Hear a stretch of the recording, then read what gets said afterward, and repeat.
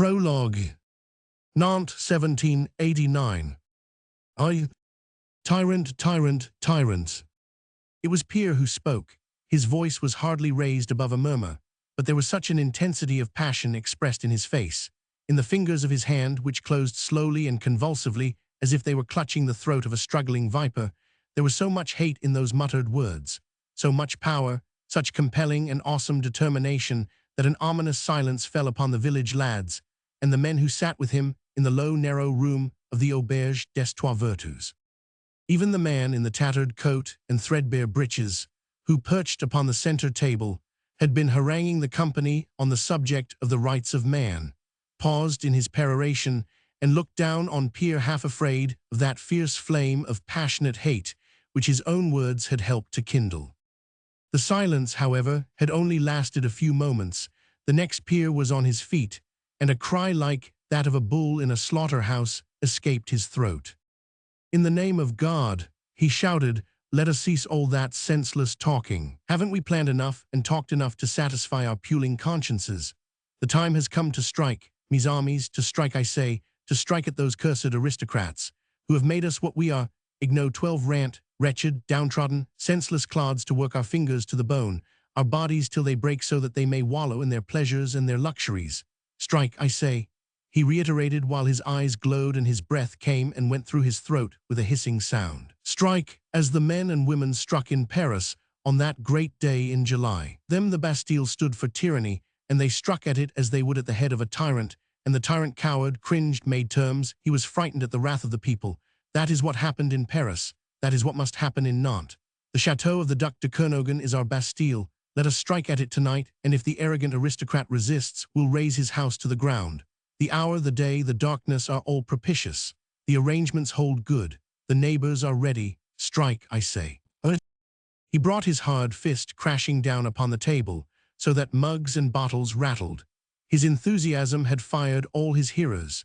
His hatred and his lust of revenge had done more in 5 minutes than all the tirades of the agitators sent down from Paris to instill revolutionary ideas into the slow-moving brains of village lads. "Who will give the signal?" queried one of the older men quietly. "I will," came a lusty response from Pierre.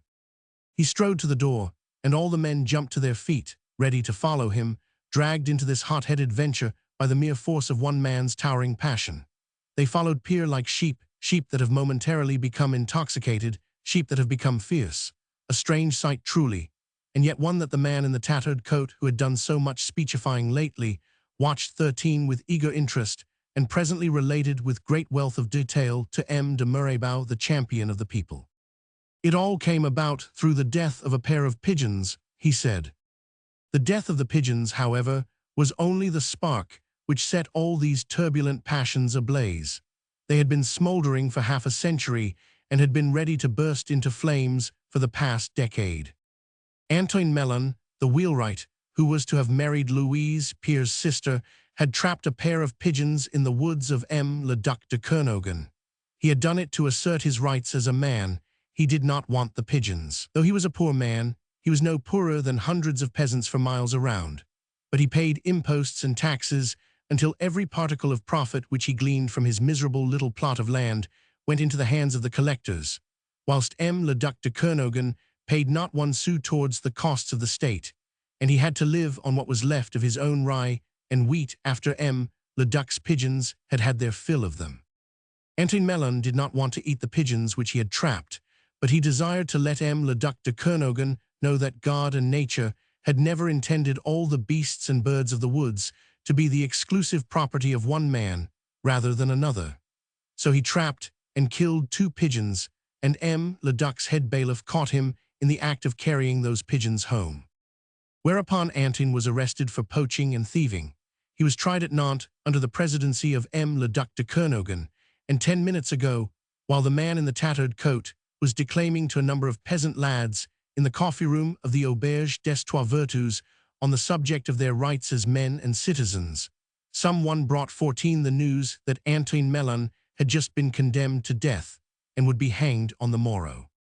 That was the spark which had fanned Pierre Adet's hatred of the aristocrats to veritable conflagration. The news of Antoine Melon's fate was the bleat which rallied all those human sheep around their leader. For Pierre had naturally become their leader because his hatred of M. le Duc was more tangible, more powerful than theirs. Pierre had had more education than they. His father, Jean Adet the miller, had sent him to a school in Nantes, and when Pierre came home, M. le Cure Vertu took an interest in him and taught him all he knew himself, which was not much, in the way of philosophy and the classics. But later on Pierre took to reading the writings of M. Jean-Jacques Rousseau and soon knew the Contrat Social almost by heart. He had also read the articles in M. Marat's newspaper L'Ami du Pupil, and like Antoine Mellon, the wheelwright, he had got it into his head that it was not God, nor yet nature who had intended one man to starve, while another gorged himself on all the good things of this world. He did not, however, speak of these matters, either to his father or to his sister or to M. le Cure, but he brooded over them, and when the price of bread rose to 4 sous, he muttered curses against M. le Duc de Kernogan, and when famine prices ruled throughout the district, those curses became overt threats. And by the time that the pinch of hunger was felt in Vertu, Pierre's passion of fury against the Duc de Kernogan had turned to a frenzy of hate against the entire noblesse of France. Still he said nothing to his father, nothing to his mother and sister, but his father knew. Old Jean would watch the storm clouds which gathered on Pierre's lowering brow. He heard the muttered curses which escaped from Pierre's 15 lips whilst he worked for the liege lord whom he hated. But Jean was a wise man and knew how useless it is to put out a feeble hand in order to stem the onrush of a torrent. He knew how useless are the words of wisdom from an old man to quell the rebellious spirit of the young. Jean was on the watch, and evening after evening when the work on the farm was done, Pierre would sit in the small low room of the auberge with other lads from the village talking of their wrongs, of the arrogance of the aristocrats, the sins of M. le Duc and his family, the evil conduct of the king and the immorality of the queen.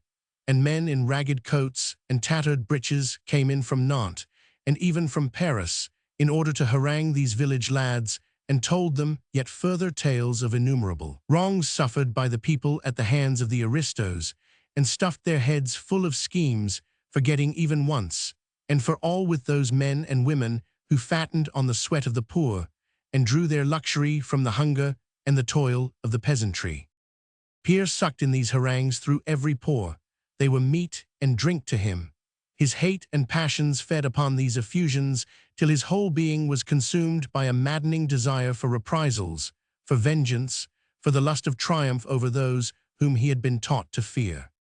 And in the low, narrow room of the auberge, the fevered heads of village lads were bent together in conclave, and the ravings and shoutings of a while ago were changed to whisperings and low murmurings behind barred doors and shuttered windows. Men exchanged cryptic greetings when they met in the village street. Enigmatical signs passed between them while they worked. Strangers came and went at dead of night to and from the neighboring villages. M. le Duc's overseers saw nothing, heard nothing, guessed not 16 ing. M. le Cure saw much, and old Jean Adet guessed a great deal, but they said nothing, for nothing then would have availed. Then came the catastrophe. Roman II. Pierre pushed open the outer door of the Auberge des Trois Vertus and stepped out under the porch. A gust of wind caught him in the face. The night, so the chronicles of the time tell us, was as dark as pitch. On ahead lay the lights of the city flickering in the gale. To the left, the wide, tawny ribbon of the river wound its turbulent course toward the ocean. The booming of the waters, swollen by the recent melting of the snow, sounded like the weird echoes of invisible cannons far away. Without hesitation, Pierre advanced. His little troop followed him in silence. They were a little sobered now that they came out into the open, and that the fumes of cider and of hot, perspiring humanity no longer obscured their vision or inflamed their brain. They knew whither Pierre was going. It had all been prearranged throughout this past summer in the musty parlor of the auberge, behind barred doors and shuttered windows. All they had to do was to follow Pierre, whom they had tacitly chosen as their leader. They walked on behind him, their hands buried in the pockets of their thin, tattered breeches, their heads bent forward against the fury of the gale. Pierre made straight for the mill, his home, where his father lived, and where Louise was even now crying her eyes out because Antoine Mellon, her sweetheart, had been condemned to be hanged for killing 2 pigeons 17. At the back of the mill was the dwelling house, and beyond it a small farmery. For Jean Adet owned a little bit of land and would have been fairly well off if the taxes had not swallowed up all the money that he made out of the sale of his rye and his hay. Just here the ground rose sharply to a little hillock, which dominated the flat valley of the Loire and commanded a fine view over the more distant villages. Pierre skirted the mill, and without looking round to see if the others followed him, he struck squarely to the right up a narrow lane bordered by tall poplars, and which led upwards to the summit of the little hillock, around which clustered the tumble-down barns of his father's farmery. The gale lashed the straight, tall stems of the poplars until they bent nearly double, and each tiny bare twig sighed and whispered as if in pain. Pierre strode on, and the others followed in silence. They were chilled to the bone under their scanty clothes, but they followed on with grim determination, set teeth, and anger and hate seething in their hearts. The top of the rising ground was reached. It was pitch dark, and the men, when they halted, fell up against one another, trying to get a foothold on the sodden ground. But Pierre seemed to have eyes like a cat. He only paused one moment to get his bearings, then, still without a word, he set to work. A large barn and a group of small circular straw ricks loomed like solid masses out of the darkness, black, silhouetted against the black of the stormy sky. Pierre turned toward the barn. Those of his comrades, who were in the forefront of the small crowd, saw him disappearing inside one of those solid, shadowy masses that looked so ghost-like in the night. Anon those who watched, and who happened to be facing the interior of the barn, saw sparks from a tinder flying 18 in every direction. The next moment they could see Pierre himself quite clearly. He was standing in the middle of the barn and intent on lighting a roughly fashioned torch with his tinder. Soon the resin caught a spark, and Pierre held the torch inclined toward the ground so that the flames could lick their way up the shaft. The flickering light cast a weird glow and deep grotesque shadows upon the face and figure of the young man. His hair, lanky and disheveled, fell over his eyes.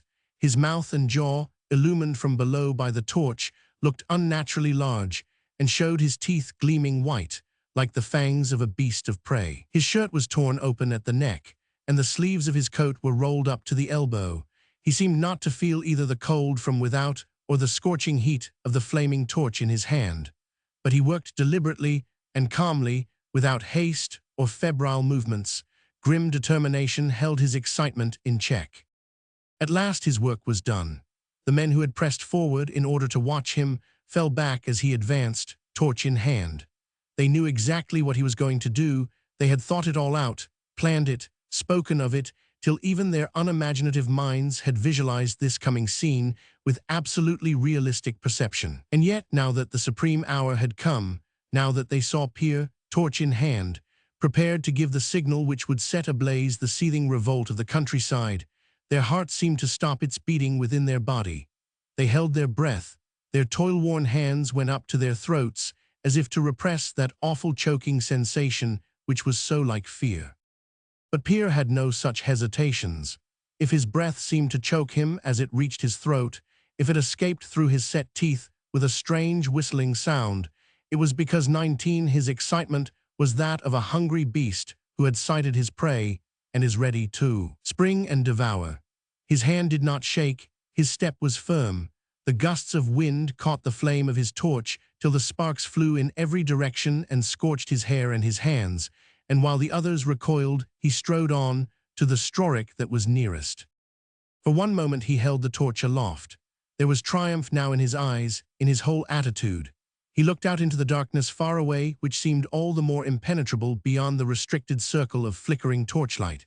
It seemed as if he would wrest from that inky blackness all the secrets which it hid, all the enthusiasm, the excitement, the passions, the hatred which he would have liked to set ablaze, as he would the stroricks anon. "Are you ready, mes amis?" he called.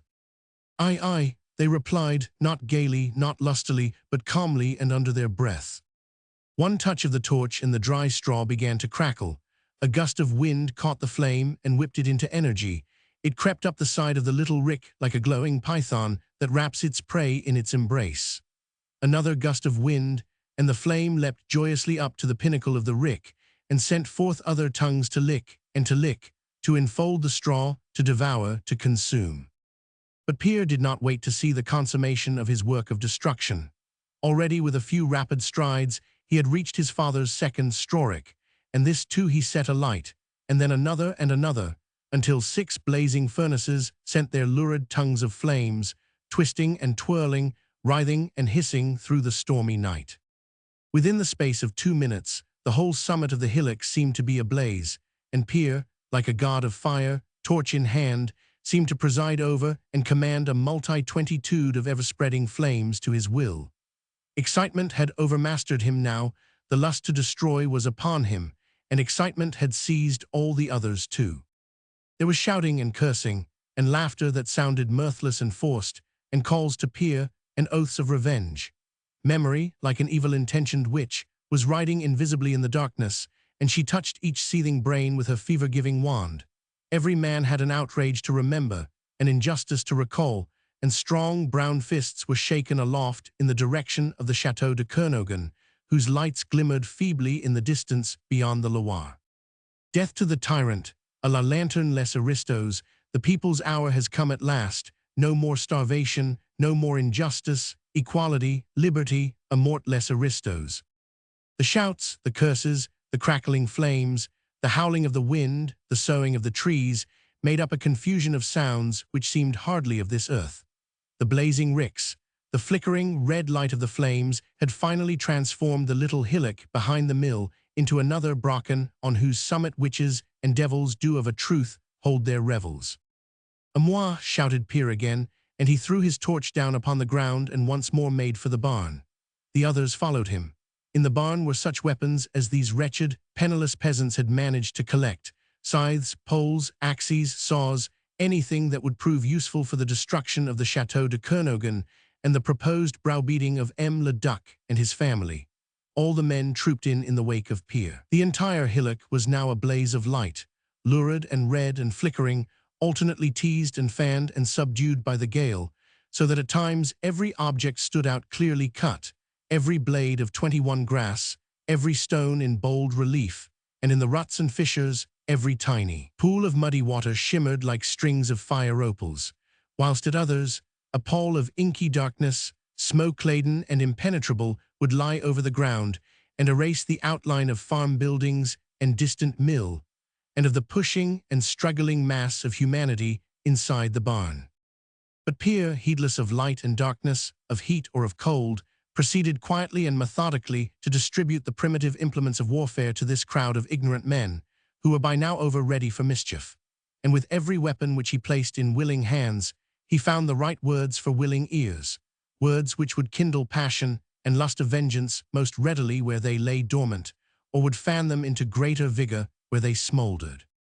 "For thee this scythe, Hector Lebrun," he would say to a tall, lanky youth, whose emaciated arms and bony hands were stretched with longing toward the bright piece of steel. "Remember last year's harvest, the heavy tax thou wert forced to pay, so that not 1 sou of profit went into thy pocket, and thy mother starved whilst M. le Duc and his brood feasted and danced, and shiploads of corn were sunk in the Loire lest abundance made bread too cheap for the poor. For thee this pickaxe, Henry Munier, remember the new roof on thy hut, which thou didst build to keep the wet off thy wife's bed, who was crippled with ague, and the heavy impost levied on thee by the tax collector for this improvement to thy miserable hovel. This pole for thee, Charles Blanc, remember the beating administered to thee by the Duc's bailiff for daring to keep a tame rabbit to amuse thy children. Remember mes amis," he added exultantly, 22, "remember every wrong you have endured, every injustice, every blow. Remember your poverty and his wealth, your crusts of dry bread and his succulent meals, your rags and his silks and velvets. Remember your starving children and ailing mother, your care-laden wife and toil-worn daughters. Forget nothing, mes amis, tonight, and at the gates of the Château de Kernogan demand of its arrogant owner wrong for wrong and outrage for outrage." A deafening cry of triumph greeted this peroration. Scythes and sickles and axes and poles were brandished in the air, and several scores of hands were stretched out to Pier and clasped in this newly formed bond of vengeful fraternity. Roman 3. Then it was that with vigorous play of the elbows, Jean Adet, the miller, forced his way through the crowd till he stood face to face with his son. "Unfortunate," he cried, "what is all this? What dost thou propose to do? whither are ye all going?" "To Kernogan," they all shouted in response. "En avant, Peer, we follow," cried some of them impatiently. But Jean Adet, who was a powerful man despite his years, had seized Peer by the arm and dragged him to a distant corner of the barn. "Peer," he said in tones of command, "I forbid thee in the name of thy duty and the obedience which thou dost owe to me and to thy mother, to move another step in this hot-headed adventure. I was on the high road, walking homewards, when that conflagration and the senseless cries of these poor lads warned me that some awful mischief was 23 afoot. Peer, my son, I command thee to lay that weapon down." But Peer, who in his normal state was a dutiful son and sincerely fond of his father, shook himself free from Jean Adet's grasp. "Father," he said loudly and firmly, "this is no time for interference. We are all of us men here and know our own minds. What we mean to do tonight we have thought on and planned for weeks and months. I pray you, Father, let me be. I am not a child and I have work to do." "Not a child," exclaimed the old man as he turned appealingly to the lads who had stood by, silent and sullen during this little scene. "Not a child, but you are all only children, my lads. You don't know what you are doing.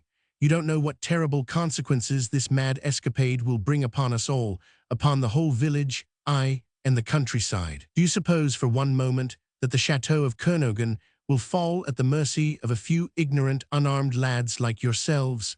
Why, 400 of you would not succeed in forcing your way even as far as the courtyard of the palace. Leduc has had wind for some time of your turbulent meetings at the auberge. He has kept an armed guard inside his castle yard for weeks past, a company of artillery with 2 guns hoisted upon his walls. My poor lads, you are running straight to ruin. Go home, I beg of you. Forget this night's escapade. Nothing but misery to you and yours can result from it." They listened quietly, if surlily, to Jean Adet's impassioned words. Far be it from their thoughts to flout or to mock him. Paternal authority commanded respect even among the most rough, but they all felt that they had gone too far now to draw back.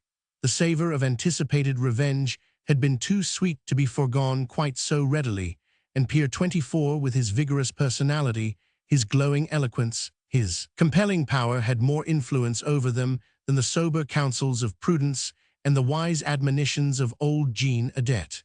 Not one word was spoken, but with an instinctive gesture, every man grasped his weapon more firmly and then turned to Peer, thus electing him their spokesman. Peer too had listened in silence to all that his father said, striving to hide the burning anxiety which was gnawing at his heart, lest his comrades allowed themselves to be persuaded by the old man's counsels and their ardor be cooled by the wise dictates of prudence. But when Jean Adet had finished speaking, and Peer saw each man thus grasping his weapon all the more firmly, and in silence, a cry of triumph escaped his lips. "It is all in vain, Father," he cried. "Our minds are made up. A host of angels from heaven would not bar our way now to victory and to vengeance." Peer admonished the old man. "It is too late, my father," said Peer firmly. "En avant, lads." "Yes, en avant," assented some. "We have wasted too much time as it is." "But unfortunate lads," admonished the old man, "what are you going to do? A handful of you, where are you going?" "We go straight to the crossroads now, father," said Peer firmly. "The firing of your ricks, for which I humbly crave your pardon, is the preconcerted signal which will bring the lads from all the neighboring villages, from Goulain and Les Sorinières and Doulan and Turnbride to our meeting place. Never you fear. There will 25 be more than 400 of us, and a company of paid soldiers is not like to frighten us. Lads." "No, no, en avant," they shouted and murmured impatiently. "There has been too much talking already, and we have wasted precious time." Peer entreated the miller. But no one listened to the old man now. A general movement down the hillock had already begun, and Peer, turning his back on his father, had pushed his way to the front of the crowd and was now leading the way down the slope. Up on the summit, the fire was already burning low. Only from time to time, an imprisoned tongue of flame would dart out of the dying embers and leap fitfully up into the night. A dull red glow illumined the small farmery and the mill and the slowly moving mass of men along the narrow road, whilst clouds of black, dense smoke were tossed about by the gale. Pierre walked with head erect. He ceased to think of his father, and he never looked back to see if the others followed him. He knew that they did. Like the Strorix a while ago, they had become the prey of a consuming fire. The fire of their own passion which had caught them and held them and would not leave them now until their ardor was consumed in victory or defeat. Roman 4. Le Duc de Kernogan had just finished dinner when Jacques Labrunière, his head bailiff, came to him with the news that a rabble crowd, composed of the peasantry of Goulaine and Vertou and the neighboring villages, had assembled at the crossroads. They held revolutionary speeches, and was even now marching toward the castle 26, still shouting and singing and brandishing a miscellaneous collection of weapons, chiefly consisting of scythes and axes. "The guard is under arms, I imagine," was Le Duc's comment on this not altogether unforeseen piece of news. "Everything is in perfect order," replied the head bailiff coolly, "for the defense of Le Duc and his property and of Mademoiselle." Le Duc, who had been lounging in one of the big armchairs in the stately hall of Kernogan, jumped to his feet at these words. His cheeks suddenly pallid, and a look of deadly fear in his eyes. "Mademoiselle," he said hurriedly, "by G.D. Labrunière, I had forgotten, momentarily." Le Duc, stammered the bailiff in anxious inquiry. "Mademoiselle de Kernogan is on her way home. Even now, she spent the day with Mme. La Marquise de Herbignac. She was to return at about 8 o'clock, if those devils meet her carriage on the road." "There is no cause for anxiety, Le Duc," broke in Labrunière hurriedly. "I will see that half a dozen men get to horse at once and go and meet Mademoiselle and escort her home." "Yes, yes," Labrunière, murmured the Duc, who seemed very much overcome with terror now that his daughter's safety was in jeopardy. "See to it at once. Quick, quick, I shall wax crazy with anxiety." While Labrunière ran to make the necessary arrangements for an efficient escort for Mademoiselle de Kernogan and gave the sergeant in charge of the posse the necessary directions, Le Duc remained motionless, huddled up in the capacious armchair, his head buried in his hand, shivering in front of the huge fire which burned in the Manu 27 mental hearth, himself the prey of nameless, overwhelming terror. He knew none better, the appalling hatred wherewith he and all his family and belongings were regarded by the local peasantry.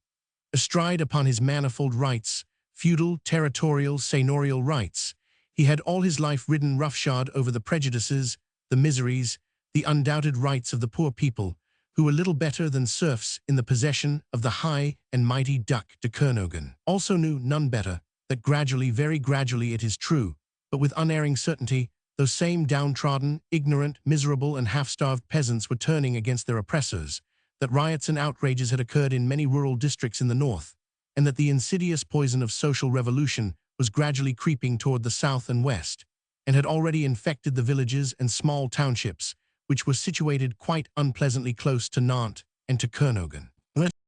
For this reason, he had kept a company of artillery at his own expense inside the precincts of his chateau, and with the aristocrats' open contempt for this peasantry, which it had not yet learned to fear, he had disdained to take further measures for the repression of local gatherings, and would not pay the village rabble the compliment of being afraid of them in any way. But with his daughter Yvonne in the open roadway on the very night when an assembly of that same rabble was obviously bent on mischief, matters became very serious. Insult, outrage, or worse might befall the proud aristocrat's only child, and knowing that from these people, whom she had been taught to look upon as little better than beasts, she could expect neither mercy nor chivalry, the Duc de Kernogan, within his unassailable castle, felt for his daughter's 28th safety the most abject, the most deadly fear which hath ever unnerved any man. Labrunière, a few minutes later, did his best to reassure his master. "I have ordered the men to take the best horses out of the stables, Le Duc," he said, "and to cut across the fields toward La Gramoire so as to intercept Mademoiselle's coach ere it reach the crossroads. I feel confident that there is no cause for alarm," he added emphatically. "Pray God you are right, Labrunière," murmured the Duc feebly. "Do you know how strong the rabble crowd is?"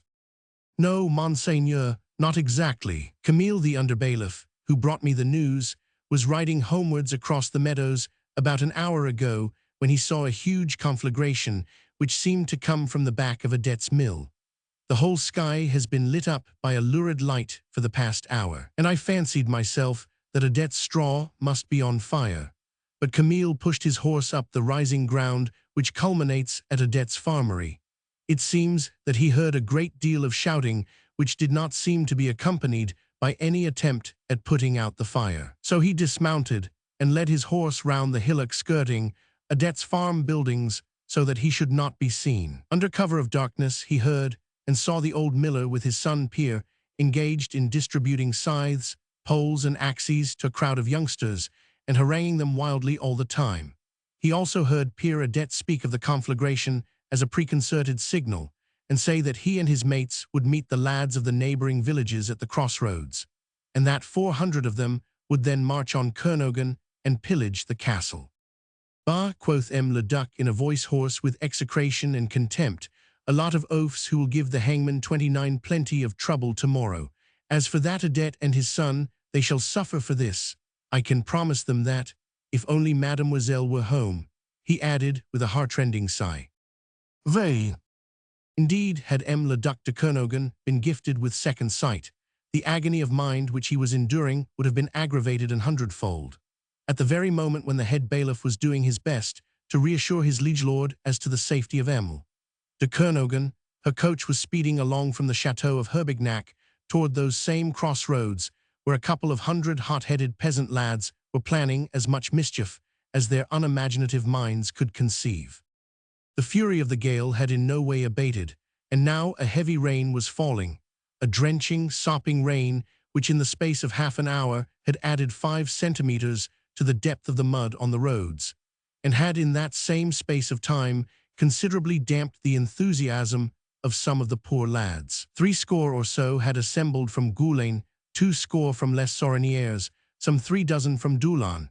They had rallied to the signal in hot haste, gathered their scythes and spades, very eager and excited, and had reached the crossroads which were much nearer to their respective villages than to Jean Adet's farm and the mill, even while the old man was admonishing his son and the lads of Vertu on the summit of the blazing hillock. Here they had spent half an hour in cooling their heels and their tempers under the drenching rain, wet to the skin, fuming and fretting at the delay. But even so, damped in ardor and chilled to the Mar-30 row, they were still a dangerous crowd, and prudence ought to have dictated to Mademoiselle de Kernogan the wiser course of ordering her coachman Jean-Marie to head his horses back toward Herbignac the moment that the outrider reported that a mob, armed with scythes, spades and axes, held the crossroads, and that it would be dangerous for the coach to advance any further. Already for the past few minutes, the sound of loud shouting had been heard even above the tramp of the horses and the clatter of the coach. Jean-Marie had pulled up and sent one of the outriders on ahead to see what was amiss. The man returned with very unpleasant tidings. In his opinion, it certainly would be dangerous to go any further. The mob appeared bent on mischief. He had heard threats and curses all leveled against M. Le Duc de Kernogan. The conflagration up at Vertu was evidently a signal which would bring along a crowd of malcontents from all the neighboring villages. He was for turning back forthwith, but Mademoiselle put her head out of the window just then and asked what was amiss. On hearing that Jean-Marie and the postilion and outriders were inclined to be afraid of a mob of peasant lads who had assembled at the crossroads and were apparently threatening to do mischief, she chided them for their cowardice. Jean-Marie, she called scornfully to the old coachman, who had been in her father's service for close on half a century. "Do you really mean to tell me that you are afraid of that rabble?" "Why no, mademoiselle, so please you," replied the old man, nettled in his pride by the taunt, "but the temper of the peasantry round here has been ugly of late, and 'tis your safety I have got to guard." "'Tis my commands you have got to obey," retorted 31 Mademoiselle with a gay little laugh, which mitigated the peremptoriness of her tone. "If my father should hear that there's trouble on the road, he will die of anxiety if I do not return. So whip up the horses, Jean-Marie. No one will dare to attack the coach." "But, mademoiselle," remonstrated the old man. "Ah, ca," she broke in more impatiently, "am I to be openly disobeyed? Best join that rabble, Jean-Marie, if you have no respect for my commands." Thus twitted by mademoiselle's sharp tongue, Jean-Marie could not help but obey. He tried to peer into the distance through the veil of blinding rain, which beat against his face and stung the horses to restlessness. But the light from the coach lanthorns prevented his seeing clearly into the darkness beyond. Still, it seemed to him that on ahead, a dense and solid mass was moving toward the coach, also that the sound of shouting and of excited humanity was considerably nearer than it had been before. No doubt the mob had perceived the lights of the coach and was even now making towards it, with what intent Jean-Marie divined all too accurately. But he had his orders, and though he was an old and trusted servant, disobedience these days was not even to be thought of, so he did as he was bid. He whipped up his horses, which were high-spirited, and answered to the lash with a bound and a plunge forward. Emile de Kernogan leaned back on the cushions of the coach. She was satisfied that Jean-Marie had done as he was told, and she was not in the least afraid. But less than 5 minutes later, she had a rude awakening. The coach gave a terrific lurch. The horses reared and plunged. There was a deafening clamor all around. Men were shouting and cursing. There was the clash of wood 32 and iron, and the cracking of whips, the tramp of horses' hoofs in the soft ground, and the dull thud of human bodies falling in the mud, followed by loud cries of pain. There was the sudden crash of broken glass. The coach lanthorns had been seized and broken. It seemed to Yvonne de Kernogan that out of the darkness faces distorted with fury were peering at her through the window panes. But through all the confusion, the coach kept moving on. Jean-Marie stuck to his post, as did also the postilion and the 4 outriders, and with whip and tongue they urged their horses to break through the crowd regardless of human lives, knocking and trampling down men and lads heedless of curses and blasphemies which were hurled on them and on the occupants of the coach, whoever they might be. The next moment, however, the coach came to a sudden halt, and a wild cry of triumph drowned the groans of the injured and the dying. "Kernogan, Kernogan," was shouted from every side. "Odette, Odette." "You limbs of Satan," cried Jean-Marie, "you'll rue this night's work and weep tears of blood for the rest of your lives. Let me tell you that Mademoiselle is in the coach. When M. le Duc hears of this, there will be work for the hangman." "Mademoiselle in the coach," broke in a hoarse voice with a rough tone of command. "Let's look at her." Aye, let's have a look at Mademoiselle," came with a volley of objurgations and curses from the crowd. "You devils, you would dare," protested Jean-Marie. Within the coach, Yvonne de Kernogan hardly dared to breathe. She sat bolt upright, her cape held tightly round her shoulders. Her eyes, dilated now with excitement, if not with fear, were fixed upon the darkness beyond the 33 window panes. She could see nothing, but she felt the presence of that hostile crowd who had succeeded in overpowering Jean-Marie and were intent on doing her harm. But she belonged to a caste which never reckoned cowardice amongst its many faults. During these few moments, when she knew that her life hung on the merest thread of chance, she neither screamed nor fainted but sat rigidly still, her heart beating in unison with the agonizing seconds which went so fatefully by. And even now, when the carriage door was torn violently open, and even through the darkness she discerned vaguely the forms of these avowed enemies close beside her, and anon felt a rough hand seize her wrist, she did not move, but said quite calmly, with hardly a tremor in her voice, "Who are you, and what do you want?" An outburst of harsh and ironical laughter came in response. "Who are we, my fine lady?" said the foremost man in the crowd, he who had seized her wrist and was half in and half out of the coach at this moment.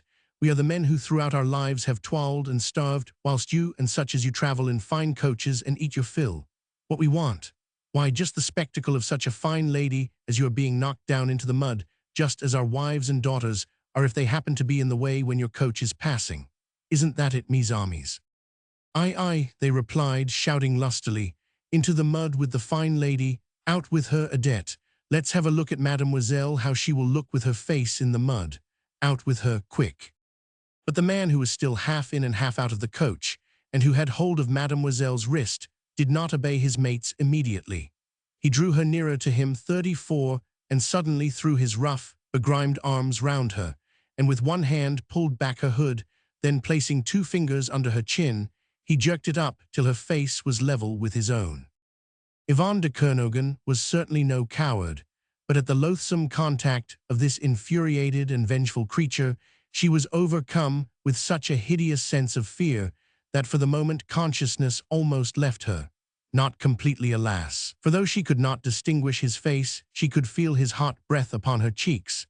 She could smell the nauseating odor of his damp clothes, and she could hear his hoarse mutterings, as for the space of a few seconds he held her thus close to him in an embrace which to her was far more awesome than that of death. "And just to punish you, my fine lady," he said in a whisper which sent a shudder of horror right through her, "to punish you for what you are, the brood of tyrants, proud, disdainful, a budding tyrant yourself, to punish you for every misery my mother and sister have had to endure, for every luxury which you have enjoyed, I will kiss you on the lips and the cheeks, and just between your white throat and chin, and never as long as you live if you die this night, or live to be 100, will you be able to wash off those kisses showered upon you by one who hates and loathes you, a miserable peasant whom you despise, and who in your sight is lower far than your dogs." Yvonne, with eyes closed, hardly breathed, but through the veil of semi-consciousness which mercifully wrapped her senses, she could still hear those awful words and feel the pollution of those loathsome kisses with which, true to his threat, this creature, half-man, wholly devil, whom she could not see, but whom she hated and feared as she would Satan himself, now covered her face and throat 35. After that she remembered nothing more. Consciousness mercifully forsook her altogether. When she recovered her senses, she was within the precincts of the castle. A confused murmur of voices reached her ears, and her father's arms were round her. Gradually she distinguished what was being said. She gathered the threads of the story which Jean-Marie and the postilion and outriders were hastily unraveling in response to M. Leduc's commands. These men, of course, knew nothing of the poignant little drama which had been enacted inside the coach. All they knew was that they had been surrounded by a rough crowd, 100 or so strong, who brandished scythes and spades, that they had made valiant efforts to break through the crowd by whipping up their horses, but that suddenly some of those devils more plucky than the others seized the horses by their bits and rendered poor Jean-Marie quite helpless. He thought then that all would be up with the lot of them, and was thinking of scrambling down from his box in order to protect Mademoiselle with his body and the pistols which he had in the boot, when happily for everyone concerned, he heard in the distance, above the clatter which that abominable rabble was making, the hurried tramp of horses. At once he jumped to the conclusion that these could be none other than a company of soldiers sent by M. Leduc.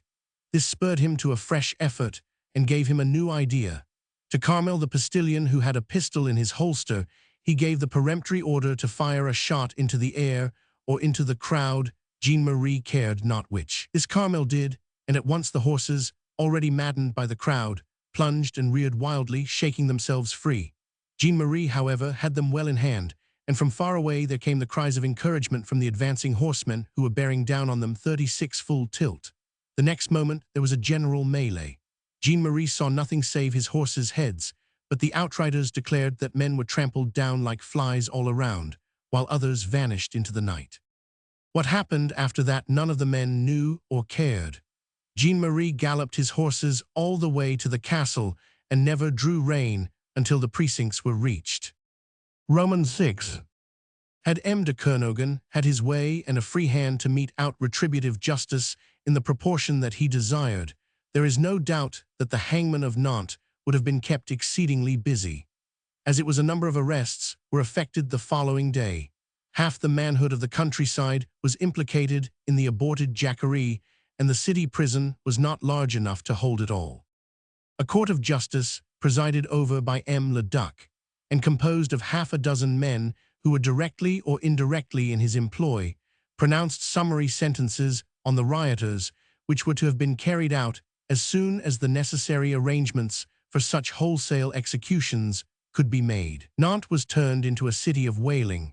Peasant women, mothers, sisters, daughters, wives of the condemned trooped from their villages into the city, loudly calling on M. Leduc for mercy, besieging the improvised courthouse, the prison gates, the town residence of M. Leduc, the palace of the bishop.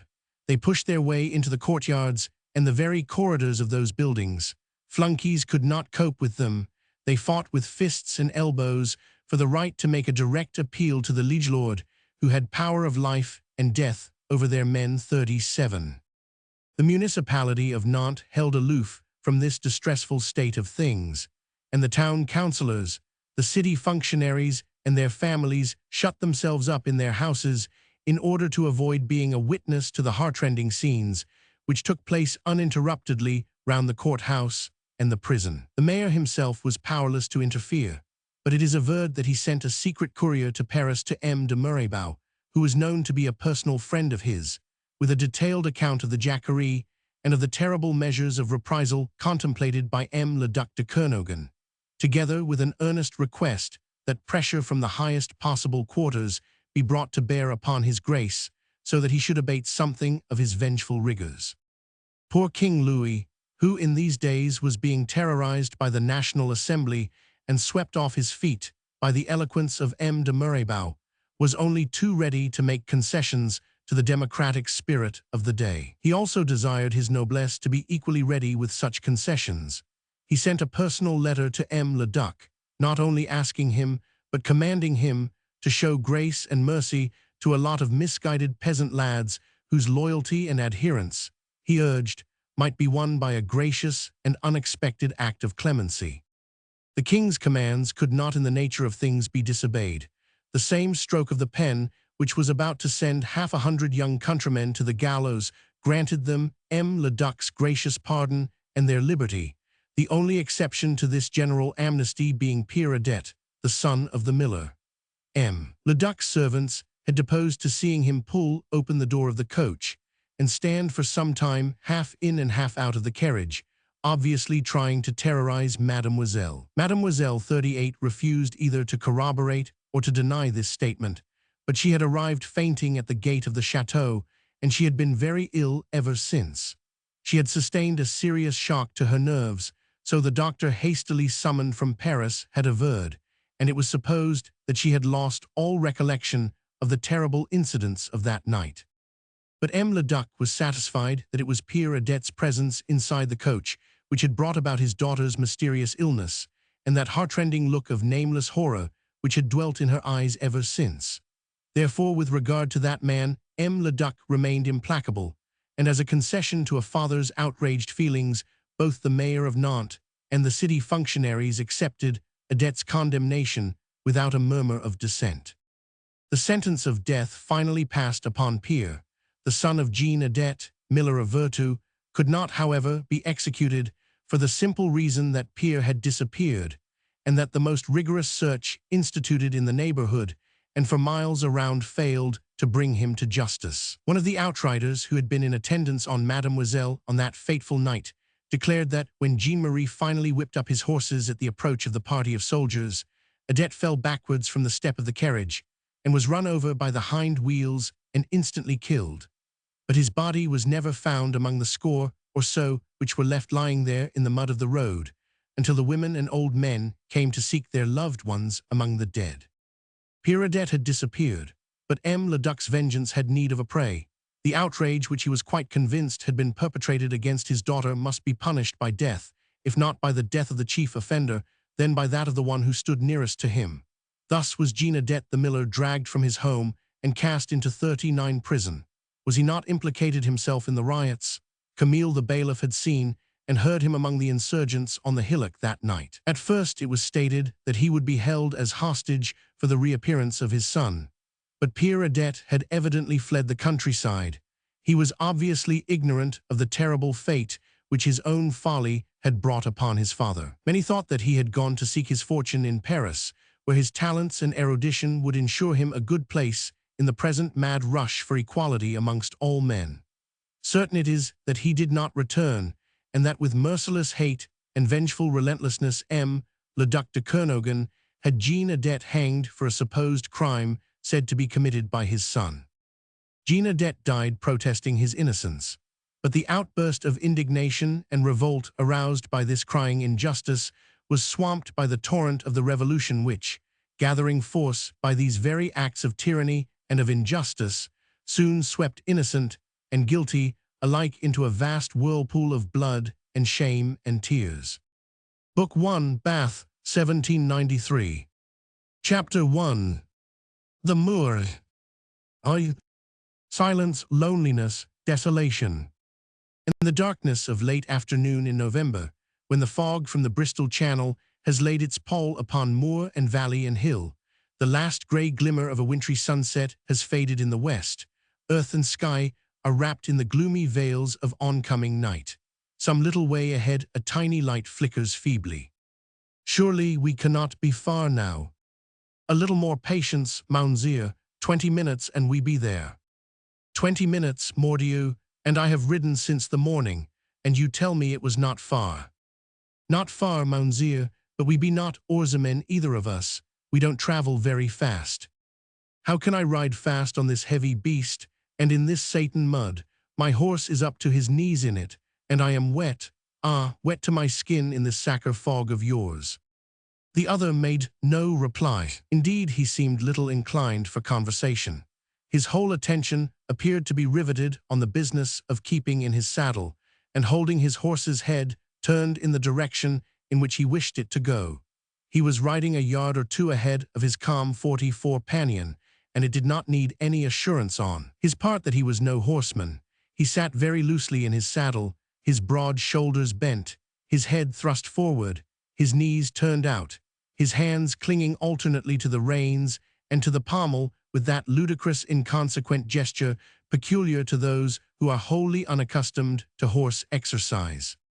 His attitude, in fact, as well as the promiscuous set of clothes which he wore, a laborer's smock, a battered high hat, threadbare corduroys and fisherman's boots, at once suggested the loafer, the do-nothing who hangs round the yards of halfway houses and posting inns on the chance of earning a few coppers by an easy job which does not entail too much exertion on his part and which will not take him too far from his favorite haunts. When he spoke, which was not often, the soft burr in the pronunciation of the sibilants betrayed the West Countryman. His companion, on the other hand, was obviously a stranger, high of stature and broadly built, his wide shoulders and large hands and feet, his square head set upon a short, thick neck, all bespoke the physique of a laboring man, whilst his town-made clothes, his heavy caped coat, admirably tailored, his buckskin breeches and boots of fine leather, suggested, if not absolutely the gentleman, at any rate one belonging to the well-to-do classes. Though obviously not quite so inexperienced in the saddle as the other man appeared to be, he did not look very much at home in the saddle either. He held himself very rigid and upright, and squared his shoulders with a visible effort at seeming at ease, like a townsman out for a constitutional on the fashionable promenade of his own city, or a cavalry subaltern but lately emerged from a riding school. He spoke 45 English quite fluently, even colloquially at times, but with a marked Gallic accent. Roman 2. The road along which the two cavaliers were riding was unspeakably lonely and desolate, an offshoot from the main Bath to Weston Road. It had been quite a good secondary road once. The accounts of the county administration under date 1725 go to prove that it was completed in that year at considerable expense, and with stone brought over for the purpose all the way from Draycott quarries, and for 20 years after that, a coach used to ply along it between Chelwood and Redhill, as well as 2 or 3 carriers. And of course, there was all the traffic in connection with the Stanton markets and the Norton fairs. But that was nigh on 50 years ago now, and somehow, once the mail coach was discontinued, it had never seemed worthwhile to keep the road in decent repair. It had gone from bad to worse since then, and traveling on it these days, either a horse or afoot, had become very unpleasant. It was full of ruts and crevasses and knee-deep in mud, as the stranger had very appositely remarked, and the stone parapet which bordered it on either side, and which had once given it such an air of solidity and of value, was broken down in very many places and threatened soon to disappear altogether. The country round was as lonely and desolate as the road, and that sense of desolation seemed to pervade the very atmosphere right through the darkness which had descended on upland and valley and hill. Though nothing now could be seen through the gloom and the mist, the senses were conscious that even in broad daylight there would be nothing 46 to see. Loneliness dwelt in the air as well as upon the moor. There were no homesteads for miles around, no cattle grazing, no pastures, no hedges, nothing, just arid wasteland with here and there a group of stunted trees or an isolated yew, and tracts of rough, coarse grass, not nearly good enough for cattle to eat. There are vast stretches of upland equally desolate in many parts of Europe, notably in northern Spain, but in England, where they are rare, they seem to gain an additional air of loneliness through the very life which pulsates in their vicinity. This bit of Somersetshire was one of them in this year of grace 1793. Despite the proximity of Bath and its fashionable life, its gaieties and vitality, distant only a little over 20 miles, and of Bristol distant less than 30, it had remained wild and forlorn, almost savage in its grim isolation, primitive in the grandeur of its solitude. Roman 3. The road at the point now reached by the travelers begins to slope in a gentle gradient down to the level of the Chew, a couple of miles further on. It was midway down this slope that the only sign of living humanity could be perceived in that tiny light which glimmered persistently. The air itself, under its mantle of fog, had become very still. Only the water of some tiny moorland stream murmured feebly in its stony bed ere it lost its entity in the bosom of the river far away. 5 more minutes, and we be at Bottom Inn, quoth the man who was ahead in response to another impatient ejaculation from his companion. If we don't break our necks meanwhile in this confounded darkness, retorted the other, for his horse had 47 just stumbled, and the inexperienced rider had been very nearly pitched over into the mud. I be as anxious to arrive as you are, Mounseer, observed the countryman laconically. I thought you knew the way, muttered the stranger. Have I not brought you safely through the darkness? Retorted the other. You was pretty well stranded at Chelwood, Mounseer, or I be much mistaken. Who else would have brought you out ere at this time o' night, I'd like to know, and in this weather too? You wanted to get to Bottom Inn and didn't know how to zet about it. None o' the gaffers up to Chelwood paired eager to help you when I come along. Well, I've brought you to Bottom Inn and, woe, my beauty, woe, confound you, woe. And for the next moment or two, the whole of his attention had perforce to be concentrated on the business of sticking to his saddle, whilst he brought his fagged-out, ill-conditioned nag to a standstill. The little glimmer of light had suddenly revealed itself in the shape of a lanthorn hung inside the wooden porch of a small house, which had loomed out of the darkness and the fog. It stood at an angle of the road, where a narrow lane had its beginnings, ere it plunged into the moor beyond, and was swallowed up by the all-enveloping gloom. The house was small and ugly, square like a box and built of grey stone, its front flush with the road, its rear flanked by several small outbuildings. Above the porch hung a plain signboard bearing the legend, "The Bottom Inn," in white letters upon a black ground. To right and left of the porch there was a window with closed shutters, and on the floor above 2 more windows, also shuttered, completed the architectural features of the Bottom Inn 48. It was uncompromisingly ugly and uninviting, for beyond the faint glimmer of the lanthorn, only 1 or 2 narrow streaks of light filtrated through the chinks of the shutters. Roman 4. The travelers, after some difference of opinion with their respective horses, contrived to pull up and to dismount without any untoward accident. The stranger looked about him, peering into the darkness. The place indeed appeared dismal and inhospitable enough. Its solitary aspect suggested footpads and the abode of cutthroats. The silence of the moor, the pall of mist and gloom that hung over upland and valley sent a shiver through his spine. "You are sure this is the place?" he queried. "Can't ye see the sign?" retorted the other gruffly. "Can you hold the horses while I go in?" "I don't know as 'ow I can, Mounseer. I've never 'eld 2 horses all at once. Suppose they was to start kickin' or thought o' runnin' away." "Running away, you fool," muttered the stranger, whose temper had evidently suffered grievously during the weary, cold journey from Chelwood. "I'll break your Satan head if anything happens to the beasts. How can I get back to Bath save the way I came? Do you think I want to spend the night in this god-forsaken hole?" Without waiting to hear any further protests from the lout, he turned into the porch and with his riding whip gave 3 consecutive raps against the door of the inn, followed by 2 more. The next moment there was the sound of a rattling of bolts and chains. The door was cautiously opened, and a timid voice queried, "49. Is it Mounseer?" "Pardieu, who else?" growled the stranger. "Open the door, woman, I am perished with cold." With an unceremonious kick, he pushed the door further open and strode in. A woman was standing in the dimly lighted passage. As the stranger walked in, she bobbed him a respectful curtsy. "It is all right, Mounseer," she said. "The captain's in the coffee room. He came over from Bristol early this afternoon." "No one else here, I hope?" he queried curtly.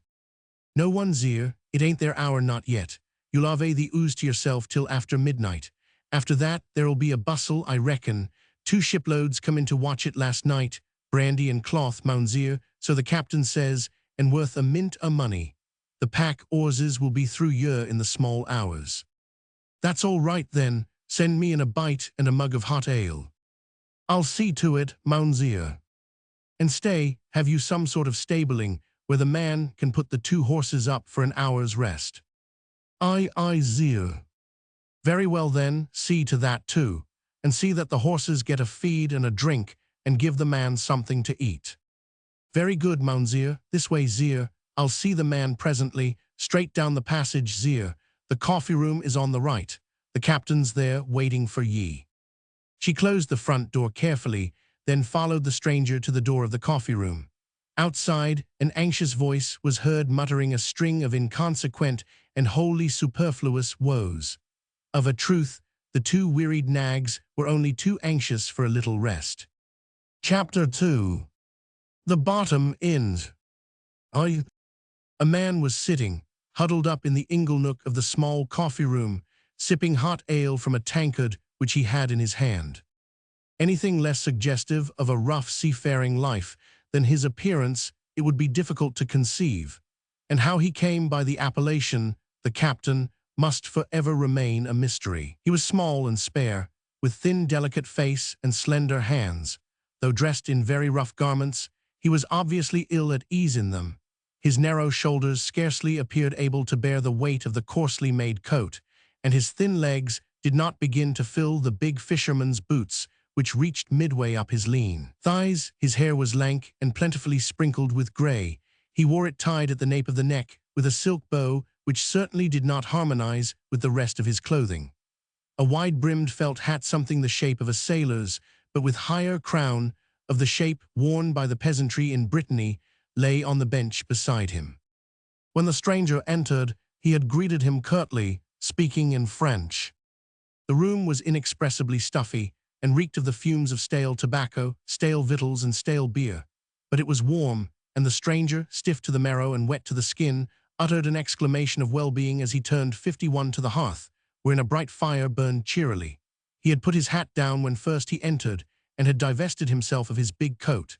Now he held one foot, and then the other to the blaze, and tried to infuse new life into his numbed hands. The captain took scant notice of his comings and goings. He did not attempt to help him off with his coat, nor did he make an effort to add another log to the fire. He sat silent and practically motionless, save when from time to time he took a sip out of his mug of ale. But whenever the newcomer came within his immediate circle of vision, he shot a glance at the latter's elegant attire, the well-cut coat, the striped waistcoat, the boots of fine leather. The glance was quick and comprehensive and full of scorn, a flash that lasted only an instant and was at once veiled again by the droop of the flaccid lids which hid the pale, keen eyes. "When the woman has brought me something to eat and drink," the stranger said after a while, "we can talk. I have a good hour to spare, as those miserable nags must have some rest."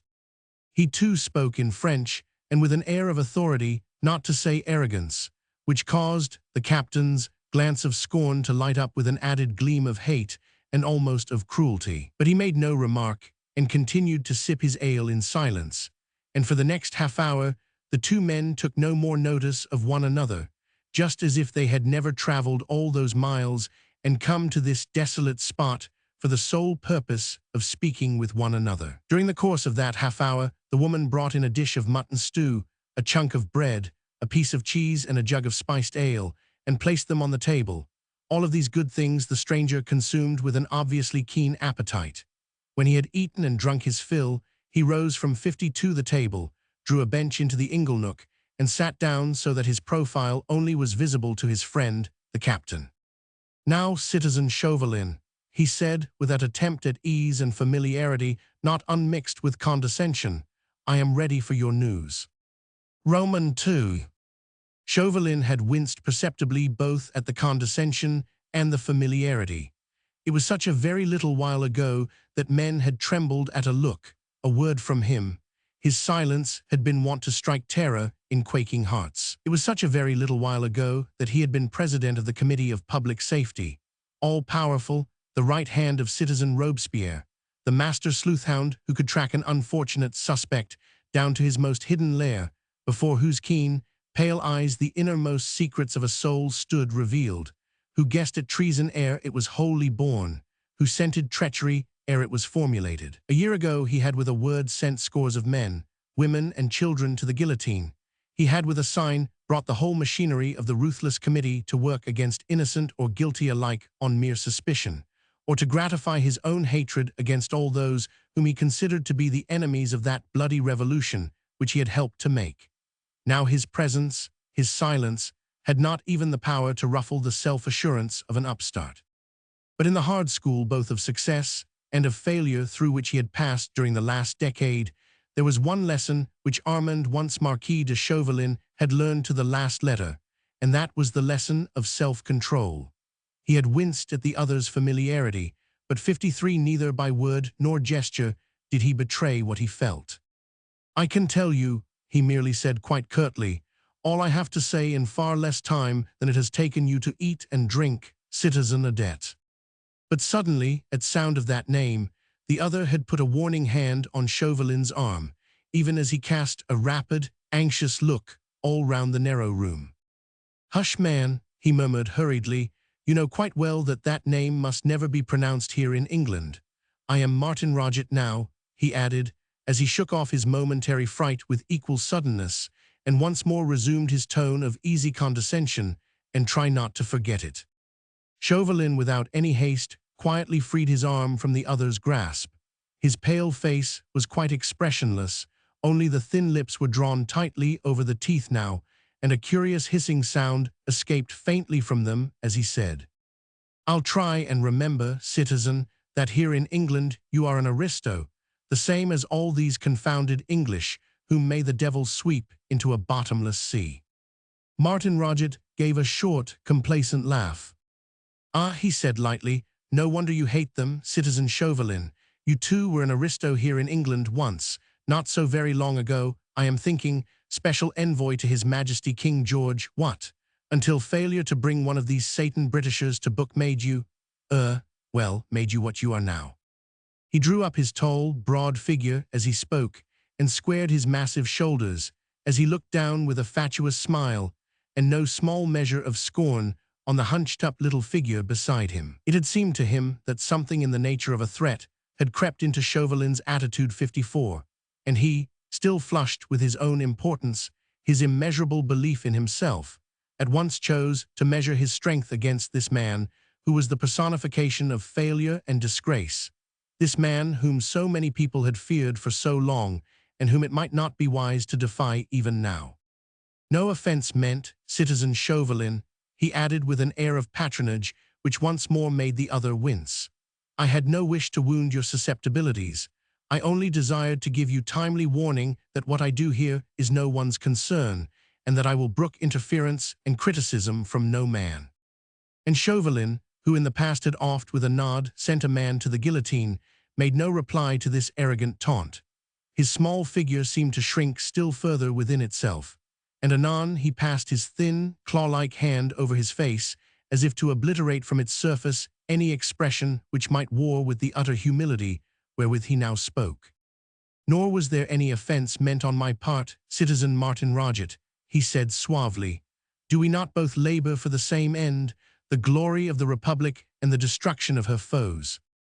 Martin Roget gave a sigh of satisfaction. The battle had been won.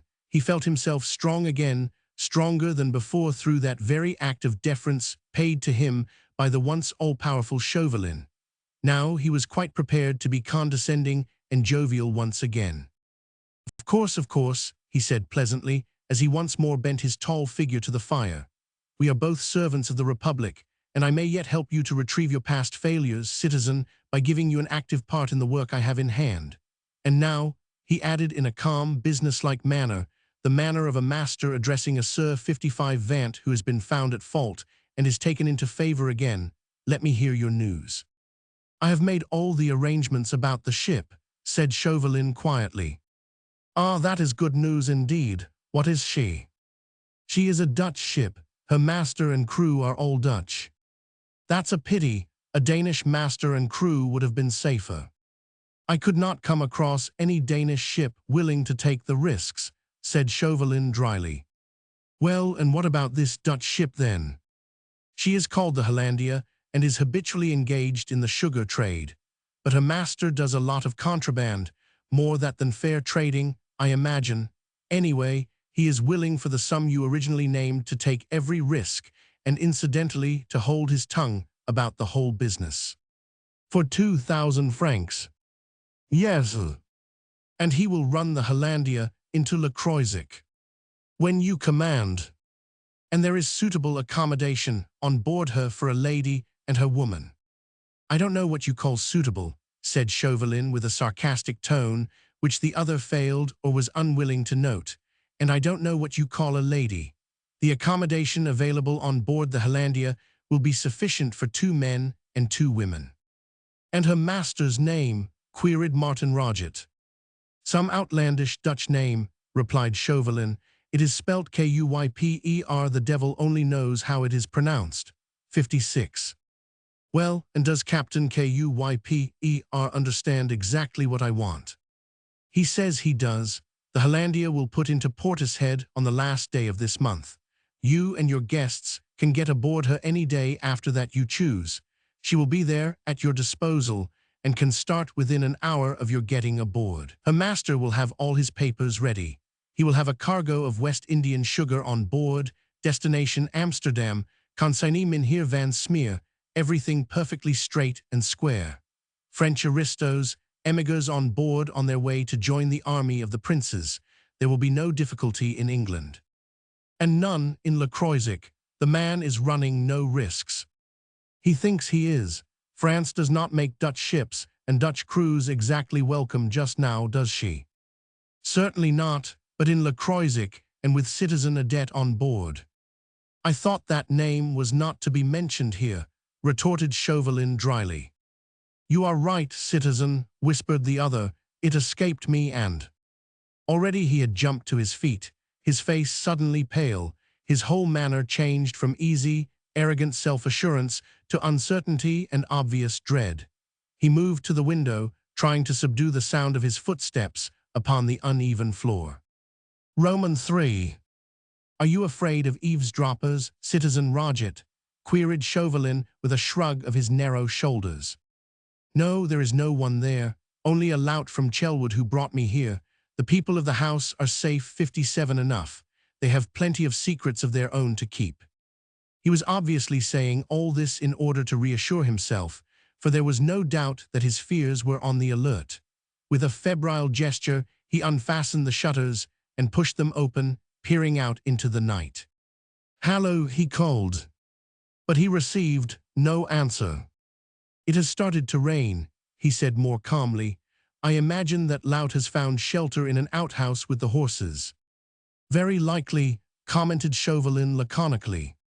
"Then if you have nothing more to tell me," quoth Martin Roget, "I may as well think about getting back. Rain or no rain, I want to be in Bath before midnight." "Ball or supper party at one of your duchesses?" queried the other with a sneer. "I know them." To this Martin Roget vouchsafed no reply. "How are things at Nantes?" he asked. "Splendid. Carrier is like a wild beast let loose. The prisons are overfull. The surplus of accused, condemned, and suspect fills the cellars and warehouses along the wharf. Priests and such-like trash are kept on disused galliots upstream. The guillotine is never idle, and friend Carrier, fearing that she might give out, get tired, or break down, has invented a wonderful way of getting rid of shoals of undesirable people at one magnificent swoop. You have heard tell of it, no doubt." "Yes, I have heard of it," remarked the other curtly. He began with a load of priests, requisitioned an old barge, ordered Baudet the shipbuilder to construct 6 portholes in her bottom. Baudet demurred. He could not understand what the order could possibly mean. But Faucard and Lamberty Carrier's agents, you know them, explained that the barge would be towed down the Loire 58 and then up one of the smaller navigable streams, which it was feared the royalists were preparing to use as a way for making a descent upon Nantes, and that the idea was to sink the barge in midstream in order to obstruct the passage of their army. Baudet, satisfied, put 5 of his men to the task. Everything was ready on the 16th of last month. I know the woman Pichat, who keeps a small tavern opposite La Secherie. She saw the barge glide up the river toward the galliot where 25 priests of the Diocese of Nantes had been living for the past 2 months in the company of rats and other vermin as noxious as themselves. Most lovely moonlight there was that night. The Loire looked like a living ribbon of silver. Foucaud and Lamberty directed operations, and Carrier had given them full instructions. They tied the calotins up 2 and 2 and transferred them from the galliot to the barge. It seems they were quite pleased to go. Had enough of the rats, I presume. The only thing they didn't like was being searched. Some had managed to secrete silver ornaments about their person when they were arrested. Crucifixes and such like. They didn't like to part with these, it seems. But Foucaud and Lamberty relieved them of everything but the necessary clothing, and they didn't want much of that, seeing whither they were going. Foucaud made a good pile, so they say, self-seeking, avaricious brute. He'll learn the way to one of Carrier's barges too one day, I'll bet. He rose and with quick footsteps moved to the table. There was some ale left in the jug, which the woman had brought for Martin Roget a while ago. Chauvelin poured the contents of it down his throat. He had talked uninterruptedly, in short, jerky sentences, without the slightest expression of horror at the atrocities which he recounted. His whole appearance had become transfigured while he 59 spoke. Gone was the urbane manner which he had learnt at courts long ago. Gone was the last instinct of the gentleman sunk to proletarianism through stress of circumstances, or financial straits, or even political convictions. The erstwhile Marquis de Chauvelin, envoy of the Republic at the court of St. James, had become citizen Chauvelin indeed, and in fact, a part of that rabble which he had elected to serve, one of that vile crowd of bloodthirsty revolutionaries who had sullied the pure robes of liberty and of fraternity by spattering them with blood. Now he smacked his lips, wiped his mouth with his sleeve, and burying his hands in the pockets of his breeches, he stood with legs wide apart, and a look of savage satisfaction settled upon his pale face. Martin Roget had made no comment upon the narrative. He had resumed his seat by the fire and was listening attentively.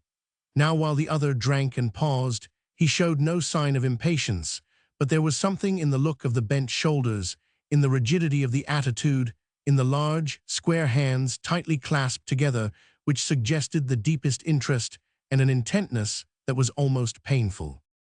I was at the woman Pichat's tavern that night, resumed Chauvelin after a while. I saw the barge, a moving coffin, gliding downstream towed by the galliot and escorted by a small boat. The floating battery at La Samaritaine challenged her as she passed, for Carrier had prohibited all navigation up or down the Loire until further notice. Foucaud, Lamberty, Fouquet, and O'Sullivan, the armourer, were in the boat. They rowed up to the pontoon, and Vailly, the chief gunner of the battery, challenged them once more. However, they had some sort of written authorization from Carrier, for they were allowed to pass. Vailly remained on guard. He saw the barge glide 60 further downstream. It seems that the moon at that time was hidden by a cloud, but the night was not dark, and Vailly watched the barge till she was out of sight. She was towed past Trentemoult and Chantenay into the wide reach of the river just below Chevre where, as you know, the Loire is nearly 2,000 feet wide. Once more he paused, looking down with grim amusement on the bent shoulders of the other man. "Well?" Chauvelin laughed. The query sounded choked and hoarse. Whether through horror, excitement, or mere impatient curiosity, it were impossible to say. "Well," he retorted with a careless shrug of the shoulders, "I was too far upstream to see anything, and Vailly saw nothing either. But he heard.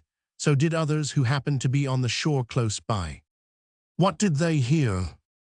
"The hammering," replied Chauvelin curtly, when the portholes were knocked open to let in the flood of water, and the screams and yells of 25 drowning priests.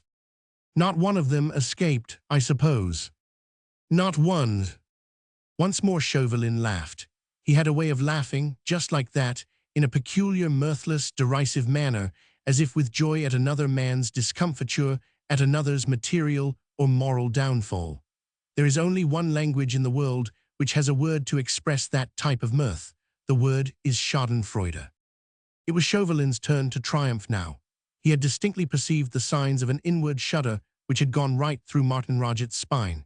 He had also perceived through the man's bent shoulders, his silence, his 61 rigidity, that his soul was filled with horror at the story of that abominable crime which he, Chauvelin, had so blandly retailed, and that he was afraid to show the horror which he felt. And the man who is afraid can never climb the ladder of success above the man who is fearless. Roman 4. There was silence in the low raftered room for a while, silence only broken by the crackling and sizzling of damp logs in the hearth, and the tap-tapping of a loosely fastened shutter, which sounded weird and ghoulish, like the knocking of ghosts against the window frame. Martin Roget, bending still closer to the fire, knew that Chauvelin was watching him, and that Chauvelin had triumphed, for despite failure, despite humiliation and disgrace, that man's heart and will had never softened. He had remained as merciless, as fanatical as before, and still looked upon every sign of pity and humanity for a victim of that bloody revolution, which was his child, the thing of his creation, yet worshipped by him, its creator, as a crime against patriotism and against the Republic. And Martin Roget fought within himself, lest something he might say or do, a look, a gesture, should give the other man an indication that the horrible account of a hideous crime perpetrated against 25 defenseless men had roused a feeling of unspeakable horror in his heart. That was the punishment of these callous makers of a ruthless revolution. That was their hell upon earth, that they were doomed to hate and to fear one another, every man feeling that the other's hand was up against him as it had been against law and order, against the guilty and the innocent 62, the rebel and the defenseless, every man knowing that the other was always there on the alert, ready to pounce like a beast of prey upon any victim, friend, comrade, brother, who came within reach of his hand. Like many men stronger than himself, Pierre Adet, or Martin Roget as he now called himself, had been drawn into the vortex of bloodshed and of tyranny, out of which now he no longer had the power to extricate himself. Nor had he any wish to extricate himself. He had too many past wrongs to avenge, too much injustice on the part of fate and circumstance to make good, to wish to draw back now that a newly found power had been placed in the hands of men such as he, through the revolt of an entire people. The sickening sense of horror which a moment ago had caused him to shudder and to turn away in loathing from Chauvelin was only like the feeble flicker of a light before it wholly dies down, the light of something purer, early lessons of childhood, former ideals, earlier aspirations, now smothered beneath the passions of revenge and of hate. And he would not give Chauvelin the satisfaction of seeing him wince. He was himself ashamed of his own weakness. He had deliberately thrown in his lot with these men, and he was determined not to fall a victim to their denunciations and to their jealousies. So now he made a great effort to pull himself together, to bring back before his mind those memory pictures of past tyranny and oppression which had effectually killed all sense of pity in his heart. And it was in a tone of perfect indifference, which gave no loophole to Chauvelin's sneers, that he asked after a while, "And was Citizen Carrier altogether pleased with the result of his patriotic efforts?" "Oh, quite," replied the other. "He has no one's orders to take. He is proconsul, virtual dictator in Nantes, and 63, he has vowed that he will purge the city from all save its most deserving citizens. The cargo of priests was followed by one of malefactors, nightbirds, cutthroats, and such like. That is where Carrier's patriotism shines out in all its glory. It is not only priests and aristos, you see, other miscreants are treated with equal fairness." "Yes, I see he is quite impartial," remarked Martin Roget coolly. "Quite," retorted Chauvelin, as he once more sat down in the inglenook, and leaning his elbows upon his knees, he looked straight and deliberately into the other man's face, and added slowly, "You will have no cause to complain of Carrier's want of patriotism when you hand over your bag of birds to him." This time Martin Roget had obviously winced, and Chauvelin had the satisfaction of seeing that his thrust had gone home. Though Martin Roget's face was in shadow, there was something now in his whole attitude, in the clasping and unclasping of his large, square hands, which indicated that the man was laboring under the stress of a violent emotion. In spite of this, he managed to say quite coolly, "What do you mean exactly by that, Citizen Chauvelin?" "Oh," replied the other, "you know well enough what I mean. I am no fool, what? Or the revolution would have no use for me. If after my many failures she still commands my services and employs me to keep my eyes and ears open, it is because she knows that she can count on me. I do keep my eyes and ears open, Citizen Adet or Martin Roget, whatever you like to call yourself, and also my mind, and I have a way of putting two and two together to make four. There are few people in Nantes who do not know that old Jean Adet, the miller, was hanged 4 years 64 ago because his son Pierre had taken part in some kind of open revolt against the tyranny of the ci-devant Duc de Kernogan, and was not there to take his punishment himself. I knew old Jean Adet. I was on the Place du Buffet at Nantes when he was hanged." But already Martin Roget had jumped to his feet with a muttered blasphemy. "Have done, man," he said roughly, "have done." And he started pacing up and down the narrow room like a caged panther, snarling and showing his teeth, whilst his rough, toil-worn hands quivered with the desire to clutch an unseen enemy by the throat and to squeeze the life out of him.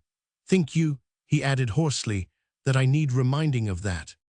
"No, I do not think that, citizen," replied Chauvelin calmly. "I only desired to warn you." "Warn me of what?" Nervous, agitated, restless, Martin Roget had once more gone back to his seat. His hands were trembling as he held them up mechanically to the blaze, and his face was the color of lead. In contrast with his restlessness, Chauvelin appeared the more calm and bland. "Why should you wish to warn me?" asked the other querulously, but with an attempt at his former overbearing manner. "What are my affairs to you? What do you know about them?" "Oh, nothing, nothing, Citizen Martin Roget," replied Chauvelin pleasantly. "I was only indulging the fancy I spoke to you about just now of putting two and two together in order to make four. The chartering of a smuggler's craft, aristos on board her ostensible destination Holland, her real objective Le Croisic. Le Croisic is now the port for Nantes, and we don't bring 65 aristos into Nantes these days for the object of providing them with a featherbed and a competence. What?" And retorted Martin Roget quietly, "If your surmises are correct, Citizen Chauvelin, what then?" "Oh, nothing," replied the other indifferently. "Only, take care, citizen, that is all." "Take care of what?" "Of the man who brought me, Chauvelin, to ruin and disgrace." "Oh, I have heard of that legend before now," said Martin Roget, with a contemptuous shrug of the shoulders. "The man they call the Scarlet Pimpernel, you mean?" "Why, yes. What have I to do with him?" "I don't know, but remember that I myself have twice been after that man here in England. That twice he slipped through my fingers when I thought I held him so tightly that he could not possibly escape, and that twice, in consequence, I was brought to humiliation and to shame. I am a marked man now. The guillotine will soon claim me for her future use. Your affairs, citizen, are no concern of mine, but I have marked that Scarlet Pimpernel for mine own. I won't have any blunderings on your part give him yet another triumph over us all." Once more Martin Roget swore one of his favorite oaths. "By Satan and all his brood, man," he cried in a passion of fury, "have done with this interference. Have done, I say. I have nothing to do, I tell you, with your Satan's Scarlet Pimpernel. My concern is with—" "With the Duc de Kernogan," broke in Chauvelin calmly, "and with his daughter. I know that well enough. You want to be even with them over the murder of your father 66, I know that too. All that is your affair. But beware, I tell you. To begin with, the secrecy of your identity is absolutely essential to the success of your plan." "What?" "Of course it is, but nevertheless, your identity is known to the most astute, the keenest enemy of the Republic." "Impossible," asserted Martin Roget hotly. "The Duc de Kernogan." "Bah, he had never the slightest suspicion of me. Think you his high and mightiness in those far-off days ever looked twice at a village lad, so that he would know him again 4 years later? I came into this country as an emigre stowed away in a smuggler's ship, like a bundle of contraband goods. I have papers to prove that my name is Martin Roget, and that I am a banker from Brest. The worthy Bishop of Brest, denounced to the Committee of Public Safety for treason against the Republic, was given his life, and a safe conduct into Spain on the condition that he gave me, Martin Roget, letters of personal introduction to various highborn emigrants in Holland, in Germany, and in England. Armed with these, I am invulnerable. I have been presented to His Royal Highness the Regent and to the elite of English society in Bath. I am the friend of le Duc de Kernogan now, and the accredited suitor for his daughter's hand. His daughter, broke in Chauvelin with a sneer, and his pale, keen eyes had in them a spark of malicious mockery. Martin Roget made no immediate retort to the sneer. A curious hot flush had spread over his forehead and his ears, leaving his cheeks wan and livid. "What about the daughter?" reiterated Chauvelin. "Yvonne de Kernogan has never seen Pierre Adet the miller's son," replied the other curtly. "She is now the 67 affianced wife of Martin Roget, the millionaire banker of Brest. Tonight, I shall persuade le Duc to allow my marriage with his daughter to take place within the week. I shall plead pressing business in Holland and my desire that my wife shall accompany me thither. The Duke will consent, and Yvonne de Kernogan will not be consulted. The day after my wedding, I shall be on board the Hollandia with my wife and father-in-law, and together we will be on our way to Nantes, where Carrier will deal with them both. You are quite satisfied that this plan of yours is known to no one, that no one at the present moment is aware of the fact that Pierre Adet, the miller's son, and Martin Roget, banker of Brest, are one and the same." "Quite satisfied," replied Martin Roget emphatically. "Very well then, let me tell you this, citizen," rejoined Chauvelin slowly and deliberately, "that in spite of what you say, I am as convinced as that I am here, alive, that your real identity will be known, if it is not known already, to a gentleman who is at this present moment in Bath, and who is known to you, to me, to the whole of France, as the Scarlet Pimpernel." Martin Roget laughed and shrugged his shoulders. "Impossible," he retorted. "Pierre Adet no longer exists. He never existed. Much. Anyhow, he ceased to be on that stormy day in September 1789, unless your pet enemy is a wizard he cannot know. There is nothing that my pet enemy, as you call him, cannot ferret out if he has a mind to. Beware of him, citizen Martin Roget. Beware, I tell you." "How can I," laughed the other contemptuously, "if I don't know who he is?" "If you did," retorted Chauvelin, "it wouldn't help you much. But beware of every man you don't know. Be 68 ware of every stranger you meet. Trust no one. Above all, follow no one. He is there where you least expect him, under a disguise you would scarcely dream of." "Tell me who he is then, since you know him, so that I may duly beware of him."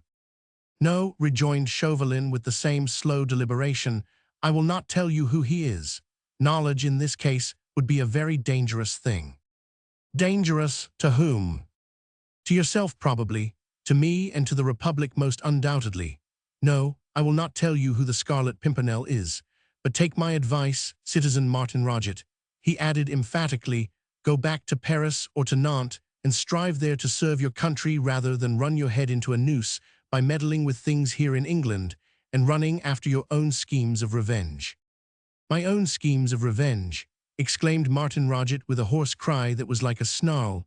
It seemed as if he wanted to say something more, but that the words choked him even before they reached his lips. The hot flush died down from his forehead, and his face was once more the color of lead. He took up a log from the corner of the hearth and threw it with a savage, defiant gesture into the fire. Somewhere in the house, a clock struck 9. "Vey." Martin Roget waited until the last echo of the gong had died away. Then he said very slowly and very quietly, "Forgo my own schemes of revenge. Can you even remotely guess, citizen Chauvelin, what it would mean to a 69 man of my temperament and of my caliber to give up that for which I have toiled and striven for the past 4 years? Think of what I was on that day when a conglomeration of adverse circumstances turned our proposed expedition against the Chateau de Kernogan into a disaster for our village lads and a triumph for the Duc. I was knocked down and crushed all but to death by the wheels of de Kernogan's coach. I managed to crawl in the mud and the cold and the rain, on my hands and knees, hurt, bleeding, half dead, as far as the Presbytery of Virtue, where the cure kept me hidden at risk of his own life for 2 days, until I was able to crawl farther away out of sight. The cure did not know.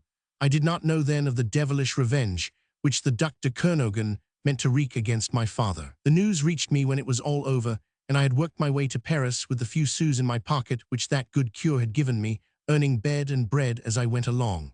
I was an ignorant lout when I arrived in Paris. I had been one of the ci-devant Kernogan's labourers, his chattel what?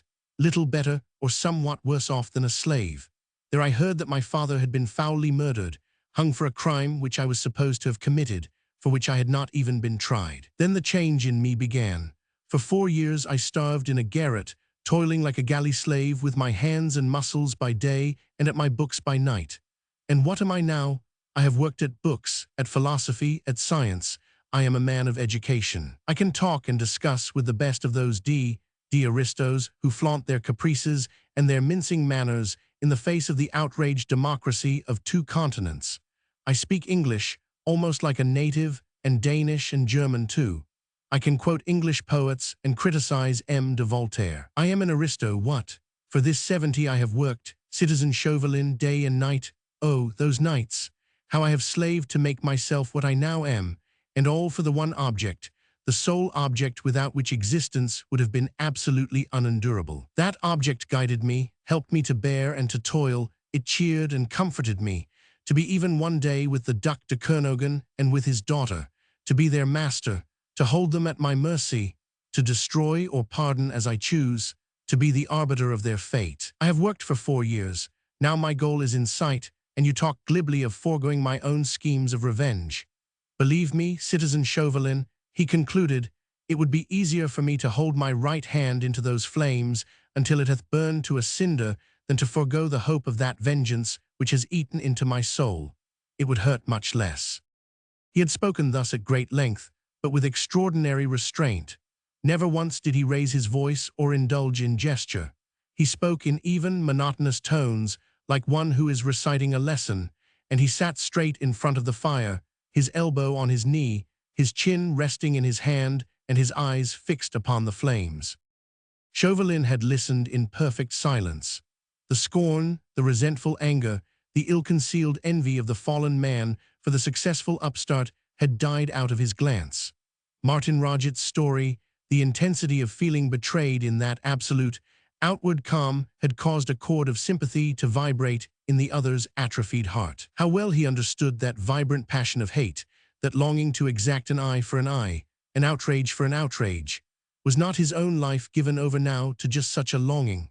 A mad aching desire to be even once with that hated enemy, that maddening, mocking, elusive Scarlet Pimpernel who had fooled and baffled him so often. Romans 6. Some few moments had gone by since Martin Roget's harsh, monotonous voice had ceased to echo through the low raftered room. Silence had fallen between the 2 men. There was indeed nothing more to say. The one had unburthened his overfull heart, and the other had understood. They were of a truth made to understand one another, and the silence between them betokened sympathy. Around them all was still, the stillness of a mist-laden night. In the house no one stirred. The shutter even had ceased to creak. Only the crackling of the wood fire broke that silence which soon became oppressive. Martin Roget was the first to rouse himself from this trance-like state wherein memory was holding such ruthless sway. He brought his hands sharply down on his knees, turned to look for a moment on his companion, gave a short laugh, and finally rose, saying briskly the while, "And now, citizen, I shall have to bid you adieu and make my way back to Bath. The nags have had the rest they needed, and I cannot spend the night here." He went to the door, and opening it called a loud "Hallo there!" The same woman who had waited on him on his arrival came slowly down the stairs in response. The man with the horses commanded Martin Roget peremptorily, "Tell him I'll be ready in 2 minutes."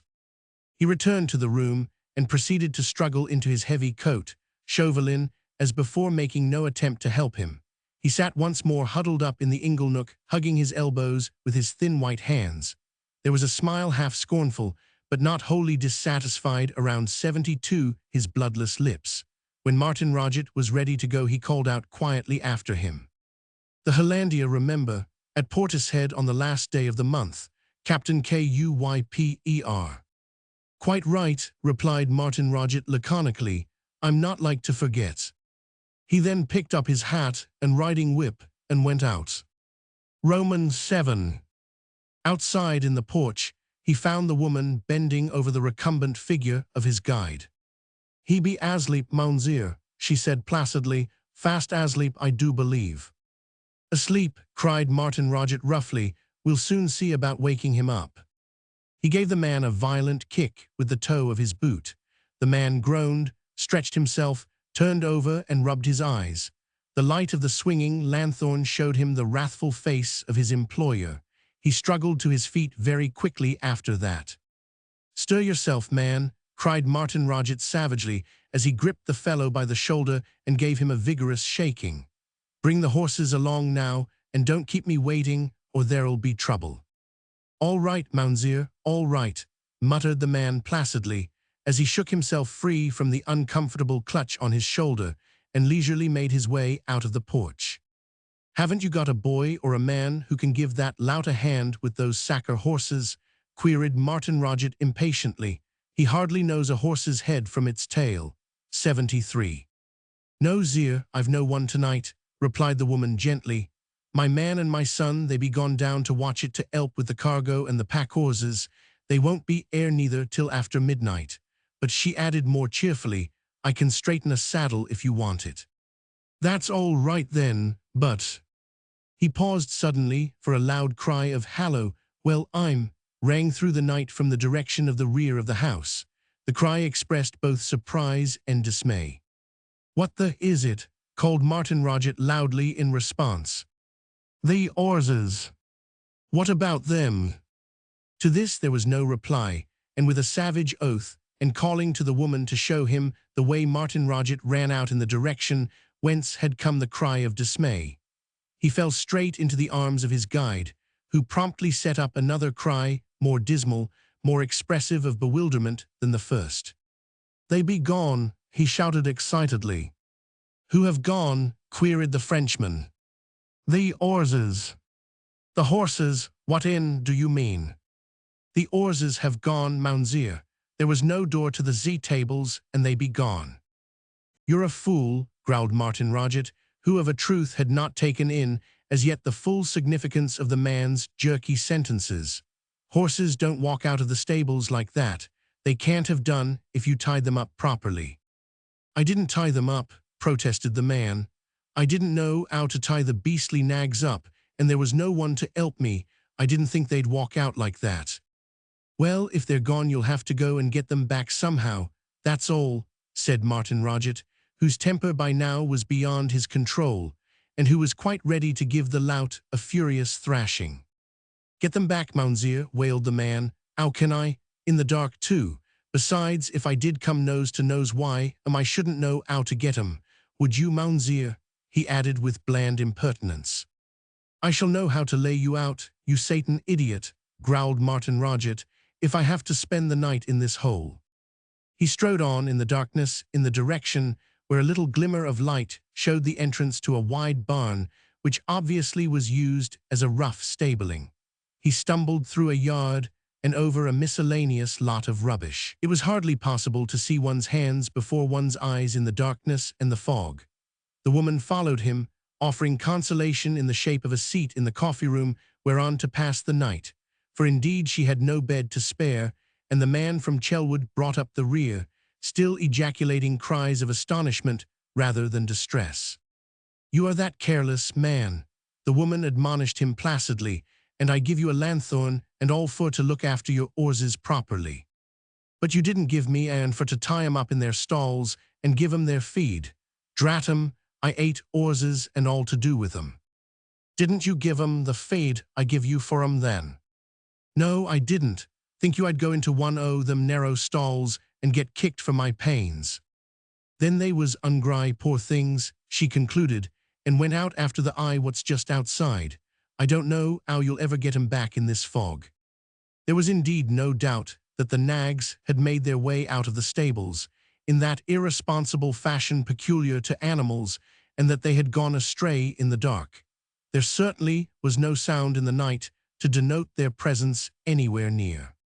"We'll get 'em all right in the morning," remarked the woman with her exasperating placidity. "Tomorrow morning," exclaimed Martin Roget in a passion of fury, "and what the d—l am I going to do in the meanwhile?" The woman reiterated her offers of a seat by the fire in the coffee room. "The men won't mind ye, Zir," she said. "Heaps of 'em are Frenchies like yourself, and I'll tell 'em you ain't a-spying on 'em." "It's no more than 5 mile to Chelwood," said the man blandly, "and maybe you get a better shakedown there."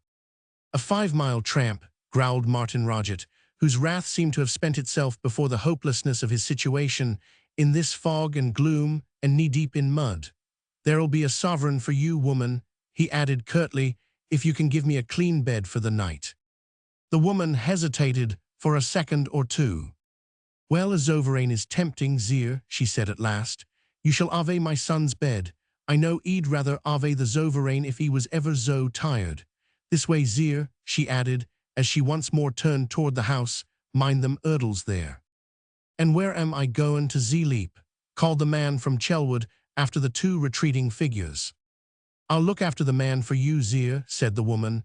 "For a matter of a shillin', he can sleep in the coffee room, and I'll give his breakfast too. 76.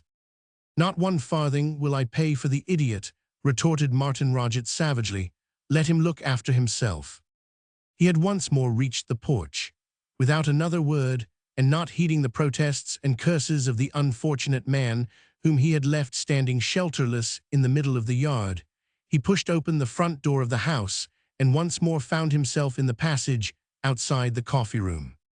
But the woman had turned back a little before she followed her guest into the house, and she called out to the man in the darkness, "You may sleep in any of them outhouses and welcome, and sure there'll be a bit o' porridge for ye in the mornin'." "Think ye I'll stop," came in a furious growl out of the gloom, "and conduct that defrogeter back to Chelwood?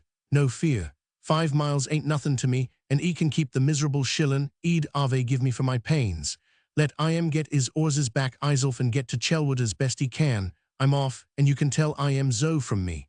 It'll make sleep all the better, I reckon." The woman was obviously not of a disposition that would ever argue a matter of this sort out.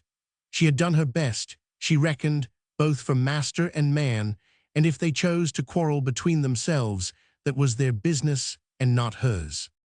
So she quietly went into the house again, barred and bolted the door, and finding the stranger still waiting for her in the passage, she conducted him to a tiny room on the floor above. "My son's room, Mounseer," she said. "I 'ope as 'ow ye'll be comfortable." "It will do all right," assented Martin Roget. "Is the 77 captain sleeping in the house tonight?" he added as with an afterthought. "Only in the coffee room, Mounseer. I couldn't give a bed. The captain will be leaving with the pack 'orses a couple of hours before dawn. Shall I tell you be air?" No, he replied promptly. "Don't tell him anything. I don't want to see him again, and he'll be gone before I'm awake, I reckon." "That he will, Zir, most like. Good night, Zir." "Good night, and mind, that lout gets the 2 horses back again for my use in the morning. I shall have to make my way to Chelwood as early as may be." Aye, Zir," assented the woman placidly. It were no use, she thought, to upset the Mounseer's temper once more by telling him that his guide had decamped. Time enough in the morning when she would be less busy. "And my John can see I am as far as Chelwood," she thought to herself, as she finally closed the door on the stranger and made her way slowly down the creaking stairs. Chapter 3. The Assembly Rooms. The sigh of satisfaction was quite unmistakable. It could be heard from end to end, from corner to corner of the building. It sounded above the din of the orchestra who had just attacked with vigor the opening bars of a schottisch, above the brouhaha of moving dancers and the frou-frou of skirts. It traveled from the small octagon hall, through the central salon to the tea-room, the ballroom, and the card-room. It reverberated from the gallery in the ballroom to the maids' gallery. It distracted the ladies from their gossip and the gentlemen from their cards. It was a universal, heartfelt of intense and pleasurable satisfaction. Sir Percy Blakeney and his lady had just arrived. It was close on midnight, and the ball had positively languished. What was a ball without the presence of Sir Percy? His Royal Highness too had been expected earlier than this, but it was not thought that he would come at all, despite his promise, if the spoilt pet of Bath society remained unaccountably absent, and the assembly rooms had worn an air of woe even in the face of the gaily dressed throng which filled every vast room in its remotest angle. But now Sir Percy Blakeney had arrived, just before the clocks had struck midnight, and exactly 1:79 before His Royal Highness drove up himself from the royal apartments. Lady Blakeney was looking more radiant and beautiful than ever before, so everyone remarked, when a few moments later she appeared in the crowded ballroom on the arm of His Royal Highness, and closely followed by my Lord Anthony Dewhurst and by Sir Percy himself, who had the young Duchess of Flintshire on his arm. "What do you mean, you incorrigible rogue?" Her Grace was saying with playful severity to her cavalier, "by coming so late to the ball? Another 2 minutes, and you would have arrived after His Royal Highness himself. And how would you have justified such solecism, I would like to know?"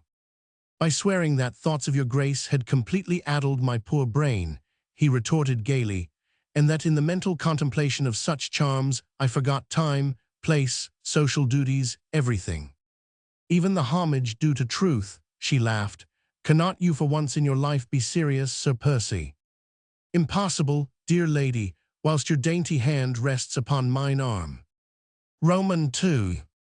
It was not often that His Royal Highness graced Bath with his presence, and the occasion was made the excuse for quite exceptional gaiety and brilliancy. The new fashions of this memorable year of 1793 had defied the declaration of war and filtrated through from Paris. London milliners had not been backward in taking the hint, and though most of the more starchy dowagers obstinately adhered to the pre-war fashions, the huge whooped skirts, 80 stiff stomachers, pointed waists, voluminous panniers, and monumental head erections, the young and smart matrons were everywhere to be seen in the new gracefully flowing skirts, innocent of steel constructions, the high waist line, the powder pigeon-like draperies over their pretty bosoms. Her Grace of Flintshire looked ravishing with her curly fair hair entirely free from powder, and Lady Betty Drayton's waist seemed to be nestling under her armpits. Of course Lady Blakeney wore the very latest thing in striped silks and gossamer-like muslin and lace, and it was hard to enumerate all the pretty debutantes and young brides who fluttered about the assembly rooms this night. And gliding through that motley throng, bright-plumaged like a swarm of butterflies, there were a few figures dressed in sober blacks and greys, the émigrés over from France, men, women, young girls, and gilded youth from out that seething cauldron of revolutionary France, who had shaken the dust of that rampant demagogism from off their buckled shoes, taking away with them little else but their lives. Mostly chary of speech, grave in their demeanor, bearing upon their wan faces traces of that horror which had seized them when they saw all the traditions of their past tottering around them, the proletariat whom they had despised turning against them with all the fury of caged beasts let loose, their kindred and friends massacred, their king and queen murdered. The shelter and security which hospitable England had extended to them had not altogether removed from their hearts the awful sense of terror and of gloom. Many of them had come to Bath because the more genial climate of the west of England consoled them for the inclemencies of London's fogs. Received with open 81 arms, and with that lavish hospitality which the refugees and the oppressed had already learned to look for in England, they had gradually allowed themselves to be drawn into the fashionable life of the gay little city. The Comtesse de Tournai was here, and her daughter, Lady F. Fawkes, Sir Andrew's charming and happy bride, and M. Paul Déroulède and his wife, beautiful Juliette Déroulède with the strange, haunted look in her large eyes, as of one who has looked closely on death, and M. le Duc de Kernogan with his exquisite daughter, whose pretty air of seriousness and of repose sat so quaintly upon her young face. But every one remarked as soon as M. le Duc entered the rooms that M. Martin Roget was not in attendance upon Mademoiselle, which was quite against the order of things. Also that M. le Duc appeared to keep a more sharp eye than usual upon his daughter in consequence, and that he asked somewhat anxiously if Mylor Anthony Dewhurst was in the room, and looked obviously relieved when the reply was in the negative. At which trifling incident everyone who was in the know smiled and whispered, for M. le Duc made it no secret that he favoured his own compatriot's suit for Mademoiselle Yvonne's hand rather than that of my Lord Tony, which, as old Euclid has it, is absurd. Roman 3. But with the arrival of the royal party M. de Kernogan's troubles began. To begin with, though M. Martin Roget had not arrived, my Lord Tony undoubtedly had. He had come in the wake of Lady Blakeney, but very soon he began wandering round the room, obviously in search of 82 someone. Immediately there appeared to be quite a conspiracy among the young folk in the ballroom to keep both Lord Tony's and M. Yvonne's movements hidden from the prying eyes of M. le Duc, and anon His Royal Highness, after a comprehensive survey of the ballroom and a few gracious words to his more intimate circle, wandered away to the cardroom, and as luck would have it, he claimed M. le Duc de Kernogan for a partner at faro. Now M. le Duc was a courtier of the old regime. To have disobeyed the royal summons would in his eyes have been nothing short of a crime. He followed the royal party to the cardroom, and on his way thither had one gleam of comfort in that he saw Lady Blakeney sitting on a sofa in the octagon hall, engaged in conversation with his daughter, whilst Lord Anthony Dewhurst was nowhere in sight. However, the gleam of comfort was very brief. For less than a quarter of an hour after he had sat down at His Highness' table, Lady Blakeney came into the cardroom and stood thereafter for some little while close beside the prince's chair. The next hour after that was one of special martyrdom for the anxious father, for he knew that his daughter was in all probability sitting out in a specially secluded corner in the company of my Lord Tony. If only Martin Roget were here. Roman 4. Martin Roget, with the eagle eyes and the airs of an accredited suitor, would surely have intervened when my Lord Tony, in the face of the whole brilliant assembly in the ballroom, drew M. de Kernogan into the seclusion of the recess underneath the gallery 83. My Lord Tony was never very glib of tongue. That peculiar dignified shyness, which is one of the chief characteristics of well-bred Englishmen, caused him to be tongue-tied when he had most to say. It was just with gesture and an appealing pressure of his hand upon her arm that he persuaded Yvonne de Kernogan to sit down beside him on the sofa in the remotest and darkest corner of the recess. And there she remained beside him silent and grave for a moment or two, and stole timid glances from time to time through the veil of her lashes at the finely chiseled, expressive face of her young English lover. He was pining to put a question to her, and so great was his excitement that his tongue refused him service, and she, knowing what was hovering on his lips, would not help him out, but a humorous twinkle in her dark eyes and a faint smile round her lips lit up the habitual seriousness of her young face. "Mademoiselle," he managed to stammer at last, "Mademoiselle Yvonne, you have seen Lady Blakeney." "Yes," she replied demurely, "I have seen Lady Blakeney." And she told you?" "Yes, Lady Blakeney told me many things." "She told you that, in God's name, Mademoiselle Yvonne," he added desperately, "do help me out. It is cruel to tease me. Can't you see that I'm nearly crazy with anxiety?" Then she looked up at him, her dark eyes glowing and brilliant, her face shining with the light of a great tenderness. "Nay, Myler," she said earnestly, "I had no wish to tease you, but you will own 'tis a grave and serious step 84 which Lady Blakeney suggested that I should take. I have had no time to think, as yet." "But there is no time for thinking, Mademoiselle Yvonne," he said naively. "If you will consent, oh, you will consent, will you not?" he pleaded. She made no immediate reply, but gradually her hand which rested upon the sofa stole nearer and then nearer to his, and with a quiver of exquisite happiness, his hand closed upon hers. The tips of his fingers touched the smooth, warm palm, and poor Lord Tony had to close his eyes for a moment, as his sense of superlative ecstasy threatened to make him faint. Slowly he lifted that soft white hand to his lips. "Upon my word, Yvonne," he said with quiet fervor, "you will never have cause to regret that you have trusted me." "I know that well, Myler," she replied demurely.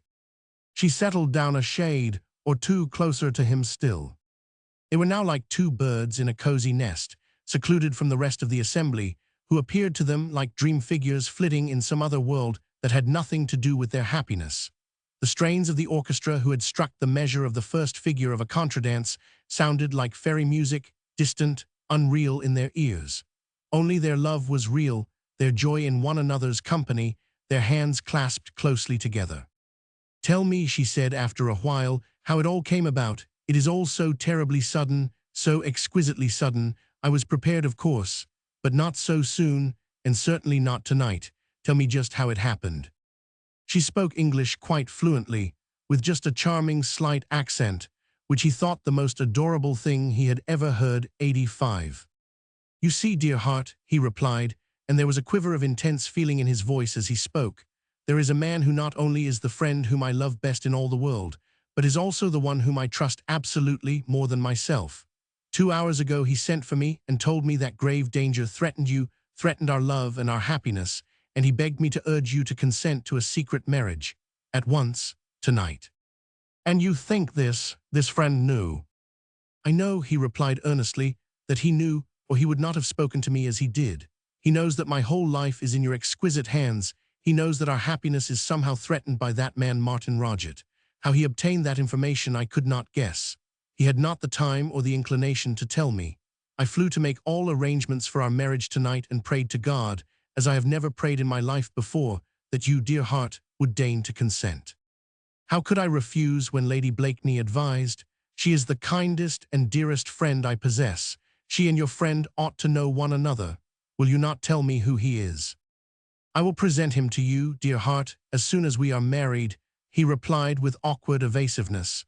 Then suddenly he exclaimed with boyish enthusiasm, "I can't believe it! I can't believe it! It is the most extraordinary thing in the world." "What is that, Milo?" she asked. "That you should have cared for me at all, for of course you must care, or you wouldn't be sitting here with me now. You would not have consented, would you?" 86. "You know that I do care, Milo," she said in her grave, quiet way. "How could it be otherwise?" "But I am so stupid and so slow," he said naively.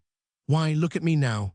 My heart is simply bursting with all that I want to say to you, but I just can't find the words, and I do nothing but talk rubbish and feel how you must despise me."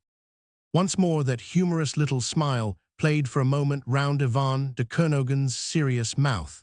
She didn't say anything just then, but her delicate fingers gave his hand an expressive squeeze.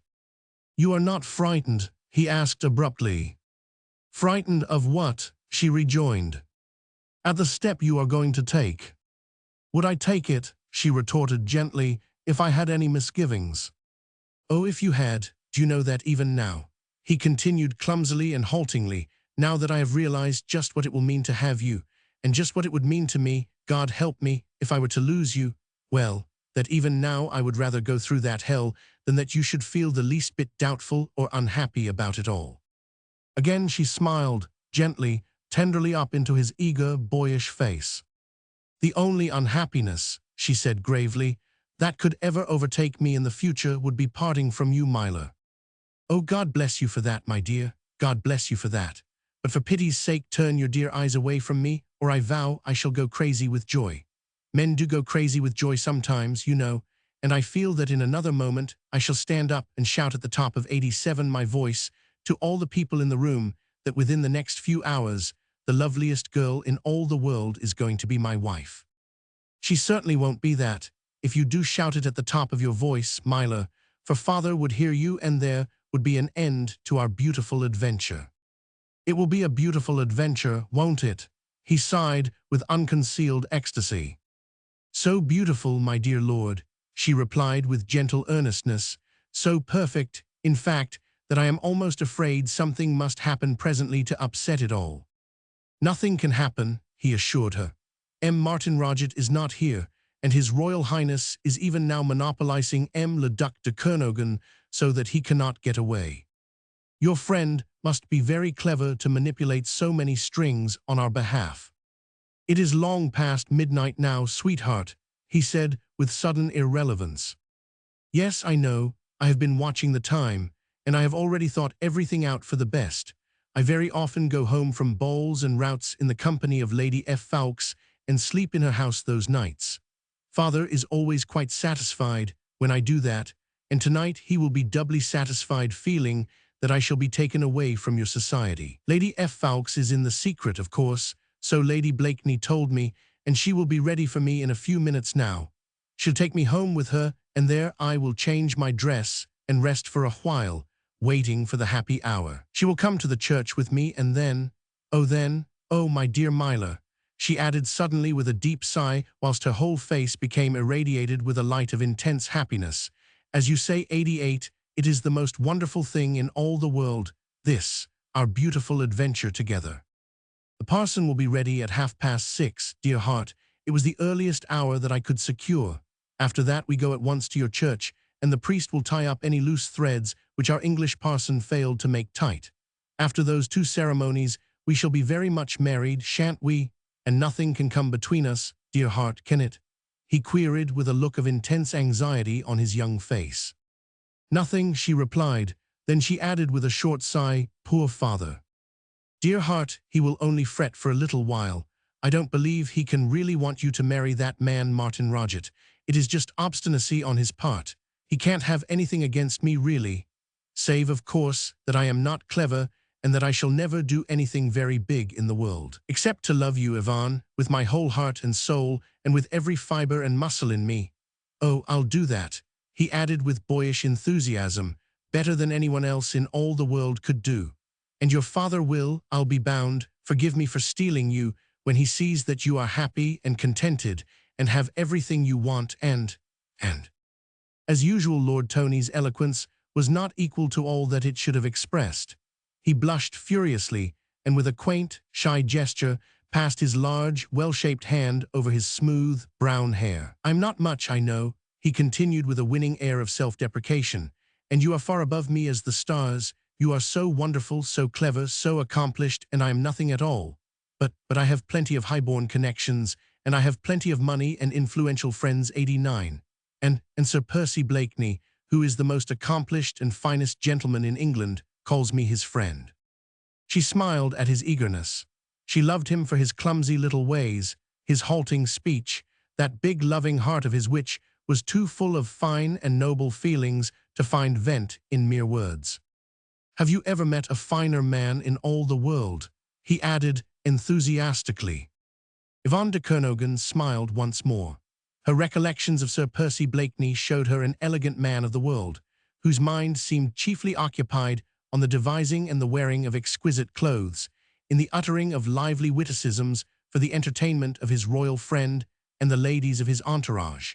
It showed her a man of great wealth and vast possessions who seemed willing to spend both in the mere pursuit of pleasures. She liked Sir Percy Blakeney well enough, but she could not understand clever and charming Marguerite Blakeney's adoration for her inane and foppish husband, nor the wholehearted admiration openly lavished upon him by men like Sir Andrew F. Fawkes, my Lord Hastings, and others. She would gladly have seen her own dear Myla choose a more sober and intellectual friend. But then she loved him for his marvelous power of wholehearted friendship, for his loyalty to those he cared for everything in fact that made up the sum total of his winning personality, and she pinned her faith on that other mysterious friend whose individuality vastly intrigued her. I am more interested in your anonymous friend, she said quaintly, than in Sir Percy Blakeney, but he too is kindness itself, and Lady Blakeney is an angel. I like 90 to think that the happiest days of my life, our honeymoon, my dear lord, will be spent in their house. Blakeney has lent me Cambwich Hall for as long as we like to stay there. We'll drive thither directly after the service, dear heart, and then we'll send a courier to your father and ask for his blessing and his forgiveness. Poor father, sighed Yvonne again, but evidently compassion for the father whom she had elected to deceive did not weigh over heavily in the balance of her happiness. Her little hand once more stole like a timid and confiding bird into the shelter of his firm grasp. In the cardroom at His Highness' table, Sir Percy Blakeney was holding the bank, and seemingly luck was dead against him. Around the various tables, the ladies stood about, chattering and hindering the players. Nothing appeared serious tonight, not even the capricious chances of hazard. His Royal Highness was in rare good humor, for he was winning prodigiously. Her Grace of Flintshire placed her perfumed and bearinged hand upon Sir Percy Blakeney's shoulder. She stood behind his chair, chattering incessantly in a high fluty treble just like a canary. Blakeney vowed that she was so ravishing that she had put Dame Fortune to flight. "You have not yet told us, Sir Percy," she said roguishly, "how you came to arrive so late at the ball." "Alas, madam," he sighed dolefully, "'twas the fault of my cravat." "Your cravat, 91. Indeed. You see, I spent the whole of today in perfecting my new method for tying a butterfly bow, so as to give the neck an appearance of utmost elegance with a minimum of discomfort. Lady Blakeney will bear me out when I say that I set my whole mind to my task. Was I not busy all day, dear?" he added, making a formal appeal to Marguerite, who stood immediately behind His Highness' chair, and with her luminous eyes, full of merriment and shining with happiness, fixed upon her husband.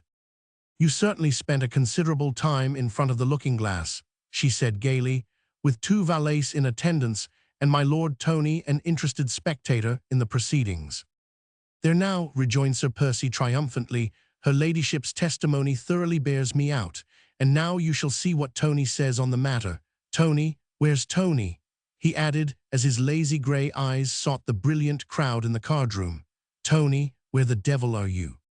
There was no reply, and anon Sir Percy's merry gaze encountered that of M. le Duc de Kernogan, who, dressed in sober black, looked strangely conspicuous in the midst of this throng of bright-colored butterflies, and whose grave eyes, as they rested on the gorgeous figure of the English exquisite, held a world of contempt in their glance.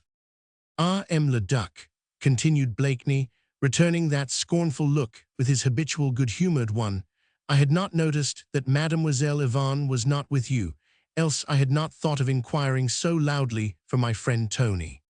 "My Lord Anton is dancing with my daughter, Sir Percy," said the other man gravely, in excellent, if some 92 what labored English. "He had my permission to ask her."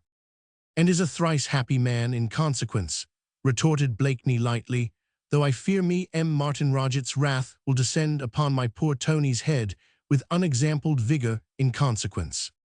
"M. Martin Roget is not here this evening," broke in the Duchess, "and methought," she added in a discreet whisper, "that my Lord Tony was all the happier for his absence. The 2 young people have spent a considerable time together under the shadow of the gallery in the ball-room, and if I mistake not, Lord Tony is making the most of his time."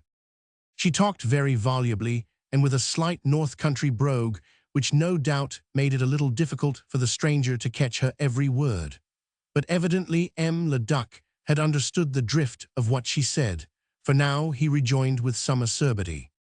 "M. de Kernogan is too well educated, I hope, to allow the attentions of any gentleman against her father's will." "Come, come, M. de Kernogan," here interposed His Royal Highness with easy familiarity.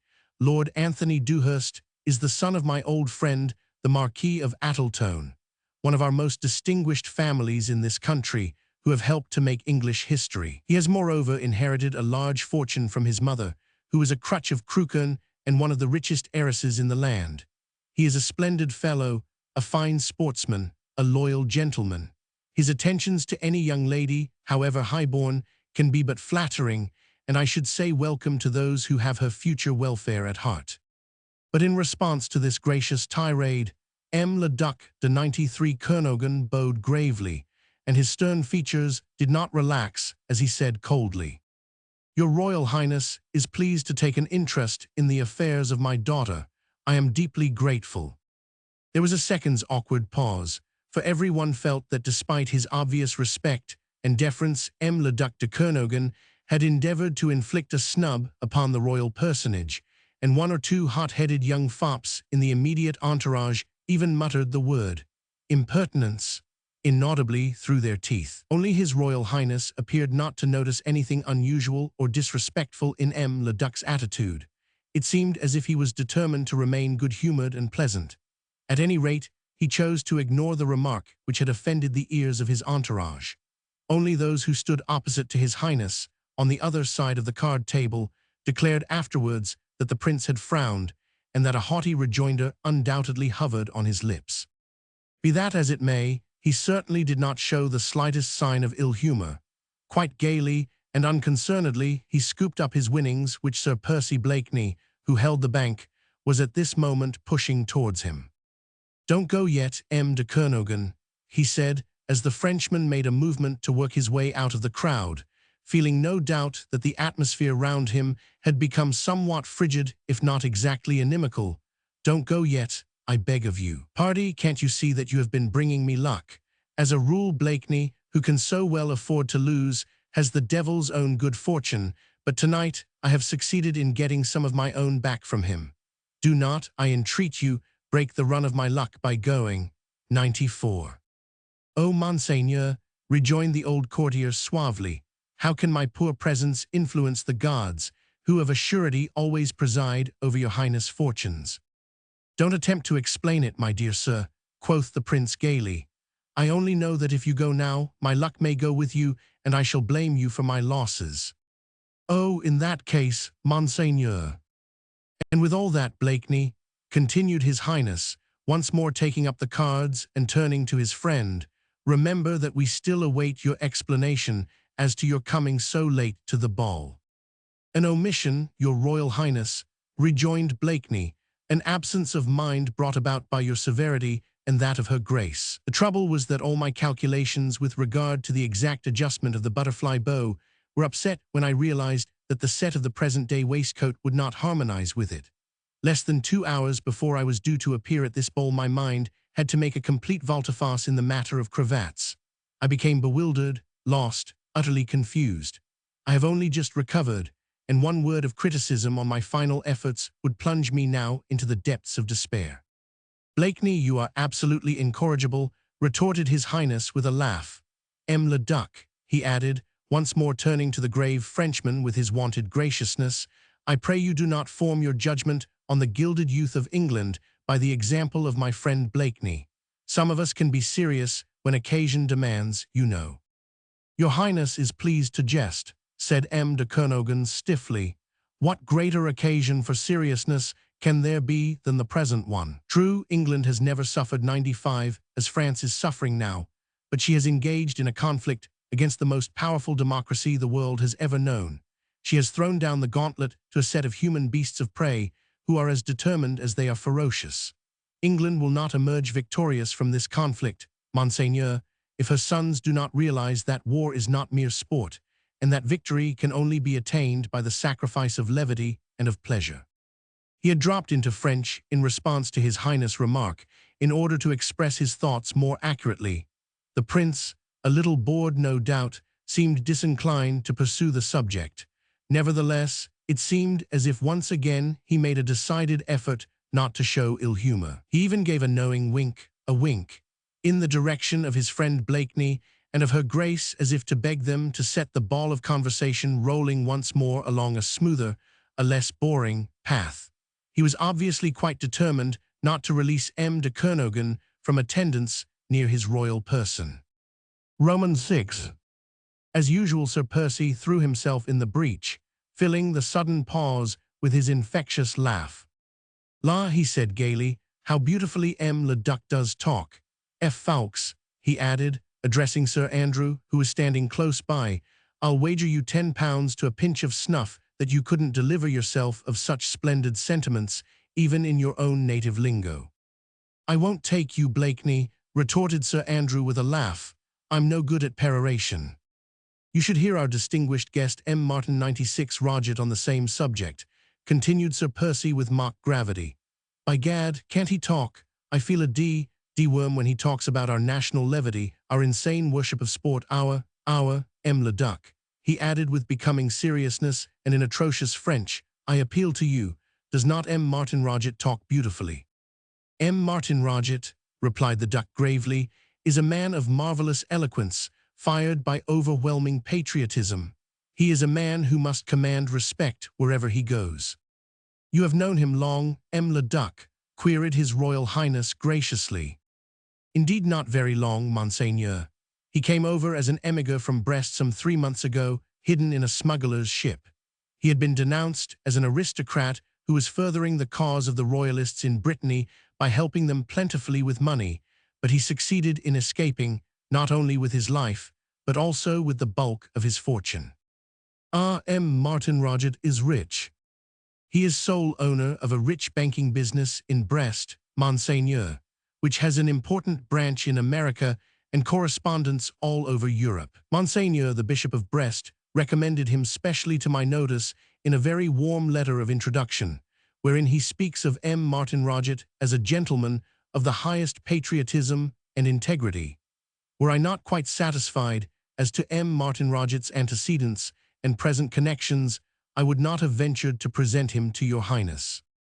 Nor would you have accepted him as a suitor for your daughter, M. le Duc, se entendu, concluded his Highness urbanely.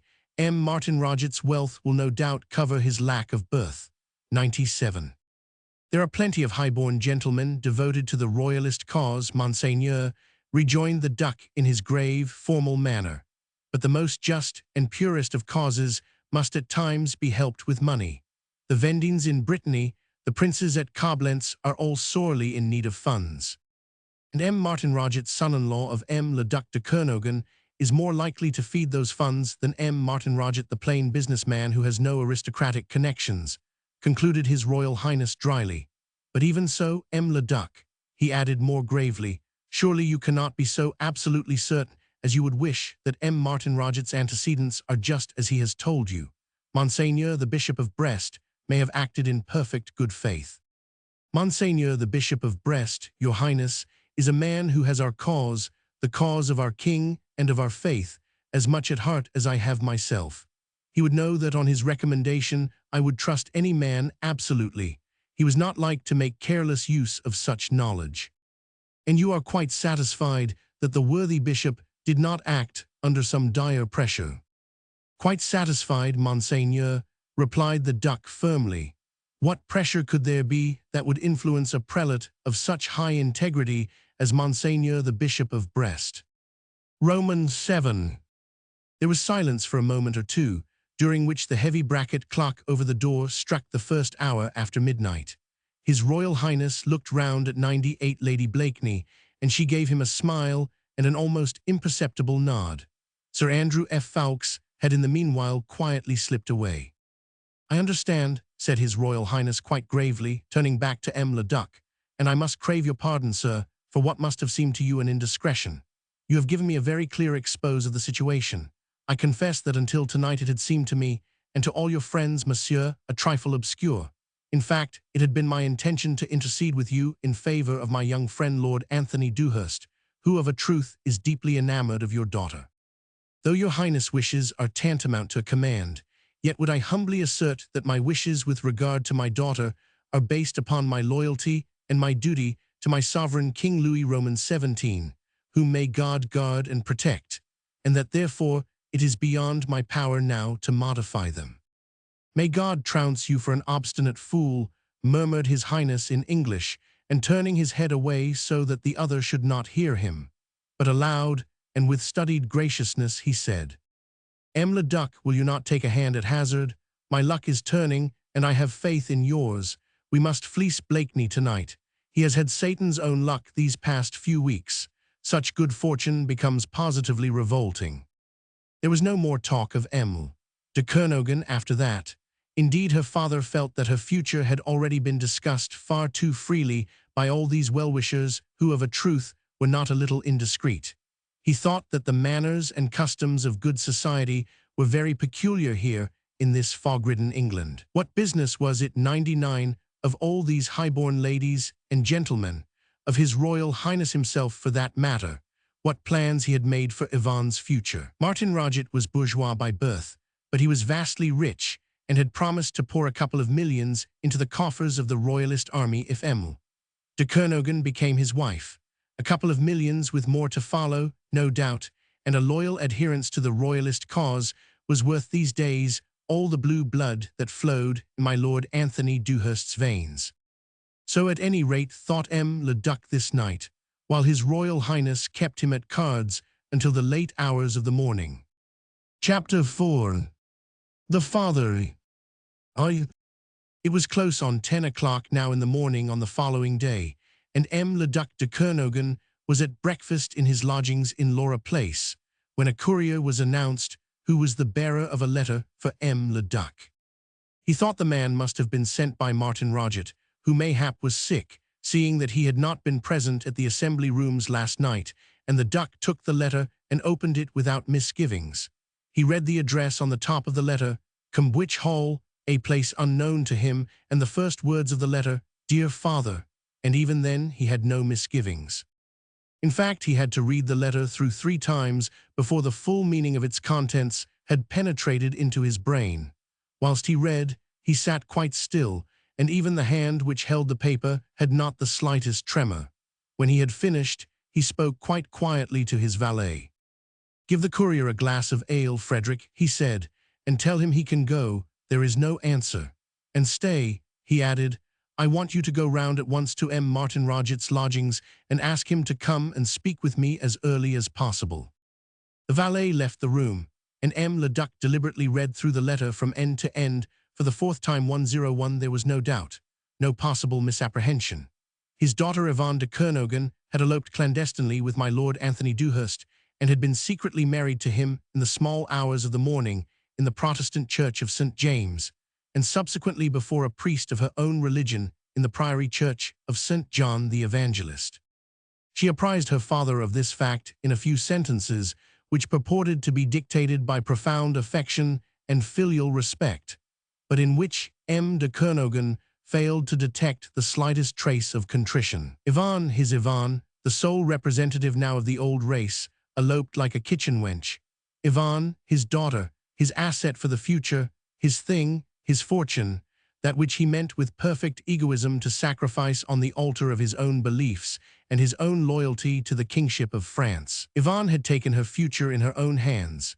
She knew that her hand, her person, were the purchase price of so many millions to be poured into the coffers of the royalist cause, and she had disposed of both, in direct defiance of her father's will and of her duty to her king and to his cause. Yvonne de Kernogan was false to her traditions, false to her father, false to her king and country. In the years to come, when the chroniclers of the time came to write the histories of the great families that had rallied round their king in the hour of his deadly peril, the name of Kernogan would be erased from those glorious pages. The Kernogans will have failed in their duty, failed in their loyalty. Oh, the shame of it all, the shame. The Duc was far too proud a gentleman to allow his valet to see him under the stress of violent emotion, but now that he was alone, his thin, hard face, with that air of gravity which he had transmitted to his daughter, became 102 distorted with the passion of unbridled fury. He tore the letter up into 1,000 little pieces and threw the fragments into the fire. On the bureau beside him there stood a miniature of Yvonne de Kernogan, painted by Hall 3 years ago and framed in a circlet of brilliance. M. Le Duc's eyes casually fell upon it. He picked it up, and with a violent gesture of rage threw it on the floor and stamped upon it with his heel, destroying in this paroxysm of silent fury a work of art worth many £100. His daughter had deceived him. She had also upset all his plans, whereby the army of M. le Prince de Condé would have been enriched by a couple of million francs. In addition to the shame upon her father, she had also brought disgrace upon herself and her good name, for she was a minor, and this clandestine marriage, contracted without her father's consent, was illegal in France, illegal everywhere. Save perhaps in England. Of this M. de Kernogan was not quite sure, but he certainly didn't care. And in this solemn moment, he registered a vow that never as long as he lived would he be reconciled to that English nincompoop who had dared to filch his daughter from him, and never, as long as he lived, would he by his consent render the marriage legal, and the children born of that wedlock legitimate in the eyes of his country's laws. A calm akin to apathy had followed his first outbreak of fury. He sat down in front of the fire and buried his chin in his hand. Something, of course, must be done to get his daughter back. If only Martin Roget were here, he would know better how to act. Would Martin Roget stick to his bargain and accept the girl for wife, now that her fame and honor had been irretrievably tarnished? There was the question which the next half-hour would decide. M. de Kernogan cast a feverish, anxious look on 1:03 the clock. Half an hour had gone by since Frederick went to seek Martin Roget, and the latter had not yet appeared. Until he had seen Martin Roget and spoken with Martin Roget, M. de Kernogan could decide nothing. For one brief mad moment, The project had formed itself in his disordered brain to rush down to Cambwich Hall and provoke that impudent Englishman who had stolen his daughter, to kill him or be killed by him. In either case, Yvonne would then be parted from him forever. But even then, the thought of Martin Roget brought more sober reflection. Martin Roget would see to it. Martin Roget would know what to do. After all, the outrage had hit the accredited lover just as hard as the father. But why in the name of did Martin Roget not come? Roman 2. It was past midday when at last Martin Roget knocked at the door of M. Leduc's lodgings in Laura Place.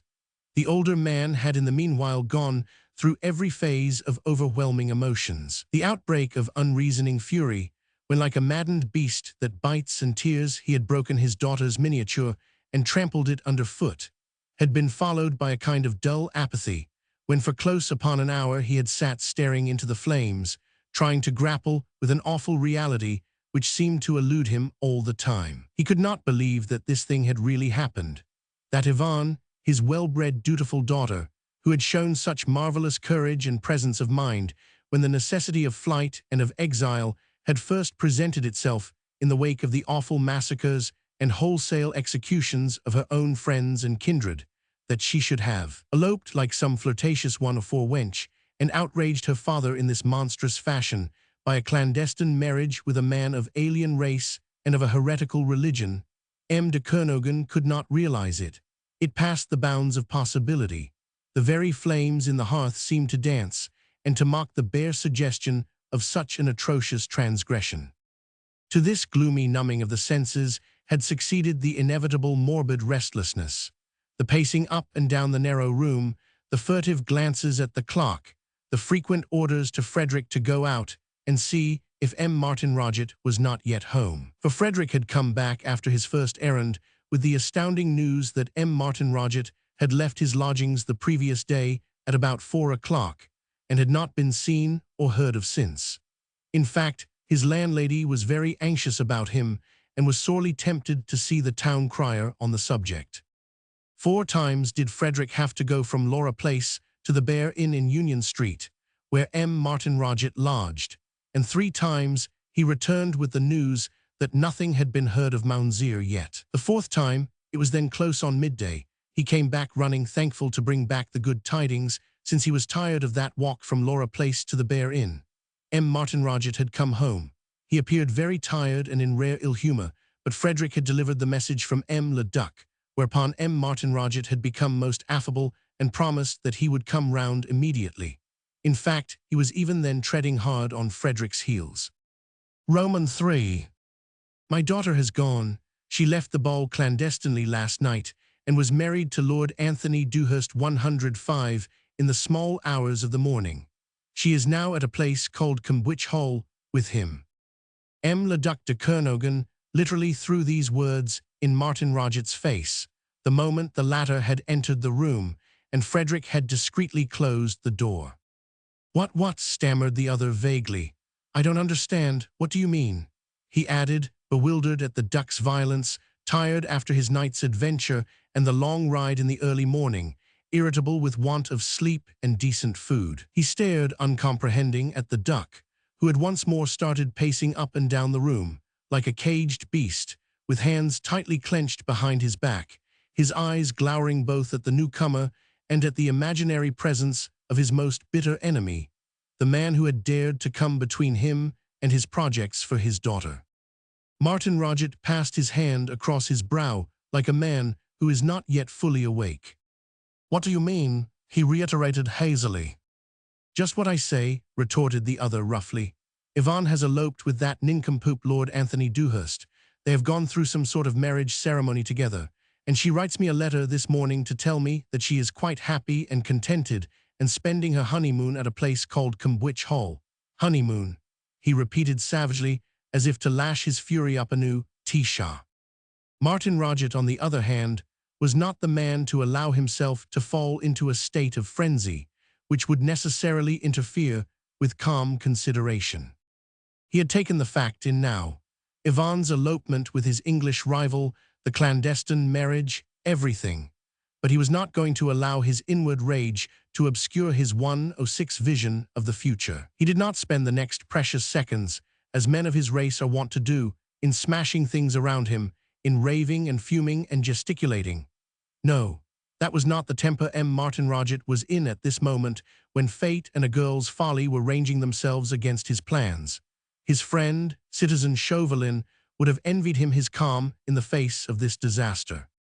Whilst le Duc still stormed and raved, Martin Roget sat down quietly in front of the fire, rested his chin in his hand, and waited for a lull in the other man's paroxysm ere he spoke.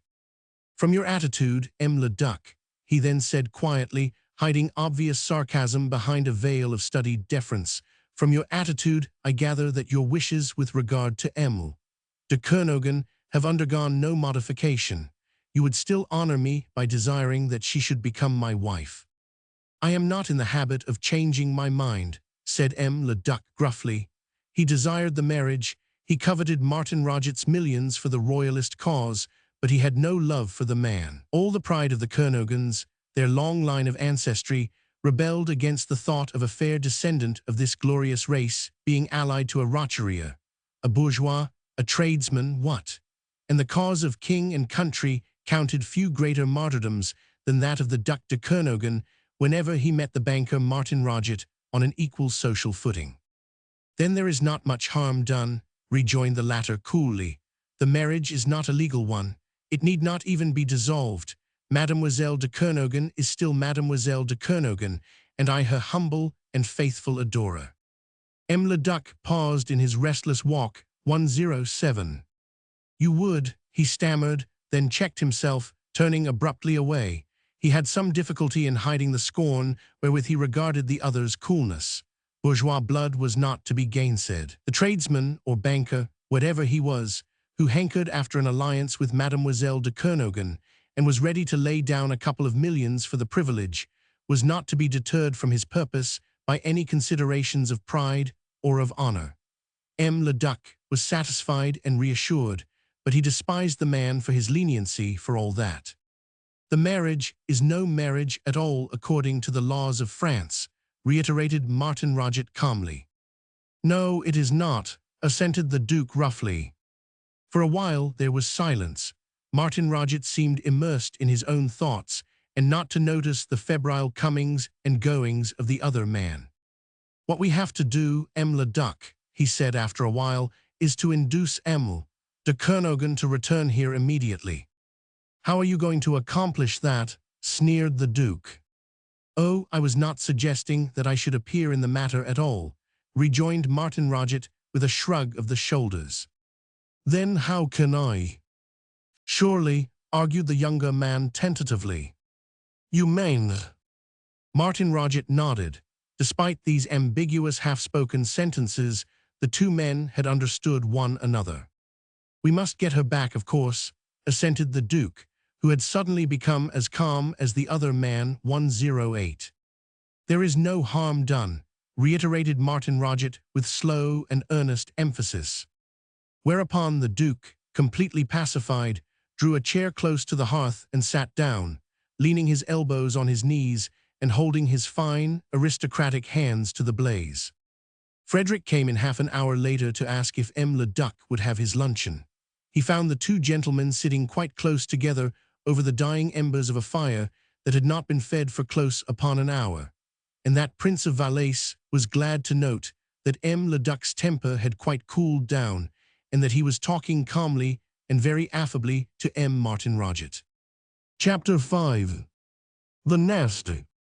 There are lovely days in England, sometimes in November or December, days when the departing year strives to make us forget that winter is nigh, and autumn smiles, gentle and benignant, caressing with a still tender kiss the last leaves of the scarlet oak which linger on the boughs, and touching up with a vivid brush the evergreen verdure of bay trees, of ilex, and of yew. The sky is of that pale, translucent blue which dwellers in the south never see, with the soft transparency of an aquamarine as it fades into the misty horizon at midday. And at dusk the thrushes sing, "Kiss me quick, kiss me quick, kiss me quick," in the naked branches of old acacias and chestnuts, and the robins don their crimson waistcoats, and dart in and out among the coppice, and through the feathery arms of larch and pine.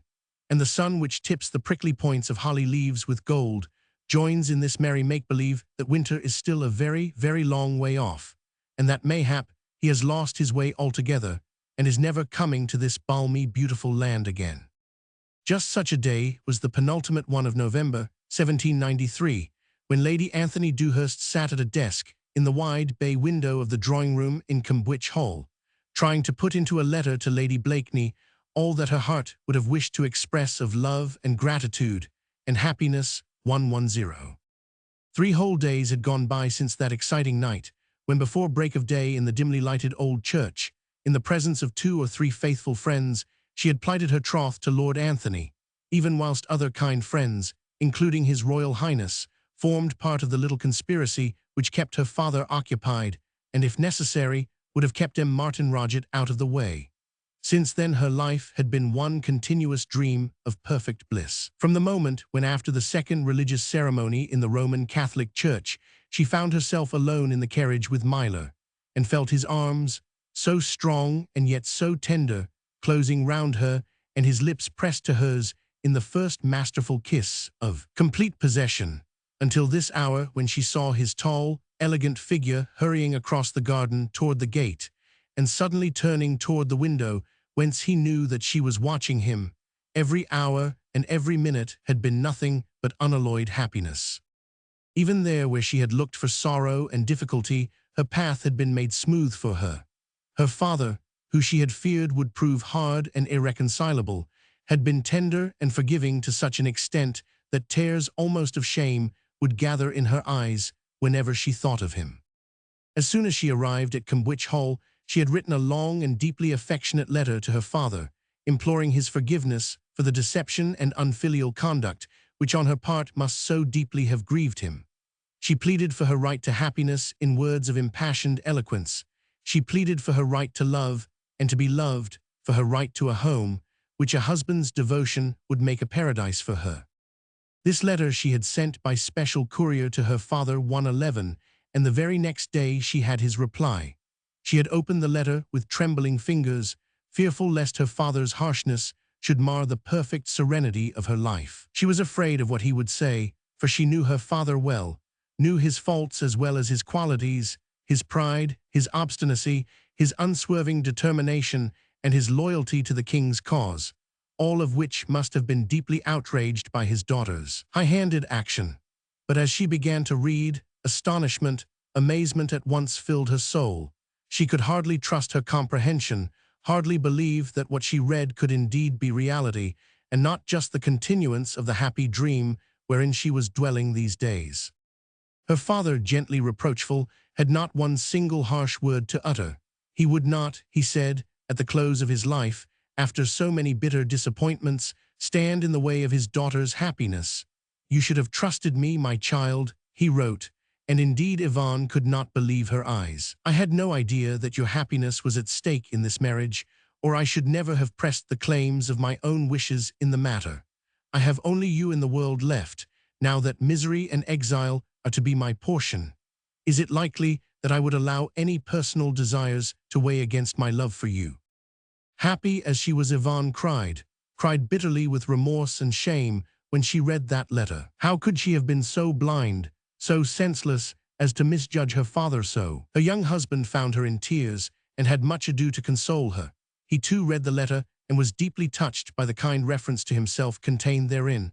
"My Lord Anthony is a gallant gentleman," wrote le Duc de Kernogan. "He will make you happy, my child, and your old father will be more than 112 satisfied. All that grieves me is that you did not trust me sooner. A clandestine marriage is not worthy of a daughter of the Kernogans." "I did speak most earnestly to le Duc," said Lord Tony reflectively, "when I begged him to allow me to pay my addresses to you. But then," he added cheerfully, "I am such a clumsy lout when I have to talk at any length, and especially clumsy when I have to plead my own cause. I suppose I put my case so badly before your father, dear, that he thought me 3 parts an idiot and would not listen to me. I too begged and entreated him, dear," she said with a smile, "but he was very determined then, and vowed that I should marry Martin Roget despite my tears and protestations. Dear father, I suppose he didn't realize that I was in earnest. He has certainly accepted the inevitable very gracefully, was my Lord Tony's final comment. Roman 2. Then they read the letter through once more, sitting close together, he with one arm round her shoulder, she nestling against his chest, her hair brushing against his lips, and with the letter in her hands, which she could scarcely read for the tears of joy which filled her eyes. I don't feel very well today, the letter concluded. The dampness and the cold have got into my bones. Moreover, you two young lovebirds will not desire company just yet, but tomorrow, if the weather is more genial, I will drive over to Cambwich in the afternoon, and perhaps you will give me supper and a bed for the night. Send 113 me word by the courier, who will forthwith return to Bath, if this will be agreeable to you both. Could anything be more adorable, more delightful? It was just the last drop that filled Yvonne's cup of happiness right up to the brim. Roman 3. The next afternoon she sat at her desk in order to tell Lady Blakeney all about it. She made out a copy of her father's letter and put that in with her own, and begged dear Lady Blakeney to see Lady F. Fawkes forthwith and tell her all that had happened. She herself was expecting her father every minute, and my Lord Tony had gone as far as the gate to see if the barouche was in sight. Half an hour later M. de Kernogan had arrived, and his daughter lay in his arms, happy beyond the dreams of men. He looked rather tired and wan, and still complained that the cold had got into his bones.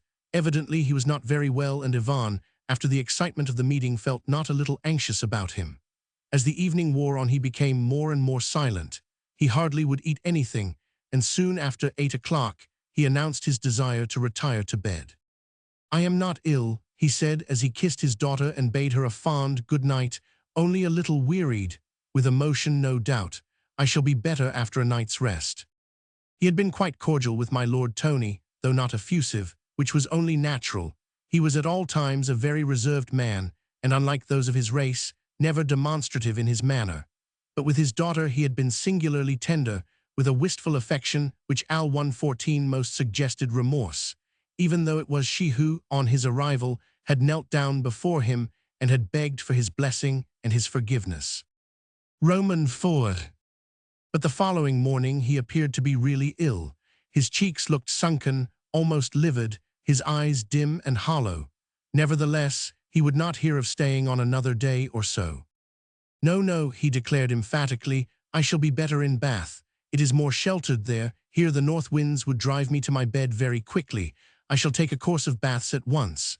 They did me a great deal of good before, you remember, Yvonne, in September when I caught a chill. They soon put me right. That is all that ails me now. I've caught a chill.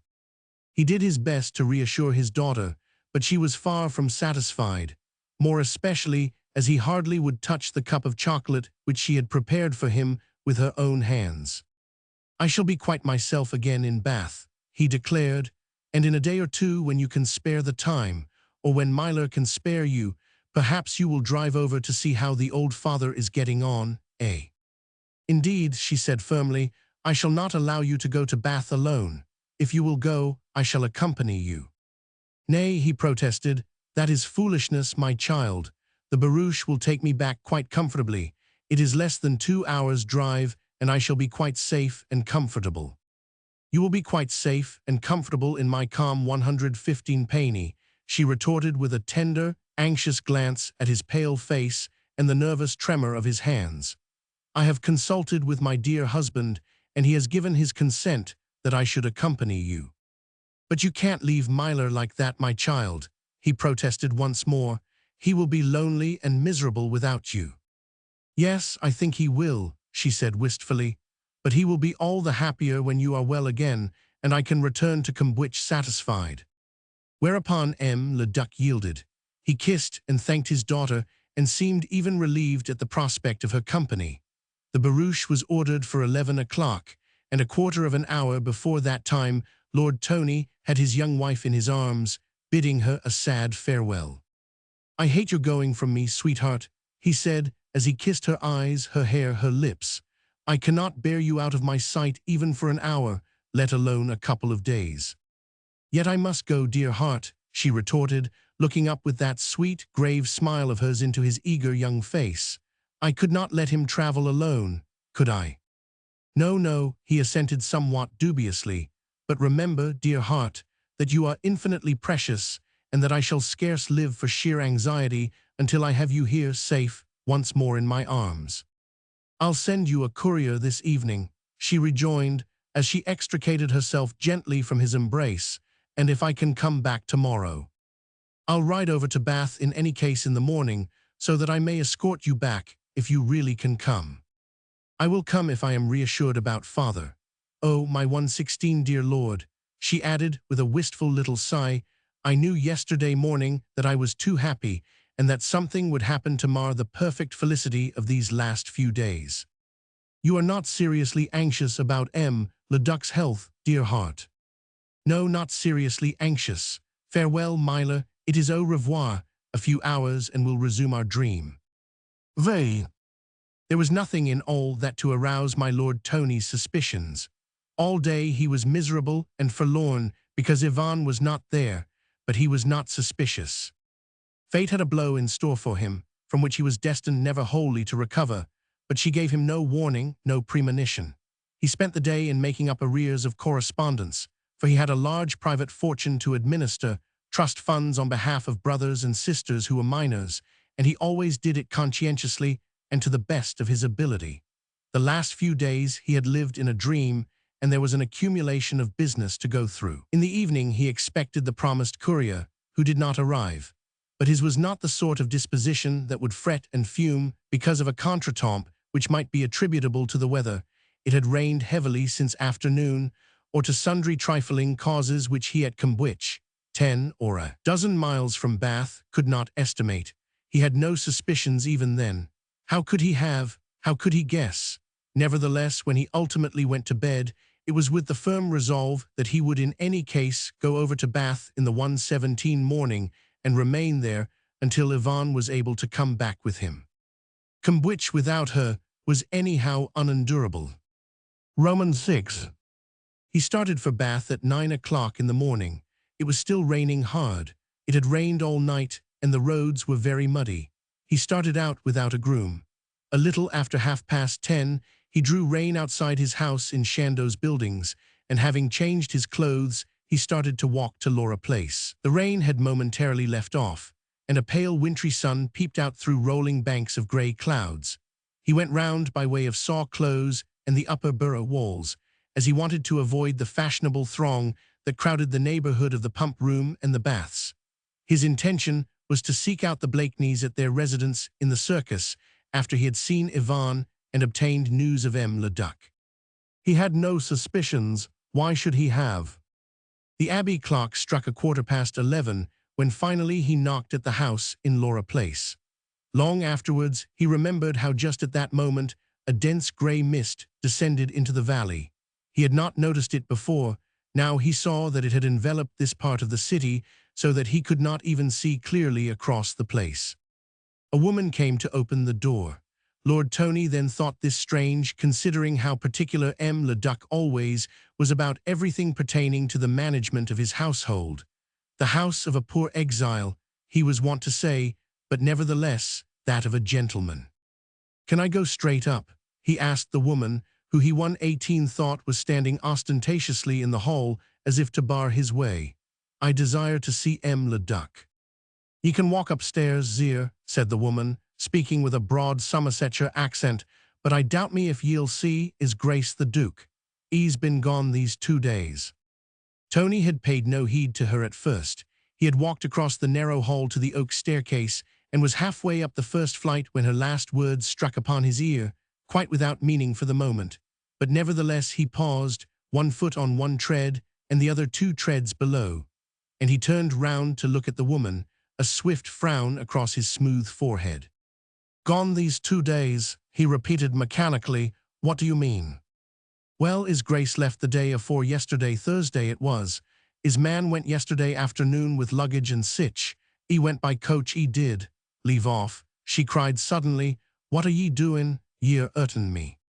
For Lord Tony had rushed down the stairs again and was across the hall, gripping the unoffending woman by the wrist and glaring into her expressionless face until she screamed with fright. "I beg your pardon," he said humbly as he released her wrist, all the instincts of the courteous gentleman arrayed against his loss of control. I forgot myself for the moment, he stammered. Would you mind telling me again what you said just now? The woman was prepared to put on the airs of outraged dignity. She even glanced up at the Malapert with scorn expressed in her small beady eyes. But at sight of his face, her anger and her fears both fell away from her. Lord Tony was white to the lips. His cheeks were the color 119 of dead ashes. His mouth trembled. His eyes alone glowed with ill-repressed anxiety. His Grace, she said with slow emphasis, for of a truth she thought that the young gentleman was either sick or daft. His Grace left this ooze the day afore yesterday in a hired barouche. His man Frederick went yesterday afternoon with the liggage. He caught the Bristol coach at 2 o'clock. I was His Grace's housekeeper, and I am to look after the ooze and the servants until I hear from His Grace again. Them's my orders. I know no more than I'm tellin' ye. But His Grace returned here yesterday forenoon, argued Lord Tony calmly, mechanically, as one who would wish to convince an obstinate child. And my lady, Mademoiselle Yvonne, you know, was with him. Noa, said the woman placidly. His Grace hasn't been near this ooze come Thursday afternoon, and his man left yesterday YTH liggage. Why, she added confidentially, he ain't gone far. It was all zettled that sudden I didn't know nothing about it myself till I zeed Mr. Frederick start off YTH liggage. Not much liggage neither it wasn't. Sure, but His Grace'll be home soon. He can't ave gone far, not why that bit o' liggage, je. But my lady, Mademoiselle Yvonne's. Lor' Zere, didn't ye know? Why, 'twas all over town o' Tuesday as our mademoiselle had eloped with my Lord Anthony Dewhurst, and— Yes, but you have seen my lady since. Not clapped eyes on Zere since she went to the ball come Monday evening, and a picture she looked in white gown. And did His Grace leave no message, for anyone, no letter, 120. Ah yes, now you come to mention it, Zere. Mr. Frederick give me a letter yesterday. His Grace, says left this yer letter on his desk. I just found it, says if my Lord Anthony Dewhurst calls, says give it to I've got the letter somewhere, Zere. What may your name be? I am Lord Anthony Dewhurst, replied the young man mechanically. Your pardon, my lord, I'll go fetch letter. Romans 7. Lord Tony never moved, while the woman shuffled across the passage and down the back stairs. He was like a man who has received a knockout blow and has not yet had time to recover his scattered senses. At first, when the woman spoke, his mind had jumped to fears of some awful accident, runaway horses, a broken barouche, or a sudden aggravation of the duck's ill health. But soon he was forced to reject what now would have seemed a consoling thought. Had there been an accident, he would have heard. A rumor would have reached him. Yvonne would have sent a courier. He did not know yet what to think. His mind was like a slate over which a clumsy hand had passed a wet sponge. Impressions, recollections, above all a hideous, nameless fear, were all blurred and confused within his brain. The woman came back, carrying a letter which was crumpled and greasy from a prolonged sojourn in the pocket of her apron. Lord Tony took the letter and broke its heavy seal. The woman watched him, curiously, pityingly now, for he was good to look on, and she scented the significance of the tragedy which she had been the means 121 of revealing to him. But he had become quite unconscious of her presence, of everything in fact save those few sentences, written in French, in a cramped hand, and which seemed to dance a wild saraband before his eyes. My lord, you tried to steal my daughter from me, but I have taken her from you now. By the time this reaches you, we shall be on the high seas on our way to Holland, thence to Koblenz, where Mademoiselle de Kernogan will, in accordance with my wishes, be united in lawful marriage to M. Martin Roget, whom I have chosen to be her husband. She is not, and never was your wife. As far as one may look into the future, I can assure you that you will never in life see her again. And to this monstrous document of appalling callousness and cold-blooded cruelty, there was appended the signature of André Dieudonne Duc de Kernogan. But unlike the writer thereof, Lord Anthony Dewhurst neither stormed nor raged. He did not even tear the execrable letter into 100 fragments. His firm hand closed over it with one convulsive clutch, and that was all. Then he slipped the crumpled paper into his pocket. Quite deliberately, he took out some money and gave a piece of silver to the woman. "I thank you very much," he said somewhat haltingly. "I quite understand everything now." The woman curtsied and thanked him. Tears were in her eyes, for it seemed to her that never had she seen such grief depicted upon any human face. She preceded him to the hall door and held it open for him while he passed out. After the brief gleam of sunshine, it had started to rain again, but he didn't seem to care. The woman suggested fetching a hackney coach, but he refused quite po 122 lightly, quite gently. He even lifted his hat as he went out. Obviously, he did not know what he was doing. Then he went out into the rain and strode slowly across the place. Chapter 6. The Scarlet Pimpernel. Instinct kept him away from the more frequented streets, and instinct after a while drew him in the direction of his friend's house at the Comer of the Circus. Sir Percy Blakeney had not gone out fortunately. The lackey who opened the door to my Lord Tony stared astonished and almost paralyzed for the moment at the extraordinary appearance of his lordship. Rain dropped down from the brim of his hat onto his shoulders. His boots were muddy to the knees, his clothes wringing wet. His eyes were wild and hazy, and there was a curious tremor round his mouth. The lackey declared, with a knowing wink afterwards, that his lordship must have been drinking. But at the moment, his sense of duty urged him to show my lord, who was his master's friend, into the library, whatever condition he was in. He took his dripping coat and hat from him and marshalled him across the large, square hall. Sir Percy Blakeney was sitting at his desk, writing, when Lord Tony was shown in. He looked up and at once rose and went to his friend. "Sit down, Tony," he said quietly, "while I get you some brandy." He forced the young man down gently into a chair in front of the fire and threw another log into the blaze.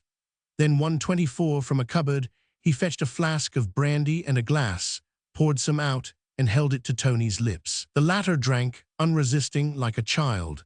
Then, as some warmth penetrated into his bones, he leaned forward, resting his elbows on his knees and buried his face in his hands. Blakeney waited quietly, sitting down opposite to him, until his friend should be able to speak.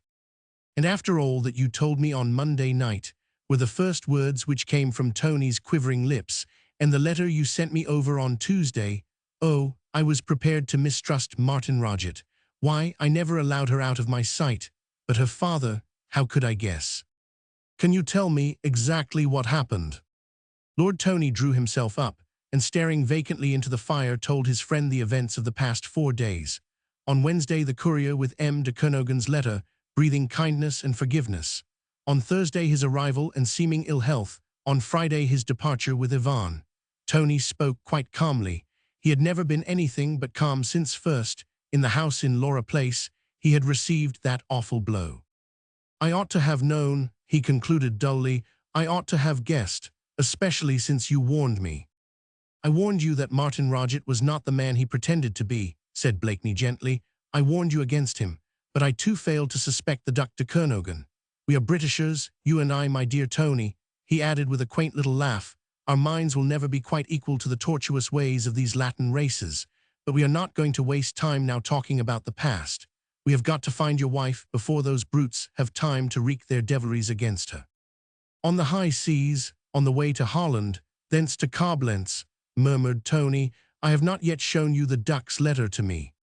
He drew from his pocket the crumpled, damp piece of paper on which the ink had run into patches and blotches, and which had become almost undecipherable now. Sir Percy took it from him and read it through. "The Duc de Kernogan and Lady Anthony Dewhurst are not on their way to Holland and to Koblenz," he said quietly as he handed the letter back to Lord Tony. "Not on their way to Holland?" queried the young man with a puzzled frown.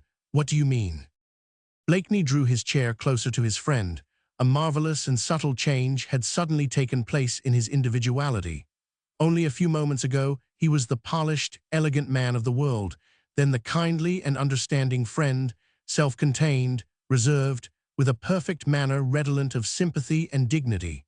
Suddenly, all that was changed. His manner was still perfect and outwardly calm, his gestures scarce, his speech deliberate, but the compelling power of the leader, which is the birth, right of such men, glowed and sparkled now in his deep-set eyes. The spirit of adventure and reckless daring was awake, insistent and rampant, and subtle effluvia of enthusiasm and audacity emanated from his entire personality. Sir Percy Blakeney had sunk his individuality in that of the Scarlet Pimpernel. "I mean," he said, returning his friend's anxious look with one that was inspiring in its unshakable confidence, "I mean that on Monday last, the night before your wedding, when I urged you to obtain Yvonne de Kernogan's consent to an immediate marriage, I had followed Martin 126 Roget to a place called the Bottom Inn on Goblin Combe, a place well known to every smuggler in the county." "You, Percy!" exclaimed Tony in amazement. "Yes, I," laughed the other lightly. "Why not? I had had my suspicions of him for some time. As luck would have it, he started off on the Monday afternoon by hired coach to Chelwood. I followed. From Chelwood he wanted to go on to Redhill, but the roads were axle-deep in mud, and evening was gathering in very fast. Nobody would take him. He wanted a horse and a guide. I was on the spot, as disreputable a bar loafer as you ever saw in your life. I offered to take him. He had no choice. He had to take me. No one else had offered. I took him to the Bottom Inn. There he met our esteemed friend M. Chauvelin."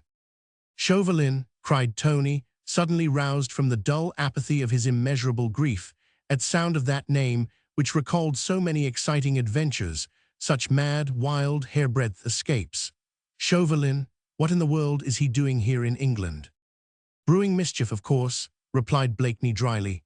"In disgrace, discredited, a marked man, what you will, my friend M. Chauvelin has still an infinite capacity for mischief. Through the interstices of a badly fastened shutter, I heard two blackguards devising infinite devilry. That is why, Tony," he added, "I urged an immediate marriage as the only real protection for Yvonne de Kernogan against those blackguards." "Would to God you had been more explicit," exclaimed Tony with a bitter sigh. "Would to God I had," rejoined the other, "but there was so little time, with licenses and what not all to arrange for, and less than an hour to do it in. And would you have 127 suspected the duck himself of such execrable duplicity, even if you had known, as I did then, that the so-called Martin Roget hath name a debt, and that he matures thoughts of deadly revenge against the Duc de Kernogan and his daughter? Martin Roget, the banker, the exiled royalist who? He may be a banker now, but he certainly is no royalist. He is the son of a peasant who was unjustly put to death 4 years ago by the Duc de Kernogan. Ye gods! He came over to England plentifully supplied with money. I could not gather if the money is his, or if it has been entrusted to him by the revolutionary government for purposes of spying and corruption.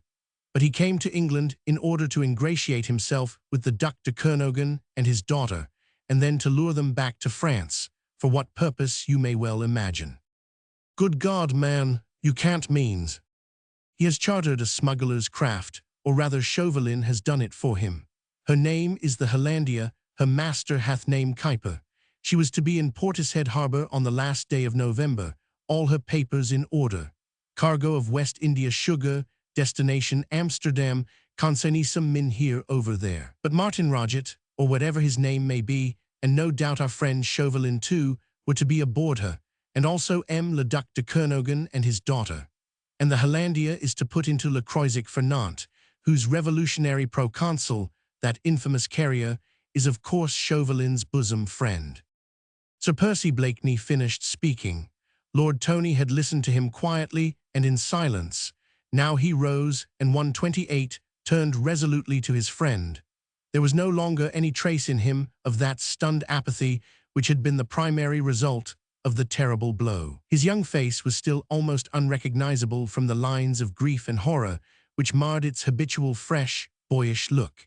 He looked 20 years older than he had done a few hours ago, but there was also in his whole attitude now the virility of more mature manhood, its determination and unswerving purpose. "And what can I do now?" he asked simply, knowing that he could trust his friend and leader with what he held dearest in all the world. "Without you, Blakeney, I am of course impotent and lost. I haven't the head to think. I haven't sufficient brains to pit against those cunning devils, but if you will help me."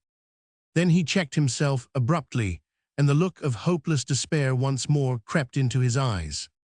"I am mad, Percy," he said with a self-deprecating shrug of the shoulders. Gone crazy with grief, I suppose, or I shouldn't talk of asking your help, of risking your life in my cause. Tony, if you talk that rubbish, I shall be forced to punch your head, retorted Blakeney with his light laugh. Why, man, he added gaily, can't you see that I am aching to have at my old friend Chauvelin again? And indeed the zest of adventure, the zest to fight, never dormant, was glowing with compelling vigor now in those lazy eyes of his, which were resting with such kindliness upon his stricken friend. Go home, Tony, he added, go you rascal, and collect what things you want, while I send for Hastings and Ffoulkes, and see that 4 good horses are ready for us within the hour. Tonight we sleep at Portishead, Tony. The Daydream is lying off there, ready 1:29 to sail at any hour of the day or night. The Hollandia has 24 hours start of us, alas, and we cannot overtake her now, but we'll be in Nantes ere those devils can do much mischief, and once in Nantes. Why, Tony, man, think of the glorious escapes we've had together, you and I. Think of the gay, mad rides across the north of France, with half-fainting women and swooning children across our saddlebows. Think of the day when we smuggled the de Tournais out of Calais harbour, the day we snatched Juliette Déroulède and her Paul out of the tumbrel and tore across Paris with that howling mob at our heels. Think, Tony, of all the happiest, merriest moments of your life, and they will seem dull and lifeless beside what is in store for you, when with your dear wife's arms clinging round your neck, we'll fly along the quays of Nantes on the road to liberty. Ah, Tony, lad, were it not for the anxiety which I know is gnawing at your heart, I would count this one of the happiest hours of my happy life. He was so full of enthusiasm, so full of vitality, that life itself seemed to emanate from him and to communicate itself to the very atmosphere around. Hope lit up my Lord Tony's wan face. He believed in his friend, as medieval ascetics believed in the saints whom they adored. Enthusiasm had crept into his veins, dull despair fell away from him like a mantle. God bless you, Percy, he exclaimed as his firm and loyal hand grasped that of the leader whom he revered. Nay, retorted Blakeney with sudden gravity, he hath done that already. Pray for his help today, lad, as you have never prayed before. Chapter 7. Marguerite. Lord Tony had gone, and for the space of 5 minutes Sir Percy Blakeney stood in front of the hearth staring into the fire. Something lay before him, something had to be done now, which represented the heavy price that had to be paid for those mad and happy adventures, for that reckless daring, aye, for that selfless supreme sacrifice which was as the very breath of life to the Scarlet Pimpernel. And in the dancing flames he could see Marguerite's blue eyes, her ardent hair, her tender smile all pleading with him not to go. She had so much to give him, so much happiness, such an infinity of love, and he was all that she had in the world. It seemed to him as if he could feel her arms around him even now, as if he could hear her voice whispering appealingly, "Do not go. Am I nothing to you that thoughts of others should triumph over my pleading, that the need of others should outweigh mine own most pressing need? I want you, Percy. I, even I, you have done so much for others. It is my turn now." But even as in a kind of trance those words seemed to reach his strained senses, he knew that he must go, that he must tear himself away once more from the clinging embrace of her dear arms and shut his eyes to the tears which anon would fill her own. Destiny demanded that he should go. He had chosen his path in life himself, at first only in a spirit of wild recklessness. A mad tossing of his life into 130 won the scales of fate. But now that same destiny which he had chosen had become his master. He no longer could draw back. What he had done once, 20 times and 100 times, that he must do again, all the while that the weak and the defenseless called mutely to him from across the seas, all the while that innocent women suffered and orphaned children cried. And today it was his friend, his comrade, who had come to him in his distress. The young wife whom he idolized was in the most dire peril that could possibly threaten any woman. She was at the mercy of a man who, driven by the passion of revenge, meant to show her no mercy, and the devil alone knew these days to what lengths of infamy a man so driven would go. The minutes sped on. Blakeney's eyes grew hot and wearied from staring into the fire. He closed them for a moment and then quietly turned to go. Roman 2. All those who knew Marguerite Blakeney these days marveled if she was ever unhappy. Lady Ffoulkes, who was her most trusted friend, vowed that she was not. She had moments, days, sometimes weeks of intense anxiety which amounted to acute agony. Whenever she saw her husband start on one of those expeditions to France, wherein every minute, every hour, he risked his life, and more in order to snatch yet another threatened victim from the awful clutches of those merciless terrorists, she endured soul torture such as few women could have withstood who had not her splendid courage and her boundless faith. But against such crushing sorrow, she had to set off the happiness of those reunions with the man whom she loved so past 132 seonately, happiness which was so great that it overrode and conquered the very memory of past anxieties. Marguerite Blakeney suffered terribly at times. At others she was overwhelmingly happy. The measure of her life was made up of the bitter dregs of sorrow and the sparkling wine of joy. No, she was not altogether unhappy, and gradually that enthusiasm which irradiated from the whole personality of the valiant Scarlet Pimpernel, which dominated his every action, entered into Marguerite Blakeney's blood too. His vitality was so compelling, those impulses which carried him headlong into unknown dangers were so generous, and were actuated by such pure selflessness, that the noble-hearted woman whose very soul was wrapped up in the idolized husband allowed herself to ride by his side on the buoyant waves of his enthusiasm and of his desires. She smothered every expression of anxiety, she swallowed her tears, she learned to say the word goodbye and forgot the word stay. Roman 3. It was half an hour after midday when Percy knocked at the door of her boudoir. She had just come in from a walk in the meadows round the town and along the bank of the river. The rain had overtaken her, and she had come in very wet, but none the less exhilarated by the movement and the keen, damp, salt-laden air which came straight over the hills from the channel. She had taken off her hat and her mantle, and was laughing gaily with her maid, who was shaking the wet out of a feather. She looked round at her husband when he entered, and with a quick gesture ordered the maid out of the room. She had learned to read every line on Percy's face, every expression of his lazy, heavy-lidded eyes. She saw that he 133 was dressed with more than his usual fastidiousness, but in dark clothes and travelling mantle. She knew, moreover, by that subtle instinct which had become a second nature, and which warned her whenever he meant to go. Nor did he announce his departure to her in so many words. As soon as the maid had gone, he took his beloved in his arms. "They have stolen Tony's wife from him," he said with that light, quaint laugh of his. "I told you that the man Martin Roget had planned some devilish mischief. Well, he has succeeded so far, thanks to that unspeakable fool, the Duc de Kernogan." He told her briefly the history of the past few days. "Tony did not take my warning seriously enough," he concluded with a sigh. "He ought never to have allowed his wife out of his sight." Marguerite had not interrupted him while he spoke. At first, she just lay in his arms, quiescent and listening, nerving herself by a supreme effort not to utter one sigh of misery or one word of appeal. Then, as her knees shook under her, she sank back into a chair by the hearth, and he knelt beside her with his arms clasped tightly round her shoulders, his cheek pressed against hers. He had no need to tell her that duty and friendship called, that the call of honor was once again, as it so often has been in the world, louder than that of love. She understood and she knew, and he, with that supersensitive instinct of his, understood the heroic effort which she made. "Your love, dear heart," he whispered, "will draw me back safely home as it hath so often done before. You believe that, do you not?" And she had the supreme courage to murmur, "Yes." Chapter 8. The road to Portishead. It was not until Bath had very obviously been left behind that Yvonne de Kernogan, Lady Anthony Dewhurst, realized that she had been trapped. During the first half hour of the journey, her father had lain back against the cushions of the carriage with eyes closed, his face pale and wan as if with great suffering. Yvonne, her mind a prey to the gravest anxiety, sat beside him, holding his limp, cold hand in hers. Once or twice she ventured on a timid question as to his health, and he invariably murmured a feeble assurance that he felt well, only very tired and disinclined to talk. Anon she suggested, diffidently, for she did not mean to disturb him, that the driver did not appear to know his way into Bath. He had turned into a side road which she felt sure was not the right one. Le Duc then roused himself for a moment from his lethargy.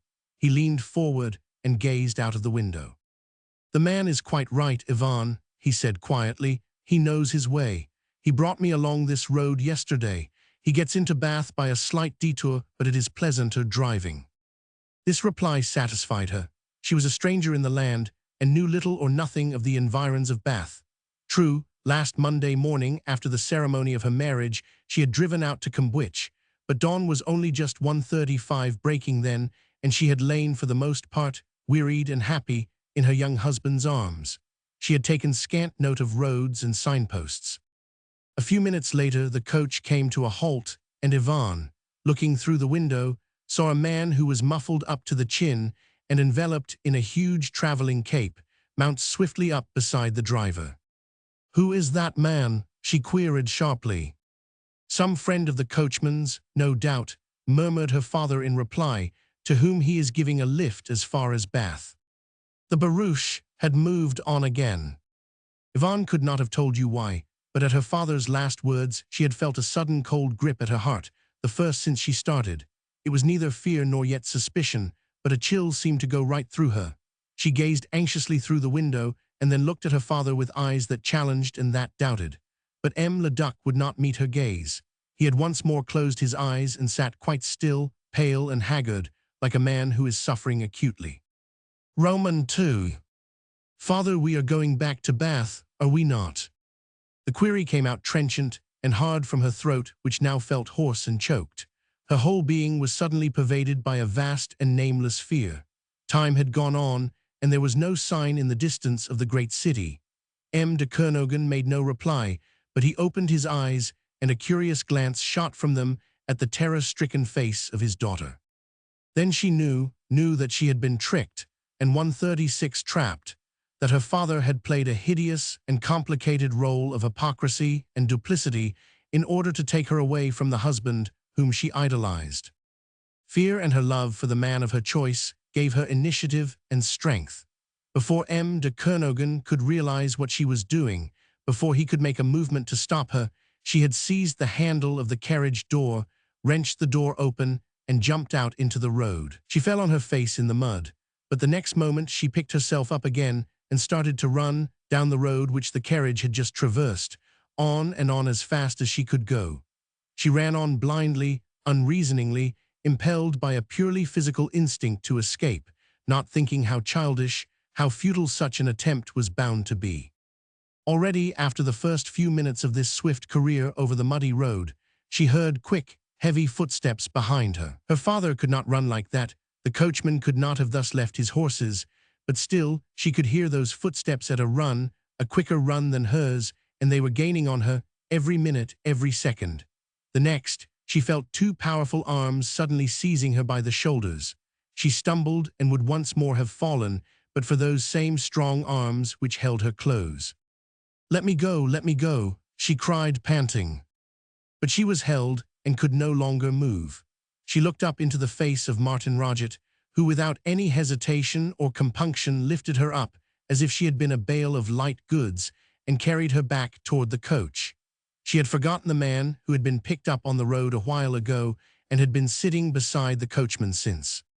He deposited her in the barouche beside her father, then quietly closed the door and once more mounted to his seat 137 on the box. The carriage moved on again. M. de Kernogan was no longer lethargic.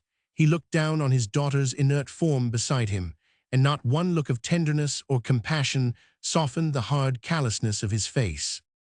"Any resistance, my child," he said coldly, "will as you see be useless as well as undignified. I deplore this necessary violence, but I should be forced once more to requisition M. Martin Roget's help if you attempted such foolish tricks again. When you are a little more calm, we will talk openly together." For the moment she was lying back against the cushions of the carriage, her nerves having momentarily given way before this appalling catastrophe which had overtaken her and the hideous outrage to which she was being subjected by her own father. She was sobbing convulsively, but in the face of his abominable callousness, she made a great effort to regain her self-control. Her pride, her dignity came to the rescue. She had had time in those few seconds to realize that she was indeed more helpless than any bird in a fowler's net, and that only absolute calm and presence of mind could possibly save her now. If indeed there was the slightest hope of salvation. She drew herself up and resolutely dried her eyes and readjusted her hair and her hood and mantle. "We can talk openly at once, sir," she said coldly. "I am ready to hear what explanation you can offer for this monstrous outrage." "I owe you no explanation, my child," he retorted calmly. "Presently, when you are restored to your own sense of dignity and of self-respect, you will remember that a lady of the house of Kernogan does not elope in the night with a stranger and a heretic like some kitchen wench. Having so far forgotten herself, my daughter must, alas, take the 138 consequences, which I deplore, of her own sins and lack of honor." "And no doubt, father," she retorted, stung to the quick by his insults, "that you too will anon be restored to your own sense of self-respect, and remember that hitherto no gentleman of the house of Kernogan has acted the part of a liar and of a hypocrite." "Silence," he commanded sternly. "Yes," she reiterated wildly, "it was the role of a liar and of a hypocrite that you played from the moment when you sat down to pen that letter full of protestations of affection and forgiveness, until like a veritable Judas you betrayed your own daughter with a kiss. Shame on you, father," she cried. "Shame." "Enough," he said, as he seized her wrist so roughly that the cry of pain which involuntarily escaped her effectually checked the words in her mouth. "You are mad, beside yourself, a thoughtless, senseless creature whom I shall have to coerce more effectually if you do not cease your ravings. Do not force me to have recourse once again to Martin Roget's assistance to keep your undignified outburst in check." The name of the man whom she had learned to hate and fear more than any other human being in the world was sufficient to restore to her that measure of self-control which had again threatened to leave her. "Enough indeed," she said more calmly. "The brain that could devise and carry out such infamy in cold blood is not like to be influenced by a defenseless woman's tears. Will you at least tell me whither you are taking me?"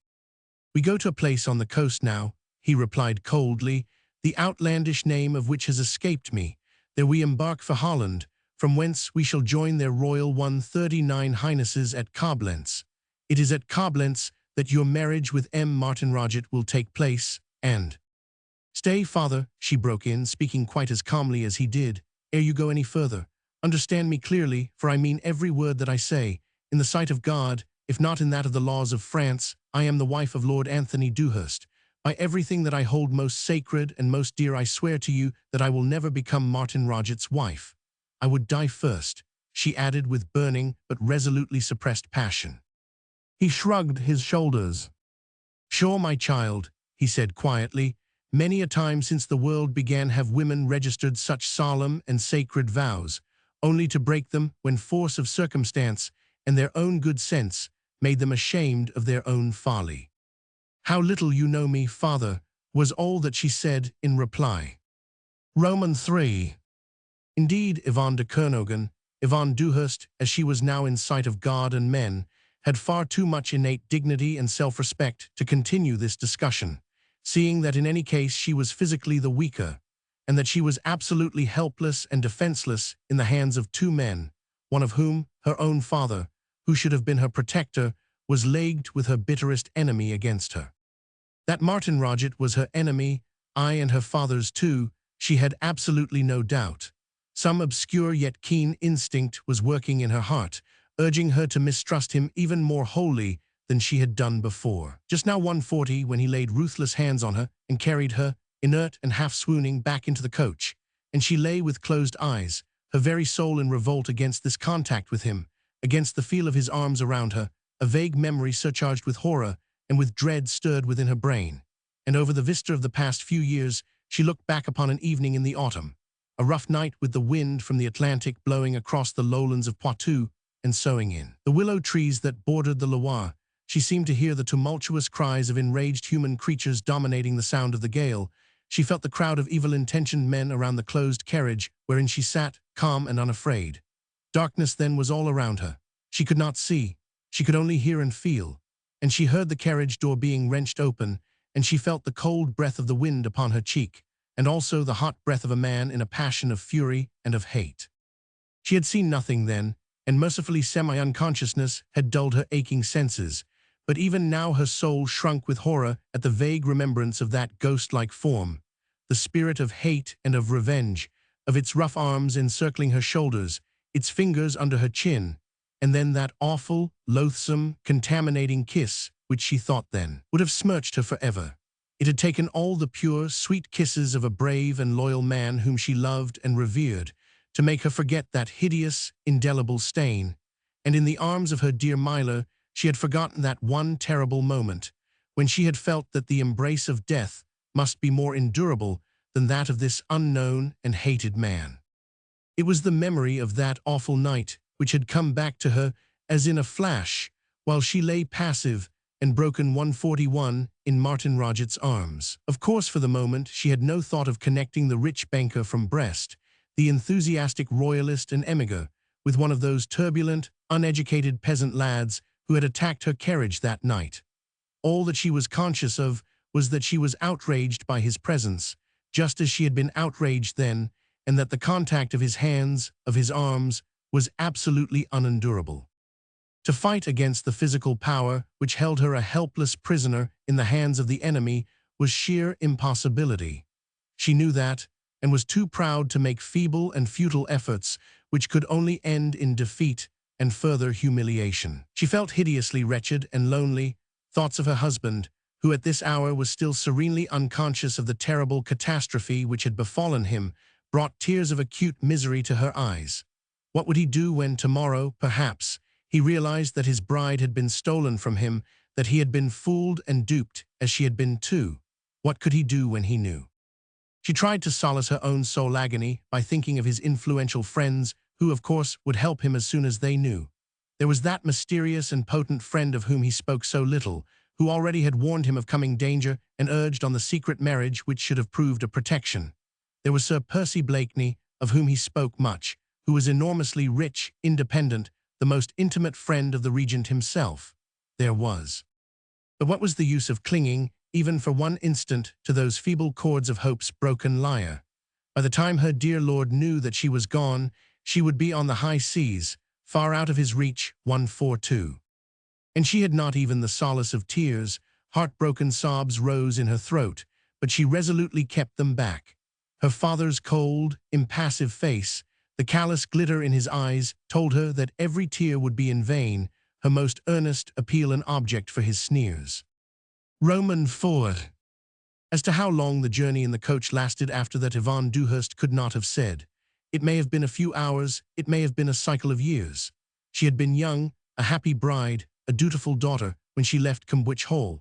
She was an old woman now, a supremely unhappy one, parted from the man she loved without hope of ever seeing him again in life, and feeling nothing but hatred and contempt for the father who had planned such infamy against her. She offered no resistance whatever to any of her father's commands. After the first outburst of revolt and indignation, she had not even spoken to him. There was a halt somewhere on the way, when in the low-raftered room of a posting-inn she had to sit at table with the two men who had compassed her misery. She was thirsty, feverish, and weak. She drank some milk in silence. She felt ill physically as well as mentally, and the constant effort not to break down had helped to shatter her nerves. As she had stepped out of the barouche without a word, so she stepped into it again when it stood outside, ready with a fresh relay of horses to take her further, still further, away from the cozy little nest, where even now her young husband was waiting longingly for her return. The people of the inn, a kindly-looking woman, a portly middle-aged man, one or two young ostlers and serving maids, were 143 standing about in the yard when her father led her to the coach. For a moment the wild idea rushed to her mind to run to these people and demand their protection, to proclaim at the top of her voice the infamous act which was dragging her away from her husband and her home, and lead her a helpless prisoner to a fate that was infinitely worse than death. She even ran to the woman who looked so benevolent and so kind. She placed her small quivering hand on the other's rough toil-worn one, and in hurried, appealing words begged for her help and the shelter of a home till she could communicate with her husband. The woman listened with a look of kindly pity upon her homely face. She patted the small, trembling hand and stroked it gently. Tears of compassion gathered in her eyes. Yes, yes, my dear, she said soothingly, speaking as she would to a sick woman or to a child. I quite understand. I wouldn't have fret if I was you. I would just go quietly with your poor father. He knows what's best for you that he do. You come long why me, she added as she drew Yvonne's hands through her arm. I'll see ye're comfortable in the coach. Yvonne, bewildered, could not at first understand either the woman's sympathy or her obvious indifference to the pitiable tale, until, oh, the shame of it. She saw the two young serving maids looking on her with equal pity expressed in their round eyes, and heard one of them whispering to the other, "Poor lady, so sad ain't it? I'm that sorry for the poor father." And the girl, with a significant gesture, indicated her own forehead and glanced knowingly at her companion. Yvonne felt a hot flush rise to the very roots of her hair. So her father and Martin Roget had thought of everything, and 144 had taken every precaution to cut the ground from under her feet. Wherever a halt was necessary, wherever the party might come in contact with the curious or the indifferent, it would be given out that the poor young lady was crazed, that she talked wildly, and had to be kept under restraint. Yvonne, as she turned away from that last faint glimmer of hope, encountered Martin Roget's glance of triumph and saw the sneer which curled his full lips. Her father came up to her just then and took her over from the kindly hostess, with the ostentatious manner of one who has charge of a sick person and must take every precaution for her welfare. "Another loss of dignity, my child," he said to her in French, so that none but Martin Roget could catch what he said. "I guessed that you would commit some indiscretion, you see, so Martin Roget and myself warned all the people at the inn the moment we arrived. We told them that I was traveling with a sick daughter who had become crazed through the death of her lover and believed herself, like most crazed persons do, to be persecuted and oppressed. You have seen the result. They pitied you. Even the serving maids smiled. It would have been wiser to remain silent." Whereupon he handed her into the barouche with loving care. A crowd of sympathetic onlookers gazing with obvious compassion on the poor crazed lady and her sorely tried father. After this episode, Yvonne gave up the struggle. No one but God could help her if he chose to perform a miracle. The rest of the journey was accomplished in silence. Yvonne gazed, unseeing, through the carriage window as the barouche rattled on the cobblestones of the streets of Bristol. She marveled at the number of people who went gaily by along the streets, unheeding, unknowing that the greatest depths of misery to which any human being could sink had been probed by the unfortunate young girl who, wide-eyed, mute and broken-hearted, gazed out upon the busy world without. Portishead was reached just when the grey light of day turned to a gloomy twilight. Yvonne, unresisting, insentient, went whither she was bidden to go. Better that than to feel Martin Roget's coercive grip on her arm or to hear her father's curt words of command. She walked along the pier and anon stepped into a boat, hardly knowing what she was doing. The twilight was welcome to her, for it hid much from her view, and her eyes, hot with unshed tears, ached for the restful gloom. She realized that the boat was being rowed along for some little way down the stream, that Frederick, who had come she knew not how or whence, was in the boat too with some luggage which she recognized as being familiar, that another woman was there whom she did not know, but who appeared to look after her comforts, wrapped a shawl closer round her knees and drew the hood of her mantle closer round her neck. But it was all like an ugly dream. The voices of her father and of Martin Roget, who were talking in monosyllables, the sound of the oars as they struck the water or creaked in their rowlocks, came to her as from an ever-receding distance. A couple of hours later she came back to complete Con 146 Sciences. She was in a narrow place, which at first appeared to her like a cupboard. The atmosphere was both cold and stuffy and reeked of tar and of oil. She was lying on a hard bed with her mantle and a shawl wrapped round her. It was very dark save where the feeble glimmer of a lamp threw a circle of light around. Above her head there was a constant and heavy tramping of feet, and the sound of incessant and varied creakings and groanings of wood, cordage and metal filled the night air with their weird and dismal sounds. A slow feeling of movement, coupled with a gentle oscillation, confirmed the unfortunate girl's first waking impression that she was on board a ship. How she had got there she did not know. She must ultimately have fainted in the small boat and been carried aboard. She raised herself slightly on her elbow and peered round her into the dark corners of the cabin. Opposite to her upon a bench, also wrapped up in shawl and mantle, lay the woman who had been in attendance on her in the boat. The woman's heavy breathing indicated that she was fast asleep. Loneliness, misery, desolation encompassed the happy bride of yesterday. With a moan of exquisite soul agony, she fell back against the hard cushions, and for the first time this day, a convulsive flow of tears eased the superacuteness of her misery. Chapter 9. The Coast of France. The whole of that wretched, mournful day Yvonne Dewhurst spent upon the deck of the ship, which was bearing her away every hour, every minute, further and still further from home and happiness. She seldom spoke. She ate and drank when food was brought to her. She was conscious neither of cold nor of wet, of well-being or ill. She sat upon a pile of cordages in the stern of the ship, leaning against the taffrail, and in imagination seeing the coast of England fade into illimitable space. Part of the time it rained, and then she sat huddled up in the shawls and tarpaulins which the woman placed about her. Then, when the sun came out, she still sat huddled up, closing her eyes against the glare. When daylight faded into dusk, and then twilight into night, she gazed into nothingness, as she had gazed on water and sky before, thinking. This could not be the end. It could not. So much happiness, such pure love, such perfect companionship as she had had with the young husband whom she idolized could not all be wrenched from her like that, without previous foreboding and without some warning from fate.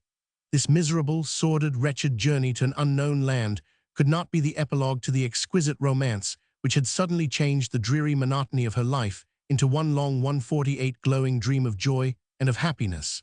This could not be the end. And gazing into the immensity of the far horizon, she thought, and racked her memory for every word, every look which she had had from her dear Myler. And upon the grey background of sea and sky, she seemed to perceive the vague and dim outline of that mysterious friend, the man who knew everything, who foresaw everything, even and above all the dangers that threatened those whom he loved. He had foreseen this awful danger too. Oh, if only Myler and she herself had realized its full extent. But now surely, he would help, he would know what to do. Myler was wont to speak of him as being omniscient and having marvelous powers. Once or twice, during the day, le Duc de Kernogan came to sit beside his daughter and tried to speak a few words of comfort and of sympathy, of a truth here on the open sea, far both from home and kindred, and from the new friends he had found in hospitable England. His heart smote him for all the wrong he had done to his only child. He dared not think of the gentle and patient wife who lay at rest in the churchyard of Kernogan, for he feared that with his thoughts he would conjure up her pale, avenging ghost who would demand an account of what he had done with her child. Cold and exposure, the discomfort of the long sea journey in this rough trading ship, had somewhat damped de Kernogan's pride and obstinacy. His loyalty to the cause of his king had paled before the demands of a father's duty toward his helpless daughter. Roman 2. It was close on 6 o'clock, and the night, after the turbulent and capricious alternations of rain and sunshine, promised to be beautifully clear, though very cold. The pale crescent of the moon had just emerged from behind the thick veil of cloud and mist which still hung threateningly upon the horizon. A fitful sheen of silver danced upon the waves. Le Duc stood beside his daughter. He had inquired after her health and well-being and received her monosyllabic reply with an impatient sigh. Martin Roget was pacing up and down the deck with restless and vigorous strides. He had just gone by and made a loud and cheery comment on the weather and the beauty of the night. Could Yvonne Dewhurst have seen her father's face now, or had she cared to study it, she would have perceived that he was gazing out to sea in the direction to which the schooner was heading with an intent look of puzzlement, and that there was a deep furrow between his brows. Half an hour went by, and he still stood there, silent and absorbed. Then suddenly a curious exclamation escaped his lips. He stooped and seized his daughter by the wrist. "Yvonne," he said excitedly, "tell me, am I dreaming or am I crazed?" "What is it?" she asked coldly. "Out there, look, just tell me what you see." He appeared so excited, and his pressure on her wrist was so insistent that she dragged herself to her feet and looked out to sea in the direction to which he was pointing. "Tell me what you see," he reiterated with ever-grow 150ing excitement, and she felt that the hand which held her wrist trembled violently. "The light from a lighthouse, I think," she said. "And besides that, another light, a much smaller one, considerably higher up. It must be perched up on some cliffs." "Anything else?" "Yes, there are lights dotted about here and there, some village on the coast." "On the coast," he murmured hoarsely, "and we are heading towards it." "So it appears," she said indifferently. What cared she to what shore she was being taken? Every land save England was exile to her now. Just at this moment, Martin Roget, in his restless wanderings, once more passed by. Martin Roget, called the Duck. And vaguely, Ivan wondered why his voice trembled so. "At your service, le Duc," replied the other as he came to a halt, and then stood with legs wide apart firmly planted upon the deck, his hands buried in the pockets of his heavy mantle, his head thrown back, as if defiantly, his whole attitude that of a master condescending to talk with slaves. "What are those lights over there ahead of us?" asked le Duc quietly. "The lighthouse of Le Croisic, le Duc," replied Martin Roget dryly, "and of the guardhouse above and the harbor below. All at your service," he added with a sneer. "Monsieur," exclaimed the Duc. "Ace what?" queried the other blandly. 151. "What does this mean?" In the vague, dim light of the moon, Ivan could just distinguish the two men as they stood confronting one another. Martin Roget, tall, massive, with arms now folded across his breast, shrugging his broad shoulders at the Duc's impassioned query, and her father, who suddenly appeared to have shrunk within himself, who raised one trembling hand to his forehead, and with the other sought with pathetic entreaty the support of his daughter's arm. "What does this mean?" he murmured again. "Only," replied Martin Roget with a laugh, "that we are close to the coast of France, and that with this unpleasant but useful northwesterly wind, we shall be in Nantes 2 hours before midnight." "In Nantes?" queried the Duc vaguely, not understanding, speaking tonelessly like a somnambulist or a man in a trance. He was leaning heavily now on his daughter's arm, and she, with that motherly instinct which is ever present in a good woman's heart, even in the presence of her most cruel enemy, drew him tenderly towards her, gave him the support he needed, not quite understanding herself, yet what it was that had befallen them both. "Yes, in Nantes, le Duc," reiterated Martin Roget with a sneer. "But 'twas to Holland we were going." "To Nantes, le Duc," retorted the other with a ringing note of triumph in his voice. "To Nantes, from which you fled like a coward when you realized that the vengeance of an outraged people had at last overtaken you and your kind." "I do not understand," stammered the Duc, and mechanically now, instinctively, father and daughter clung to 152 one another as if each was striving to protect the other from the raving fury of this madman. Never for a moment did they believe that he was sane. Excitement, they thought, had turned his brain. He was acting and speaking like one possessed. "I dare say it would take far longer than the next 4 hours while we glide gently along the Loire, to make such as you understand that your arrogance and your pride are destined to be humbled at last, and that you are now in the power of those men who a while ago you did not deem worthy to lick your boots. I dare say," he continued calmly, "you think that I am crazed. Well, perhaps I am, but sane enough anyhow, le Duc, to enjoy the full flavor of revenge." "Revenge? What have we done? What has my daughter done?" stammered the Duc incoherently. "You swore you loved her, desired to make her your wife. I consented." "She." Martin Roget's harsh laugh broke in on his vague murmurings. "And like an arrogant fool you fell into the trap," he said with calm irony, "and you were too blind to see in Martin Roget, suitor for your daughter's hand, Pierre, the son of the victim of your execrable tyranny, the innocent man murdered at your bidding." "Pierre, I don't understand." "'Tis but little meseems that you do understand, le Duc," sneered the other. "But turn your memory back, I pray you, to the night 4 years ago when a few hot-headed peasant lads planned to give you a fright in your castle of Kernogan. The plan failed, and Pierre, the leader of that unfortunate band, managed to fly the country, whilst you, like a crazed and blind tyrant, had 153 ministered punishment right, and left for the fright which you had had. Just think of it, those boors, those louts, That swinish herd of human cattle had dared to raise a cry of revolt against you. To death with them all, to death.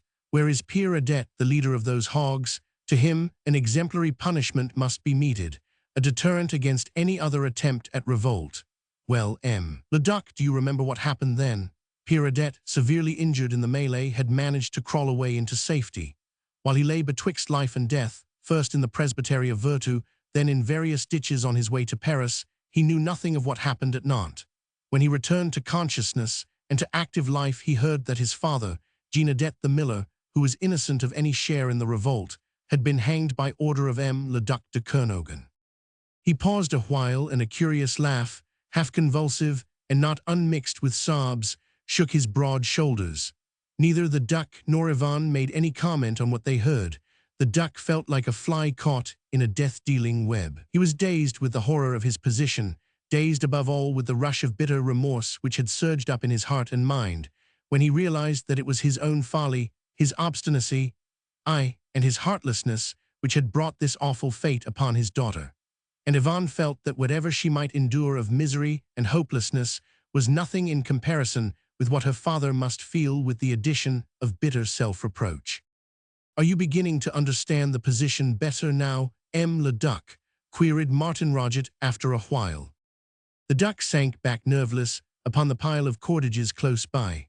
Ivan was leaning with her back against the taffrail, her two arms outstretched, the northwest wind 154 blowing her soft brown hair about her face, whilst her eyes sought through the gloom to read the lines of cruelty and hatred which must be distorting Martin Roget's face now. And she said quietly after a while, "You have waited all these years, monsieur, nursing thoughts of revenge and of hate against us. Ah, believe me," she added earnestly, "though God knows my heart is full of misery at this moment, and though I know that at your bidding death will so soon claim me and my father as his own, yet would I not change my wretchedness for yours." "And I citizeness," he said roughly, addressing her for the first time in the manner prescribed by the revolutionary government, "would not change places with any king or other tyrant on earth. Yes," he added as he came a step or two closer to her, "I have waited all these years. For 4 years I have thought and striven and planned to be even with your father and with you one day. You had fled the country, like cowards, ready to lend your arms to the foreigner against your own country in order to re-establish a tyrant upon the throne whom the whole of the people of France loathed and detested. You had fled, but soon I learned whither you had gone. Then I set to work to gain access to you. I learned English. I too went to England, under an assumed name, with the necessary introductions so as to gain a footing in the circles in which you moved. I won your father's condescension, almost his friendship. The rich banker from Brest should be fleeced in order to provide funds for the armies that were to devastate France, and the rich banker of Brest refused to be fleeced unless he was lured by the promise of de Kernogan's hand in marriage. You need not, monsieur, rejoined Ivan coldly 155, while Martin Roget paused in order to draw breath. You need not, believe me, take the trouble to recount all the machinations which you carried through in order to gain your ends. Enough that my father was so foolish as to trust you, and that we are now completely in your power, but—" "There is no but," he broke in gruffly. "You are in my power, and will be made to learn the law of the talion, which demands an eye for an eye, a life for a life. That is the law which the people are applying to that herd of aristos who were arrogant tyrants once, and are shrinking, cowering slaves now. Oh, you were very proud that night, Mademoiselle Yvonne de Kernogan, when a few peasant lads told you some home truths while you sat disdainful and callous in your carriage. But there is one fact that you can never efface from your memory, strive how you may, and that is that for a few minutes I held you in my arms, and that I kissed you, my fine lady. I kissed you like I would any pert kitchen wench, even I, Pere Adet, the miller's son." He drew nearer and nearer to her as he spoke. She, leaning against the taffrail, could not retreat any further from him. He laughed. "If you fall over into the water, I shall not complain," he said. "It will save our proconsul the trouble and the guillotine some work. But you need not fear. I am not trying to kiss you again. You are nothing to me, you and your father, less than nothing. Your death in misery and wretchedness is all I want. Whether you find a dishonored grave in the Loire or by suicide, I care less than nothing. But let me tell you this," he added, and his voice came now like a hissing sound through his set teeth. that there is no intention on my part to make glorious martyrs of you both. 156. I dare say you have heard some pretty stories over in England of aristos climbing the steps of the guillotine with an ecstatic look of martyrdom upon their face, and tales of the tumbrils of Paris laden with men and women going to their death and shouting, "God save the King," all the way. That is not the sort of paltry revenge which would satisfy me. My father was hanged by yours as a malefactor, hanged, I say, like a common thief. He, a man who had never wronged a single soul in the whole course of his life, who had been an example of fine living, of hard work, of noble courage through many adversities. My mother was left a widow, not the honored widow of an honorable man, but a pariah, the relict of a malefactor who had died of the hangman's rope. My sister was left an orphan, dishonored, without hope of gaining the love of a respectable man. All that I and my family owe to ci-devant le Duc de Kernogan, and therefore I tell you that both he and his daughter shall not die like martyrs, but like malefactors too shamed, dishonored, loathed, and execrated even by their own kindred. Take note of that, le Duc de Kernogan. You have sown shame, shame shall you reap, and the name of which you are so proud will be dragged in the mire, until it has become a byword in the land for all that is despicable and base. Perhaps at no time of his life had Martin Roget, erstwhile peer adet, spoken with such an intensity of passion, even though he was at all times turbulent and a ready prey to his own emotions. But all that he had kept hidden in the inmost recesses of his heart, ever since, as a young stripling, he had chafed at the social conditions of his country, now welled forth in that wild harangue. For the first time in his life, he felt that he was really master of those who had once despised and oppressed him. He held 157 them and was the arbiter of their fate. The sense of possession and of power had gone to his head like wine. He was intoxicated with his own feeling of triumphant revenge, and this impassioned rhetoric flowed from his mouth like the insentient babble of a drunken man. The Duc de Kernogan, sitting on the coil of cordages with his elbows on his knees and his head buried in his hands, had no thought of breaking in on the other man's ravings. The bitterness of remorse paralyzed his thinking faculties. Martin Roget's savage words struck upon his senses like blows from a sledgehammer. He knew that nothing but his own folly was the cause of Yvonne's and his own misfortune. Yvonne had been safe from all evil fortune under the protection of her fine young English husband. He, the father who should have been her chief protector, had dragged her by brute force away from that husband's care and had landed her where a shudder like acute ague went through the unfortunate man's whole body as he thought of the future. Nor did Yvonne Dewhurst attempt to make reply to her enemy's delirious talk. She would not give him even the paltry satisfaction of feeling that he had stung her into a retort. She did not fear him, she hated him too much for that, but like her father, she had no illusions as to his power over them both. While he stormed and raved, she kept her eyes steadily fixed upon him. She could only just barely distinguish him in the gloom, and he no doubt failed to see the expression of lofty indifference wherewith she contrived to regard him. But he felt her contempt, and but for the presence of the sailors on the deck, he probably would have struck her.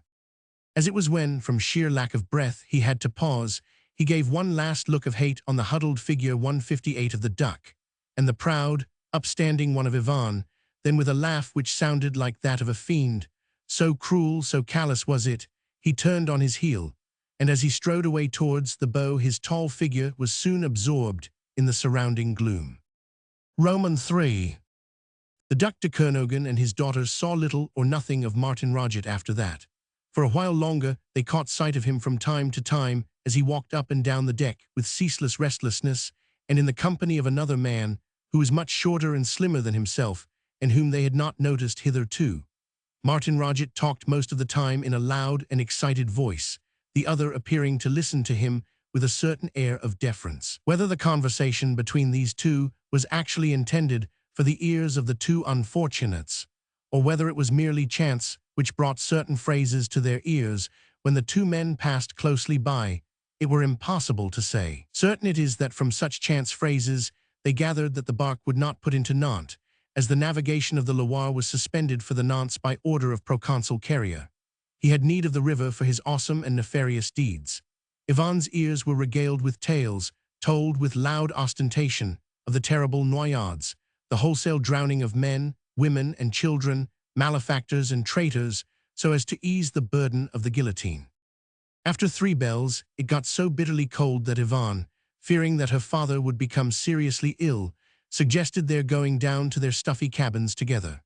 After all, even the foul and shut-up atmosphere of these 159 close, airless cupboards was preferable to the propinquity of those 2 human fiends up on deck, and the tales of horror and brutality which they loved to tell.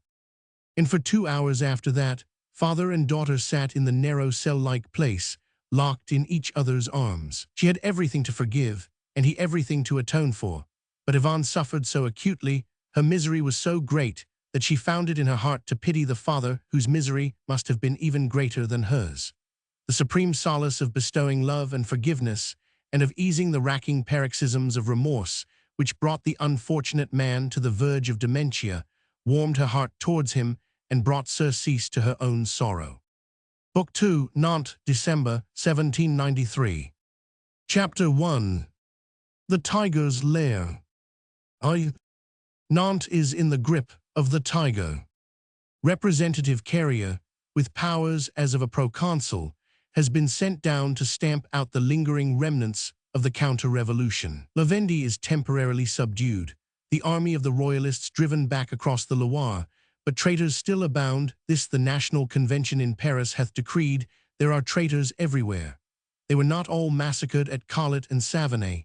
Disbanded, yes, but not exterminated, and wolves must not be allowed to run loose, lest they band again and try to devour the flocks. Therefore extermination is the order of the day.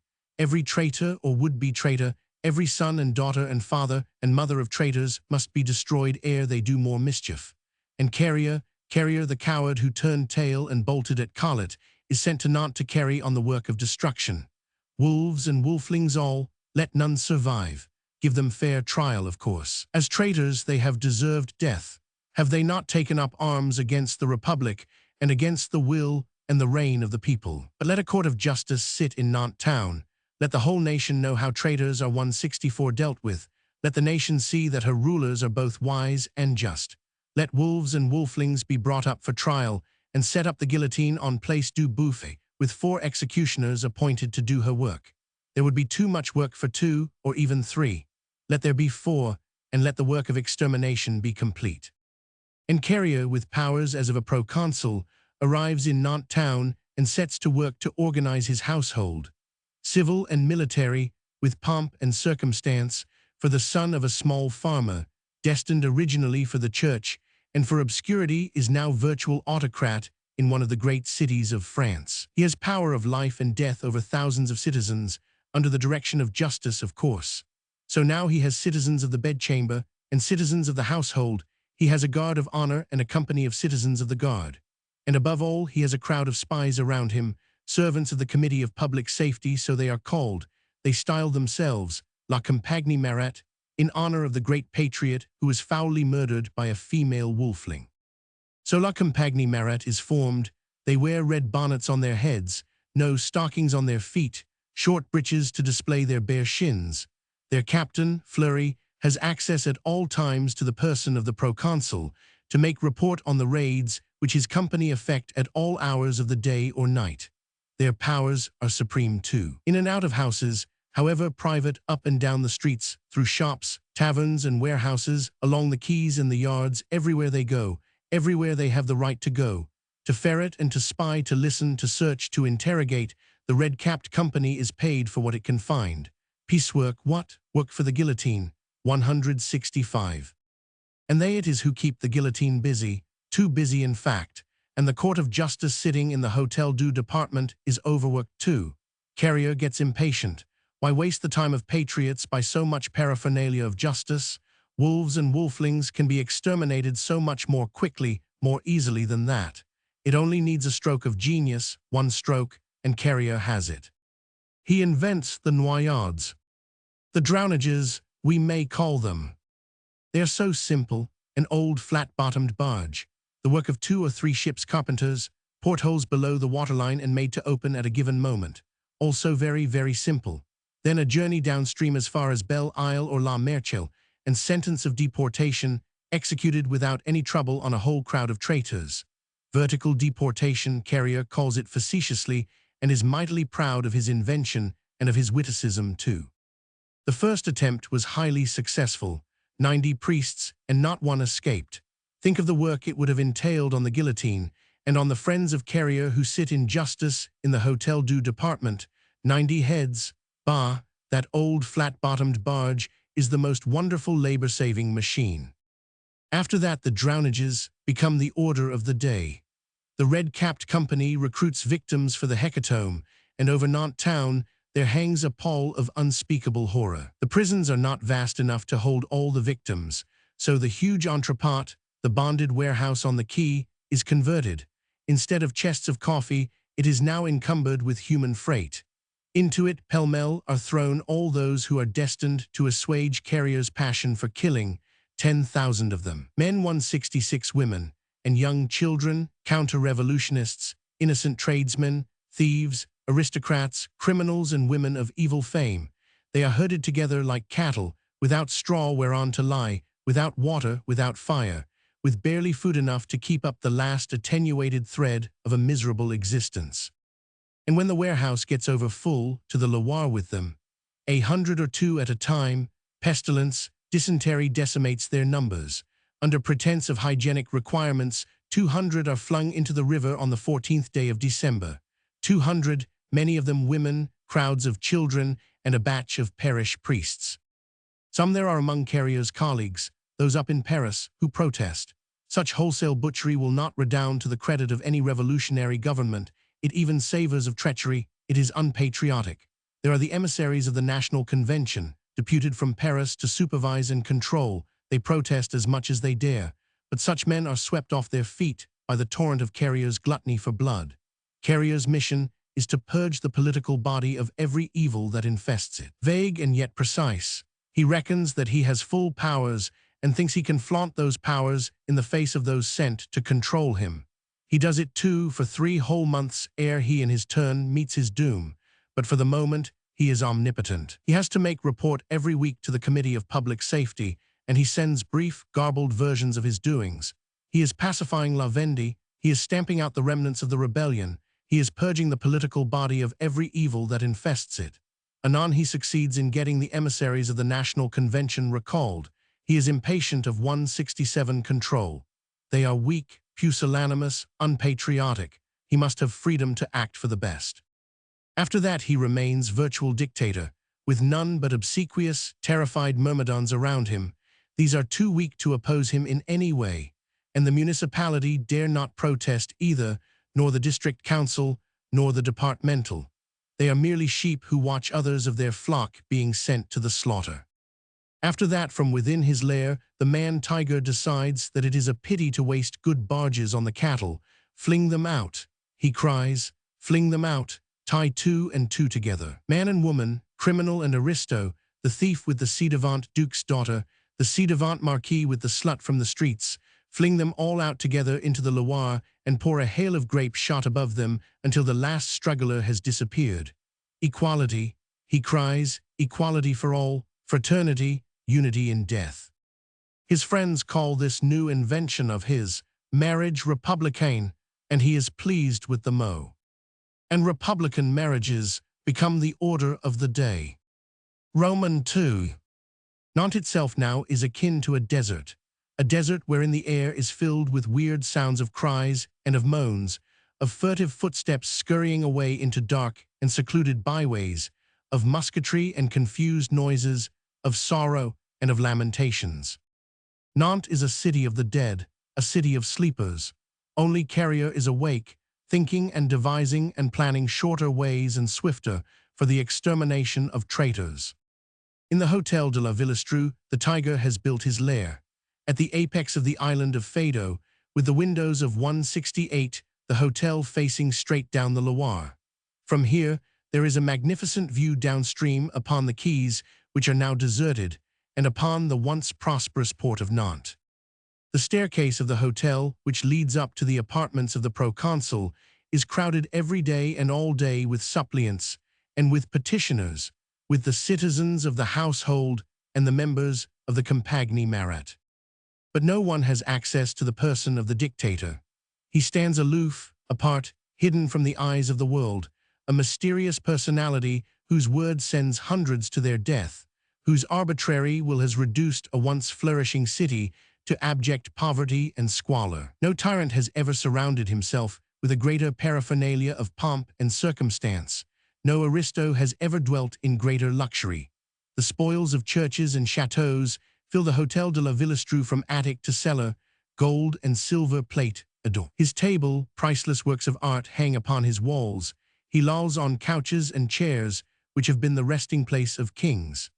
The wholesale spoliation of the entire countryside has filled the demagogue's abode with all that is most sumptuous in the land.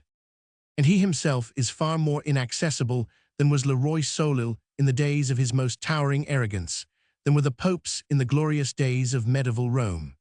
Jean-Baptiste Carrier, the son of a small farmer, the obscure deputy for Contal in the National Convention, dwells in the Hotel de la Villestreux as in a stronghold. No one is allowed near him save a very few intimates.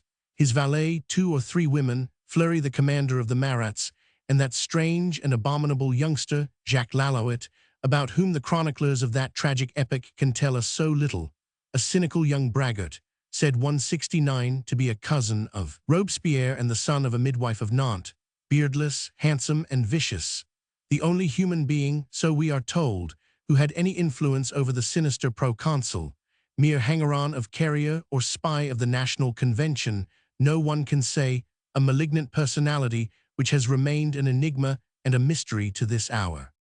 None but these few are ever allowed now inside the inner sanctuary wherein dwells and schemes the dictator. Even Lamberty, Fouquet, and the others of the staff are kept at arm's length. Martin Roget, Chauvelin, and other strangers are only allowed as far as the anteroom.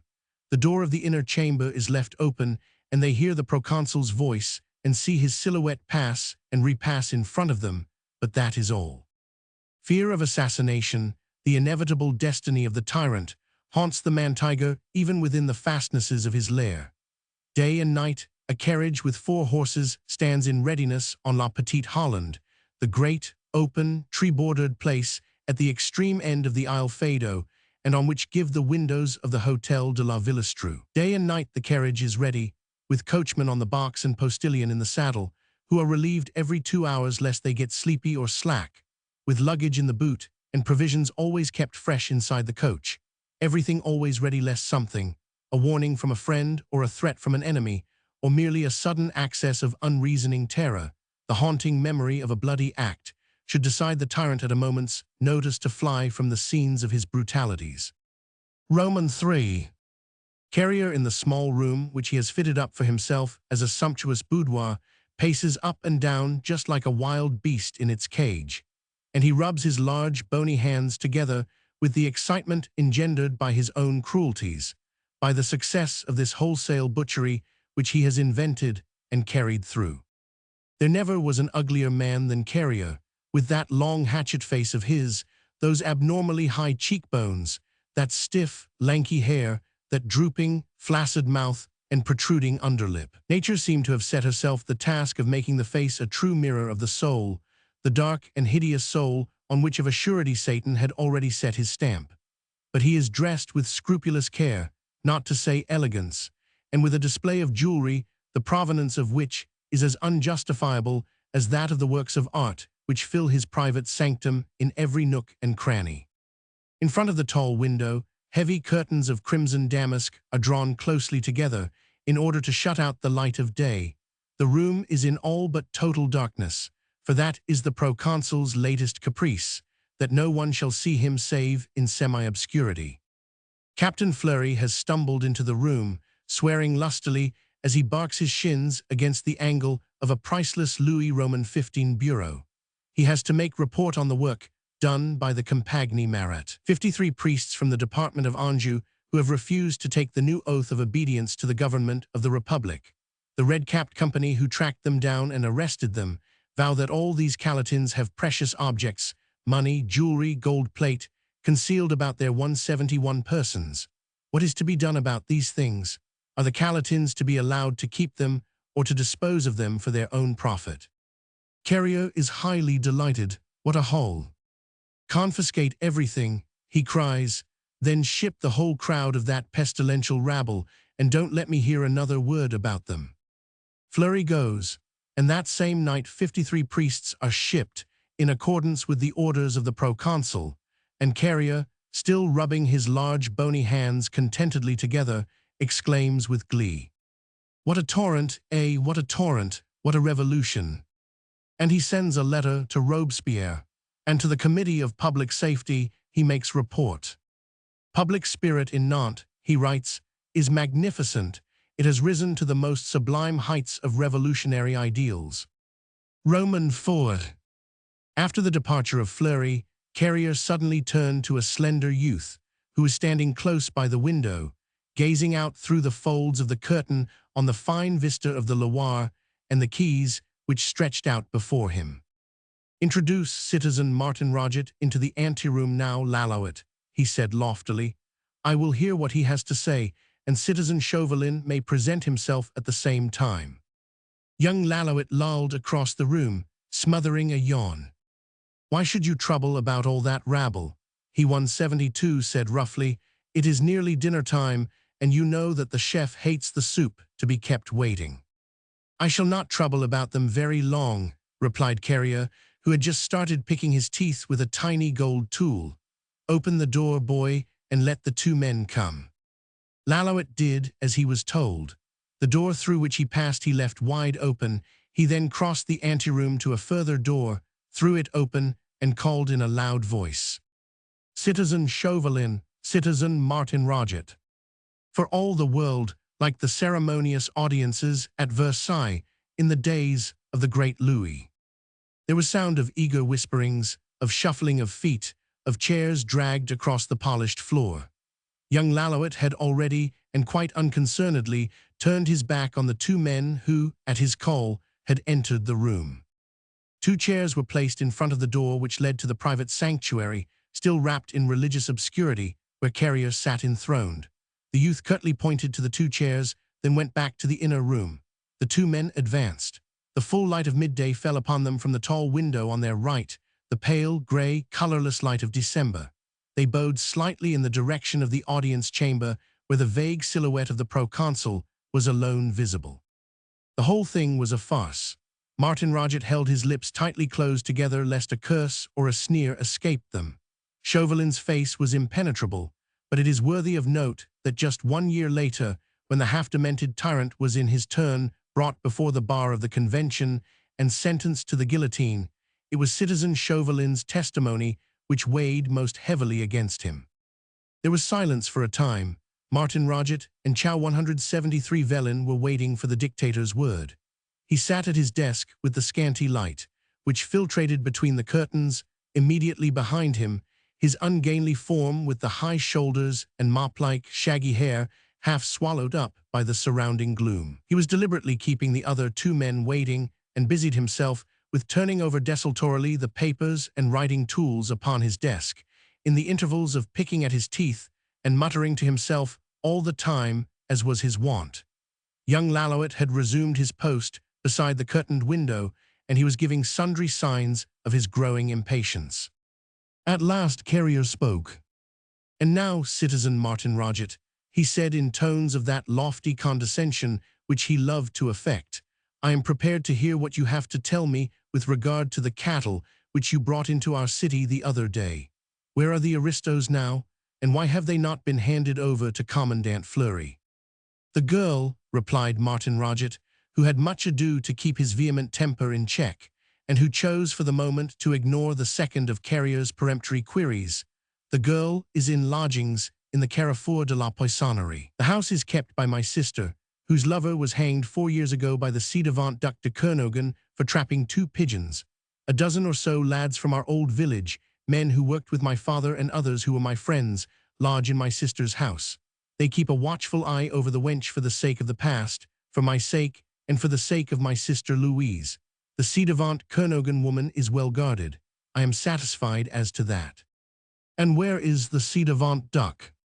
In the house next door, a tavern at the sign of the 174 Rat Mort, a place which is none too reputable, But the landlord, Lemon, is a good patriot, and he is keeping a close eye on the aristo for me. And now will you tell me, citizen, rejoined Carrier with that unctuous suavity which always veiled a threat, will you tell me how it comes that you are keeping a couple of traitors alive all this while at the country's expense? At mine, broke in Martin Roget curtly. At the country's expense, reiterated the proconsul inflexibly. Bread is scarce in Nantes. What traitors eat is stolen from good patriots. If you can afford to fill 2 mouths at your expense, I can supply you with some that have never done aught but proclaim their adherence to the Republic. You have had those 2 aristos inside the city nearly a week. Only 3 days, interposed Martin Roget, and you must have patience with me, citizen Carrier. Remember, I have done well by you by bringing such high game to your bag. Your high game will be no use to me, retorted the other with a harsh laugh, if I am not to have the cooking of it. You have talked of disgrace for the rabble and of your own desire for vengeance over them, but— Wait, citizen, broke in Martin Roget firmly, let us understand one another. Before I embarked on this business, you gave me your promise that no one, not even you, would interfere between me and my booty. And no one has done so hitherto to my knowledge, citizen, rejoined Carrier blandly. The Kernogan rabble has been yours to do with what you like, so far, he added significantly. I said that I would not interfere, and I have not done so up to now, even though the pestilential 175 crowd stinks in the nostrils of every good patriot in Nantes. But I don't deny that it was a bargain that you should have a free hand with them, for a time, and Jean-Baptiste Carrier has never yet gone back on a given word. Martin Roget made no comment on this peroration. He shrugged his broad shoulders and suddenly fell to contemplating the distant landscape. He had turned his head away in order to hide the sneer which curled his lips at the recollection of that bargain struck with the imperious proconsul. It was a matter of 5,000 francs which had passed from one pocket to the other and had bound Carrier down to a definite promise. After a brief while Carrier resumed, at the same time, he said, my promise was conditional, remember. I want that cattle out of Nantes. I want the bread they eat. I want the room they occupy. I can't allow you to play fast and loose with them indefinitely. A week is quite long enough. 3 days, corrected Martin Roget once more. Well, 3 days or 8, rejoined the other roughly. Too long in any case. I must be rid of them out of this city, or I shall have all the spies of the convention about mine ears. I am beset with spies, citizen Martin Roget. Yes, even I, Jean-Baptiste Carrier, the most selfless, the most devoted patriot the Republic has ever known. Mine enemies up in Paris send spies to dog my footsteps, to watch mine every action. They are ready to pounce upon me at the slightest slip, to denounce me, to drag me to their bar. They have already whetted the knife of the guillotine, which is to lay low the head of the finest patriot in France. Hold on, Jean-Baptiste, my friend. Here broke in young Lallouet with a sneer. We don't want protesta 176 tions of your patriotism just now. It is nearly dinner time. Carrier had been carried away by his own eloquence. At Lallouet's mocking words, he pulled himself together, murmured, you young viper, in tones of tigerish affection, and then turned back to Martin Roget and resumed more calmly. They'll be saying that I harbor aristos in Nantes if I keep that Kernogan rabble here any longer, so I must be rid of them, citizen Martin Roget, say within the next 24 hours. He paused for a moment or two, then added dryly, that is my last word, and you must see to it. What is it you do want to do with them, en fin? I want their death, replied Martin Roget with a curse, and he brought his heavy fist crashing down upon the arm of his chair. But not a martyr's death, understand. I don't want the pathetic figure of Yvonne Kernogan and her father to remain as a picture of patient resignation in the hearts and minds of every other aristo in the land. I don't want it to excite pity or admiration. Death is nothing for such as they glory in it. They are proud to die. The guillotine is their final triumph. What I want for them is shame, degradation, a sensational trial that will cover them with dishonor. I want their name dragged in the mire, themselves an object of derision or of loathing. I want articles in the Moniteur giving account of the trial of the ci-devant Duc de Kernogan and his daughter for something that is ignominious and base. I want shame and mud slung at them, noise and beating of drums to proclaim their dishonor. Noise, noise, that will reach every corner of the land, aye, that will reach Koblenz and Germany and England. It is that 177 which they would resent, the shame of it, the disgrace to their name. Shaw, exclaimed Carrier, why don't you marry the wench, citizen Martin Roget? That would be disgrace enough for her, I'll warrant, he added with a loud laugh, enchanted at his witticism. I would tomorrow, replied the other, who chose to ignore the coarse insult, if she would consent. That is why I have kept her at my sister's house these 3 days. Bah, you have no need of a traitor's consent. My consent is sufficient. I'll give it if you like. The laws of the Republic permit, nay desire every good patriot to ally himself with an aristo if he have a mind. And the Kernogan wench face to face with the guillotine, or worse, would surely prefer your embraces, citizen, what? A deep frown settled between Martin Roget's glowering eyes, and gave his face a sinister expression. I wonder, he muttered between his teeth. Then cease wondering, citizen, retorted Carrier cynically, and try our Republican marriage on your Kernogans, thief linked to aristo, cutthroat to proud wench, and then the Loire, shame, dishonor, foul lal I say, death, swift and sure and unerring. Nothing better has yet been invented for traitors. Martin Roget shrugged his shoulders. You have never known, he said quietly, what it is to hate. Carrier uttered an exclamation of impatience. Bah, he said, that is all talk and nonsense. Theories, what?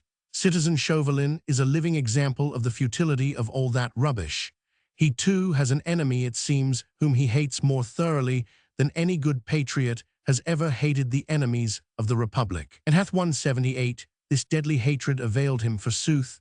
He too wanted the disgrace and dishonor of that confounded Englishman, whom I would simply have tossed into the Loire long ago without further process. What is the result? The Englishman is over in England, safe and sound, making long noses at citizen Chauvelin, who has much ado to keep his own head out of the guillotine. Martin Roget once more was silent. A look of sullen obstinacy had settled upon his face. You may be right, citizen Carrier, he muttered after a while. I am always right, broke in Carrier curtly. Exactly, but I have your promise. And I'll keep it, as I have said, for another 24 hours. Curse you for a mulish fool, added the proconsul with a snarl. What in the D.L.'s name do you want to do? You have talked a vast deal of rubbish, but you have told me nothing of your plans. Have you any that are worthy of my attention? They. Martin Roget rose from his seat and began pacing up and down the narrow room. His nerves were obviously on edge. It was difficult for any man, let alone one of his temperament and half-tutored disposition, to remain calm and deferential in face of the overbearance of this brutal jack-in-office. Martin Roget, himself an upstart, loathed the offensive self-assertion of that uneducated and bestial parvenu who had become all-powerful through the sole might of his savagery, and it cost him a mighty effort to keep a violent retort from escaping his lips, a retort which probably would have cost him his head. 179. Chauvelin, on the other hand, appeared perfectly unconcerned. He possessed the art of outward placidity to a masterly degree. Throughout all this while he had taken no part in the discussion. He sat silent and all but motionless, facing the darkened room in front of him, as if he had done nothing else in all his life but interview great dictators who chose to keep their sacred persons in the dark. Only from time to time did his slender fingers drum a tattoo on the arm of his chair. Carrier had resumed his interesting occupation of picking his teeth. His long, thin legs were stretched out before him. From beneath his flaccid lids, he shot swift glances upwards whenever Martin Roget in his restless pacing crossed and recrossed in front of the open door. But anon, when the latter came to a halt under the lintel, and with his foot almost across the threshold, young Lallouet was upon him in an instant, barring the way to the inner sanctum. Keep your distance, citizen, he said dryly. No one is allowed to enter here.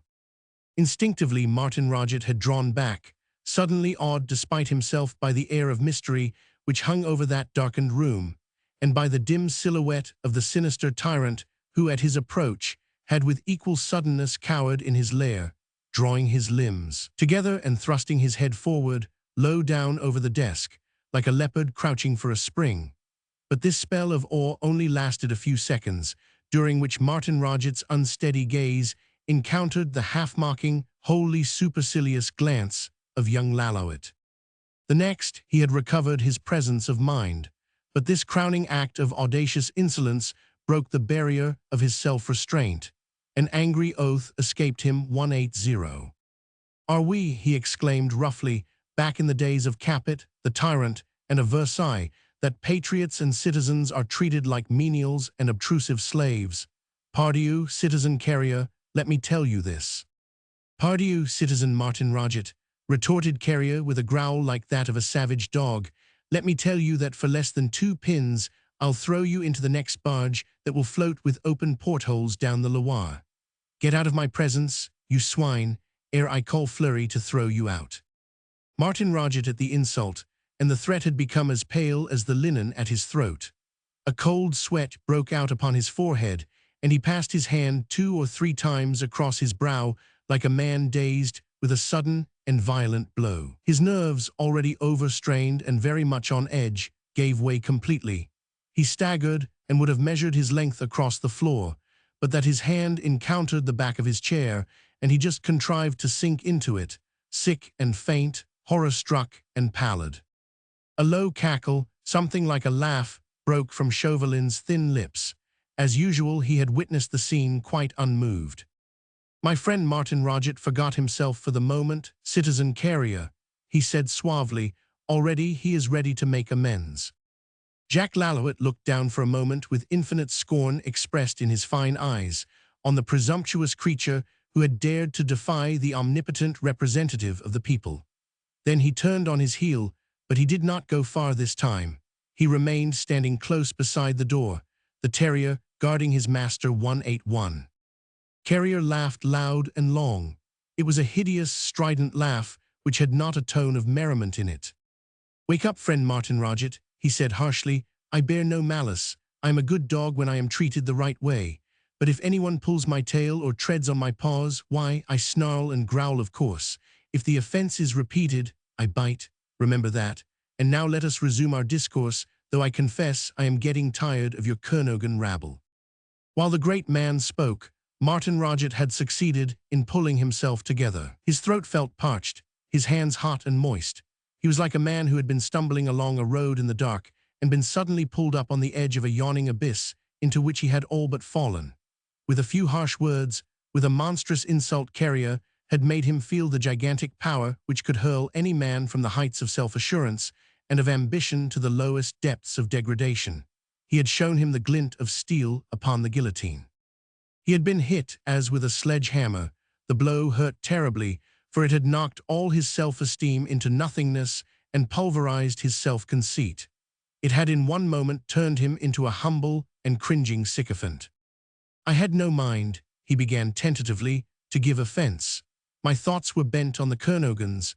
They are a fine haul for us both, citizen Carrier, and I worked hard and long to obtain their confidence over in England and to induce them to come with me to Nantes." "No one denies that you have done well," retorted Carrier gruffly, and not yet wholly pacified. "If the haul had not been worth having, you would have received no help from me. I have shown my gratitude for your help, citizen Car 182 Ria. I would show it again, more substantially if you desire." He spoke slowly and quite deferentially, but the suggestion was obvious. Carrier looked up into his face. The light of measureless cupidity, the cupidity of the coarse-grained, enriched peasant, glittered in his pale eyes. It was by a great effort of will that he succeeded in concealing his eagerness beneath his habitual air of lofty condescension. What?" he queried airily. "If another 5,000 francs is of any use to you." "You seem passing rich, citizen Martin Roget," sneered Carrier. "I have slaved and saved for 4 years. What I have amassed, I will sacrifice for the completion of my revenge." "Well," rejoined Carrier with an expressive wave of the hand, "it certainly is not good for a pure-minded republican to own too much wealth. Have we not fought," he continued with a grandiloquent gesture, "for equality of fortune as well as of privileges?" A sardonic laugh from young Lalauet broke in on the proconsul's eloquent effusion. Carrier swore as was his wont, but after a second or two he began again more quietly. I will accept a further 6,000 francs from you, citizen Martin Roget, in the name of the Republic and all her needs. The Republic of France is up in arms against the entire world. She hath need of men, of arms, of— "Oh, cut that," interposed young Lalloit roughly. But the overvain, high and mighty despot, who was ready to lash out with unbridled fury against the slightest 183 show of disrespect on the part of any other man, only laughed at the boy's impudence. "Curse you, you young viper," he said with that rude familiarity which he seemed to reserve for the boy. "You presume too much on my forbearance. These children you know, citizen, name of a dog," he added roughly. "We are wasting time. What was I saying?" "That you would take 6,000 francs, replied Martin Roget curtly, "in return for further help in the matter of the Kernogans." "Why, yes," rejoined Carrier blandly, "I was forgetting, but I'll show you what a good dog I am. I'll help you with those Kernogans. But you mistook my words, citizen. 'Tis 10,000 francs you must pour into the coffers of the Republic, for her servants will have to be placed at the disposal of your private schemes of vengeance." 10,000 francs is a large sum, said Martin Roget. "Let me hear what you will do for me for that." He had regained something of his former complacency. The man who buys, be it goods, consciences, or services, is always for the moment master of the man who sells. Carrier, despite his dictatorial ways, felt this disadvantage, no doubt, for his tone was more bland, his manner less curt. Only young Jacques Lalloit stood by, like a snarling terrier, still arrogant and still disdainful, the master of the situation, seeing that neither schemes of vengeance nor those of corruption had ruffled his self-assurance. He remained beside the door, ready to pounce on either of the two intruders if they showed the slightest sign of forgetting the majesty of the great proconsul. Romans 6. "I told you just now, citizen Martin Roget," resumed Carrier after a brief pause, "and I suppose you knew it already, that I am surrounded with spies." "Spies, citizen," murmured Martin Roget, somewhat taken aback by this sudden irrelevance. "I didn't know, I imagine, anyone in your position." "That's just it," broke in Carrier roughly. "My position is envied by those who are less competent, less patriotic than I am. Nantes is swarming with spies. Mine enemies in Paris are working against me. They want to undermine the confidence which the National Convention reposes in her accredited representative." "Preposterous," ejaculated young Lalloit solemnly. "Well," rejoined Carrier with a savage oath, "you would have thought that the convention would be only too thankful to get a strong man at the head of affairs in this hotbed of treason and of rebellion. You would have thought that it was no one's affair to interfere with the manner in which I administer the powers that have been given me. I command in Nantes, what? Yet some busybodies up in Paris, some fools, seem to think that we are going too fast in Nantes. They have become weaklings over there since Marat has gone. It seems that they have heard rumors of our flat-bottomed barges and of our fine Republican marriages. Apparently, they disapprove of both. They don't realize that we have to purge an entire city of every kind of rabble, traitors as well as criminals. They don't understand my aspirations, my ideals," he added loftily and with a wide, sweeping gesture of his arm, "which is to make Nantes a model city, to free her from the taint of crime and of treachery, and 185. An impatient exclamation from young Lalloit once again broke in on Carrier's rhetoric, and Martin Roget was able to slip in the query which had been hovering on his lips. "And is this relevant, citizen Carrier," he asked, "to the subject which we have been discussing?" "It is," replied Carrier dryly, "as you will see in a moment. Learn then that it has been my purpose for some time to silence mine enemies by sending to the National Convention a tangible reply to all the accusations which have been leveled against me. It is my purpose to explain to the Assembly my reasons for mine actions in Nantes, my drownages, my Republican marriages, all the coercive measures which I have been forced to take in order to purge the city from all that is undesirable." "And think you, citizen Carrier," queried Martin Roget without the slightest trace of a sneer, "that up in Paris they will understand your explanations?" "Yes, they will.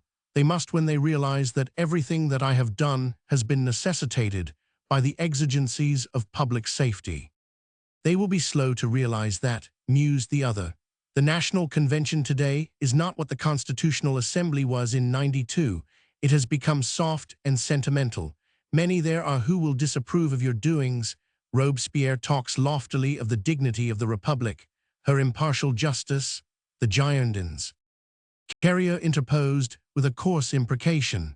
He suddenly leaned forward, sprawling right across the desk. A shaft of light from between the damask curtains caught the end of his nose and the tip of his protruding chin, distorting his face and making it seem grotesque, as well as 186 hideous in the dim light. He appeared excited and inflated with vanity. He always gloried in the atrocities which he committed, and though he professed to look with contempt on every one of his colleagues, he was always glad of an opportunity to display his inventive powers before them and to obtain their fulsome eulogy. "I know well enough what they talk about in Paris," he said, "but I have an answer, a substantial, definite answer for all their rubbish. Dignity of the Republic, impartial justice, tease force, strength, Spartan vigor that we want, and I'll show them. Listen to my plan, Citizen Martin Roget, and see how it will work in with yours. My idea is to collect together all the most disreputable and notorious evildoers of this city. There are plenty in the entrepot at the present moment, and there are plenty more still at large in the streets of Nantes, thieves, malefactors, forgers of state bonds, assassins, and women of evil fame, and to send them in a batch to Paris to appear before the Committee of Public Safety, whilst I will send to my colleagues there a letter couched in terms of gentle reproach. See, I shall say, what I have to contend with in Nantes. See, the moral pestilence that infests the city. These evildoers are but a few among the hundreds and thousands of whom I am vainly trying to purge this city which you have entrusted to my care. They won't know how to deal with the rabble," he continued with his harsh, strident laugh. "They may send them to the guillotine wholesale or deport them to Cayenne, and they will have to give them some semblance of a trial in any case. But they will have to admit that my severe measures are justified, and in future, I imagine, they will leave me more severely alone." "If, as you say," urged Martin Roget, "the National 187 Convention give your crowd a trial, you will have to produce some witnesses." "So I will," retorted Carrier cynically. "So I will. Have I not said that I will round up all the most noted evildoers in the town? There are plenty of them, I assure you. Lately, my company merit have not greatly troubled about them. After Savonay, there was such a crowd of rebels to deal with. There was no room in our prisons for malefactors as well. But we can easily lay our hands on a couple of hundred or so, and members of the municipality or of the district council or tradespeople of substance in the city will only be too glad to be rid of them, and will testify against those that were actually caught red-handed. Not one but has suffered from the pestilential rabble that has infested the streets at night, and lately I have been pestered with complaints of all these night birds, men and women, and—" Suddenly he paused.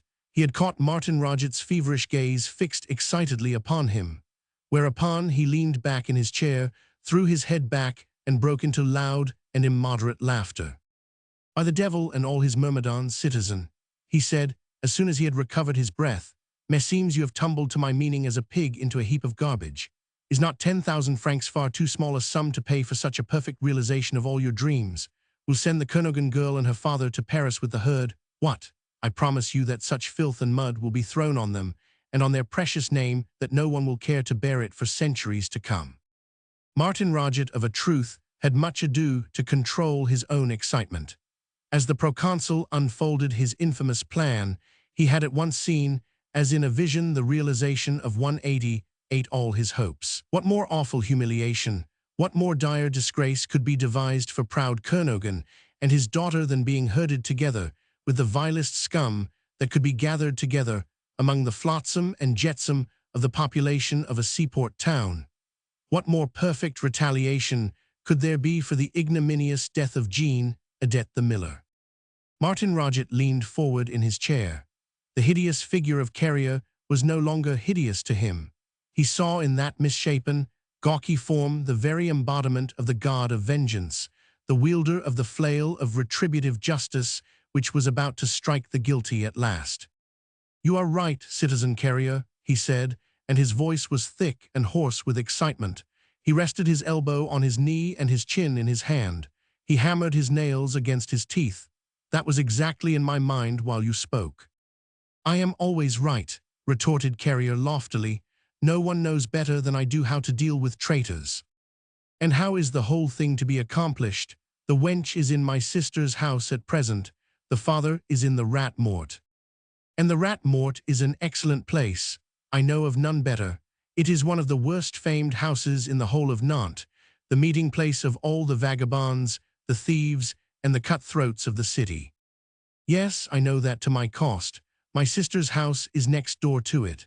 At night, the street is not safe for decent females to be abroad, and though there is a platoon of marats on guard at Le Buffet close by, they do nothing to free the neighborhood of that pest. Bah, retorted Carrier with cynical indifference, they have more important quarry to net. Rebels and traitors 189 swarm in Nantes. What? Commandant Fleury has had no time hitherto to waste on mere cutthroats, although I had thoughts before now of razing the place to the ground. Citizen Lamberty has his lodgings on the other side, and he does nothing but complain of the brawls that go on there nights.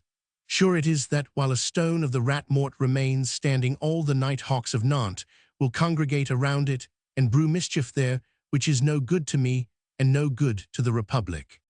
Yes, I know all about the rat mort. I found a night's shelter there 4 years ago when the ci-devant Duc de Kernogan was busy hanging your father, the miller, for a crime which he never committed. Well then, Citizen Martin Roget, continued Carrier with one of his hideous leers, since you know the rat mort so well, what say you to your fair and stately Yvonne de Kernogan and her father being captured there in the company of the lowest scum of the population of Nantes? You mean, murmured Martin Roget, who had become livid with excitement. I mean that my marats have orders to raid some of the haunts of our Nantes cutthroats, and that they may as well begin tonight, and with the rat mort. They will make a descent on the house and a thorough perquisition, and every person, man, woman, and child found on the premises will be arrested and sent with a batch of malefactors to Paris.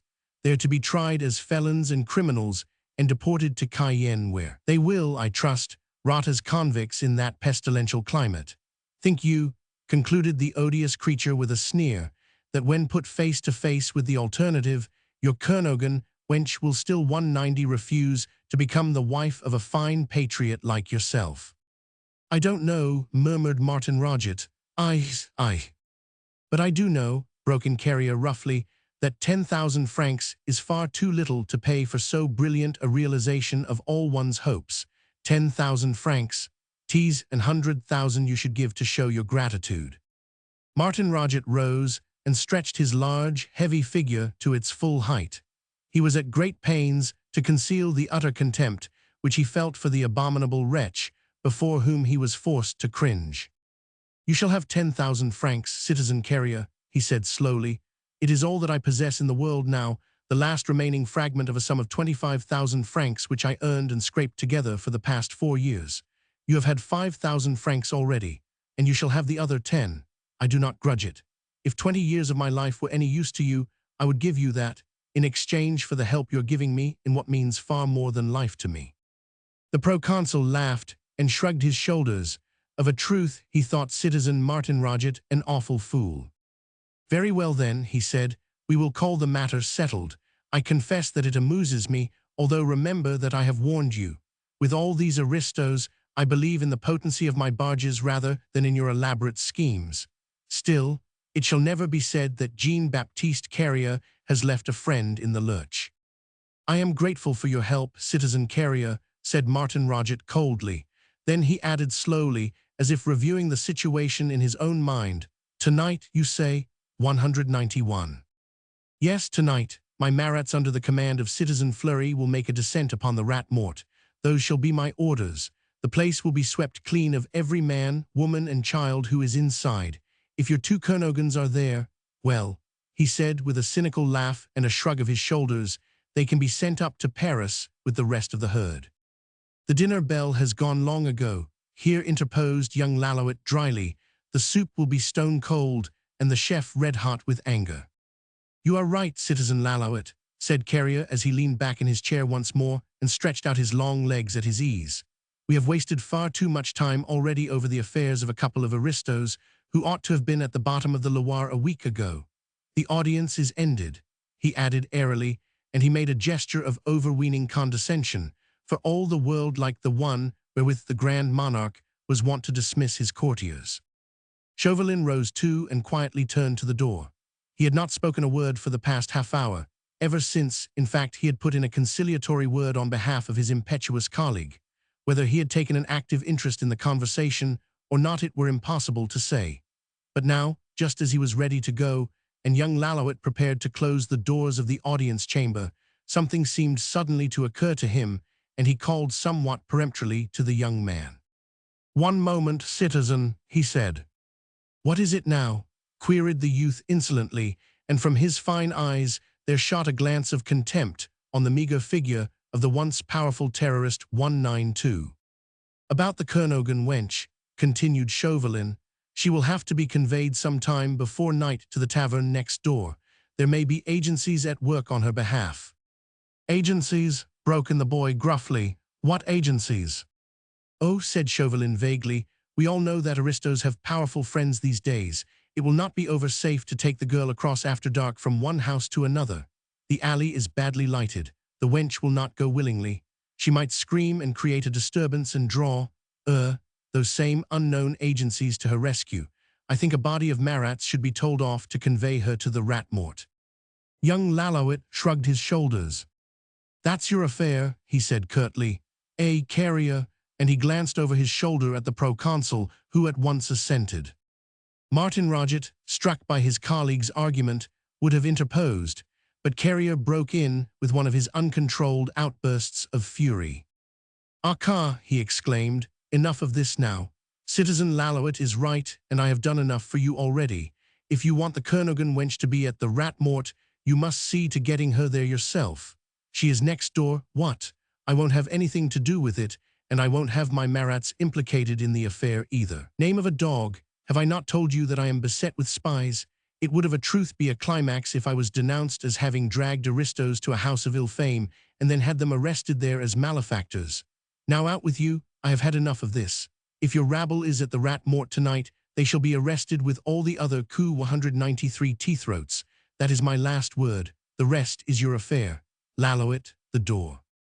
And without another word, and without listening to further protests from Martin Roget or Chauvelin, Jacques Lallouet closed the doors of the audience chamber in their face.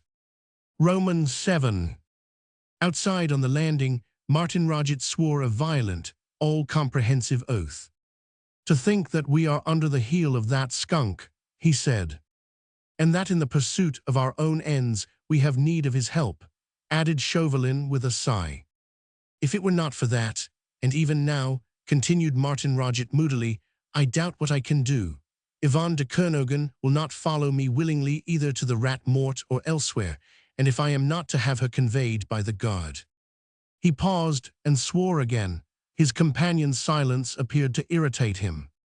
"What do you advise me to do, citizen Chauvelin?" he asked. "For the moment," replied Chauvelin imperturbably, "I should advise you to join me in a walk along the quay as far as Le Bouffay. I have work to see to inside the building, and the northwesterly wind is sure to be of good counsel." An angry retort hovered on Martin Roget's lips, but after a second or two he succeeded in holding his irascible temper in check. He gave a quick sigh of impatience. "Very well," he said curtly. "Let us to Le Bouffay by all means.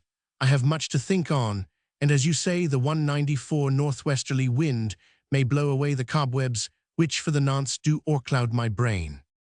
And the two men wrapped their mantles closely round their shoulders, for the air was keen. Then they descended the staircase of the hotel and went out into the street. Chapter 2. Le Bouffay. In the center of the place, the guillotine stood idle. The paint had worn off her sides. She looked weather-beaten and forlorn, stern and forbidding still, but in a kind of sullen loneliness, with the ugly stains of crimson on her turned to rust and grime.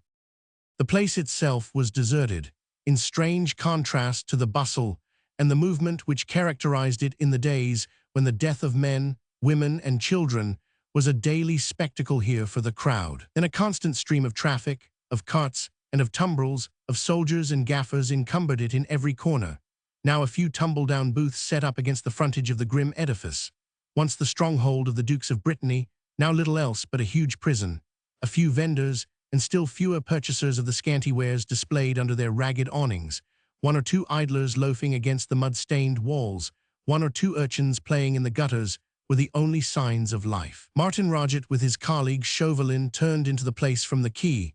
They walked rapidly and kept their mantles closely wrapped under their chin, for the afternoon had turned bitterly cold. It was then close upon 5 o'clock.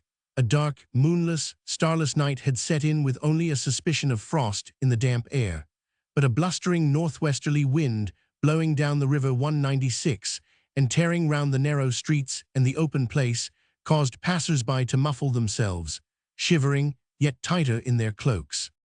Martin Roget was talking volubly and excitedly, his tall, broad figure towering above the slender form of his companion. From time to time, he tossed his mantle aside with an impatient, febrile gesture, and then paused in the middle of the place, with one hand on the other man's shoulder, marking a point in his discourse or emphasizing his argument with short staccato sentences and brief, emphatic words. Chauvelin, placid and impenetrable as usual, listened much and talked little.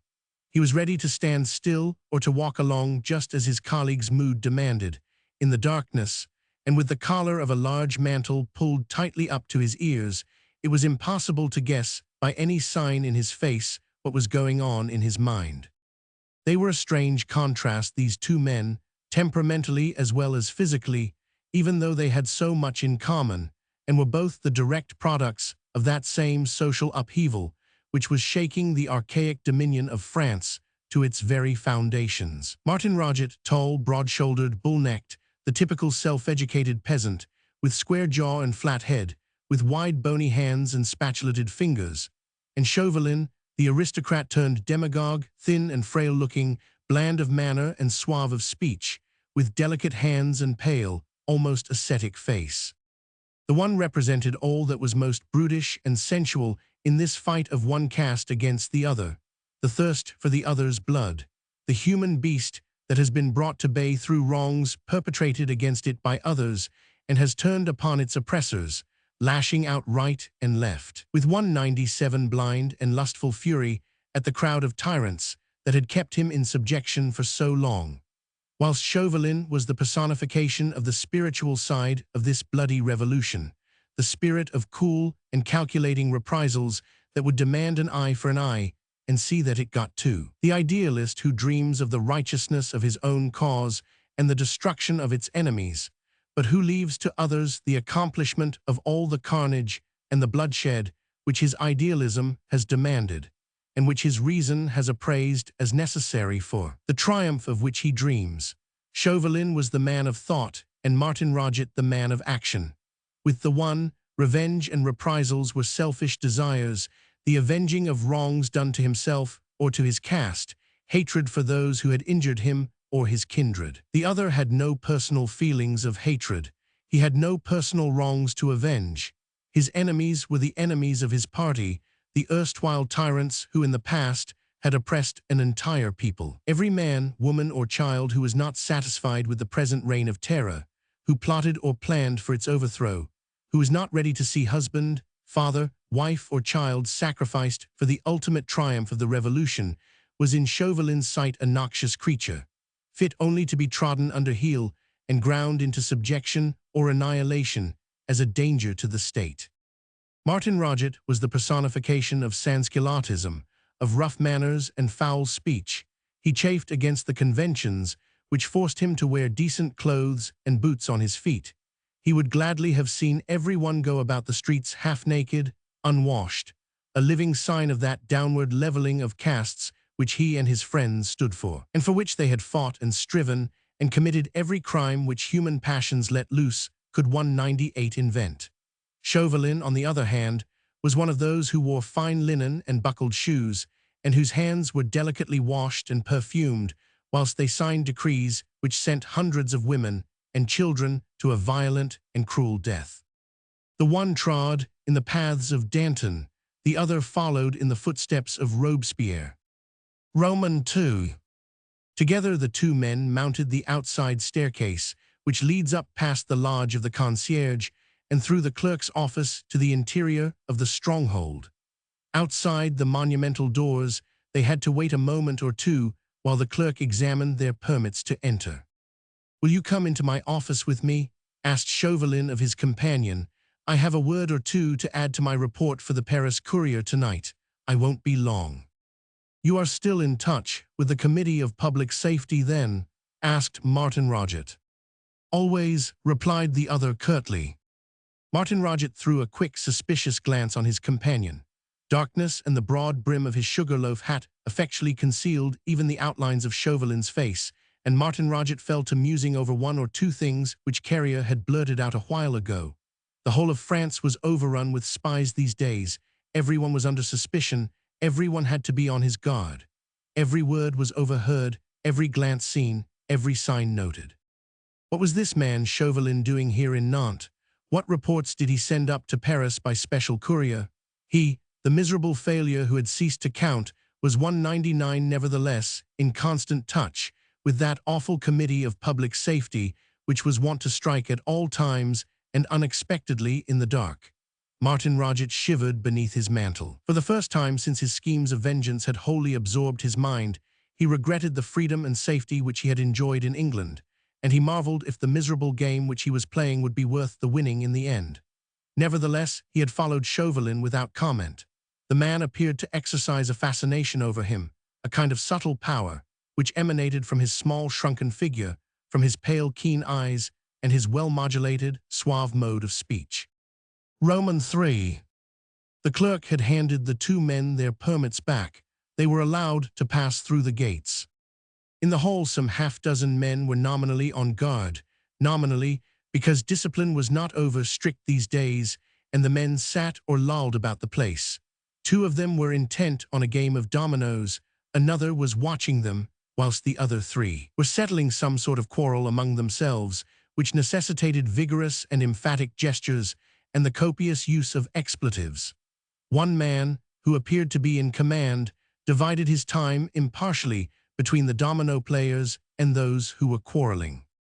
The vast place was insufficiently lighted by a chandelier which hung from the ceiling, and a couple of small oil lamps placed in the circular niches in the wall opposite the front door. No one took any notice of Martin Roget or of Chauvelin as they crossed the hall, and presently the latter pushed 200 open a door on the left of the main gates, and held it open for his colleague to pass through. "You are sure that I shall not be disturbing you?" queried Martin Roget. "Quite sure," replied the other curtly, "and there is something which I must say to you, where I know that I shall not be overheard." Then he followed Martin Roget into the room and closed the door behind him. The room was scantily furnished with a square deal table in the center, 2 or 3 chairs, a broken-down bureau leaning against one wall, and an iron stove wherein a meager fire sent a stream of malodorous smoke through sundry cracks in its chimney pipe. From the ceiling there hung an oil lamp, the light of which was thrown down upon the table by a large green shade made of cardboard. Chauvelin drew a chair to the bureau and sat down. He pointed to another, and Martin Roget took a seat beside the table. He felt restless and excited, his nerves all on the jar. His colleague's calm, sardonic glance acted as a further irritant to his temper. "What is it that you wish to say to me, Citizen Chauvelin?" he asked at last. "Just a word, citizen," replied the other in his quiet, urbane manner. "I have accompanied you faithfully on your journey to England. I have placed my feeble powers at your disposal. A while ago, I stood between you and the proconsul's wrath. This, I think, has earned me the right of asking what you intend to do." "I don't know about the right," retorted Martin Roget gruffly, "but I don't mind telling you. As you remarked a while ago, the northwest wind is wont to be of good counsel. I have thought the matter over whilst I walked 201 with you along the quay, and I have decided to act on Carrier's suggestion. Our eminent proconsul said just now that it was the duty of every true patriot to marry an aristo, and he be free and chance puts a comely wench in his way. I mean," he added with a cynical laugh, "to act on that advice and marry Yvonne de Kernogan, if I can." "She has refused you up to now?" "Yes, up to now." "You have threatened her, and her father. Yes, both, not only with death but with shame. And still she refuses. Apparently, said Martin Roget with ever-growing irritation. It is often difficult, rejoined Chauvelin meditatively, to compel these aristos. They are obstinate. Oh, don't forget that I am in a position now to bring additional pressure on the wench. That lout carrier has splendid ideas, a brute, what, but clever and full of resource. That suggestion of his about the rat-mort is splendid. You mean to try and act on it? Of course I do, said Martin Roget roughly. I am going over presently to my sister's house to see the Kernogan wench again and to have another talk with her. Then if she still refuses, if she still chooses to scorn the honorable position which I offer her, I shall act on Carrier's suggestion.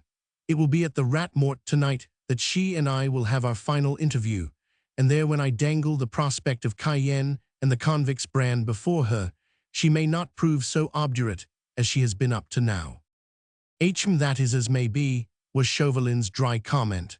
Personally, I am inclined to agree with Carrier 202. Death, swift and sure, the Loire or the guillotine, is the best that has yet been invented for traitors and aristos, but we won't discuss that again. I know your feelings in the matter, and in a measure I respect them, but if you will allow me, I would like to be present at your interview with the soi-disant Lady Anthony Dewhurst. I won't disturb you, and I won't say a word, but there is something I would like to make sure of. What is that? Whether the wench has any hopes, said Chauvelin slowly, whether she has received a message or has any premonition, whether in short she thinks that outside agencies are at work on her behalf. T-Shaw, exclaimed Martin Roget impatiently, you are still harping on that Scarlet Pimpernel idea. I am, retorted the other dryly. As you please, but understand, citizen Chauvelin, that I will not allow you to interfere with my plans, whilst you go off on one of those wild goose chases which have already twice brought you into disrepute. I will not interfere with your plans, citizen, rejoined Chauvelin with unwonted gentleness, but let me in my turn impress one thing upon you, and that is that unless you are as wary as the serpent, as cunning as the fox, all your precious plans will be upset by that interfering Englishman whom you choose to disregard. What do you mean? I mean that I know him to my cost, and you do not.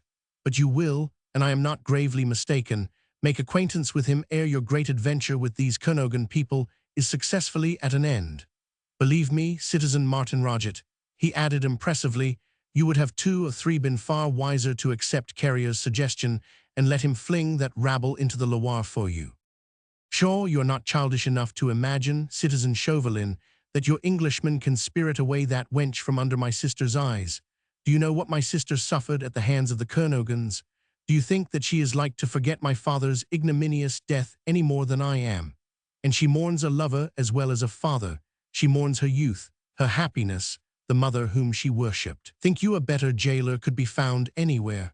And there are friends of mine, lads of our own village, men who hate the Kernogans as bitterly as I do myself, who are only too ready to lend Louise a hand in case of violence. And after that, suppose your magnificent Scarlet Pimpernel succeeded in hoodwinking my sister and in evading the vigilance of a score of determined village lads, who would sooner die one by one than see the Kernogan escape. Suppose all that, I say, there would still be the guard at every city gate to challenge. No, no, it couldn't be done, citizen Chauvelin, he added with a complacent laugh. Your Englishman would need the help of a legion of angels, what, to get the wench out of Nantes this time. Chauvelin made no comment on his colleague's impassioned harangue. Memory had taken him back to that one day in September in Boulogne, when he too had set one prisoner to guard a precious hostage. It brought back to his mind a vision of a strangely picturesque figure, as it appeared to him in the window embrasure of the old castle hall, when it brought back to his ears the echo of that quaint, irresponsible laughter, of that lazy, drawling speech, of all that had acted as an irritant on his nerves, ere he found too or for himself baffled, foiled, eating out his heart with vain reproach at his own folly. I see you are unconvinced, citizen Martin Roget, he said quietly, and I know that it is the fashion nowadays among young politicians to sneer at Chauvelin, the living embodiment of failure. But let me just add this. When you and I talked matters over together at the Bottom Inn, in the wilds of Somersetshire, I warned you that not only was your identity known to the man who calls himself the Scarlet Pimpernel, but also that he knew every one of your plans with regard to the Kernogan wench and her father. You laughed at me then. Do you remember? You shrugged your shoulders and jeered at what you call my far-fetched ideas, just as you do now. Well, will you let me remind you of what happened within 24 hours of that warning which you chose to disregard? Yvonne de Kernogan was married to Lord Anthony Dewhurst and— I know all that, man, broke in Martin Roget impatiently. It was all a mere coincidence. The marriage must have been planned long before that. Your Scarlet Pimpernel could not possibly have had anything to do with it. Perhaps not, rejoined Chauvelin dryly, but mark what has happened since. Just now when we crossed the place I saw in the distance a figure flitting past, the gorgeous figure of an exquisite who of a surety is a stranger in Nantes, and carried upon the wings of the northwesterly wind, there came to me the sound of a voice which, of late, I have only heard in my dreams. On my soul, citizen Martin Roget, he added with earnest emphasis, I assure you that the Scarlet Pimpernel is in Nantes at the present moment, that he is scheming, plotting, planning 205 to rescue the Kernogan wench out of your clutches. He will not leave her in your power. On this I would stake my life. She is the wife of one of his dearest friends. He will not abandon her, not while he keeps that resourceful head of his on his shoulders. Unless you are desperately careful, he will outwit you. Of that I am as convinced as that I am alive. Bah, you have been dreaming, citizen Chauvelin, rejoined Martin Roget with a laugh and shrugging his broad shoulders. Your mysterious Englishman in Nantes. Why, man, the navigation of the Loire has been totally prohibited these last 14 days. No carriage, van or vehicle of any kind is allowed to enter the city, no man, woman or child to pass the barriers without special permit signed either by the proconsul himself or by Fleury the captain of the Marats. Why, even when I brought the Kernogans in overland from Le Croisic, I was detained 2 hours outside Nantes while my papers were sent in to Carrier for inspection. You know that, you were with me. I know it, replied Chauvelin dryly, and yet. He paused, with one claw-like finger held erect to demand attention. The door of the small room in which they sat gave on the big hall where the half-dozen Marats were stationed. The single window at right angles to the door looked out upon the place below. It was from there that suddenly there came the sound of a loud peal of laughter, quaint and merry, somewhat inane and affected, and at the sound Chauvelin's pale face took on the hue of ashes, and even Martin Roget felt a strange sensation of cold creeping down his spine.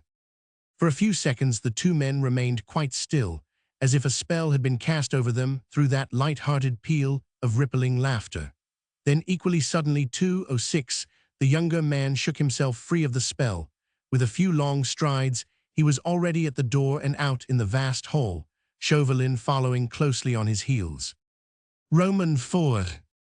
The clock in the tower of the edifice was even then striking 5.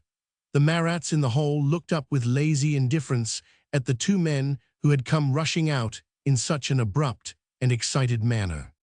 Any stranger been through here? Queried Chauvelin peremptorily of the sergeant in command.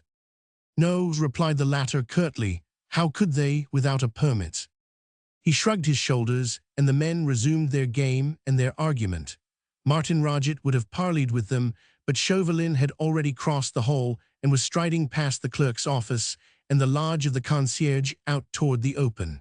Martin Roget, after a moment's hesitation, followed him. The place was wrapped in gloom. From the platform of the guillotine, an oil lamp hoisted on a post threw a small circle of light around. Small pieces of tallow candle, set in pewter sconces, glimmered feebly under the awnings of the booths, and there was a street lamp affixed to the wall of the old chateau immediately below the parapet of the staircase, and others at the angles of the Rue de la Monnaie and the narrow Rue des Jacobins. Chauvelin's keen eyes tried to pierce the surrounding darkness. He leaned over the parapet and peered into the remote angles of the building and round the booths below him. There were a few people on the place, some walking 207 rapidly across from one end to the other, intent on business, others pausing in order to make purchases at the booths. Up and down the steps of the guillotine, a group of street urchins were playing hide-and-seek. Round the angles of the narrow streets, the vague figures of passers-by flitted to and fro, now easily discernible in the light of the street lanthorns, anon swallowed up again in the darkness beyond. Whilst immediately below the parapet 2 or 3 men of the company Margaret were lounging against the walls. Their red bonnets showed up clearly in the flickering light of the street lamps, as did their bare shins and the polished points of their sabots. But of an elegant, picturesque figure, such as Chauvelin had described a while ago, there was not a sign. Martin Roget leaned over the parapet and called peremptorily, "Hey there, citizens of the company Margaret." One of the red-capped men looked up leisurely. "Your desire, citizen?" he queried with insolent deliberation, for they were mighty men, this bodyguard of the great proconsul, his spies and tools in the awesome work of frightfulness which he carried on so ruthlessly. "Is that you, Paul Fritsch?" queried Martin Roget in response. "At your service, citizen," came the glib reply, delivered not without mock deference. "Then come up here, I wish to speak with you." "I can't leave my post, nor can my mates," retorted the man who had answered to the name of Paul Fritsch. "Come down, citizen, and you desire to speak with us." Martin Roget swore lustily. "The insolence of that rabble," he murmured 208. "Hush, I'll go," interposed Chauvelin quickly. "Do you know that man Fritsch? Is he trustworthy?" "Yes, I know him. As for being trustworthy," added Martin Roget with a shrug of the shoulders, "he is a corporal in the Marats and high in favor with Commandant Fleury." Every second was of value, and Chauvelin was not the man to waste time in useless parleyings. He ran down the stairs at the foot of which one of the red-capped gentry deigned to speak with him. "Have you seen any strangers across the place just now?" he queried in a whisper. "Yes," replied the man Fritsch, "two." Then he spat upon the ground and added spitefully, "Aristos, what? In fine clothes, like yourself, citizen." "Which way did they go?" "Down the Rue des Jacobins." "When?" "2 minutes ago." "Why did you not follow them, Aristos, and—" "I would have followed," retorted Paul Fritsch with studied insolence. "'Twas you called me away from my duty." "After them, then," urged Chauvelin peremptorily. "They cannot have gone far. They are English spies, and remember, citizen, that there's a reward for their apprehension." The man grunted an eager assent. The word reward had fired his zeal. In a trice he had called to his mates, and the 3 Marats soon sped across the place and down the Rue des Jacobins, where the surrounding gloom quickly swallowed them up 209. Chauvelin watched them till they were out of sight. Then he rejoined his colleague on the landing at the top of the stairs. For a second or two longer, the click of the men's sabots upon the stones resounded on the adjoining streets and across the place, and suddenly that same quaint, merry, somewhat inane laugh woke the echoes of the grim buildings around and caused many a head to turn inquiringly, marveling who it could be that had the heart to laugh these days in the streets of Nantes. 5 minutes or so later, the 3 Marats could vaguely be seen recrossing the place and making their way back to Le Bouffay, where Martin Roget and Chauvelin still stood on the top of the stairs, excited and expectant. At sight of the men, Chauvelin ran down the steps to meet them. "Well," he queried in an eager whisper. "We never saw them," replied Paul Fritsch gruffly, though we could hear them clearly enough, talking, laughing, and walking very rapidly toward the quay. Then suddenly the earth or the river swallowed them up. We saw and heard nothing more." Chauvelin swore, and a curious hissing sound escaped his thin lips. "Don't be too disappointed, citizen," added the man with a coarse laugh.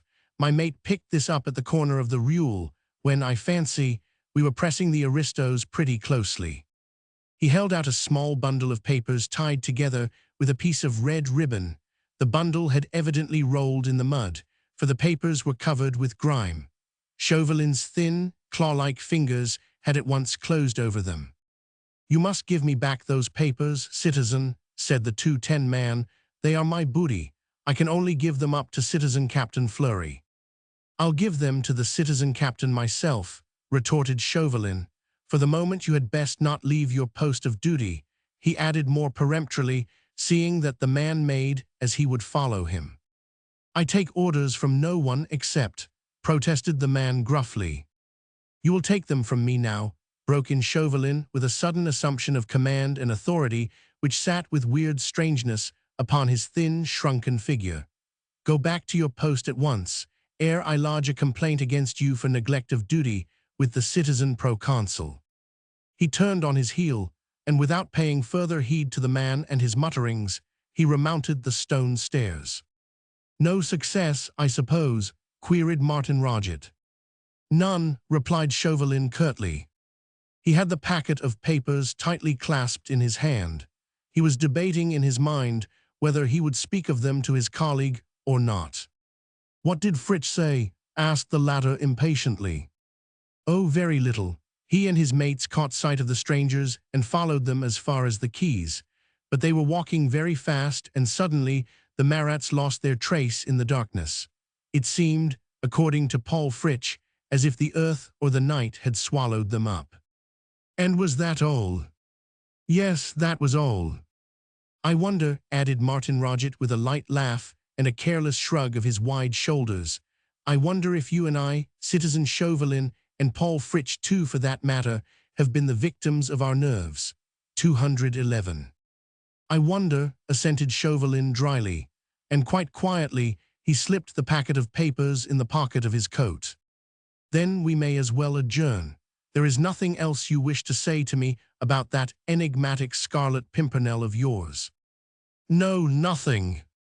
"And you still would like to hear what the Kernogan wench will say and see how she will look when I put my final proposal before her?" "If you will allow me." "Then come," said Martin Roget. "My sister's house is close by." Chapter 3. The Fowlers. In order to reach the Carrefour de la Poissonnerie, the two men had to skirt the whole edifice of Le Buffet, walk a little along the quay, and turn up the narrow alley opposite the bridge. They walked on in silence, each absorbed in his own thoughts. The house occupied by the citizeness Adet lay back a little from the others in the street.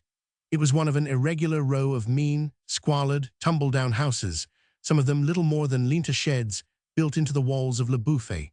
Most of them had overhanging roofs, which stretched out like awnings more than halfway across the road, and even at midday shut out any little ray of sunshine which might have a tendency to peep into the street below. In this year Roman II of the Republic, the Carrefour de la Poissonnerie was unpaved, dark and evil-smelling. For 2/3 of the year, it was ankle-deep in mud. The rest of the time, the mud was baked into cakes and emitted clouds of sticky dust under the shuffling feet of the passers-by. At night, it was dimly lighted by one or two broken-down lanthorns, which were hung on transverse chains overhead from house to house. These lanthorns only made a very small circle of light immediately below them. The rest of the street was left in darkness, save for the faint glimmer which filtrated through an occasional ill-fitting doorway or 213 through the chinks of some insecurely fastened shutter. The Carrefour de la Poissonnerie was practically deserted in the daytime. Only a few children, miserable little atoms of humanity, showing their meager, emaciated bodies through the scanty rags which failed to cover their nakedness, played weird, mirthless games in the mud and filth of the street. But at night it became strangely peopled with vague and furtive forms that were wont to glide swiftly by, beneath the hanging lanthorns, in order to lose themselves again in the welcome obscurity beyond. Men and women, ill-clothed and unshod, with hands buried in pockets or beneath scanty shawls, their feet oft-times bare, making no sound as they went squishing through the mud. A perpetual silence used to reign in this kingdom of squalor and of darkness, where night hawks alone fluttered their wings. Only from time to time, a joyless greeting of boon companions, or the hoarse cough of some wretched consumptive, would wake the dormant echoes that lingered in the gloom. Roman II. Martin Roget knew his way about the murky street well enough. He went up to the house, which lay a little back from the others. It appeared even more squalid than the rest. Not a sound came from within, hardly a light. Only a narrow glimmer found its way through the chink of a shutter on the floor above. To right and left of it, the houses were tall, with walls that reeked of damp and of filth. From one of these, the one on the left, An iron sign dangled and creaked dismally as it swung in the wind. Just above the sign, there was a window with partially closed shutters. Through it came the sound of two husky voices raised in heated argument 214. In the open space in front of Louise, Odette's house vague forms standing about or lounging against the walls of the neighboring houses were vaguely discernible in the gloom. Martin Roget and Chauvelin, as they approached, were challenged by a raucous voice, which came to them out of the inky blackness around. "Halt, who goes there?" "Friends," replied Martin Roget promptly, "is Citizeness Odette within?"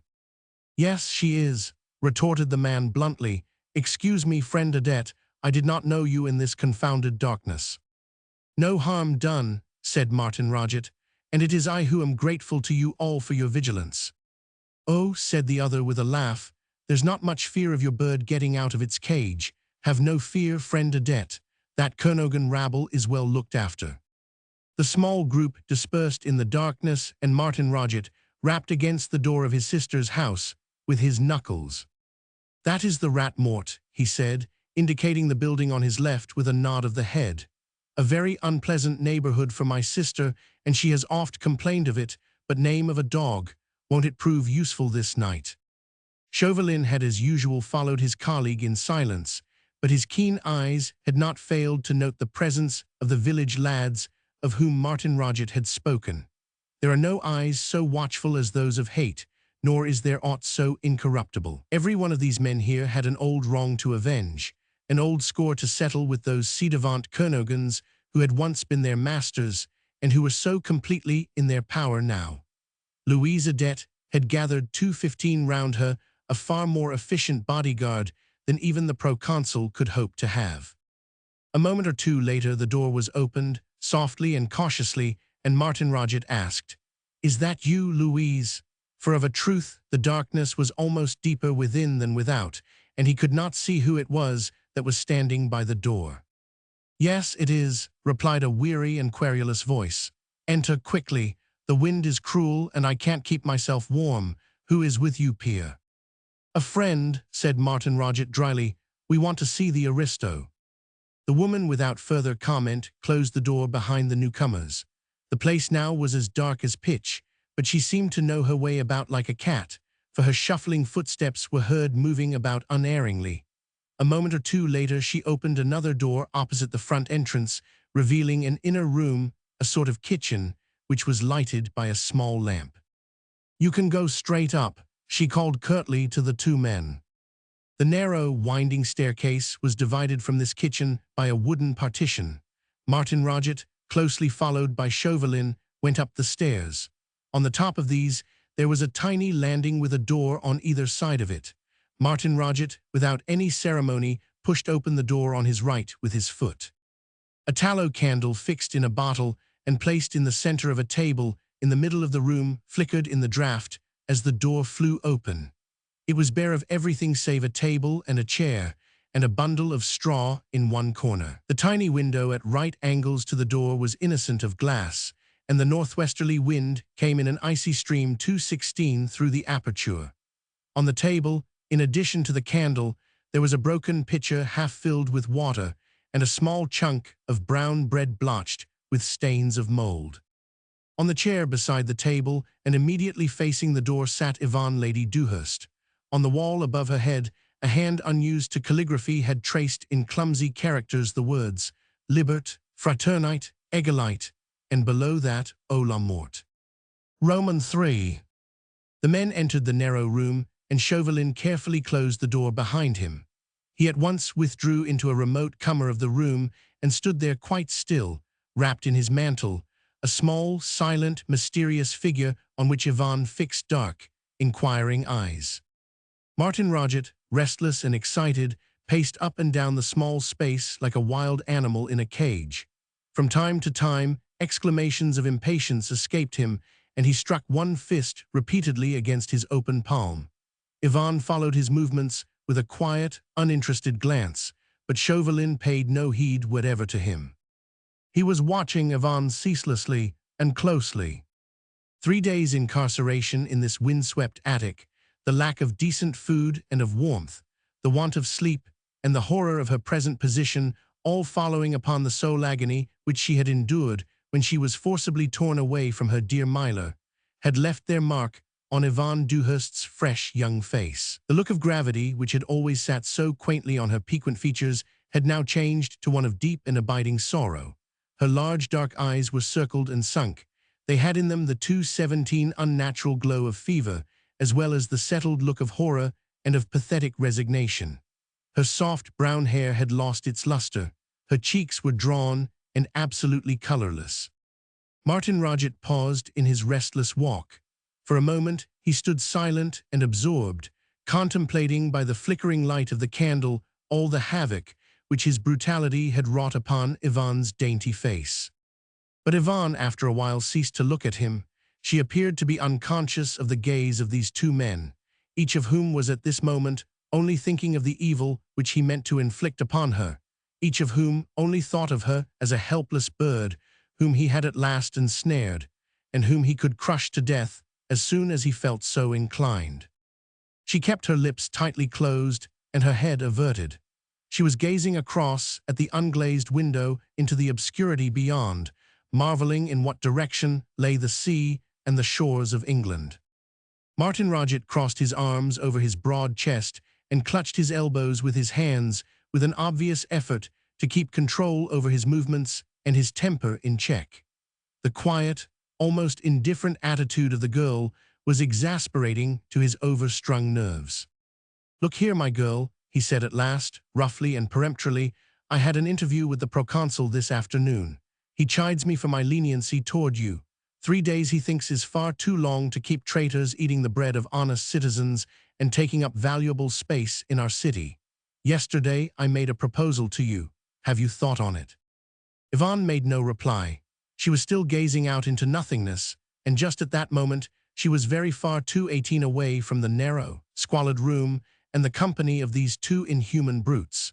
She was thinking of her dear Myla and of that lovely home at Cambwich, wherein she had spent 3 such unforgettable days. She was remembering how beautiful had been the color of the bare twigs in the chestnut coppice when the wintry sun danced through and in between them and drew fantastic patterns of living gold upon the carpet of dead leaves.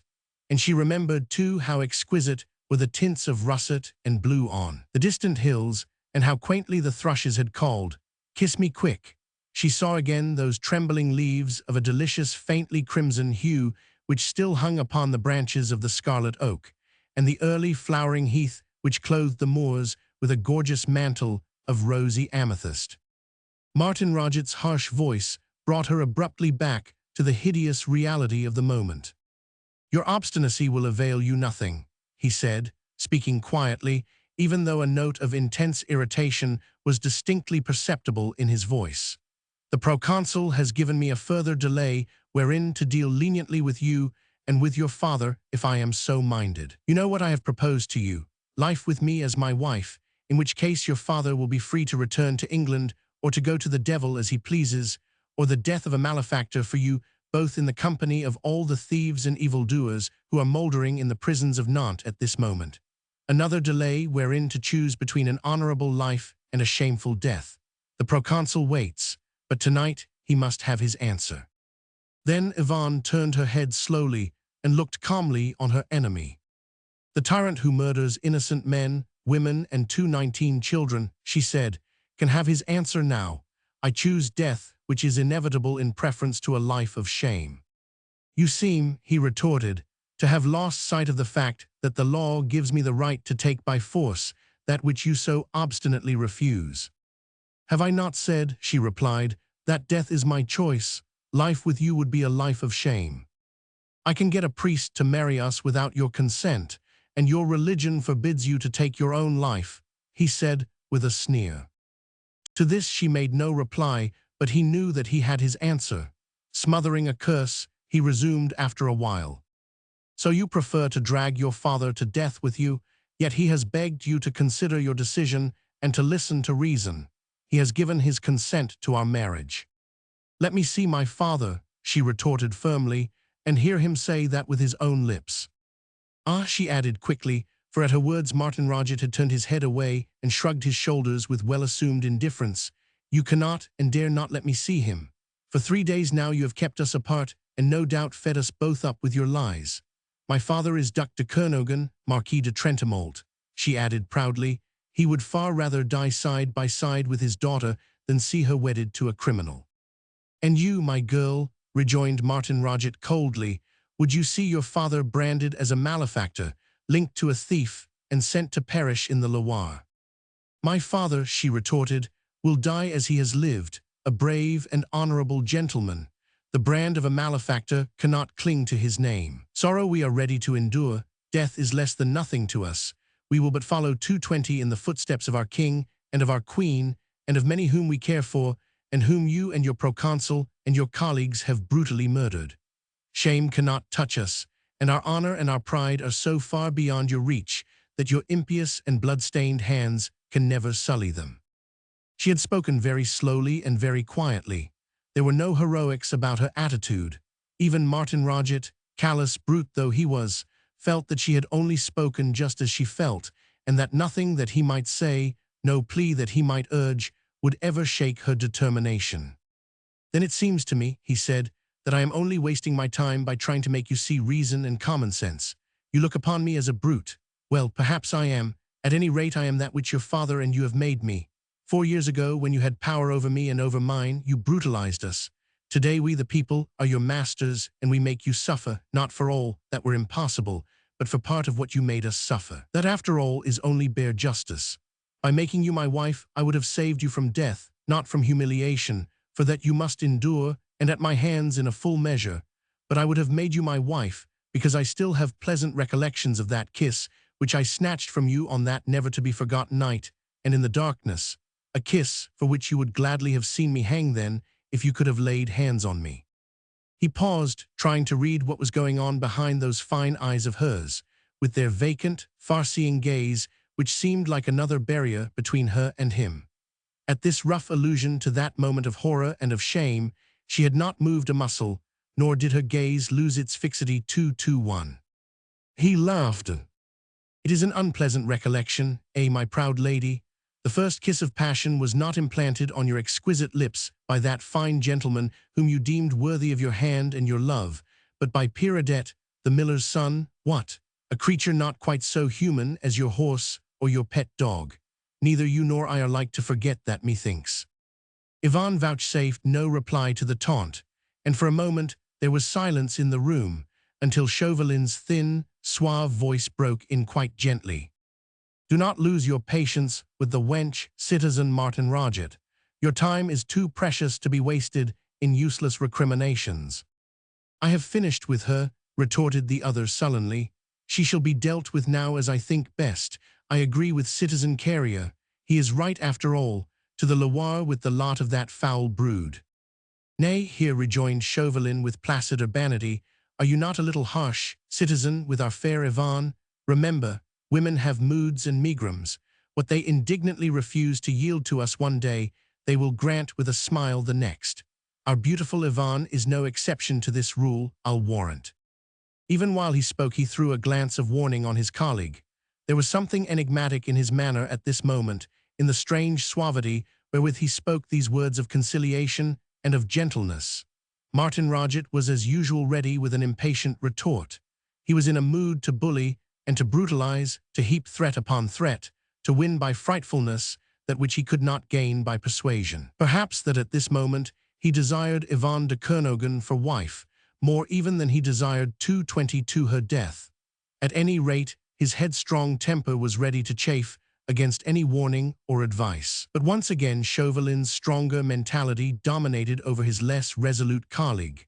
Martin Roget, the fowler, was in his turn caught in the net of a keener snarer than himself, and whilst, with the obstinacy of the weak, he was making mental resolutions to rebuke Chauvelin for his interference later on, he had already fallen in with the latter's attitude. "The wench has had 3 whole days wherein to alter her present mood," he said more quietly, "and you know yourself, citizen, that the proconsul will not wait after today." "The day is young yet," rejoined Chauvelin. "It still hath 6 hours to its credit, 6 hours, 360 minutes. He continued with a pleasant little laugh. time enough for a woman to change her mind 360 times. Let me advise you, citizen, to leave the wench to her own meditations for the present, and I trust that she will accept the advice of a man who has a sincere regard for her beauty and her charms, and who is old enough to be her father, and seriously think the situation over in a conciliatory spirit. Le Duc de Kernogan will be grateful to her, for of a truth he is not over-happy either at the moment, and will be still less happy in the depot tomorrow. It is overcrowded, and typhus, I fear me, is rampant among the prisoners. He has, I am convinced, in spite of what the citizeness says to the contrary, a rooted objection to being hurled into the Loire, or to be arraigned before the bar of the Convention, not as an aristocrat and a traitor, but as an unit of an undesirable herd of criminals sent up to Paris for trial by an anxious and harried proconsul. There, he added benignly, we will not worry our fair Yvonne any longer, will we, citizen? I too 23 think she has grasped the alternative and will soon realize that marriage with an honorable patriot is not such an untoward fate after all. And now, citizen Martin Roget, he concluded, I pray you allow me to take my leave of the fair lady and to give you the wise recommendation to do likewise. She will be far better alone for a while. Night brings good counsel, so they say. He watched the girl keenly while he spoke. Her impassivity had not deserted her for a single moment, but whether her calmness was of hope or of despair, he was unable to decide. On the whole, he thought it must be the latter. Hope would have kindled a spark in those dark, purple-rimmed eyes. It would have brought moisture to the lips, a tremor to the hand. The Scarlet Pimpernel was in Nantes. That fact was established beyond a doubt, but Chauvelin had come to the conclusion that so far as Yvonne Dewhurst herself was concerned, she knew nothing of the mysterious agencies that were working on her behalf. Chauvelin's hand closed with a nervous contraction over the packet of papers in his pocket. Something of the secret of that enigmatic English adventurer lay revealed within its folds. Chauvelin had not yet had the opportunity of examining them. The interview with Yvonne had been the most important business for the moment. From somewhere in the distance, a city clock struck 6. The afternoon was wearing on. The keenest brain in Europe was on the watch to drag one woman and one man from the deadly trap which had been so successfully set for them. A few hours more and Chauvelin in his turn would be pitting his wits against the resources of that intricate brain, and he felt like a war horse scenting blood, and battle 224, he was aching to get to work, aching to form his plans, to lay his snares, to dispose his trap, so that the noble English quarry should not fail to be caught within its meshes. He gave a last look to Yvonne, who was still sitting quite impassive, gazing through the squalid walls into some beautiful distance, the reflection of which gave to her pale, wan face an added beauty. Let us go, citizen Martin Roget, he said peremptorily. There is nothing else that we can do here.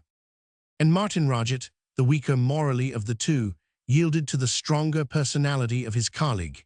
He would have liked to stay on for a while, to gloat for a few moments longer over the helplessness of the woman who to him represented the root of every evil which had ever befallen him and his family.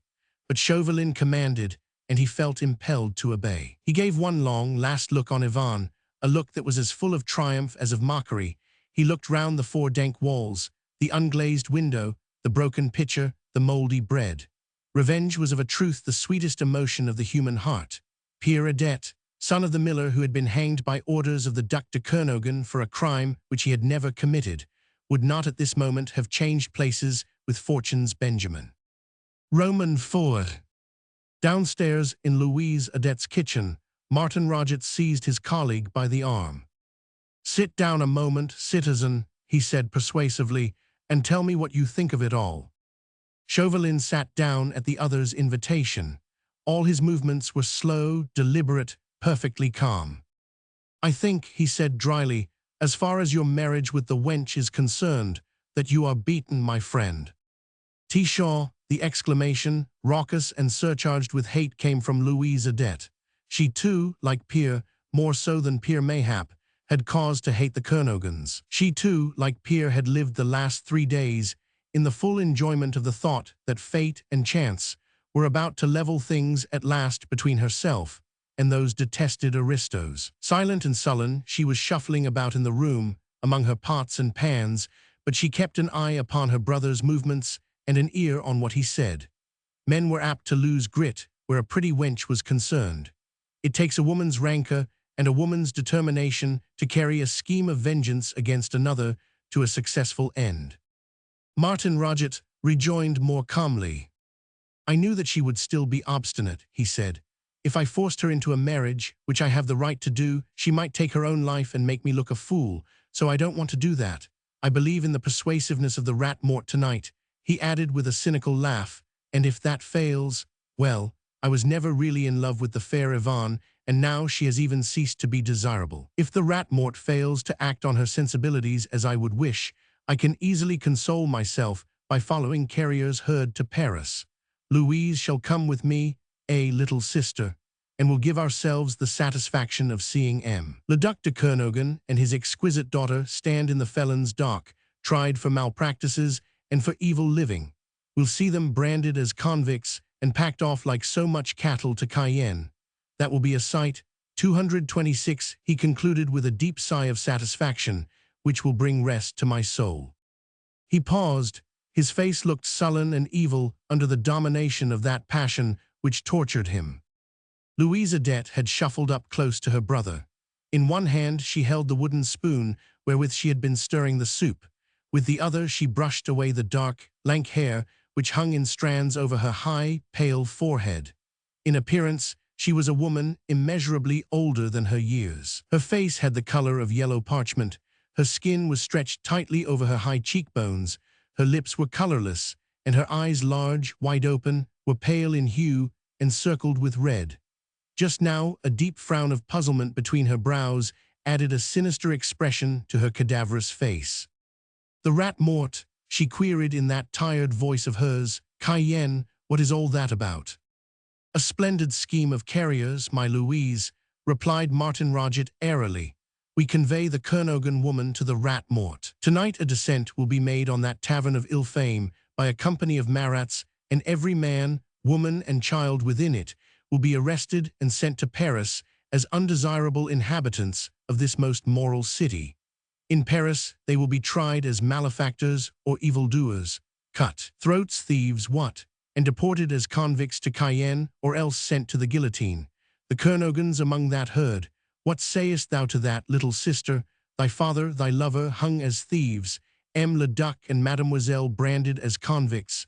'Tis pleasant to think on, eh?" Louise made no reply. She stood looking at her brother. Her pale, red-rimmed eyes seemed to drink in every word that he uttered, while her bony hand wandered mechanically across and across her forehead, as if in a pathetic N227 diva to clear the brain from everything save of the satisfying thoughts which this prospect of revenge had engendered. Chauvelin's gentle voice broke in on her meditations. "In the meanwhile," he said placidly, "remember my warning, citizen Martin Roget. There are passing clever and mighty agencies at work, even at this hour, to wrest your prey from you. How will you convey the wench to the rat mort? Carrier has warned you of spies, but I have warned you against a crowd of English adventurers far more dangerous than an army of spies. 3 pairs of eyes, probably more, and 1 pair the keenest in Europe, will be on the watch to seize upon the woman and to carry her off under your very nose." Martin Roget uttered a savage oath. "That brute Carrier has left me in the lurch," he said roughly. "I don't believe in your nightmares and your English adventurers. Still, it would have been better if I could have had the woman conveyed to the tavern under armed escort. Armed escort has been denied you, and anyway it would not be much use. You and I, citizen Martin Roget, must act independently of Carrier. Your friends down there," he added, indicating the street with a jerk of the head, "must redouble their watchfulness. The village lads of Virtu are of a truth no match intellectually with our English adventurers, but they have vigorous fists in case there is an attack on the wench while she walks across to the rat mort." "It would be simpler," here interposed Louise roughly, "if we were to knock the wench on the head and then let the lads carry her across." "It would not be simpler," retorted Chauvelin dryly. 228, "for Carrier might at any moment turn against us. Commandant Flurry, with half a company of Marats, will be posted round the rat mort, remember. They may interfere with the lads and arrest them and snatch the wench from us, when all our plans may fall to the ground. One never knows what double game Carrier may be playing. No, no, the girl must not be dragged or carried to the rat mort. She must walk into the trap of her own free will. But name of a dog, how is it to be done? Ejaculated Martin Roget, and he brought his clenched fist crashing down upon the table. The woman will not follow me, or Louise either, anywhere willingly. She must follow a stranger then, or one whom she thinks a stranger, someone who will have gained her confidence. Impossible. Oh, nothing is impossible, citizen, rejoined Chauvelin blandly. Do you know a way then? Queried the other with a sneer. I think I do, if you will trust me, that is. I don't know that I do. Your mind is so intent on those English adventurers, you are like as not to let the aristos slip through your fingers. Well, citizen, retorted Chauvelin imperturbably, will you take the risk of conveying the fair Yvonne to the rat mort by 12 o'clock tonight? I have very many things to see to. I confess that I should be glad if you will ease me from that responsibility. I have already told you that I see no way, retorted Martin Roget with a snarl. Then why not let me act? What are you going to do? 229. For the moment, I am going for a walk on the quay, and once more will commune with the northwest wind. T-Shaw, ejaculated Martin Roget savagely. Nay, citizen, resumed Chauvelin blandly, the winds of heaven are excellent counselors. I told you so just now, and you agreed with me. They blow away the cobwebs of the mind and clear the brain for serious thinking. You want the Kernogan girl to be arrested inside the rat mort, and you see no way of conveying her thither save by the use of violence, which for obvious reasons is to be deprecated. Carrier, for equally obvious reasons, will not have her taken to the place by force. On the other hand, you admit that the wench would not follow you willingly. Well, citizen, we must find a way out of that impasse, for it is too unimportant an one to stand in the way of our plans. For this, I must hold a consultation with the northwest wind. I won't allow you to do anything without consulting me. Am I likely to do that? To begin with, I shall have need of your cooperation and that of the citizeness. In that case, muttered Martin Roget grudgingly, but remember, he added with a return to his usual self-assured manner, remember that Yvonne and her father belong to me and not to you. I brought them into Nantes for mine own purposes, not for yours. I will not have my revenge jeopardized so that your schemes may be furthered. Who spoke of my schemes, citizen Martin Roget? Broke in Chauvelin with perfect urbanity. Surely not I. What am I but an humble tool in the service of the Republic? A tool that has proved useless, a failure. What? My only desire is to help you to the best of my 230 abilities. Your enemies are the enemies of the Republic. My ambition is to help you in destroying them. For a moment longer Martin Roget hesitated. He abominated this suggestion of becoming a mere instrument in the hands of this man whom he still would have affected to despise had he dared. But here came the difficulty. He no longer dared to despise Chauvelin. He felt the strength of the man, the clearness of his intellect, and though he, Martin Roget, still chose to disregard every warning in connection with the English spies, he could not wholly divest his mind from the possibility of their presence in Nantes. Carrier's scheme was so magnificent, so satisfying, that the ex-miller's son was ready to humble his pride and set his arrogance aside in order to see it carried through successfully. So after a moment or two, despite the fact that he positively ached to shut Chauvelin out of the whole business, Martin Roget gave a grudging assent to his proposal. Very well, he said, you see to it, so long as it does not interfere with my plans. It can but help them, rejoined Chauvelin suavely. If you will act as I shall direct, I pledge you my word that the wench will walk to the rat mort of her free will and at the hour when you want her. What else is there to say? When and where shall we meet again? Within the hour I will return here and explain to you and to the citizeness what I want you to do. We will get the aristos inside the rat mort, never fear. And after that I think that we may safely leave Carrier to do the rest. What? He picked up his hat and wrapped his mantle round him. He took no further heed of Martin Roget or of Louise, for suddenly he had felt the crackling of crisp paper inside the 231 breast pocket of his coat, and in a moment the spirit of the man had gone a-roaming out of the narrow confines of this squalid abode. It had crossed the English Channel and wandered once more into a brilliantly lighted ballroom, where an exquisitely dressed dandy declaimed inanities and doggerel rhymes for the delectation of a flippant assembly. It heard once more the lazy, drawling speech, the inane, affected laugh. It caught the glance of a pair of lazy, grey eyes fixed mockingly upon him. Chauvelin's thin, claw-like hand went back to his pocket. It felt that packet of papers. It closed over it like a vulture's talon does upon a prey. He no longer heard Martin Roget's obstinate murmurings. He no longer felt himself to be the disgraced, humiliated servant of the state. Rather did he feel once more the master, the leader, the successful weaver of 100 clever intrigues. The enemy who had baffled him so often had chosen once more to throw down the glove of mocking defiance. So be it. The battle would be fought this night, a decisive one, and long live the Republic and the power of the people. With a curt nod of the head, Chauvelin turned on his heel, and without waiting for Martin Roget to follow him, or for Louise to light him on his way, he strode from the room and out of the house, and had soon disappeared in the darkness in the direction of the quay. Once more free from the encumbering companionship of Martin Roget, Chauvelin felt free to breathe and to think. He, the obscure and impassive servant of the Republic, the cold-blooded terrorist who had gone through every phase of an exciting career without moving a muscle of his grave 232 countenance, felt as if every one of his arteries was on fire. He strode along the quay in the teeth of the northwesterly wind, grateful for the cold blast which lashed his face and cooled his throbbing temples. The packet of papers inside his coat seemed to sear his breast. Before turning to go along the quay, he paused, hesitating for a moment what he would do. His very humble lodgings were at the far end of the town, and every minute of time was precious. Inside Le Buffet, where he had a small room allotted to him as a minor representative in Nantes of the Committee of Public Safety, there was the ever-present danger of prying eyes. On the whole, since time was so precious, he decided on returning to Le Buffet.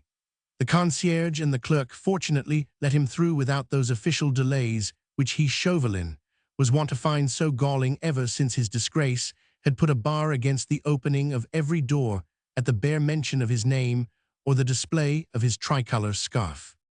He strode rapidly across the hall. The men on guard eyed him with lazy indifference as he passed. Once inside his own sanctum, he looked carefully around him.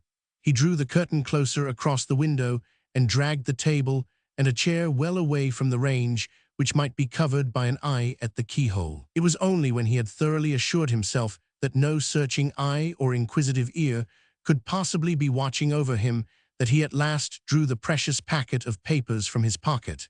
He undid the red ribbon which held it together and spread the papers out on the table before him. Then he examined them carefully one by one. As he did so, an exclamation of wrath or of impatience 233 escaped him from time to time. Once he laughed, involuntarily, aloud. The examination of the papers took him some time. When he had finished, he gathered them all together again, retied the bit of ribbon round them, and slipped the packet back into the pocket of his coat. There was a look of grim determination on his face, even though a bitter sigh escaped his set lips. "Oh, for the power," he muttered to himself, "which I had a year ago, for the power to deal with mine enemy myself. So you have come to Nantes, my valiant Sir Percy Blakeney," he added while a short, sardonic laugh escaped his thin, set lips, "and you are determined that I shall know how and why you came. Do you reckon, I wonder, that I have no longer the power to deal with you? Well." He sighed again, but with more satisfaction this time. "Well," he reiterated with obvious complacency, "unless that oath-carrier is a bigger fool than I imagine him to be, I think I have you this time, my elusive Scarlet Pimpernel." Chapter 4. The Net. It was not an easy thing to obtain an audience of the great proconsul at this hour of the night, nor was Chauvelin, the disgraced servant of the Committee of Public Safety, a man to be considered. Carrier, with his love of ostentation and of tyranny, found great delight in keeping his colleagues waiting upon his pleasure, and he knew that he could trust young Jacques Lalouette to be as insolent as any tyrant's flunky of yore. "I must speak with the proconsul at once," had been Chauvelin's urgent request of Fleury, the commandant of the great man's bodyguard. "The proconsul dines at this hour," had been Fleury's curt reply. "'Tis a matter which concerns the welfare and the safety of the state. The proconsul's health is the concern of the state too, and he dines at this hour and must not be disturbed." "Commandant Fleury," urged Chauvelin, "you risk being implicated in a disaster. Danger and disgrace threaten the proconsul and all his adherents. I must speak with Citizen Carrier at once." Fortunately for Chauvelin, there were two keys which, when all else failed, were apt to open the doors of Carrier's stronghold, the key of fear and that of cupidity. He tried 235 both and succeeded. He bribed and he threatened. He endured Fleury's brutality and Lalouette's impertinence, but he got his way. After an hour's weary waiting and ceaseless parleyings, he was once more ushered into the antechamber where he had sat earlier in the day. The doors leading to the inner sanctuary were open. Young Jacques Lalouette stood by them on guard. Carrier, fuming and raging at having been disturbed, vented his spleen and ill temper on Chauvelin. "If the news that you bring me is not worth my consideration," he cried savagely, "I'll send you to moulder in Le Bouffay or to drink the waters of the Loire." Chauvelin, silent, self-effaced, allowed the flood of the great man's wrath to spend itself in threats. Then he said quietly, "Citizen Proconsul, I have come to tell you that the English spy, who is called the Scarlet Pimpernel, is now in Nantes. There is a reward of 20,000 francs for his capture, and I want your help to lay him by the heels." Carrier suddenly paused in his ravings. He sank into a chair, and a livid hue spread over his face. "It's not true," he murmured hoarsely. "I saw him not an hour ago." "What proof have you?" "I'll show them to you, but not across this threshold. Let me enter, Citizen Proconsul, and close your sanctuary doors behind me rather than before. What I have come hither to tell you can only be said between four walls." "I'll make you tell me," broke in Carrier in a raucous voice, which excitement and fear caused almost to choke in his throat. "I'll make you, curse you for the traitor that you are, curse you," he cried more vigorously. "I'll make you speak. Will you shield a spy by your 236 silence, you miserable traitor? If you do, I'll send you to rot in the mud of the Loire with other traitors less accursed than yourself." "If you only knew," was Chauvelin's calm rejoinder to the other's ravings, "how little I care for life. I only live to be even one day with an enemy whom I hate. That enemy is now in Nantes, but I am like a bird of prey whose wings have been clipped. If you do not help me, mine enemy will again go free, and death in that case matters little or nothing to me." For a moment longer Carrier hesitated. Fear had gripped him by the throat.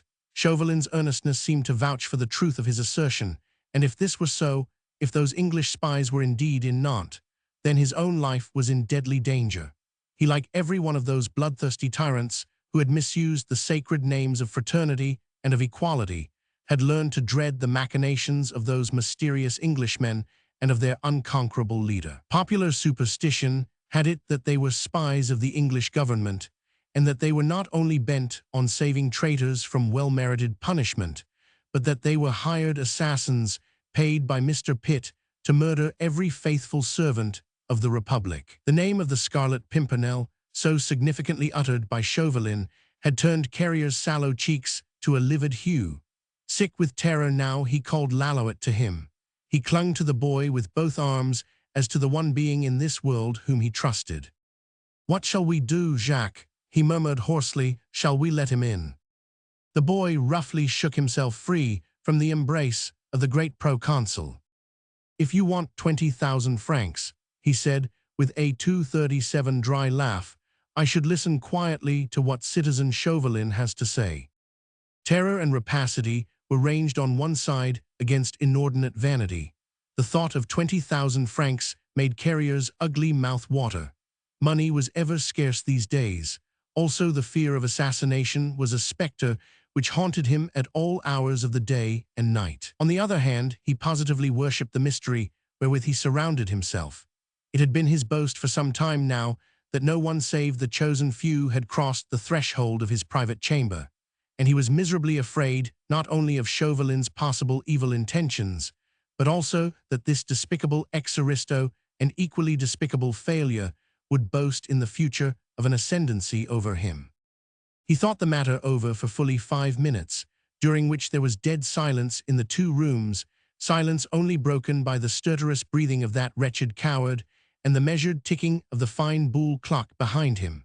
Chauvelin's pale eyes were fixed upon the darkness, through which he could vaguely discern the uncouth figure of the proconsul, sprawling over his desk. Which way would his passions sway him? Chauvelin, as he watched and waited, felt that his habitual self-control was perhaps more severely taxed at this moment than it had ever been before. Upon the swaying of those passions, the passions of a man infinitely craven and infinitely base, depended all his, Chauvelin's, hopes of getting even at last with a daring and resourceful foe. Terror and rapacity were the counselors which ranged themselves on the side of his schemes, but mere vanity and caprice fought a hard battle too. In the end, it was rapacity that gained the victory. An impatient exclamation from young Lalauet roused Carrier from his somber brooding, and hastened on a decision 238 which was destined to have such momentous consequences for the future of both these men. "Introduce citizen Chauvelin in here, Lalauet," said the proconsul grudgingly. "I will listen to what he has to say." Roman 2.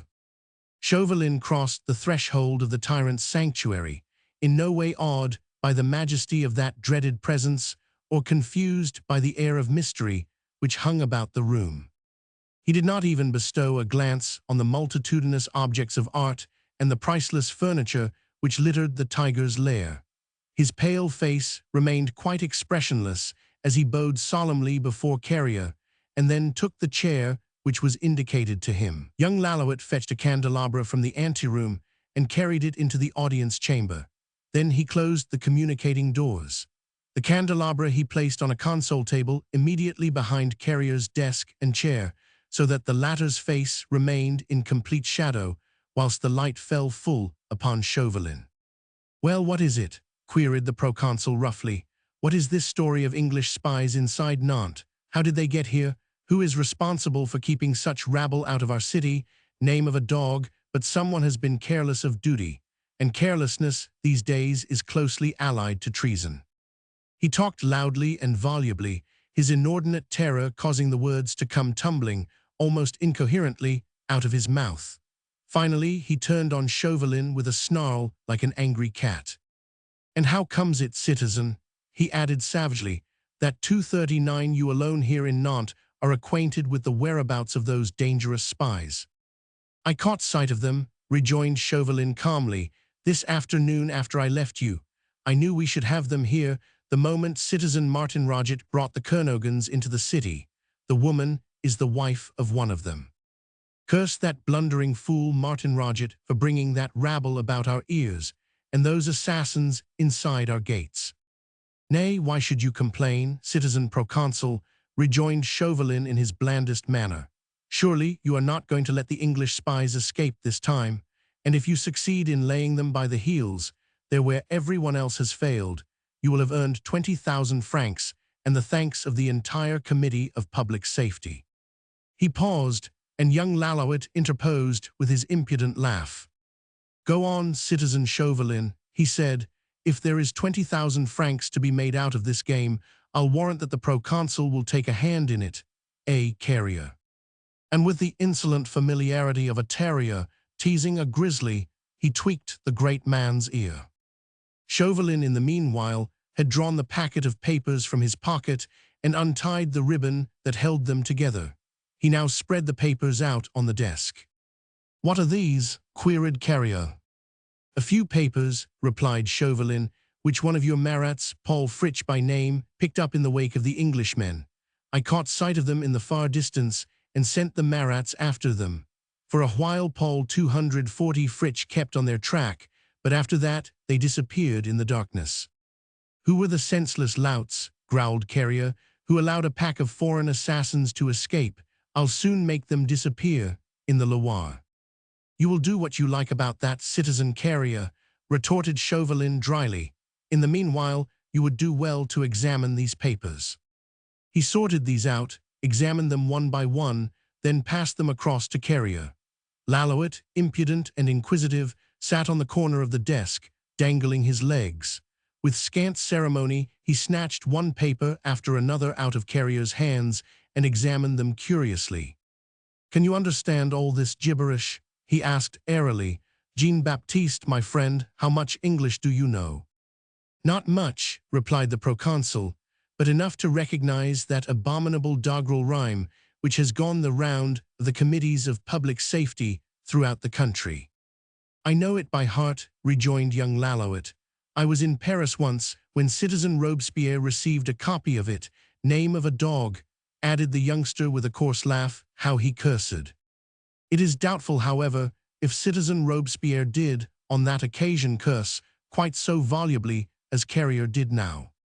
"If I only knew why that Satan Englishman throws so much calligraphy about," he said, "I would be easier in my mind.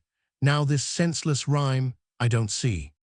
"Its importance," broke in Chauvelin quietly, "I dare say not. On the face of it, it appears foolish and childish, but it is intended as a taunt and is really a poor attempt at humor. They are a queer people, these English. If you 241 knew them as I do, you would not be surprised to see a man scribbling off a cheap joke before embarking on an enterprise which may cost him his head. And this inane rubbish is of that sort," concluded young Lallouette, and in his thin high treble he began reciting. "We seek him here. We seek him there. Those Frenchies seek him everywhere. Is he in heaven? Is he in HLL? That demmed elusive Pimpernel. Pointless and offensive," he said as he tossed the paper back on the table. "Accursed aristo, that Englishman of yours," growled Carrier. "Oh, when I get him." He made an expressive gesture which made Lallouette laugh. "What else have we got in the way of documents, Citizen Chauvelin?" he asked. "There is a letter," replied the latter. "Read it," commanded Carrier, "or rather translate it as you read. I don't understand the whole of the gibberish." And Chauvelin, taking up a sheet of paper which was covered with neat, minute writing, began to read aloud, translating the English into French as he went along. "Here we are at last, my dear Tony. Didn't I tell you that we can get in anywhere despite all precautions taken against us?" "The impudent devils," broke in Carrier. "Did you really think that they could keep us out of Nantes while Lady Anthony Dewhurst is a prisoner in their hands?" "Who is that?" "The Kernogan woman. As I told you just now, she is married to an Englishman who is named Dewhurst, and who is one of the members of that thrice-cursed league." Then he continued to read. "And did you really suppose that they would spot half a dozen English gentlemen in the guise of peat gatherers, returning at dusk and covered with grime from their work? Not like, friend Tony, not like. If you happen to meet mine engaging friend M. Chambertin before I have that privilege myself, tell him I pray you, with my regards, that I am looking forward to the pleasure of making a long nose at him once more. Calais, Boulogne, Paris, now Nantes, the scenes of his triumphs multiply exceedingly." "What in the devil's name does all this mean?" queried Carrier with an oath. "You don't understand it," rejoined Chauvelin quietly. "No, I do not. Yet I translated quite clearly. It is not the language that puzzles me. The contents seem to me such drivel. The man wants secrecy. What? He is supposed to be astute, resourceful, above all mysterious and enigmatic. Yet he writes to his friend, matter of no importance between them, recollections of the past, known to them both, and threats for the future, equally futile and senseless. I cannot reconcile it all. It puzzles me."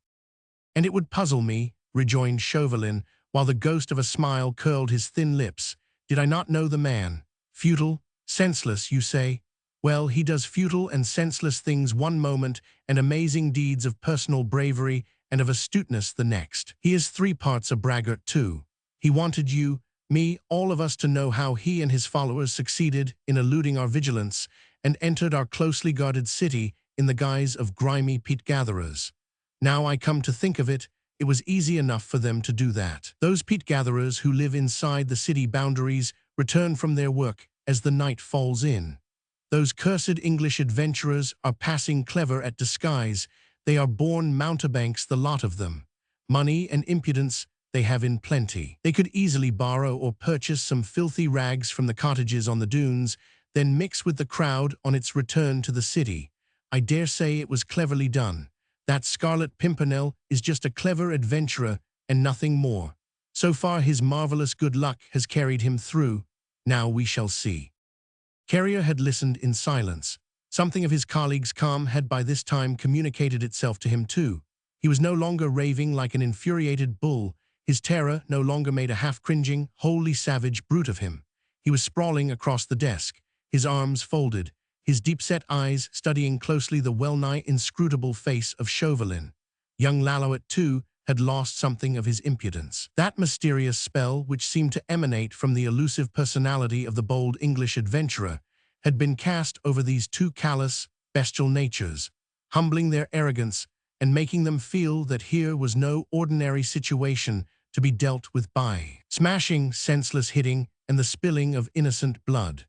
Both felt instinctively, too, that this man Chauvelin, however wholly he may have failed in the past, was nevertheless still the only man who might grapple successfully with the elusive and adventurous foe.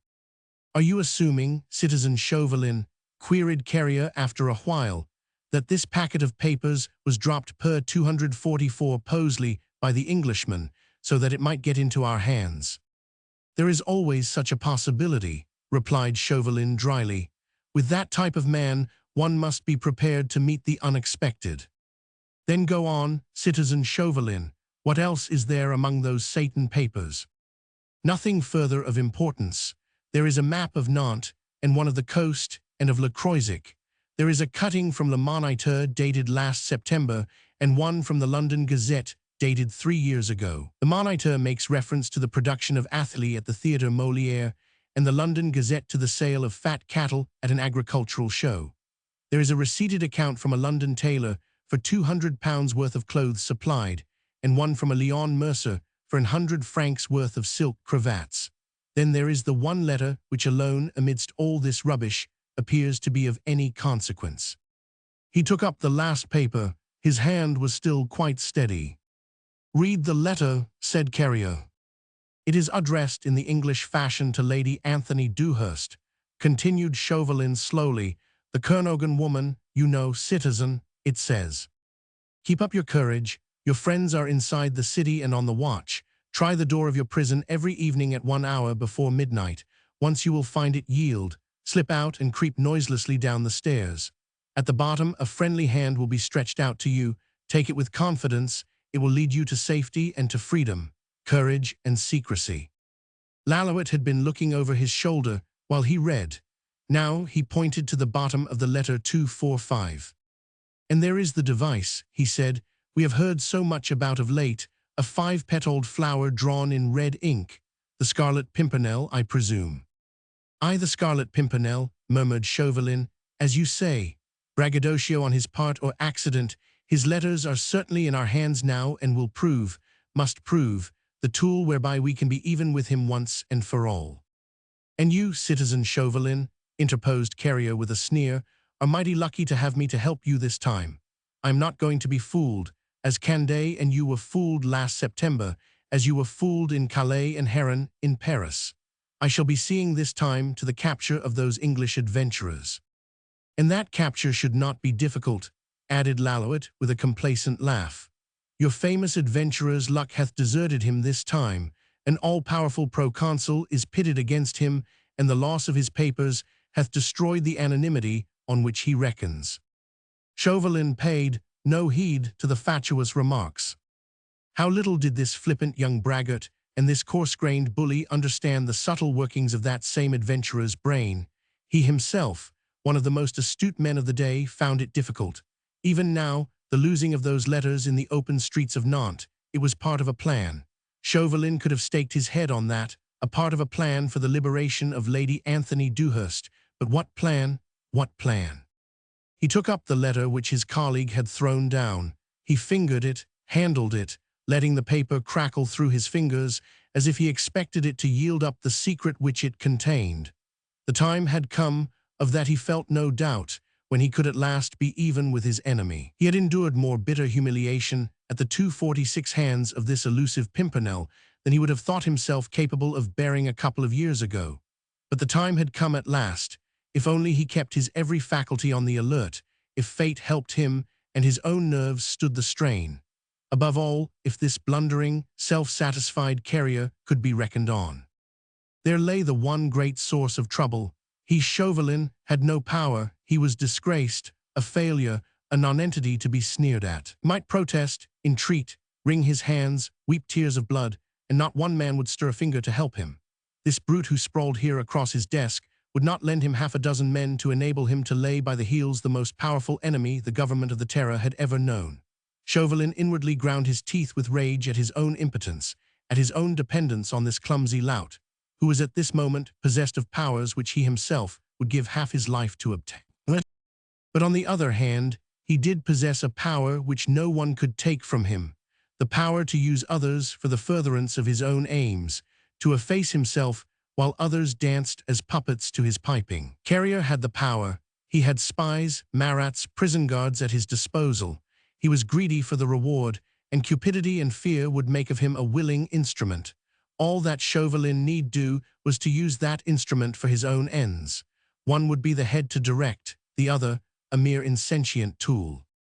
From this moment onwards, every minute, every second, and every fraction of a second would be full of portent, full of possibilities. Sir Percy Blakeney was in Nantes with at least 3 or 4 members of his league. He was at this very moment taxing every fiber of his resourceful 247 brain in order to devise a means whereby he could rescue his friend's wife from the fate which was awaiting her. To gain this end, he would dare everything, risk and dare a great deal more than he had ever dared and risked before. Chauvelin was finding a grim pleasure in reviewing the situation, in envisaging the danger of failure which he knew lay in wait for him, unless he too was able to call to his aid all the astuteness, all the daring, all the resource of his own fertile brain. He studied his colleague's face keenly, that sullen, savage expression in it, the arrogance, the blundering vanity. It was terrible to have to humor and fawn to a creature of that stamp when all one's hopes, all one's future, one's ideals, and the welfare of one's country were at stake. But this additional difficulty only served to whet the man's appetite for action. He drew in a long breath of delight, like a captive who first, after many days and months of weary anguish, scents freedom and ozone. He straightened out his shoulders. A gleam of triumph and of hope shot out of his keen, pale eyes. He studied Carrier and he studied Lalouette, and he felt that he could master them both, quietly, diplomatically, with subtle skill that would not alarm the proconsul's rampant self-esteem. And whilst this coarse-fibered brute gloated in anticipatory pleasure over the handling of a few thousand francs, and whilst Martin Roget dreamed of a clumsy revenge against one woman and one man who had wronged him 4 years ago, he, Chauvelin, would pursue his work of striking at the enemy of the revolution, of bringing to his knees the man who spent life and fortune in combating its ideals and in frustrating its aims. The destruction of such a foe was worthy a patriot's ambition 248. On the other hand, some of Carrier's bullying arrogance had gone. He was terrified to the very depths of his cowardly heart, and for once he was turning away from his favorite Jacques Lalouette and inclined to lean on Chauvelin for advice.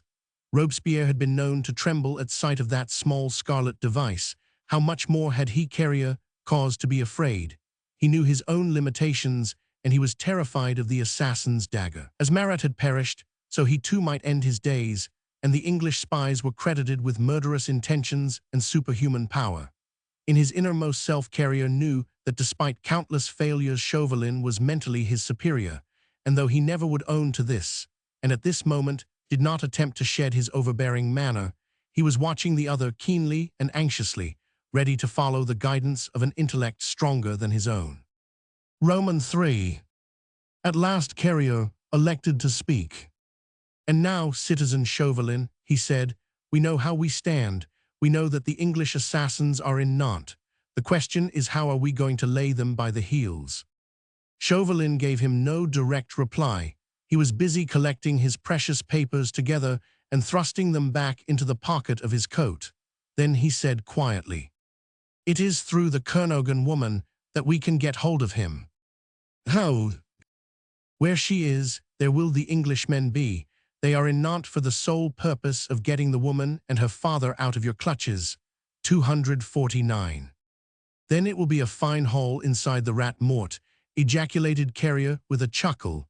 Eh, Jacques, you young scamp, you and I must go and see that. What? You have been complaining that life was getting monotonous. Drownages, Republican marriages, they have all palled in their turn on your jaded appetite. But the capture of the English assassins, of that League of the Scarlet Pimpernel, which has even caused Citizen Robespierre much uneasiness, that will stir up your sluggish blood, you lazy young vermin. Go on, Citizen Chauvelin, I am vastly interested. He rubbed his dry, bony hands together and cackled with glee.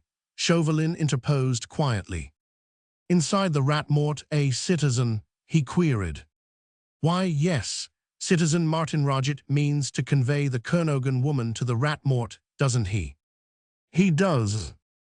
And you say that, where the Kernogan woman is, there the Englishmen will be. The inference is obvious.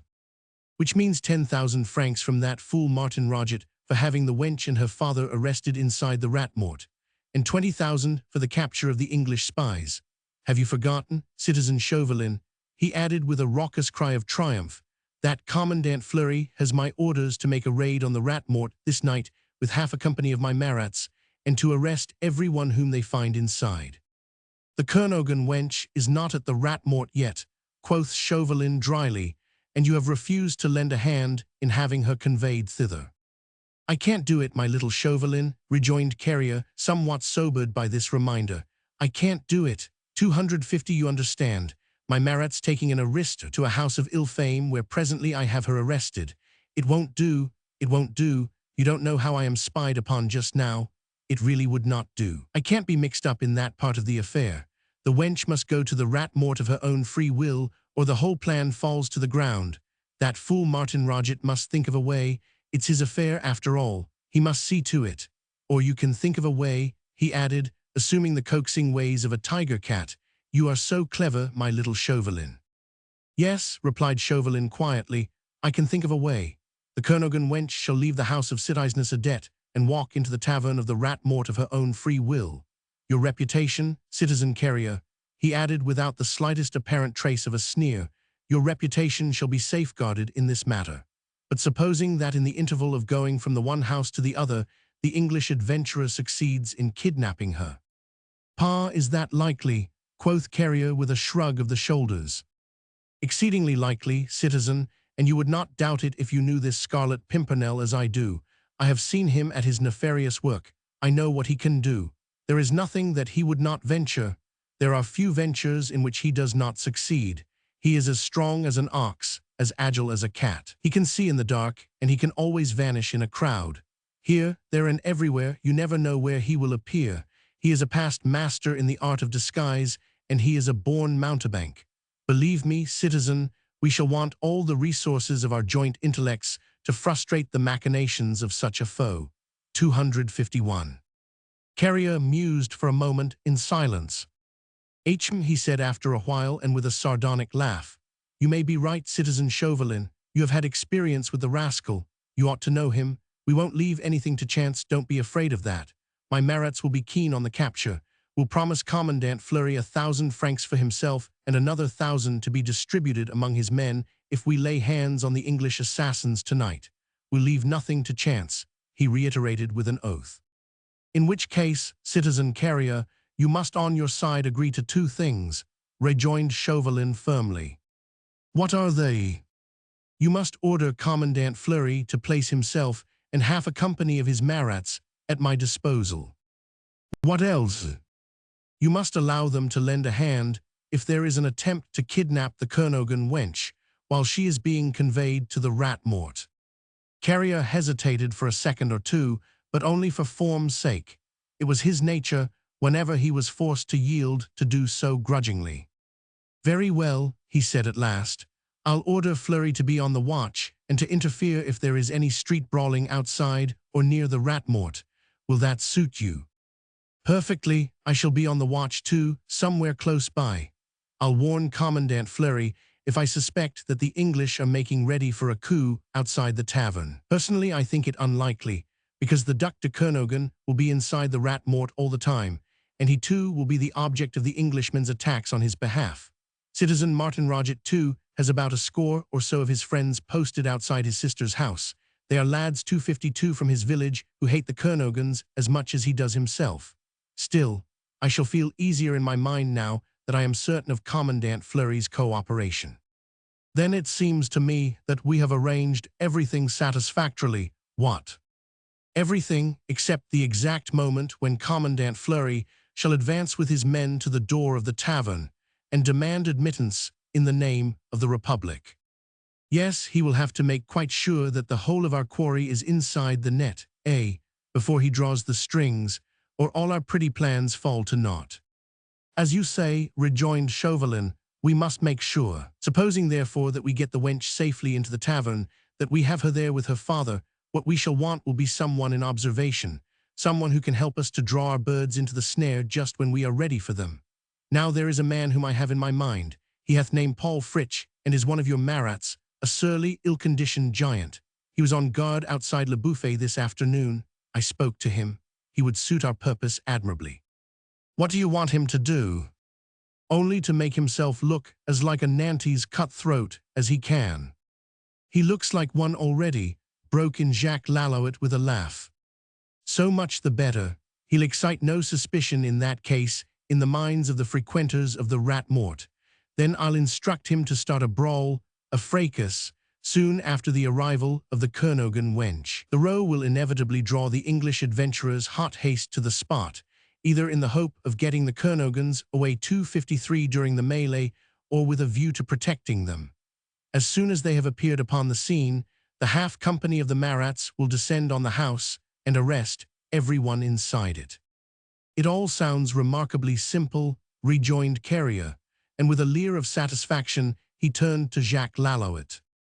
What think you of it, citizen? He asked. That it sounds so remarkably simple, replied young Lalouette, that personally I should be half afraid. Of what? Queried Chauvelin blandly. If you fail, citizen Chauvelin. Impossible. If the Englishmen do not appear. Even so, the citizen proconsul will have lost nothing. He will merely have failed to gain the 20,000 francs, but the Kernogans will still be in his power, and citizen Martin Roget's 10,000 francs are in any case assured. Friend Jean-Baptiste, concluded Lalouette with his habitual insolent familiarity, you had better do what citizen Chauvelin wants. 10,000 francs are good, and 30 better still. Our privy purse has been empty far too long, and I for one would like the handling of a few brisk notes. It will only be 28, citizen Lalouette, interposed Chauvelin blandly, for Commandant Fleury will want 1,000 francs, and his men another 1,000 to stimulate their zeal. Still, I imagine that these hard times 28,000 francs are worth fighting for. You seem to be fighting and planning and scheming for nothing, citizen Chauvelin, retorted young Lalouette with a sneer. What are you going to gain, I should like 254 to know, by the capture of that daredevil Englishman? Oh, replied Chauvelin suavely, I shall gain the citizen proconsul's regard, I hope, and yours too, citizen Lalouette. I want nothing more except the success of my plan. Young Lalouette jumped down to his feet. He shrugged his shoulders, and through his fine eyes shot a glance of mockery and scorn on the thin, shrunken figure of the terrorist. How you do hate that Englishman, citizen Chauvelin, he said with a light laugh. Roman forward. Carrier, having fully realized that he in any case stood to make a vast sum of money out of the capture of the band of English spies, gave his support generously to Chauvelin's scheme. Fleury, summoned into his presence, was ordered to place himself and half a company of Marats at the disposal of citizen Chauvelin. He demurred and growled like a bear with a sore head at being placed under the orders of a civilian, but it was not easy to run counter to the proconsul's will. A good deal of swearing, one or two overt threats, and the citizen commandant was reduced to submission. The promise of 1,000 francs, when the reward for the capture of the English spies was paid out by a grateful government, overcame his last objections. "I think you should rid yourself of that obstinate oaf," was young Lalouet's cynical comment when Fleury had finally left the audience chamber. "He is too argumentative for my taste." Chauvelin smiled quietly to himself. He cared little what became of every one of these Nantes louts once his great object had been attained. 255. "I need not trouble you further, citizen Carrier," he said as he finally rose to take his leave. "I shall have my hands full until I myself lay that meddlesome Englishman bound and gagged at your feet." The phrase delighted Carrier's insensate vanity. He was over-gracious to Chauvelin now. "You shall do that at the Rat Mort, citizen Chauvelin," he said with marked affability, "and I myself will commend you for your zeal to the Committee of Public Safety." "Always supposing," interposed Jacques Lalouet with his cynical laugh, "that citizen Chauvelin does not let the whole rabble slip through his fingers." "If I do," concluded Chauvelin dryly, "you may drag the Loire for my body tomorrow." "Oh," laughed Carrier, "we won't trouble to do that. Au revoir, citizen Chauvelin," he added with one of his grandiloquent gestures of dismissal. "I wish you luck at the Rat Mort tonight." Jacques Lalouet ushered Chauvelin out. When he was finally left standing alone at the head of the stairs, and young Lalouet's footsteps had ceased to resound across the floors of the rooms beyond, he remained quite still for a while, his eyes fixed into vacancy, his face set and expressionless, and through his lips there came a long-drawn-out sigh of intense satisfaction.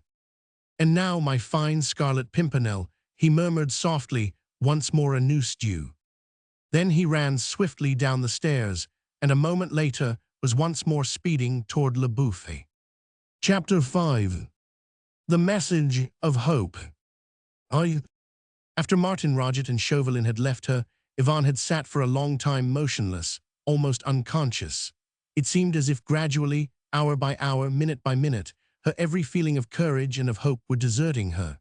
3 days now she had been separated from her father.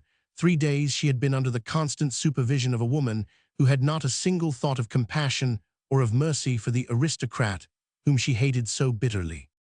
At night, curled up on a small bundle of dank straw, Yvonne had made vain efforts to snatch a little sleep. Ever since the day when she had been ruthlessly torn away from the protection of her dear Milo, she had persistently clung to the belief that he would find the means to come to her, to wrest her from the cruel fate which her pitiless enemies had devised for her. She had clung to that hope throughout that dreary journey from dear England to this abominable city. She had clung to it even whilst her father knelt at her feet in an agony of remorse. She had clung to hope while Martin Roget alternately coaxed and terrorized her, while her father was dragged away from her, while she endured untold misery, starvation, humiliation at the hands of Louise Adet.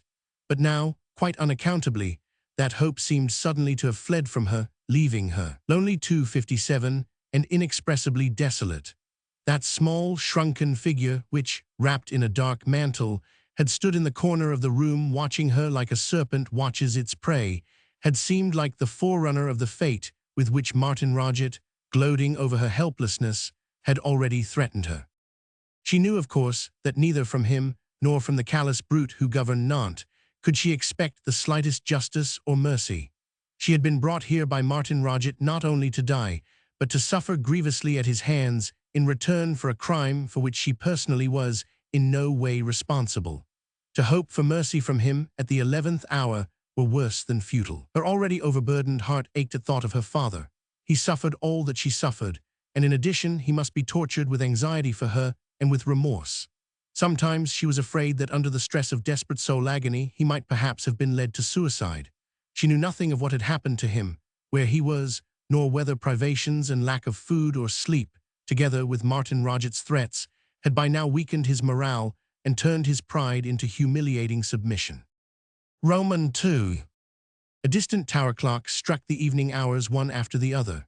Yvonne for the past 3 days had only been vaguely conscious of time. Martin Roget had spoken of a few hours' respite only, of the proconsul's desire to be soon rid of her. Well, this meant no doubt that the morrow would see the end of it all, the end of her life, which such a brief while ago seemed so full of delight, of love, and of happiness. 258. The end of her life. She had hardly begun to live, and her dear Milo had whispered to her such sweet promises of endless vistas of bliss. Yvonne shivered beneath her thin gown. The northwesterly blast came in cruel gusts through the unglazed window, and a vague instinct of self-preservation caused Yvonne to seek shelter in the one corner of the room where the icy draft did not penetrate quite so freely. 8, 9, and 10 struck from the tower clock far away. She heard these sounds as in a dream. Tired, cold, and hungry, her vitality at that moment was at its lowest ebb, and with her back resting against the wall, she fell presently into a torpor-like sleep. Suddenly something roused her, and in an instant she sat up, wide awake and wide-eyed, every one of her senses conscious and on the alert. Something had roused her. At first she could not say what it was or remember. Then presently individual sounds detached themselves from the buzzing in her ears. Hitherto the house had always been so still, except on the isolated occasions when Martin Roget had come to visit her, and his heavy tread had caused every loose board in the tumble-down house to creak. It was only Louise Adet's shuffling footsteps which had roused the dormant echoes, when she crept upstairs either to her own room or to throw a piece of stale bread to her prisoner. But now it was neither Martin Roget's heavy footfall nor the shuffling gait of Louise Adet which had roused Yvonne from her trance-like sleep. It was a gentle, soft, creeping step which was slowly, cautiously mounting the stairs. Yvonne, crouching against the wall, could count every tread. Now and then a board creaked. Now and then the footsteps halted 259. Yvonne, wide-eyed, her heart stirred by a nameless terror, was watching the door. The piece of tallow candle flickered in the draught. Its feeble light just touched the remote corner of the room, and Yvonne heard those soft, creeping footsteps as they reached the landing and came to a halt outside the door. Every drop of blood in her seemed to be frozen by terror. Her knees shook. Her heart almost stopped its beating. Under the door something small and white had just been introduced, a scrap of paper, and there it remained, white against the darkness of the unwashed boards, a mysterious message left here by an unknown hand, whilst the unknown footsteps softly crept down the stairs again. For a while longer Yvonne remained as she was, cowering against the wall, like a timid little animal, fearful lest that innocent-looking object hid some unthought of danger. Then at last she gathered courage. Trembling with excitement, she raised herself to her knees, and then on hands and knees, for she was very weak and faint, she crawled up to that mysterious piece of paper and picked it up. Her trembling hand closed over it. With wide, staring, terror-filled eyes, she looked all round the narrow room, ere she dared cast one more glance on that mysterious scrap of paper. Then she struggled to her feet and tottered up to the table. She sat down, and with fingers numbed with cold, she smoothed out the paper and held it close to the light, trying to read what was written on it. Her sight was blurred. She had to pull herself resolutely together, for suddenly she felt ashamed of her weakness, and her overwhelming terror yielded to feverish excitement. 260. The scrap of paper contained a message addressed to her in that name of which she was so proud, the name which she thought she would never be allowed to bear again, Lady Anthony Dewhurst. She reiterated the words several times, her lips clinging lovingly to them, and just below them there was a small device, drawn in red ink, a tiny flower with 5 petals. Yvonne frowned and murmured, vaguely puzzled, no longer frightened now, "A flower drawn in red, what can it mean?" And as a vague memory struggled for expression in her troubled mind, she added half aloud, "Oh, if it should be." But now suddenly all her fears fell away from her. Hope was once more knocking at the gates of her heart. Vague memories had taken definite shape. The mysterious letter, the message of hope, the red flower, all were gaining significance. She stooped low to read the letter by the feeble light of the flickering candle. She read it through with her eyes first, then with her lips in a soft murmur, while her mind gradually took in all that it meant for her. "Keep up your courage. Your friends are inside the city and on the watch. Try the door of your prison every evening at 1 hour before midnight. Once you will find it yield. Slip out and creep noiselessly down the stairs. At the bottom, a friendly hand will be stretched out for you. Take it with confidence. It will lead you to safety and to freedom, courage and secrecy." When she had finished reading, her eyes were swimming in tears. There was no longer any doubt in her mind about the message now, for her dear Myla had so often 261 spoken to her about the brave Scarlet Pimpernel who had risked his precious life many a time ere this, in order to render service to the innocent and the oppressed. And now, of a surety, this message came from him, from her dear Myla, and from his gallant chief. There was the small device, the little red flower which had so often brought hope to despairing hearts, and it was more than hope that it brought to Yvonne. It brought certitude and happiness, and a sweet, tender remorse that she should ever have doubted. She ought to have known all along that everything would be for the best. She had no right ever to have given way to despair. In her heart, she prayed for forgiveness from her dear absent Myla. How could she ever doubt him? Was it likely that he would abandon her? He and that brave friend of his, whose powers were indeed magical. Why, she ought to have done her best to keep up her physical as well as her mental faculties. Who knows? But perhaps physical strength might be of inestimable value both to herself and to her gallant rescuers presently. She took up the stale brown bread and ate it resolutely. She drank some water and then stamped round the room to get some warmth into her limbs. A distant clock had struck 10 a while ago, and if possible she ought to get an hour's rest before the time came for her to be strong and to act. So she shook up her meager straw perilous and lay down, determined if possible to get a little sleep, for indeed she felt that that was just what her dear Myla would have wished her to do. Thus time went by, waking or dreaming. Yvonne could never afterwards have said in what state she waited during that one long hour which separated her from the great 262 blissful moment. The bit of candle burnt low and presently died out. After that Yvonne remained quite still upon the straw, in total darkness. No light came in through the tiny window, only the cold northwesterly wind blew in gusts. But of a surety, the prisoner who was within sight of freedom felt neither cold nor fatigue now. The tower clock in the distance struck the quarters with dreary monotony. Roman 3. The last stroke of 11 ceased to vibrate through the stillness of the winter's night. Yvonne roused herself from the torpor-like state into which she had fallen.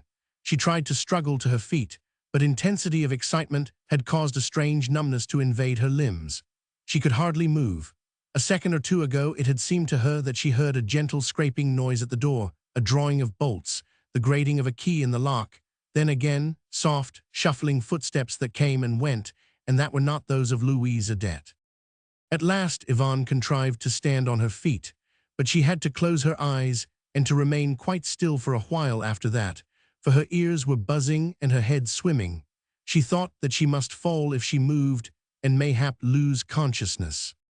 But this state of weakness only lasted a few seconds. The next she had groped her way to the door, and her hand had found the iron latch. It yielded. Then she waited, calling up all her strength, for the hour had come wherein she must not only think and act for herself, but think of every possibility which might occur, and act as she imagined her dear lord would require it of her 263. She pressed the clumsy iron latch further. It yielded again, and anon she was able to push open the door. Excited yet confident, she tiptoed out of the room. The darkness, like unto pitch, was terribly disconcerting. With the exception of her narrow prison, Yvonne had only once seen the interior of the house, and that was when, half fainting, she had been dragged across its threshold and up the stairs. She had therefore only a very vague idea as to where the stairs lay and how she was to get about without stumbling. Slowly and cautiously she crept a few paces forward, then she turned and carefully closed the door behind her. There was not a sound inside the house. Everything was silent around her. Neither footfall nor whisperings reached her straining ears.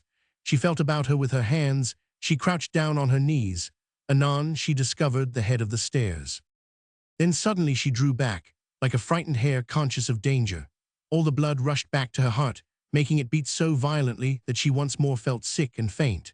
A sound gentle as a breath had broken that absolute and dead silence which up to now had given her confidence.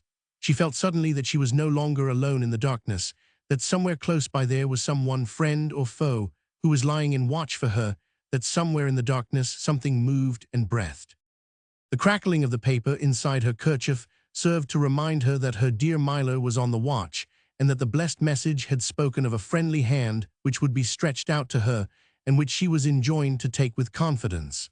Reassured, she crept on again, and Anana softly murmured, "Hush, sh. 264 reached her ear. It seemed to come from down below, not very far, and Yvonne, having once more located the head of the stairs with her hands, began slowly to creep downstairs, softly as a mouse, step by step. But every time that a board creaked she paused, terrified, listening for Louise Adet's heavy footstep, for a sound that would mean the near approach of danger. "Hush, sh. Came again as a gentle murmur from below, and the something that moved and breathed in the darkness seemed to draw nearer to Yvonne. A few more seconds of soul-racking suspense, a few more steps down the creaking stairs, and she felt a strong hand laid upon her wrist and heard a muffled voice whisper in English, "All is well, trust me, follow me." She did not recognize the voice, even though there was something vaguely familiar in its intonation. Yvonne did not pause to conjecture. She had been made happy by the very sound of the language which stood to her for every word of love she had ever heard. It restored her courage and her confidence in their fullest measure. Obeying the whispered command, Yvonne was content now to follow her mysterious guide who had hold of her hand. The stairs were steep and winding. At a turn, she perceived a feeble light at their foot down below. Up against this feeble light, the form of her guide was silhouetted in a broad, dark mass. Yvonne could see nothing of him beyond the square outline of his shoulders and that of his sugar-loaf hat. Her mind now was thrilled with excitement, and her fingers closed almost convulsively round his hand. He led her across Louise Adet's back kitchen. It was from here that the feeble light came, from 265, a small oil lamp which stood on the center table. It helped to guide Yvonne and her mysterious friend to the bottom of the stairs, then across the kitchen to the front door, where again complete darkness reigned. But soon Yvonne, who was following blindly whithersoever she was led, heard the click of a latch and the grating of a door upon its hinges. A cold current of air caught her straight in the face. She could see nothing, for it seemed to be as dark out of doors as in, but she had the sensation of that open door, of a threshold to cross, of freedom and happiness beckoning to her straight out of the gloom. Within the next second or two, she would be out of this terrible place. Its squalid and dank walls would be behind her. On ahead in that thrice welcome obscurity, her dear Myler and his powerful friend were beckoning to her to come boldly on. Their protecting arms were already stretched out for her. It seemed to her excited fancy as if the cold night wind brought to her ears the echo of their endearing words. She filled her lungs with the keen winter air. Hope, happiness, excitement thrilled her every nerve. "A short walk, my lady," whispered the guide, still speaking in English. "You are not cold." No, I am not cold," she whispered in reply. "I am conscious of nothing save that I am free." "And you are not afraid?" Indeed, I am not afraid," she murmured fervently. "May God reward you, sir, for what you do." Again there had been that certain something vaguely familiar in the way the man spoke which, for the moment, piqued Yvonne's curiosity. She did not, of a truth, know English well enough to detect the very obvious foreign intonation. She only felt that sometime in the dim and happy past she had heard this man speak. But even this 266 vague sense of puzzlement she dismissed very quickly from her mind. Was she not taking everything on trust? Indeed, hope and confidence had a very firm hold on her at last. Chapter 6. The Rat Mort. The guide had stepped out of the house into the street, Yvonne following closely on his heels. The night was very dark, and the narrow little Carrefour de la Poissonnerie very sparsely lighted. Somewhere overhead on the right, something groaned and creaked persistently in the wind. A little further on a street lanthorn was swinging aloft, throwing a small circle of dim, yellowish light on the unpaved street below. By its fitful glimmer, Yvonne could vaguely perceive the tall figure of her guide as he stepped out with noiseless yet firm tread, his shoulder brushing against the side of the nearest house as he kept closely within the shadow of its high wall. The sight of his broad back thrilled her. She had fallen to imagining whether this was not perchance that gallant and all-powerful Scarlet Pimpernel himself, the mysterious friend of whom her dear Myler so often spoke with an admiration that was akin to worship. He too was probably tall and broad, for English gentlemen were usually built that way, and Yvonne's overexcited mind went galloping on the wings of fancy, and in her heart she felt that she was glad that she had suffered so much, and then lived through such a glorious moment as this. Now from the narrow, unpaved yard in front of the house, the guide turned sharply to the right. Yvonne could 268 only distinguish outlines. The streets of Nantes were familiar to her, and she knew pretty well where she was. The lanthorn inside the clock tower of Le Buffet guided her. It was now on her right. The house, wherein she had been kept a prisoner these past 3 days, was built against the walls of the great prison house. She knew that she was in the Carrefour de la Poissonnerie. She felt neither fatigue nor cold, for she was wildly excited. The keen northwesterly wind searched all the weak places in her worn clothing, and her thin shoes were wet through, but her courage up to this point had never once forsaken her. Hope and the feeling of freedom gave her marvelous strength, and when her guide paused a moment ere he turned the angle of the high wall and whispered hurriedly, "You have courage, my lady," she was able to answer serenely, "In plenty, sir." She tried to peer into the darkness in order to realize whither she was being led. The guide had come to a halt in front of the house, which was next to that of Louise Adet. It projected several feet in front of the latter. The thing that had creaked so weirdly in the wind turned out to be a painted sign, which swung out from an iron bracket fixed into the wall. Yvonne could not read the writing on the sign, but she noticed that just above it there was a small window dimly lighted from within. What sort of a house it was Yvonne could not, of course, see. The frontage was dark save for narrow streaks of light, which peeped through the interstices of the door and through the chinks of ill-fastened shutters on either side. Not a sound came from within, but now that the guide had come to a halt, it seemed to Yvonne, whose nerves and senses had become preternaturally acute, that the whole air around her was filled with muffled sounds, and when she 269 stood still and strained her ears to listen, she was conscious right through the inky blackness of vague forms, shapeless and silent, that glided past her in the gloom. Roman 2. "Your friends will meet you here," the guide whispered as he pointed to the door of the house in front of him. "The door is on the latch. Push it open and walk in boldly. Then gather up all your courage, for you will find yourself in the company of poor people, whose manners are somewhat rougher than those to which you have been accustomed. But though the people are uncouth, you will find them kind. Above all, you will find that they will pay no heed to you. So I entreat you, do not be afraid. Your friends would have arranged for a more refined place wherein to come and find you, but as you may well imagine, they had no choice." "I quite understand, sir," said Yvonne quietly, "and I am not afraid." "Ah, that's brave," he rejoined. "Then do as I tell you. I give you my word that inside that house you will be perfectly safe until such time as your friends are able to get to you. You may have to wait an hour or even 2. You must have patience. Find a quiet place in one of the corners of the room and sit there quietly, taking no notice of what goes on around you. You will be quite safe, and the arrival of your friends is only a question of time." "My friends, sir," she said earnestly, and her voice shook slightly as she spoke, "are you not one of the most devoted friends I can ever hope to have? I cannot find the words now wherewith to thank you, but—" "I pray you do not thank me," he broke in gruffly, "and 270 do not waste time in parleying. The open street is none too safe a place for you just now. The house is." His hand was on the latch, and he was about to push open the door, when Yvonne stopped him with a word. "My father," she whispered with passionate entreaty, "will you help him too?" "Le Duc de Kernogan is as safe as you are, my lady," he replied. "He will join you anon. I pray you have no fears for him. Your friends are caring for him in the same way as they care for you." "Then I shall see him soon." "Very soon, and in the meanwhile," he added, "I pray you to sit quite still and to wait events. Despite anything you may see or hear, your father's safety and your own, not to speak of that of your friends, hangs on your quiescence, your silence, your obedience." "I will remember, sir," rejoined Yvonne quietly. "I in my turn entreat you to have no fears for me."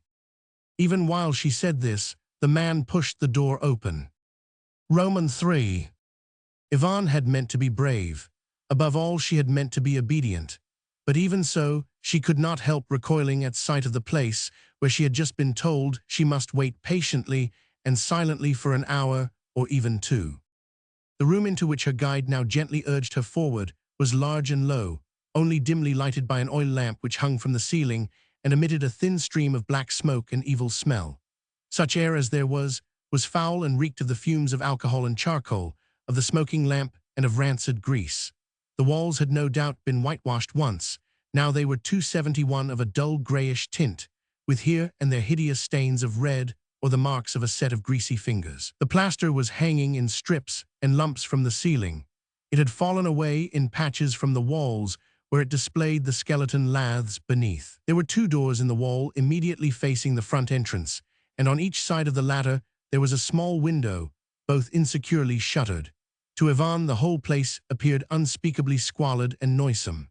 Even as she entered, her ears caught the sound of hideous muttered blasphemy, followed by quickly suppressed hoarse and mirthless laughter and the piteous cry of an infant at the breast. There were perhaps 16 to 20 people in the room, amongst them a goodly number of women, some of whom had tiny, miserable atoms of humanity clinging to their ragged skirts. A group of men in tattered shirts, bare shins and sabots stood in the center of the room and had apparently been in conclave when the entrance of Yvonne and her guide caused them to turn quickly to the door and to scan the newcomers with a furtive, suspicious look, which would have been pathetic had it not been so full of evil intent. The muttered blasphemy had come from this group. 1 or 2 of the men spat upon the ground in the direction of the door, where Yvonne instinctively had remained rooted to the spot. As for the women, they only betrayed their sex by the ragged clothes which they wore. There was not a face here which had on it a single line of softness or of gentleness. They might have been old women or young. Their hair was of a uniform, nondescript color, lank and unkempt, hanging in thin strands over their brows. Their eyes were sunken, their cheeks either flaccid or haggard. There was no individuality amongst them, just one uniform sisterhood of 272 wretchedness, which had already gone hand in hand with crime. Across one angle of the room there was a high wooden counter like a bar, on which stood a number of jugs and bottles, some chunks of bread and pieces of cheese, and a collection of pewter mugs. An old man and a fat, coarse-featured, middle-aged woman stood behind it and dispensed various noxious-looking liquors. Above their heads upon the grimy, tumble-down wall the Republican device, Libert, Egolite, Fraternite, was scrawled in charcoal in huge characters, and below it was scribbled the hideous doggerel which an impious mind had fashioned last autumn on the subject of the martyred queen. Roman 4. Yvonne had closed her eyes for a moment as she entered. Now she turned appealingly toward her guide. "Must it be in here?" she asked.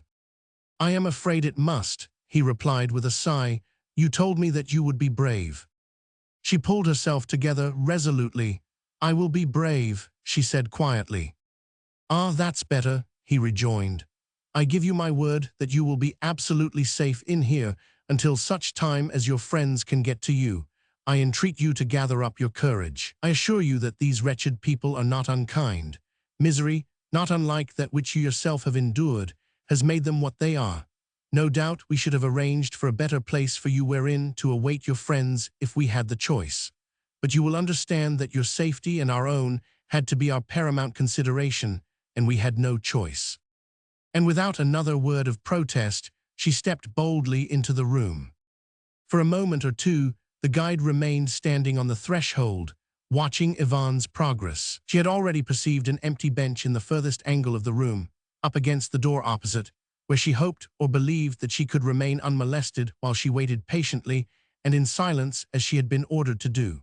She skirted the groups of men in the center of the room as she went, but even so she felt more than she heard, that muttered insults accompanied the furtive and glowering looks wherewith she was regarded. More than one wretch spat upon her skirts on the way. But now she was in no sense frightened, only wildly excited. Even her feeling of horror she contrived to conquer. The knowledge that her own attitude, and above all her obedience, would help her gallant rescuers in their work gave her enduring strength. She felt quite confident that within an hour or two she would be in the arms of her dear Milo, who had risked his life in order to come to her. It was indeed well worthwhile to have suffered as she had done, to endure all that she might yet have to endure, for the sake of the happiness which was in store for her. She turned to give a last look at her guide, a look which was intended to reassure him completely as to her courage and her obedience. But already he had gone and had closed the door behind him, and quite against her will the sudden sense of loneliness and helplessness clutched at her heart with a grip that made it ache. She wished that she had succeeded in catching sight of the face of so valiant a friend. The fact that she was safely out of Louise Adet's 274 vengeful clutches was due to the man who had just disappeared behind that door. It would be thanks to him presently if she saw her father again. Yvonne felt more convinced than ever that he was the Scarlet Pimpernel, Myler's friend, who kept his valiant personality a mystery even to those who owed their lives to him. She had seen the outline of his broad figure, she had felt the touch of his hand. Would she recognize these again when she met him in England in the happy days that were to come? In any case, she thought that she would recognize the voice and the manner of speaking, so unlike that of any English gentleman she had known. The man who had so mysteriously led Yvonne de Kernogan from the house of Louise Adet to the Rat-Mort, turned away from the door of the tavern as soon as it had closed on the young girl, and started to go back the way he came. At the angle formed by the high wall of the tavern he paused. A moving form had detached itself from the surrounding gloom and hailed him with a cautious whisper. "Hist, Citizen Martin Roget, is that you?" "Yes. Everything just as we anticipated." "Everything. And the wench safely inside?" "Quite safely." The other gave a low cackle, which might have been intended for a laugh. "The simplest means," he said, "are always the best." "She never suspected me. It was all perfectly simple. You are a magician, Citizen Chauvelin," added Martin 275 Roget grudgingly. "I never would have thought of such a clever ruse." "You see," rejoined Chauvelin dryly, "I graduated in the school of a master of all ruses, a master of daring, and a past master in the art of mimicry. And hope was our great ally, the hope that never forsakes a prisoner, that of getting free. Your fair Yvonne had boundless faith in the power of her English friends, therefore she fell into our trap like a bird." "And like a bird she shall struggle in vain after this," said Martin Roget slowly. "Oh, that I could hasten the flight of time, the next few minutes will hang on me like hours, and I wish too it were not so bitterly cold," he added with a curse. "This northwesterly wind has got into my bones." "Onto your nerves, I imagine, citizen," retorted Chauvelin with a laugh. "For my part I feel as warm and comfortable as on a lovely day in June."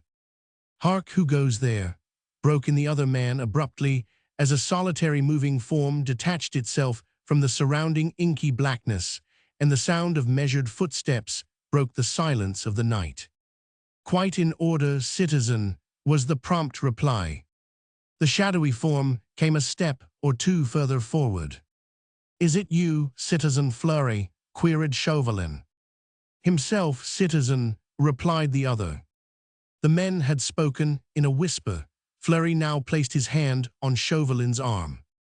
"We had best not stand so close to the tavern," he said. "The night hawks are already about, and we don't want to scare them." He led the others up the yard, then into a very narrow passage, which lay between Louise Adet's house and the 276 Rat-Mort, and was bordered by the high walls of the houses on either side. "This is a blind alley," he whispered.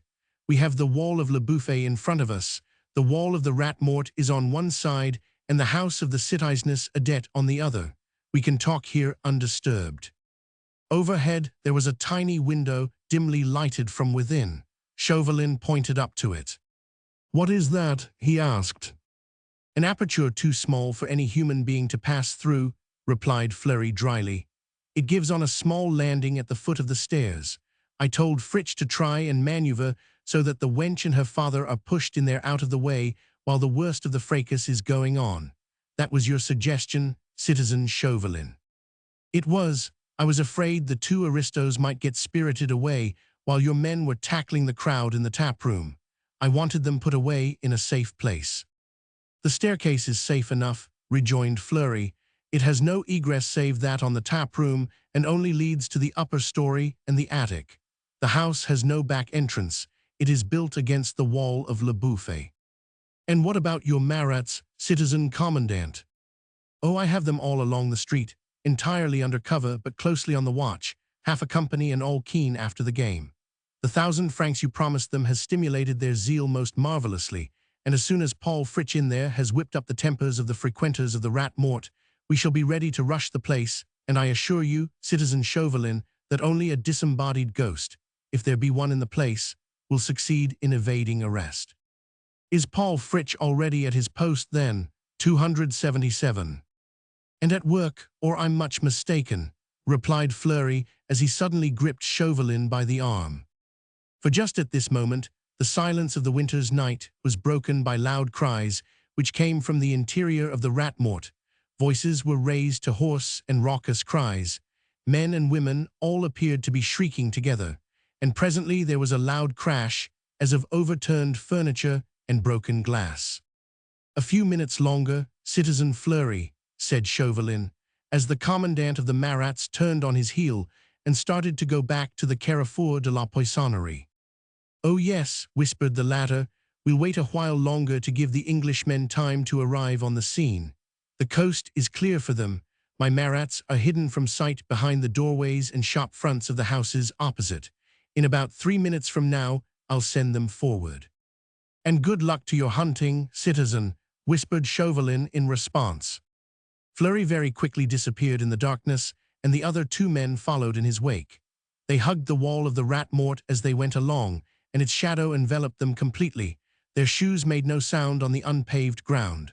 Chauvelin's nostrils quivered as he drew the keen, cold air into his lungs and faced the northwesterly blast, which at this moment also lashed the face of his enemy. His keen eyes tried to pierce the gloom.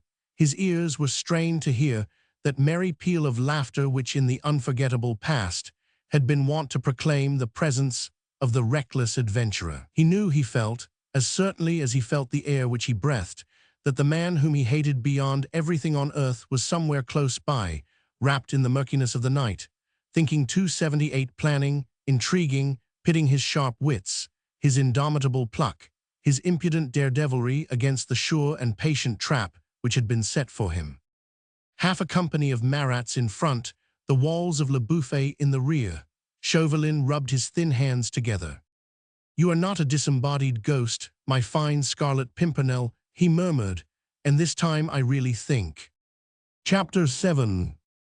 The Fracas in the Tavern. Yvonne had settled herself in a corner of the tap room on a bench and had tried to lose consciousness of her surroundings. It was not easy. Glances charged with rancor were leveled at her dainty appearance, dainty and refined, despite the look of starvation and of weariness on her face and the miserable state of her clothing, and not a few muttered insults waited on those glances. As soon as she was seated, Yvonne noticed that the old man and the coarse, fat woman behind the bar started an animated conversation together, of which she was very obviously the object, for the 2 heads, the lean and the round, were jerked more than once in her direction. Presently the man, it was George Lemming, the proprietor of the Rat Mort, came up to where she was sitting. His lank figure was bent so that his lean back formed the best part of an arc, and an expression of mock deference further distorted his ugly face. He came up quite close to Yvonne, and she found it passing difficult not to draw away from him, for the leer on his face was appalling. His eyes, which were set very near to his hooked nose, had a horrible squint. His lips were thick and moist, and his breath reeked of alcohol 280. What will the noble lady deign to drink? He now asked in an oily, suave voice. And Yvonne, remembering the guide's admonitions, contrived to smile unconcernedly into the hideous face. I would very much like some wine, she said cheerfully, but I am afraid that I have no money wherewith to pay you for it. The creature, with a gesture of abject humility, rubbed his greasy hands together. And may I respectfully ask, he queried blandly, what are the intentions of the noble lady in coming to this humble abode, if she hath no desire to partake of refreshments? I am expecting friends, replied Yvonne bravely. They will be here very soon, and will gladly repay you lavishly for all the kindness which you may be inclined to show to me the while. She was very brave indeed, and looked this awful misshapen specimen of a man quite boldly in the face. She even contrived to smile, though she was well aware that a number of men and women, perhaps a dozen altogether, had congregated in front of her in a compact group around the landlord, that they were nudging one another and pointing derisively, malevolently at her. It was impossible, despite all attempts at valor, to mistake the hostile attitude of these people. Some of the most obscene words, coined during these last horrible days of the revolution, were freely hurled at her, and one woman suddenly cried out in a shrill treble, "Throw her out, Citizen Lemon, we don't want spies in here." "Indeed, indeed," said Yvonne as quietly as she could, "I am no spy. I am poor and wretched like yourselves, 281 and desperately lonely, save for the kind friends who will meet me here anon." "Aristos like yourself," growled one of the men, "this is no place for you or for them." "No, no, this is no place for aristos," cried one of the women in a voice which many excesses and many vices had rendered hoarse and rough. "Spy or not, we don't want you in here, do we?" she added, as with arms akimbo she turned to face those of her own sex, who behind the men had come up in order to see what was going on. "Throw her out, Lemon," reiterated a man who appeared to be an oracle amongst the others. "Please, please let me stop here," pleaded Yvonne. "If you turn me out, I shall not know what to do. I shall not know where to meet my friends." "Pretty story about those friends," broke in Lemon roughly. "How do I know if you're lying or not?" From the opposite angle of the room, the woman behind the bar had been watching the little scene with eyes that glistened with cupidity. Now she emerged from behind her stronghold of bottles and mugs and slowly waddled across the room. She pushed her way unceremoniously past her customers, elbowing men, women and children vigorously aside with a deft play of her large, muscular arms. Having reached the forefront of the little group, she came to a standstill immediately in front of Yvonne, and crossing her mighty arms over her ponderous chest, she eyed the aristo with unconcealed malignity. "We do know that the slut is lying. That is where you make the mistake, Lemon. A slut, that's what she is, and the friend whom she's going to meet. Well," she added, turning with an ugly leer toward the other women, "we all know what sort of friend that one is likely 282 to be, mesdames, bringing evil fame on this house. That's what the wench is after, so as to bring the police about our ears. I wouldn't trust her not another minute. Out with you, and at once, do you hear? This instant. Lemon has parleyed quite long enough with you already." Despite all her resolutions, Yvonne was terribly frightened. While the hideous old hag talked and screamed and waved her coarse, red arms about, the unfortunate young girl, with a great effort of will, kept repeating to herself, "I am not frightened. I must not be frightened. He assured me that these people would do me no harm." But now, when the woman had ceased speaking, there was a general murmur of, "Throw her out, spy or aristo, we don't want her here," while some of the men added significantly, "I am sure that she is one of Carrier's spies and in league with his marats. We shall have those devils in here in a moment if we don't look out. Throw her out before she can signal to the marats." Ugly faces charged with hatred and virulence were thrust threateningly forward.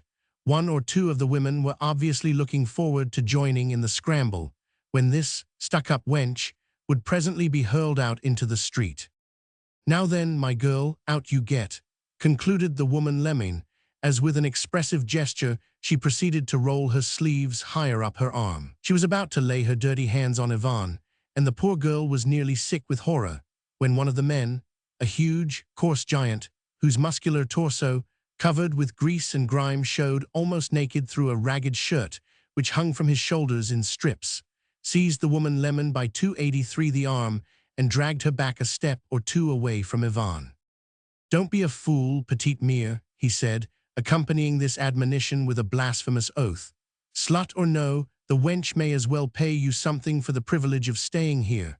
Look at that cloak she's wearing, the shoe leather on her feet. Aren't they worth a bottle of your sour wine?" "What's that to you, Paul Fritsch?" retorted the woman roughly, as with a vigorous gesture she freed her arm from the man's grasp. "Is this my house or yours?"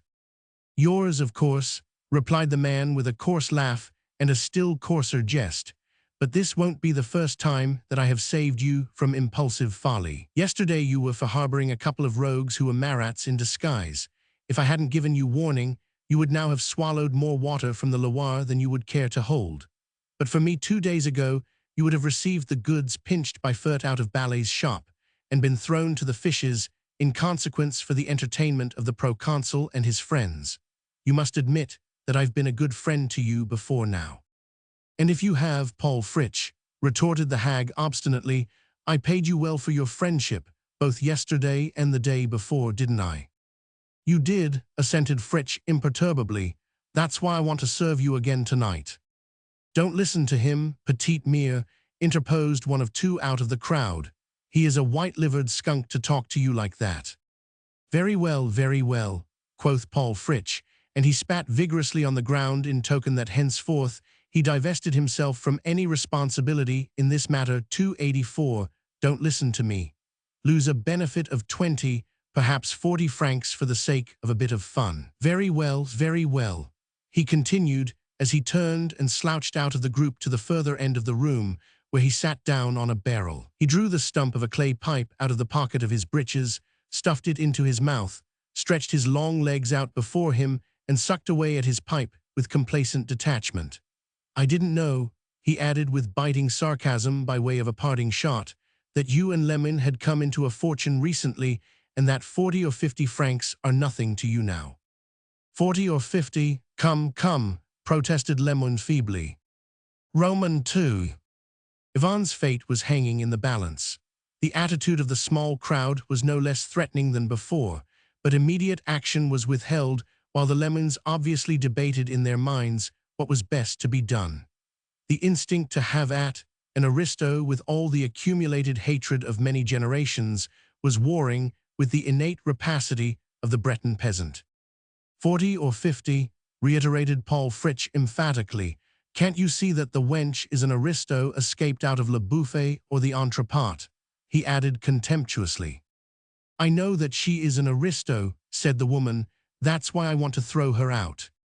And get nothing for your pains, retorted Fritsch roughly. If you wait for her friends, we may all of us get as much as 20 francs each to hold our tongues. 20 francs each. The murmur was repeated with many a sigh of savage gluttony by everyone in the 285 room, and repeated again and again, especially by the women. You are a fool, Paul Fritsch, commented Lemon. A fool am I, retorted the giant.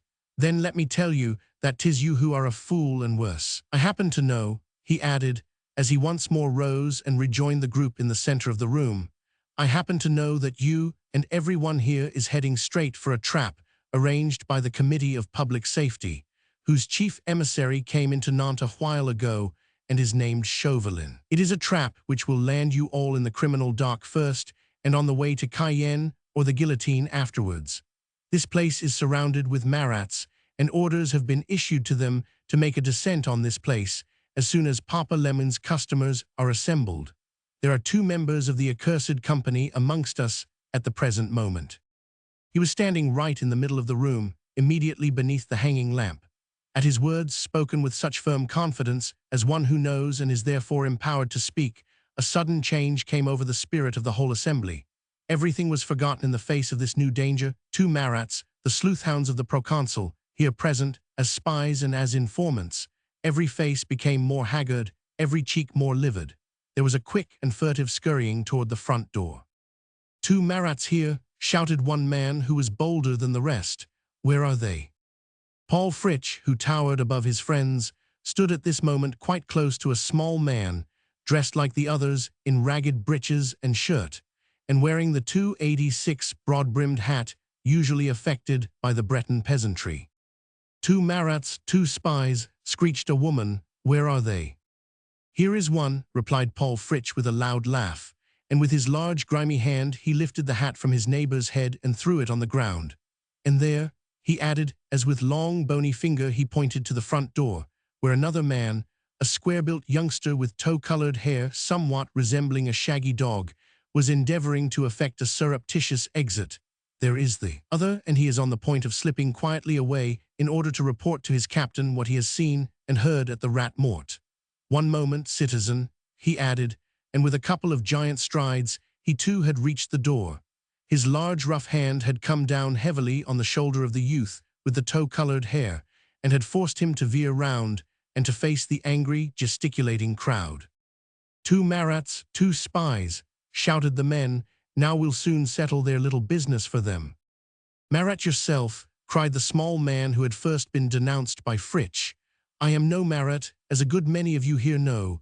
Mammon Lemon," he added pleading, "you know me, am I a Marat?" But the Lemons, man and wife, at the first suggestion of police, had turned a deaf ear to all their customers. Their own safety being in jeopardy, they cared little what happened to anybody else. They had retired behind their counter and were in close consultation together, no doubt as to the best means of escape, if indeed the man Paul Fritsch spoke the truth. "I know nothing about him," the woman was saying 287, "but he certainly was right last night about those two men who came ferreting in here, and last week too." "Am I a Marat, Mammon Lemon?" shouted the small man as he hammered his fists upon the counter. "For 10 years and more I have been a customer in this place, and—" "Am I a Marat?" shouted the youth with the tow-colored hair, addressing the assembly indiscriminately. "Some of you here know me well enough. Jean-Paul, you know Ledable, you too." Of course I know you well enough," Jacques Leroux came with a loud laugh from one of the crowd. "Who said you were a Marat?" "Am I a Marat, Mammon Lemon?" reiterated the small man at the counter. "Oh, leave me alone with your quarrels," shouted the woman Lemon in reply. "Settle them among yourselves." "Then if Jacques Leroux is not a Marat," now came in a bibulous voice from a distant comer of the room, "and this compeer here is known to Mammon Lemon, where are the real Marats who, according to this fellow Fritsch, whom we none of us know, are spying upon us?" "Yes, where are they?" suggested another. "Show 'em to us, Paul Fritsch, or whatever your accursed name happens to be." "Tell us where you come from yourself," screamed the woman with the shrill treble. "It seems to me quite possible that you're a Marat yourself." This suggestion was at once taken up. "Marat yourself," shouted the crowd, and the two men who a moment ago had been accused of being spies in disguise shouted louder than the rest. "Marat yourself." Roman 3. After that, pandemonium reigned. The words police and Marats had aroused the terror of all these night hawks, who were wont to think themselves immune inside their lair, and terror is at all times an evil counselor. In the space of a few seconds, confusion held undisputed sway. Everyone screamed, waved arms, stamped feet, struck out with heavy bare fists at his nearest neighbor. Everyone's hand was against everyone else. Spy, Marat, informer, were the three words that detached themselves most clearly from out the babel of vituperations freely hurled from end to end of the room. The children screamed, the women's shrill or hoarse treble mingled with the cries and imprecations of the men.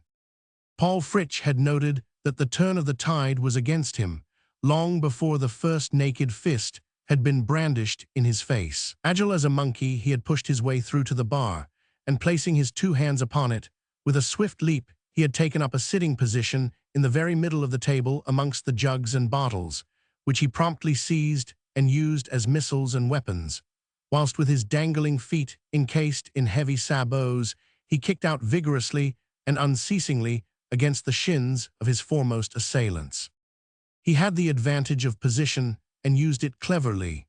In his right hand, he held a pewter mug by the handle and used it as a swivel against his aggressors with great effect.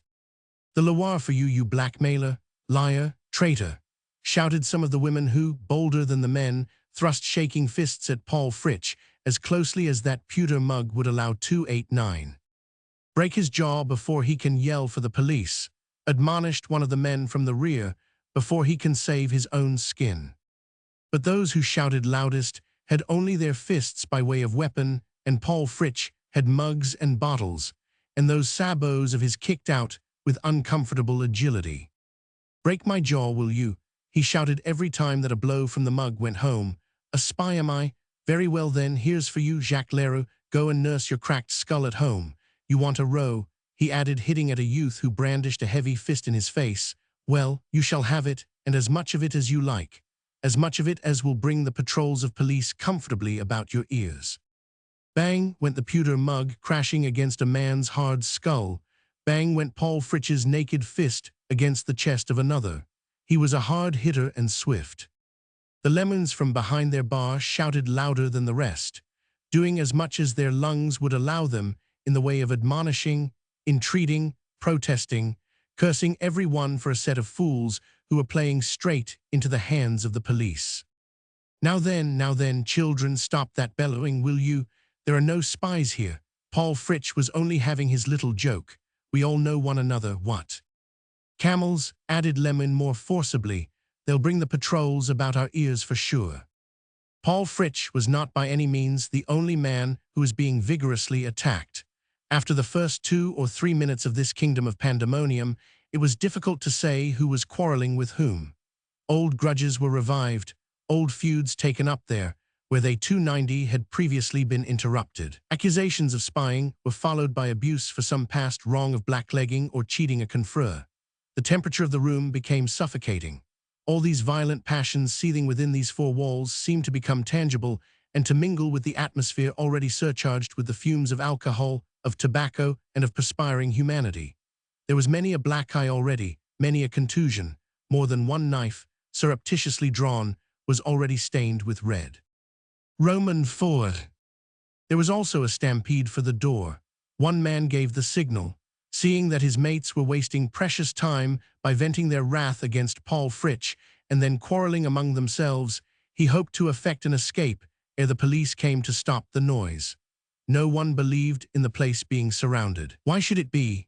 The Marats were far too busy hunting up rebels and aristos to trouble much about the Rat Mort and its customers, but it was quite possible that a brawl would bring a patrol along, and then, where the police correctionnel and the possibility of deportation or worse. Retreat was undoubtedly safer while there was time.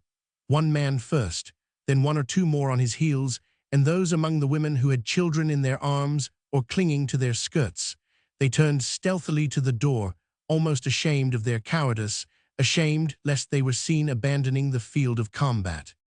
It was while confusion reigned unchecked that Yvonne, who was cowering, frankly terrified at last, in the corner of the room, became aware that the door close beside her, the door situated immediately opposite the front entrance, was surreptitiously opened. She turned quickly to look. For 291 she was like a terror-stricken little animal now, one that scents and feels and fears danger from every quarter round. The door was being pushed open very slowly by what was still to Yvonne an unseen hand. Somehow that opening door fascinated her. For the moment she forgot the noise and the confusion around her. Then suddenly, with a great effort of will, she checked the scream which had forced itself up to her throat. "Father," was all that she contrived to say in a hoarse and passionate murmur. Fortunately, as he peered cautiously round the room, Le Duc caught sight of his daughter.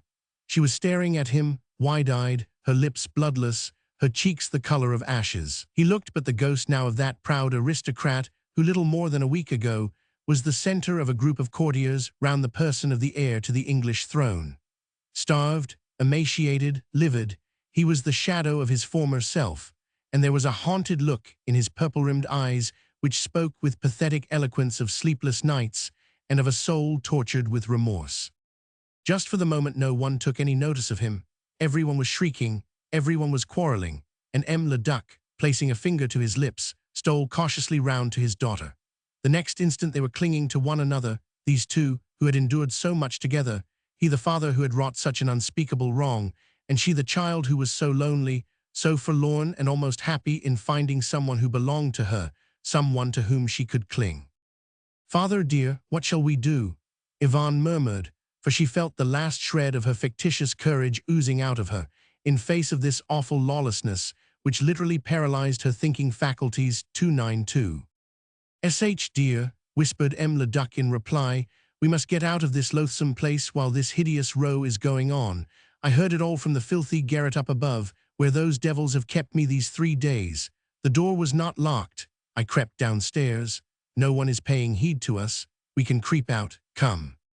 But at the suggestion, Yvonne's spirits, which had been stunned by the events of the past few moments, revived with truly mercurial rapidity.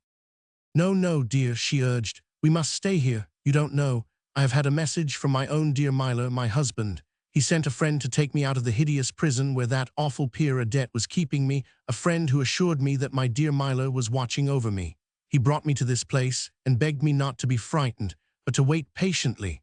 And I must wait, dear, I must wait." She spoke rapidly in whispers and in short, jerky sentences. Le Duc listened to her wide-eyed, a deep line of puzzlement between his brows. Sorrow, remorse, starvation, misery had in a measure numbed his mind. The thought of help, of hope, of friends could not penetrate into his brain. "A message," he murmured inanely, "a message. No, no, my girl, you must trust no one. Piradet is full of evil tricks. He will trap you. He means to destroy us both. He has brought you here so that you should be murdered by these ferocious devils." "Impossible, father dear," she said, still striving to speak bravely. "We have both of us been all this while in the power of Piradet. He could have had no object in bringing me here tonight."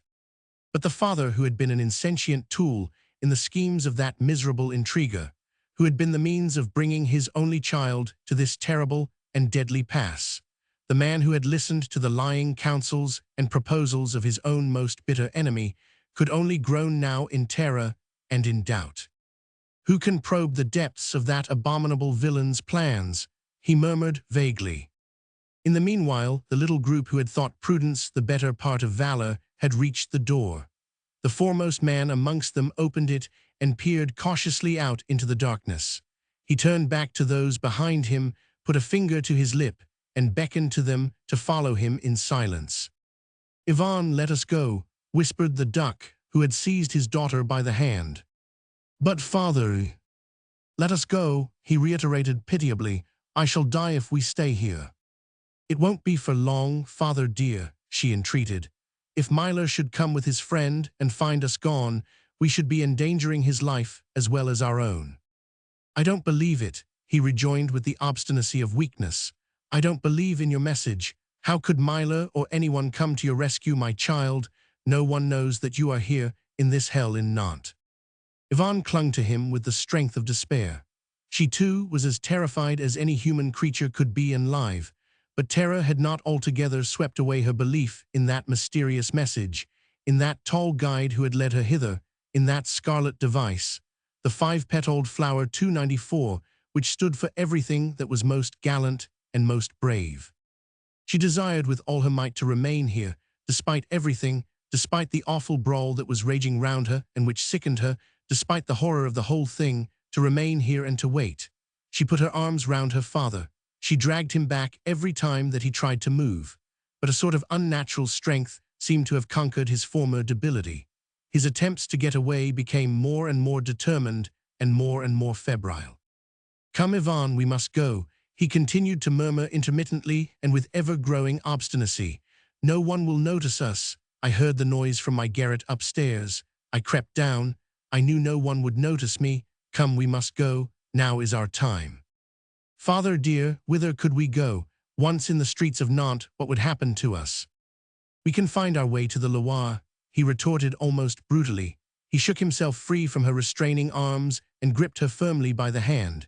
He tried to drag her toward the door, whilst she still struggled to keep him back. He had just caught sight of the group of men and women at the front door. Their leader was standing upon the threshold and was still peering out into the darkness. But the next moment they all came to a halt.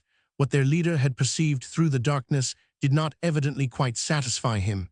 He turned and held a whispered consultation with the others. Le Duc strove with all his might to join in with that group. He felt that in its wake would lie the road to freedom. He would have struck Yvonne for standing in the way of her own safety 295. "Father dear," she contrived finally to say to him, "if you go hence, you will go alone.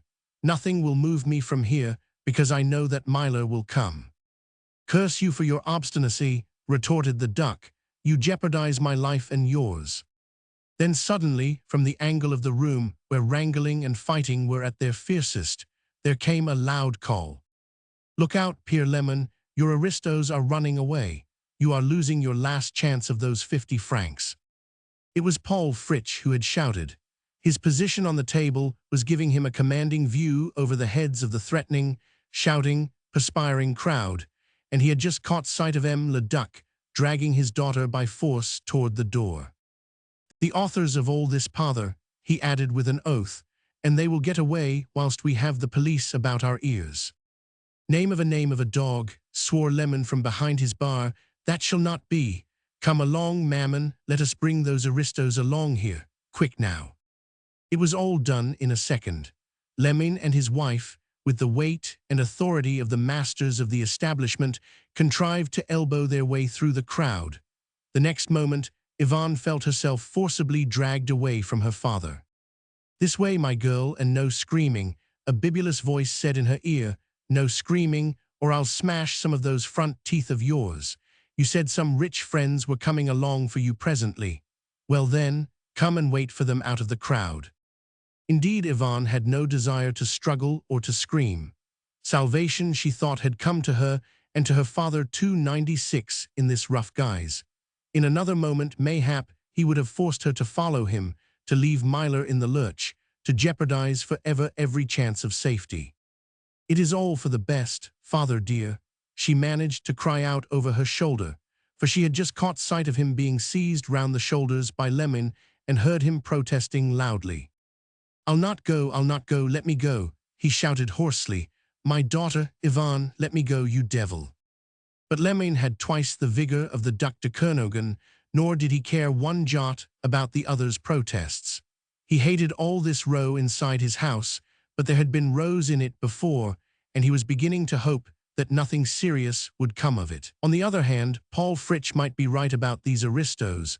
There might be 40 or 50 francs to be made out of them, and in any case, they had one or two things upon their persons which might be worth a few francs, and who knows, they might even have something in their pockets worth taking.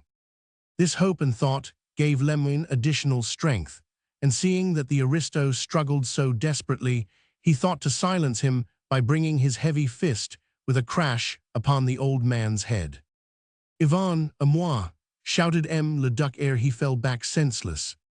That awful cry, Yvonne heard it as she was being dragged through the noisome crowd.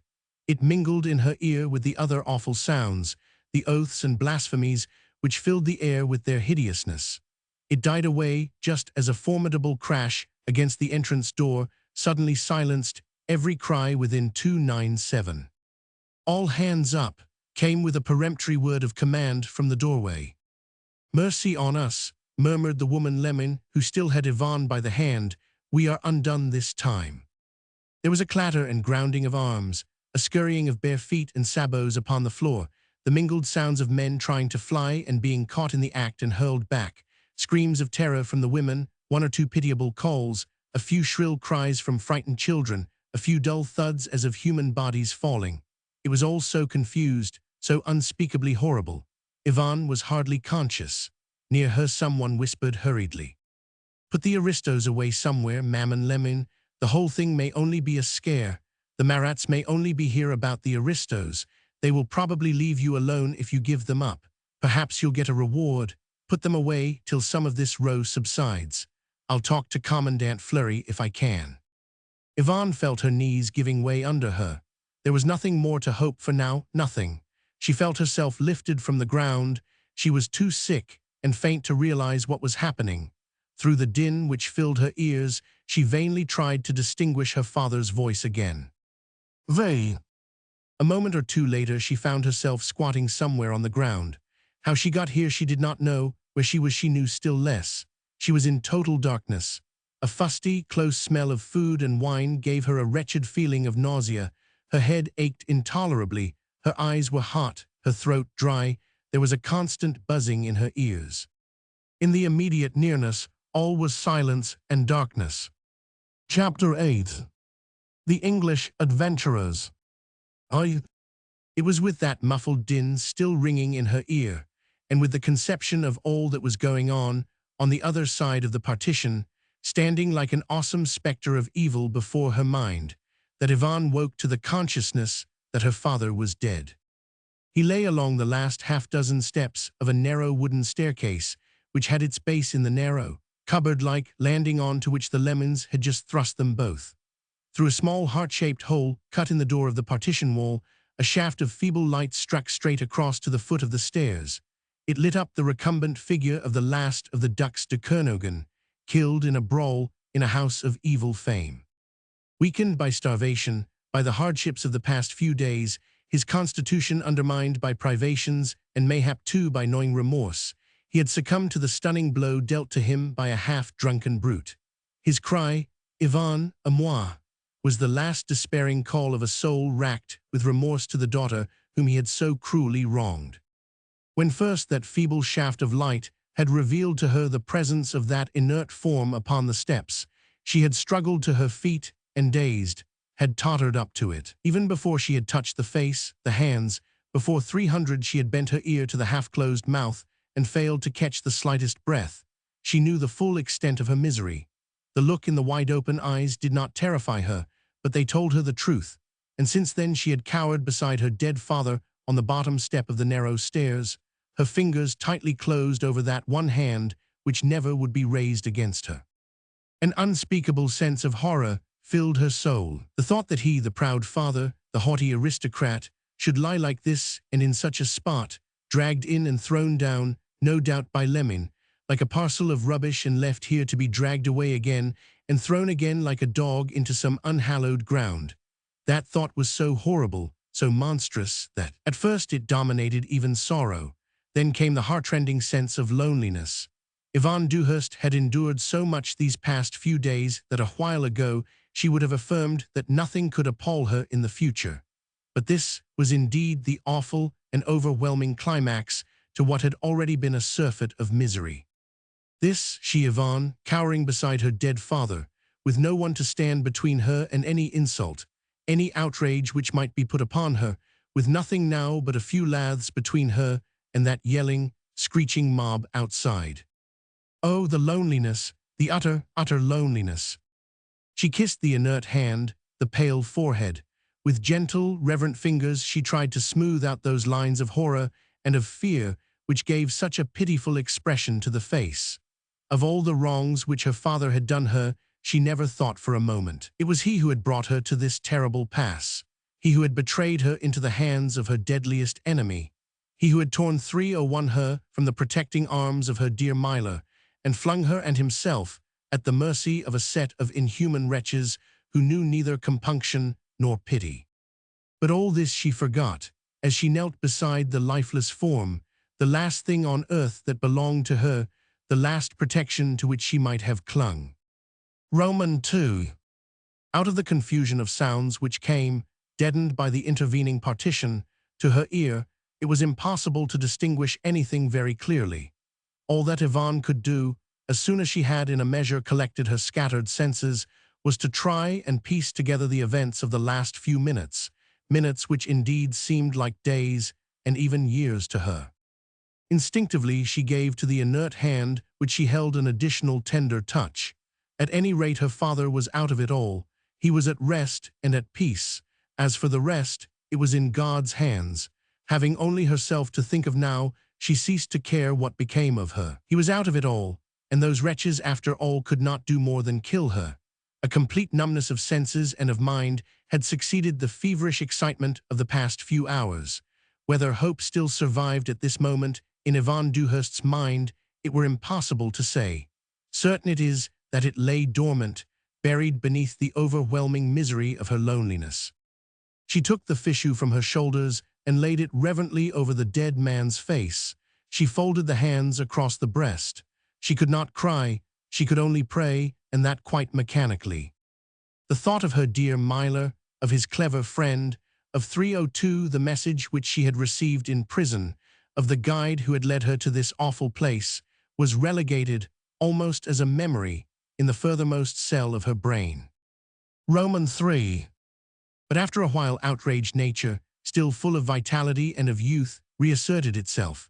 She felt numb and cold and struggled to her feet. From somewhere close to her, a continuous current of air indicated the presence of some sort of window. Yvonne, faint with the close and sickly smell, which even that current failed to disperse, felt her way all round the walls of the narrow landing. The window was in the wall between the partition and the staircase. It was small and quite low down. It was crossed with heavy iron bars. Yvonne leaned up against it, grateful for the breath of pure air. For a while yet she remained unconscious of everything save the confused din which still went on inside the tavern, and at first the sounds which came through the grated window mingled with those on the other side of the partition. But gradually, as she contrived to fill her lungs with the cold breath of heaven, it seemed as if a curtain was being slowly drawn away from her atrophied senses. Just below the window 2 men were speaking. She could hear them quite distinctly now, and soon one of the voices, clearer than the other, struck her ear with unmistakable familiarity. "I told Paul Fritsch to come out here and speak to me," Ivan heard that same voice say. "Then he should be here," replied the other, "and if I am not mistaken." There was a pause, and then the first voice was raised again. "Halt, is that Paul Fritsch?" "At your service, citizen," came in reply. "Well, is everything working smoothly inside?" "Quite smoothly, but your Englishmen are not there." "How do you know?" "Bah, I know most of the faces that are to be found inside the rat mort at this hour. There are no strangers among them." The voice that had sounded so familiar to Ivan was raised now in loud and coarse laughter.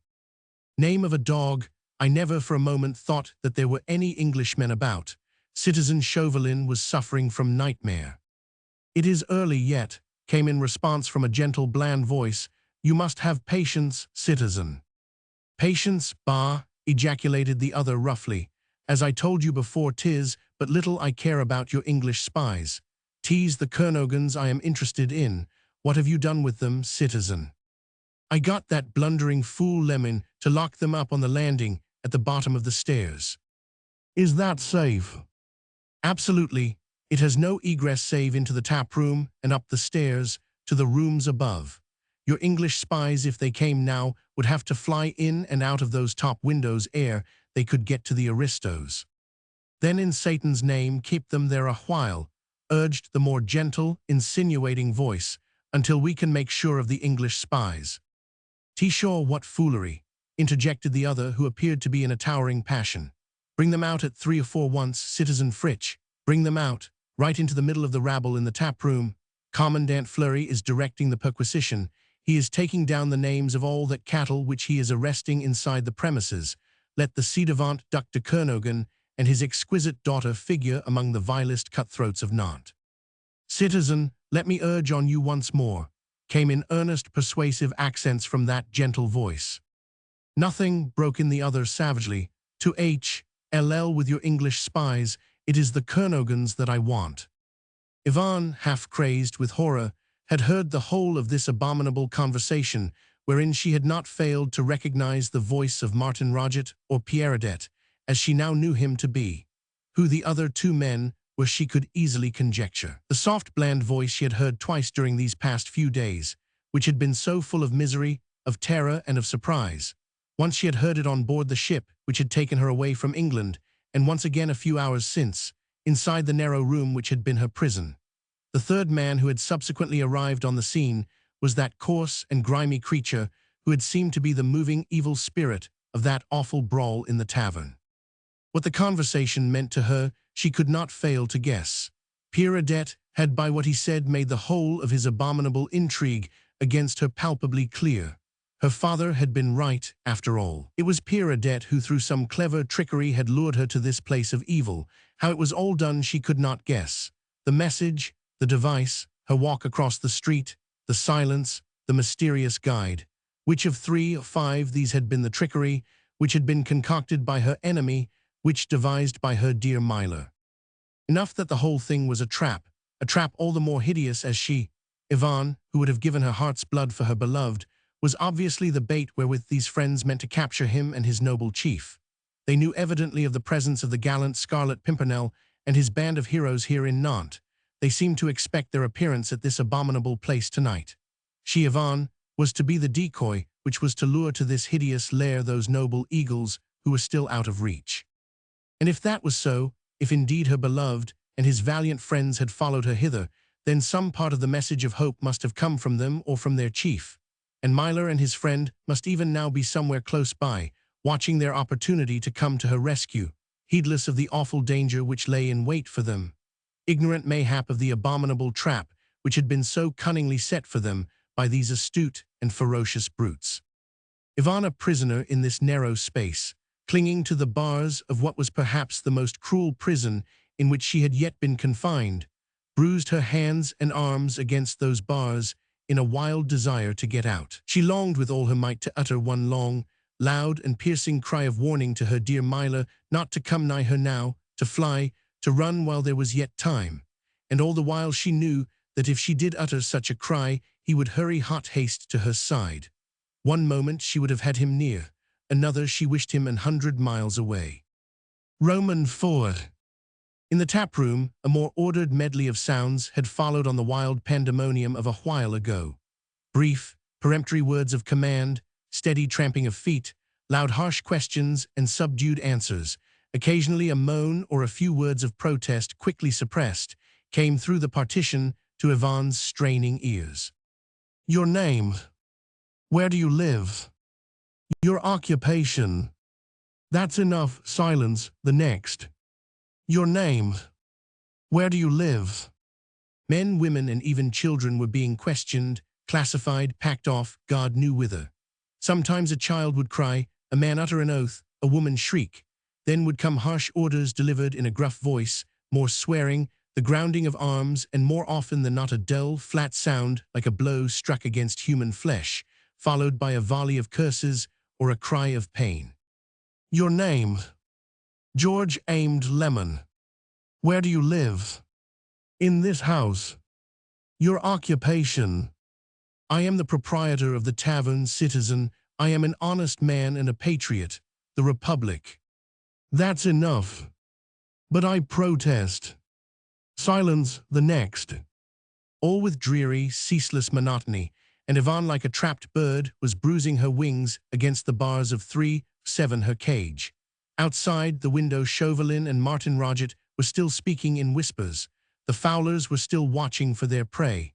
The third man had apparently gone away. What went on beyond the range of her prison window, out in the darkness of the night, which Yvonne's aching eyes could not pierce, she, the miserable watcher, the bait set here to catch the noble game, could not even conjecture.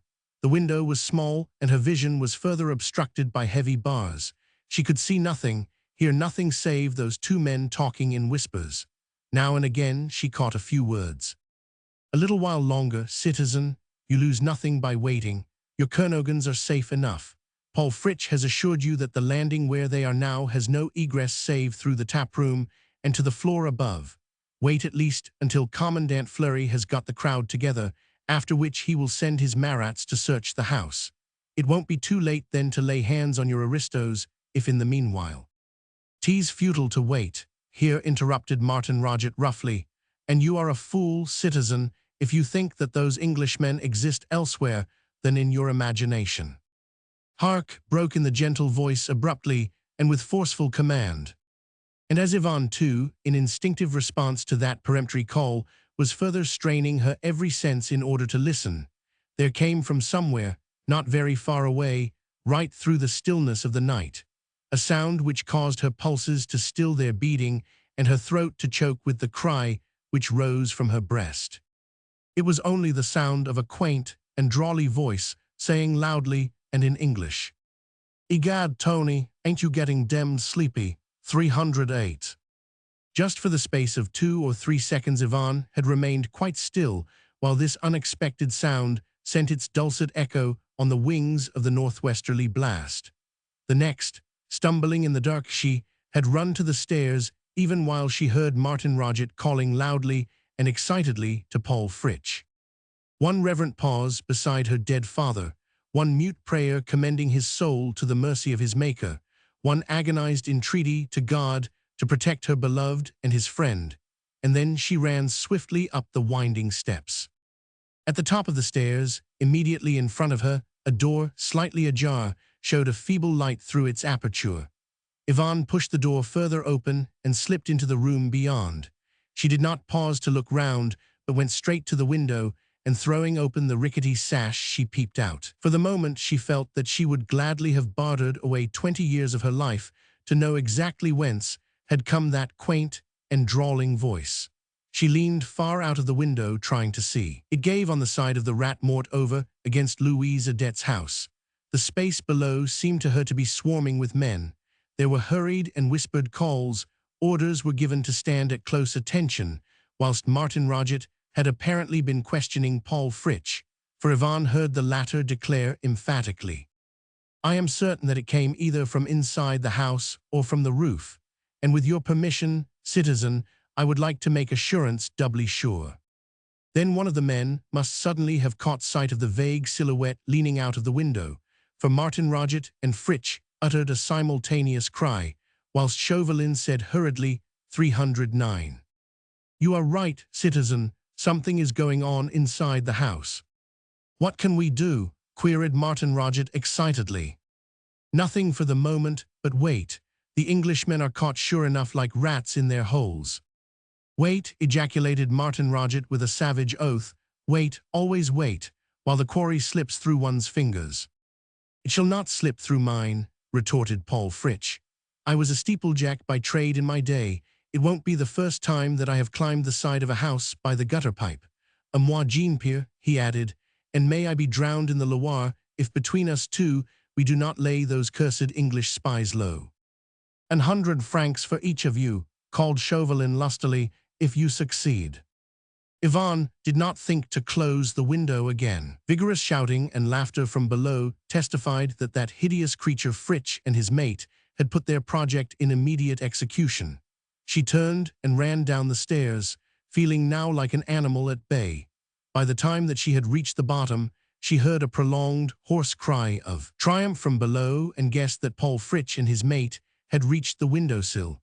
The next moment, there was a crash overhead of broken window glass and of furniture kicked from one end of the room to the other, immediately followed by the sound of heavy footsteps running helter-skelter down the stairs. Ivan, half-crazed with terror, faint and sick, fell unconscious over the body of her father. They. Inside the taproom, Commandant Fleury was still at work. "Your name? Where do you live? Your occupation?" The low room was filled to suffocation. The walls lined with marats, the doors and windows which were wide open were closely guarded, whilst in the corner of the room, huddled together like bales of rubbish, was the human cattle that had been driven together, preparatory to being sent for a trial to Paris in vindication of Carrier's brutalities against the city. Fleury for form's sake made entries in a notebook. The whole thing was a mere farce. These wretched people were not likely to get a fair trial. What did the whole thing matter? Still, the commandant of the Marats went solemnly through the farce which Carrier had invented with a view to his own justification. Lemon and his wife had protested and been silenced. Men had struggled and women had fought, some of them like wild cats, in trying to get away. Now there were only half a dozen or so more to docket. Fleury swore, for he was tired and hot. "This place is like a pest house," he said.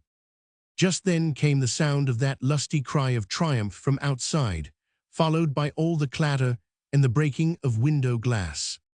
"What's that?" queried Fleury. The heavy footsteps running down the stairs caused him to look up from his work and to call briefly to a sergeant of the Marats who stood beside his chair. "Go and see what that Sacker row is about. He come 311 Mondade. In there," he added as he indicated the door of the landing with a jerk of the head. But before the man could reach the door, it was thrown open from within with a vigorous kick from the point of a sabot, and Paul Fritsch appeared under the lintel with the aristo wench thrown over his shoulder like a sack of potatoes, his thick, muscular arms encircling her knees. His scarlet bonnet was cocked over one eye, his face was smeared with dirt, his breeches were torn at the knees, his shirt hung in strips from his powerful shoulders.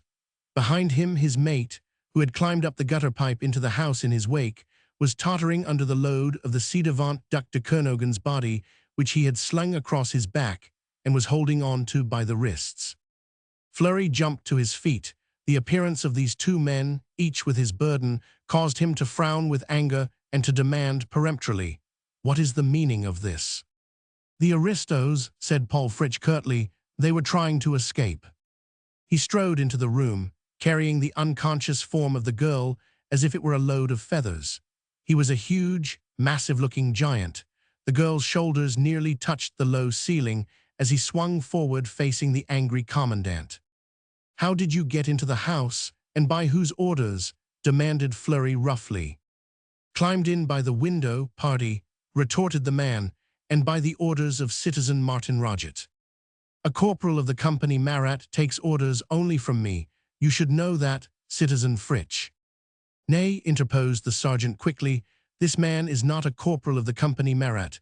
Citizen Commandant 312, as for Corporal Fritsch, why, he was taken to the infirmary some hours ago with a cracked skull, he—" "Not Corporal Fritsch," exclaimed Fleury with an oath. "Then who in the devil's name is this man?" "The Scarlet Pimpernel, at your service, citizen commandant," came loudly and with a merry laugh from the pseudo-Fritsch. And before either Fleury or the sergeant or any of the Marats could even begin to realize what was happening, he had literally bounded across the room, and as he did so, he knocked against the hanging lamp, which fell with a crash to the floor, scattering oil and broken glass in every direction, and by its fall plunging the place into total darkness. At once there arose a confusion and medley of terrified screams, of piercing shrieks from the women and the children, and of loud imprecations from the men. These mingled with the hasty words of command, with quick orders from Fleury and the sergeant, with the grounding of arms and the tramping of many feet, and with the fall of human bodies that happened to be in the way of the reckless adventurer and his flight. "He is through the door," cried the men who had been there on guard. "After him then," shouted Fleury, "curse you all for cowards and for fools." The order had no need to be repeated. The confusion, though great, had only been momentary. Within a second or less, Fleury and his sergeant had fought their way through to the door, urging the men to follow. "After him, quick, he is heavily loaded. He cannot have got far," commanded Fleury as soon as he had crossed the threshold. "Sergeant, keep order within, and on your life see that no one else escapes." Chapter 9. The Proconsul. From round the angle of the house, Martin Roget and Chauvelin were already speeding along at a rapid pace. "What does it all mean?" queried the latter hastily. "The Englishman with the wench on his back, have you seen him?" "Malediction, what do you mean?" "Have you seen him?" reiterated Fleury hoarsely. "No. He couldn't have passed you." "Impossible." "Then unless some of us here have eyes like cats, that limb of Satan will get away. On to him, my men," he called once more. "Can you see him?" The darkness outside was intense. The northwesterly wind was whistling down the narrow street, drowning the sound of every distant footfall. It tore mercilessly round the men's heads, snatching the bonnets from off their heads, dragging at their loose shirts and breeches, adding to the confusion which already reigned. "He went this way," shouted one. "No, that," cried another. "There he is," came finally in chorus from several lusty throats, "just crossing the bridge." "After him," cried Fleury, 100 francs to the man who first lays hands on that devil." Then the chase began.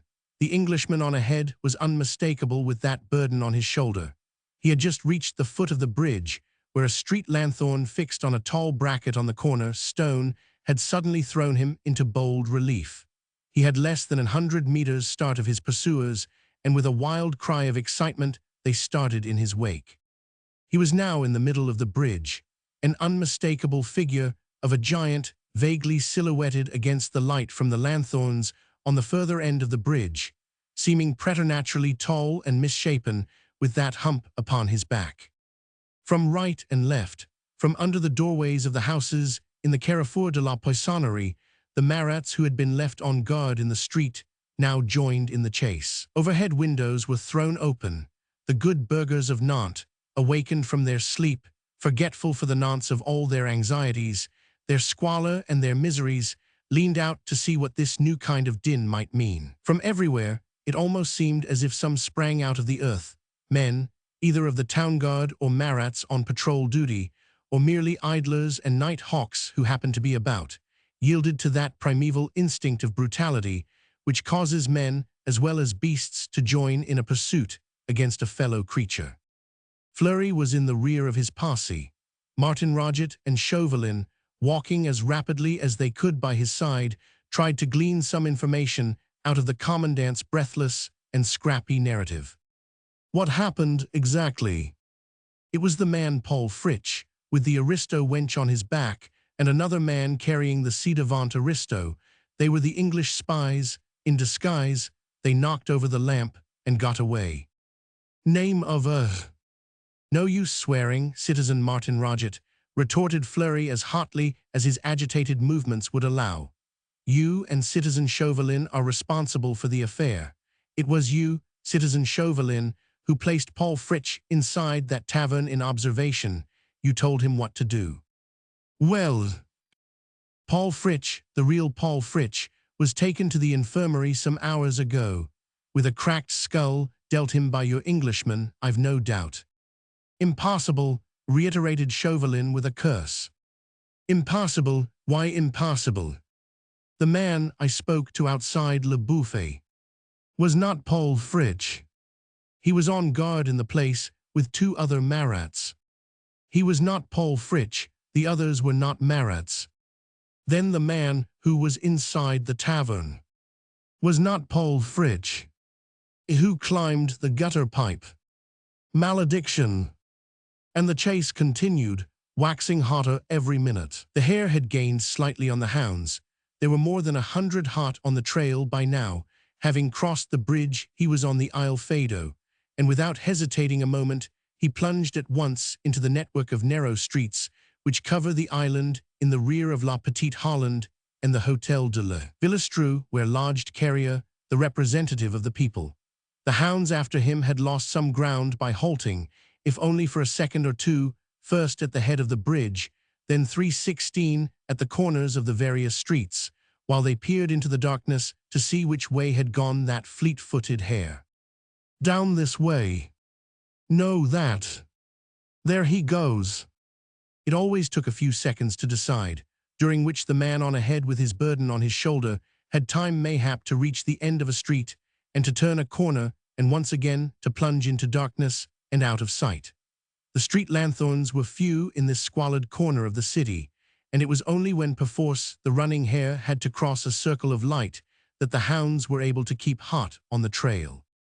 To the bridges for your lives, now shouted Fleury to the men nearest to him. Leave him to wander on the island. He cannot come off it unless he jumps into the Loire. The Marats, intelligent and ferociously keen on the chase, had already grasped the importance of this order. With the bridges guarded that fleet-footed Englishman might run as much as he liked, he was bound to be run to earth like a fox in his burrow. In a moment they had dispersed along the quays, some to one bridgehead, some to another.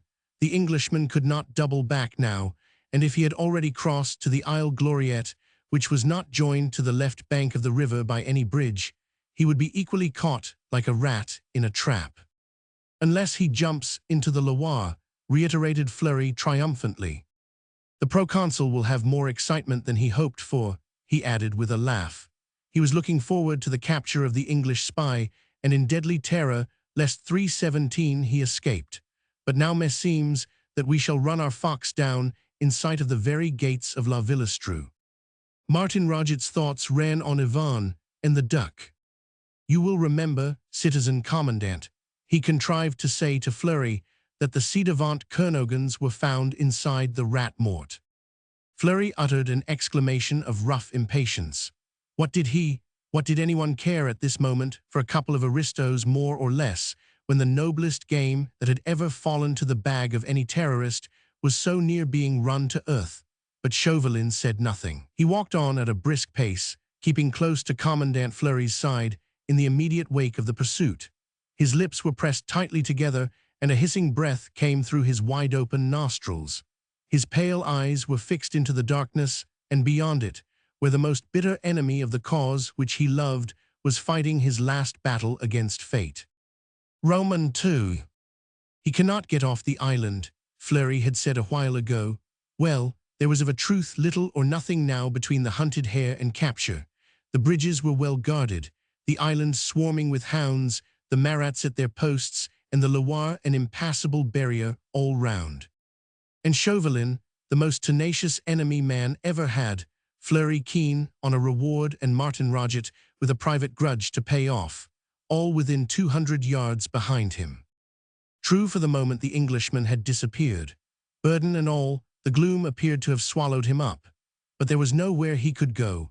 Mayhap he had taken refuge under a doorway in one of the narrow streets and hoped perhaps, under cover of the darkness to 318, allow his pursuers to slip past him and then to double back. Fleury was laughing in the best of humors. He was gradually collecting all the Marats together and sending them to the bridgeheads under the command of their various sergeants. Let the Englishman spend the night on the islands if he had a mind. There was a full company of Marats here to account for him as soon as he attempted to come out in the open. The idlers and night hawks, as well as the municipal town guard, continued to run excitedly up and down the streets. Sometimes there would come a lusty cry from a knot of pursuers who thought they spied the Englishman through the darkness. At others, there would be a call of halt and feverish consultation held at a street corner as to the best policy to adopt. The town guard, jealous of the Marats, were pining to lay hands on the English spy for the sake of the reward. Fleury, coming across their provost, called him a fool for his pains. "My Marats will deal with the English spy's citizen," he said roughly. "He is no concern of yours." The provost demurred. An altercation might have ensued when Chauvelin's suave voice poured oil on the troubled waters. "Why not?" he said. "Let the town guard continue their search on the island, citizen commandant. The men may succeed in digging our rat out of his hole and forcing him out into the open all the sooner. Your Marats will have him quickly enough after that." To this suggestion, the provost gave a grudging assent. The reward when the English spy was caught could be fought for later on. For the nonce, he turned unceremony 319 Owsley on his heel and left Fleury cursing him for a meddlesome busybody. "So long as he and his rabble does not interfere with my Marats," growled the commandant. "Will you see your sergeants, citizen?" queried Chauvelin tentatively. "They will have to keep very much on the alert and will require constant prodding to their vigilance, if I can be of any service." "No," retorted Fleury curtly. "You and citizen Martin Roget had best try and see the proconsul and tell him what we have done. He'll be half wild with terror when he hears that the English spy is at large upon the island. You must pacify him as best you can. Tell him I have a score of Marats at every bridgehead and that I am looking personally to every arrangement. There is no escape for the devil possible save by drowning himself and the wench in the Loire." Roman 3.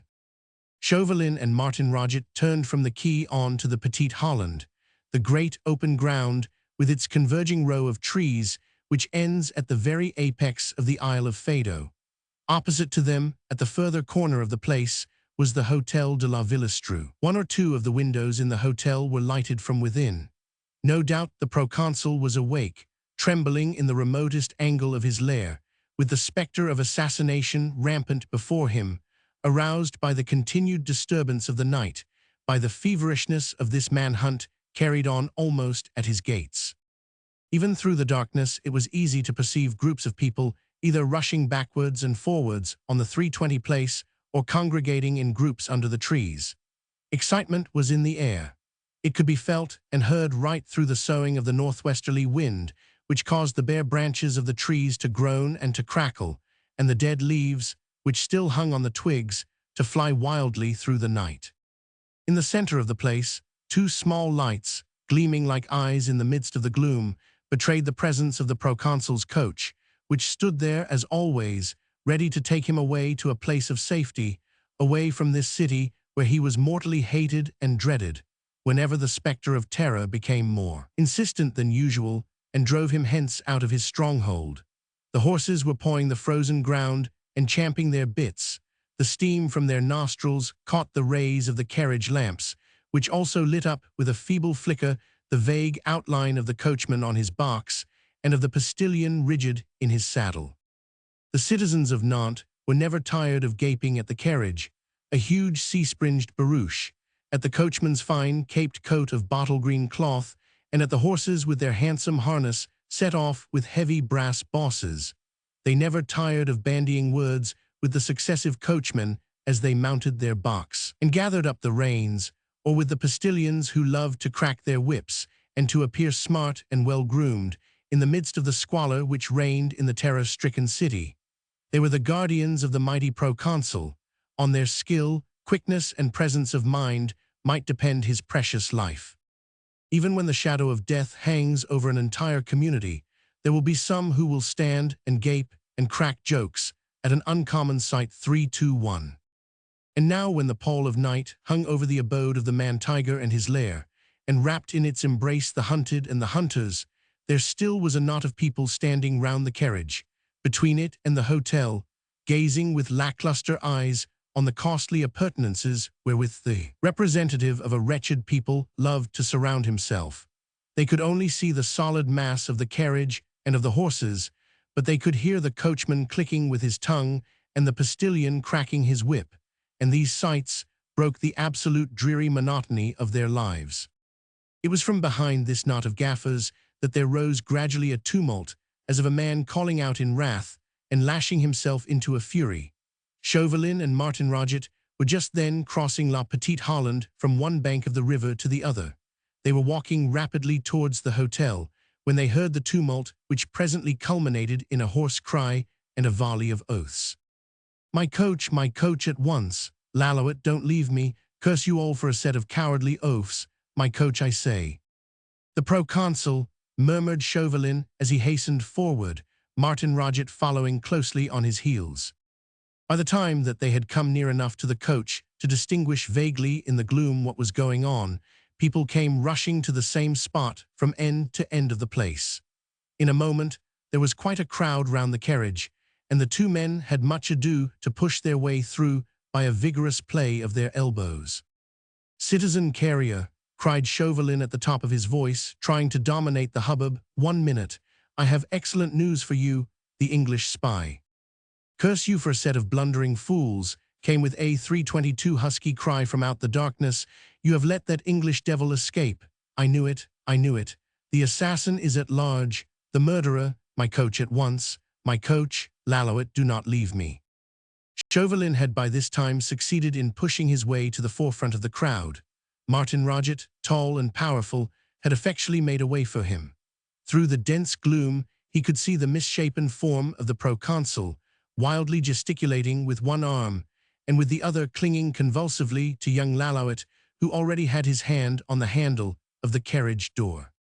With a quick, resolute gesture, Chauvelin stepped between the door and the advancing proconsul. "Citizen Carrier," he said with calm determination, "on my oath there is no cause for alarm.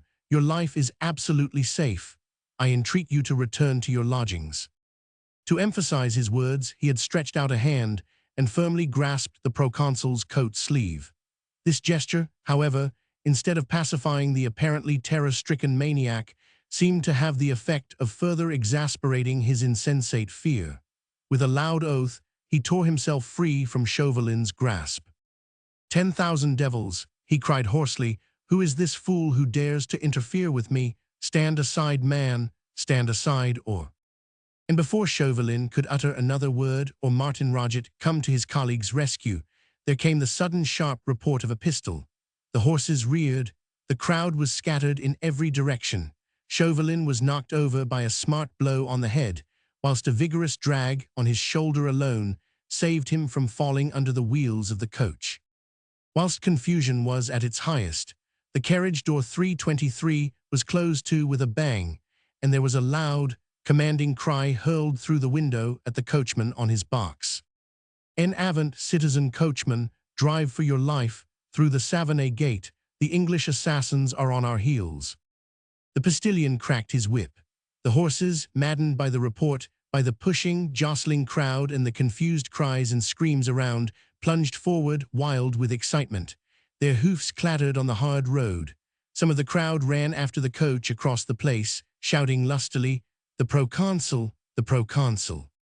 Chauvelin, dazed and bruised, was picked up by Martin Roget. "The cowardly brute," was all that he said between his teeth. "He shall rue this outrage as soon as I can give my mind to his affairs. In the meanwhile—" The clatter of the horses' hoofs was already dying away in the distance. For a few seconds longer, the rattle of the coach was still accompanied by cries of the proconsul, the proconsul.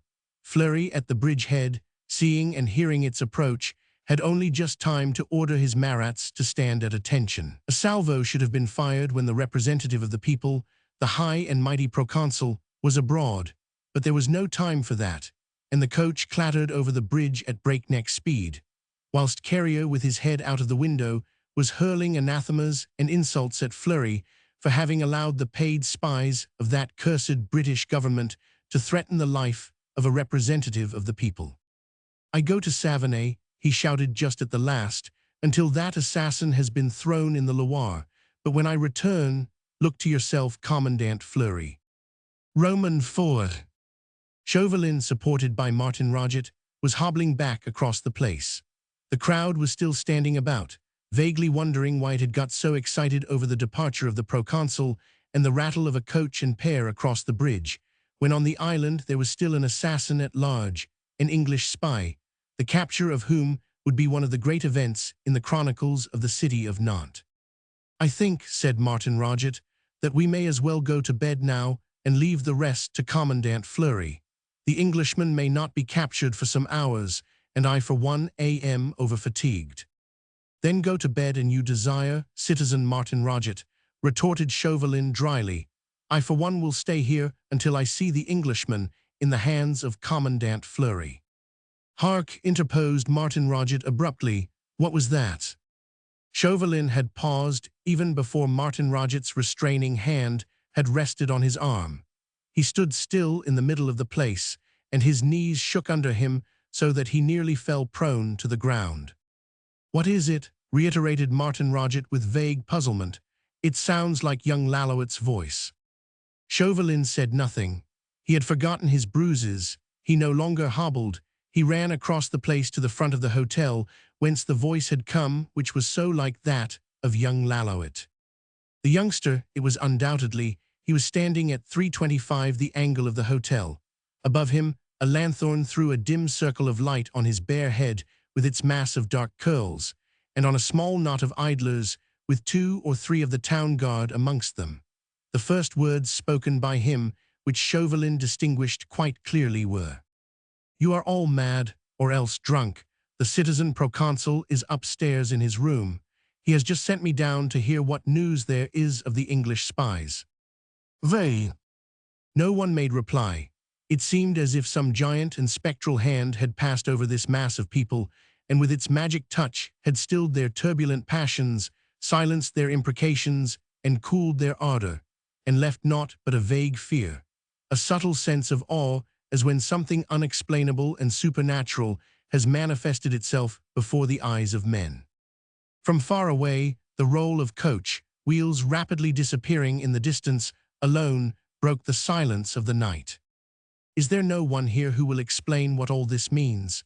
queried young Lalouet, who alone had remained self-assured and calm, for he alone knew nothing of what had happened. "Citizen Fleury, are you there?" Then, as once again he received no reply, he added peremptorily, "Hey, someone there, are you all louts and oafs that not one of you can speak?" A timid voice from the rear ventured on explanation. "The citizen proconsul was here a moment ago. We all saw him, and you, Citizen Lalouet, were with him." An imprecation from young Lalouet silenced the timid 326 voice for the nonce, and then another resumed the halting narrative. "We all could have sworn that we saw you, Citizen Lalouet, also the citizen proconsul. He got into his coach with you, that is, they have driven off." "This is some awful and treacherous hoax," cried the youngster now in a towering passion. "The citizen proconsul is upstairs in bed, I tell you, and I have only just come out of the hotel.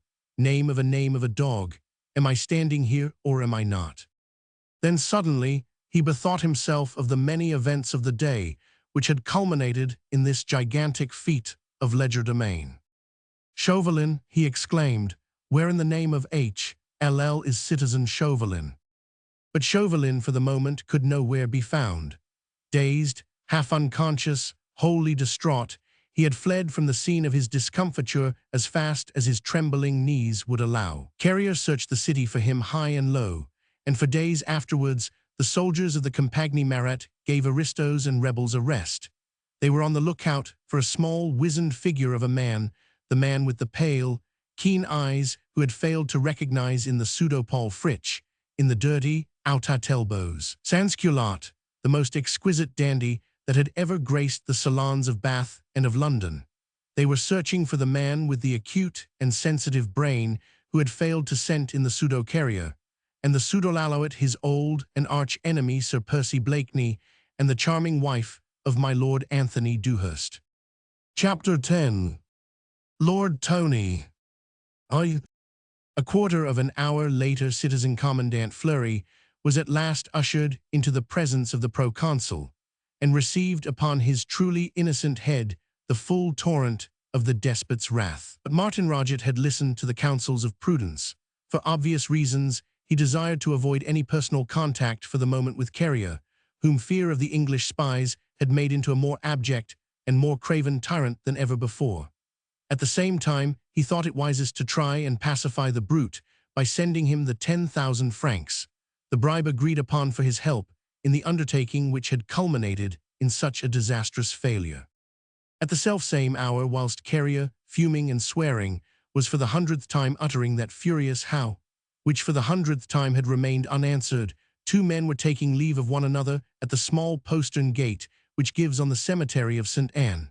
The taller and younger, one of the two, had just dropped a heavy purse into the hand of the other. The latter stooped and kissed the kindly hand. "Myler," he said, "I swear to you most solemnly that M. le Duc de Kernogan will rest in peace in hallowed ground. M. le Cure de Vertu, he is a saint and a brave man, Myler, comes over whenever he can prudently do so, and 328 reads the offices for the dead, over those who have died as Christians, and there is a piece of consecrated ground out here in the open which those fiends of terrorists have not discovered yet." "And you will bury M. le Duc immediately," admonished the younger man, "and apprise M. le Cure of what has happened." Aye, I'll do that, Myler, within the hour. Though M. le Duc was never a very kind master to me in the past, I cannot forget that I served him and his family for over 30 years as coachman. I drove Emile Yvonne in the first pony cart she ever possessed. I drove her. That was a bitter day. Her and M. le Duc when they left Kernogan never to return. I drove Emile Yvonne on that memorable night when a crowd of miserable peasants attacked her coach, and that brute Pierre Adet started to lead a rabble against the chateau. That was the beginning of things, Myler. God alone knows what has happened to Pierre Adet. His father Jean was hanged by order of M. le Duc. Now M. le Duc is destined to lie in a forgotten grave. I served this abominable republic by digging graves for her victims. I would be happier, I think, if I knew what had become of Emile Yvonne. Emile Yvonne is my wife, old friend, said the younger man softly. Please God she has years of happiness before her, if I succeed in making her forget all that she has suffered. Amen to that, Myler, rejoined the man fervently. Then I pray you tell the noble lady to rest assured. Jean-Marie, her old coachman whom she used to trust implicitly in the past, will see that M. le Duc de Kernogan is buried as a gentleman and a Christian should be. You are not running too great a risk by this, I hope, my good Jean-Marie, quoth Lord Tony gently. No greater risk, Myler, replied Jean-Marie earnestly, than the one which you ran by carrying my old master's dead body on your shoulders through the streets of Nantes. Bah, that was simple enough, said the younger man. The hue and cry is after higher quarry tonight. Pray God the hounds have not run the noble game to earth. Even as he spoke, there came from far away through the darkness the sound of a fast-trotting pair of horses and the rumble of coach wheels on the unpaved road. There they are, thank God, exclaimed Lord Tony, and the tremor in his voice alone betrayed the torturing anxiety which he had been enduring ever since he had seen the last both of his adored young wife and of his gallant chief in the squalid tap-room of the Rat Mort. With the dead body of Yvonne's father on his back, he had quietly worked his way out of the tavern in the wake of his chief.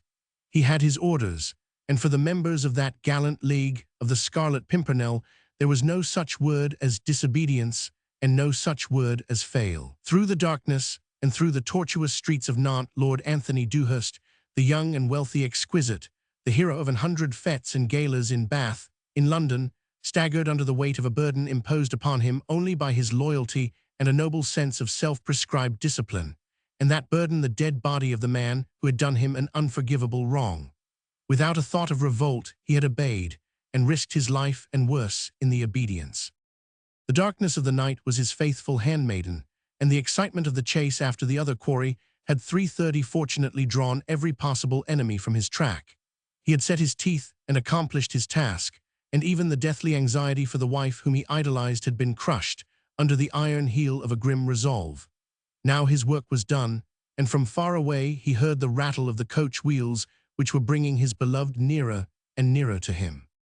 5 minutes longer, and the coach came to a halt. A cheery voice called out gaily, "Tony, are you there?" "Percy," exclaimed the young man. Already he knew that all was well.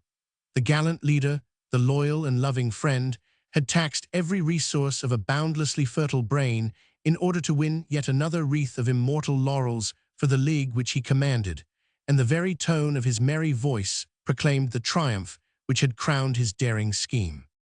The next moment, Yvonne lay in the arms of her dear Myler. He had stepped into the carriage, even while Sir Percy climbed nimbly on the box and took the reins from the bewildered coachman's hands. "Citizen proconsul," murmured the latter, who of a truth thought that he was dreaming. "Get off the box, you old noodle," quoth the pseudo-proconsul peremptorily. "Thou and thy friend the postilion will remain here in the road, and on the morrow you'll explain to whomsoever it may concern that the English spy made a murderous attack on you both and left you half dead outside the postern gate of the cemetery of Stee. And here," he added as he threw a purse down to the two men, who, half-dazed and overcome by superstitious fear, had indeed scrambled down, one from his box, the other from his horse. "There's 100 francs for 331 each of you in there, and mind you drink to the health of the English spy and the confusion of your brutish proconsul." There was no time to lose. The horses, still very fresh, were fretting to start. "Where do we pick up Hastings and F. Fawkes?" asked Sir Percy Blakeney finally as he turned toward the interior of the barouche, the hood of which hid its occupants from view. "At the corner of the Rue de Gigan," came the quick answer. "It is only 200 meters from the city gate. They are on the lookout for you." "F. Fawkes shall be postilion," rejoined Sir Percy with a laugh, "and Hastings sit beside me on the box, and you will see how at the city gate and all along the route soldiers of the guard will salute the equipage of the all-powerful proconsul of Nantes. By gad," he added under his breath, "I've never had a merrier time in all my life, not even when." He clicked his tongue and gave the horses their heads, and soon the coachman and the postilion and Jean-Marie, the gravedigger of the cemetery of Stee, and were left gaping out into the night in the direction where the barouche had so quickly disappeared. "Now for Le Croisic and the Daydream," sighed the daring adventurer contentedly, "and for Marguerite," he added wistfully. Roman II. Under the hood of the barouche, Yvonne, wearied but immeasurably happy, was doing her best to answer all her dear Myler's impassioned questions, and to give him a fairly 332 clear account of that terrible chase and flight through the streets of the Isle Fado. "Ah, Myler, how can I tell you what I felt when I realized that I was being carried along in the arms of the valiant Scarlet Pimpernel? A word from him, and I understood.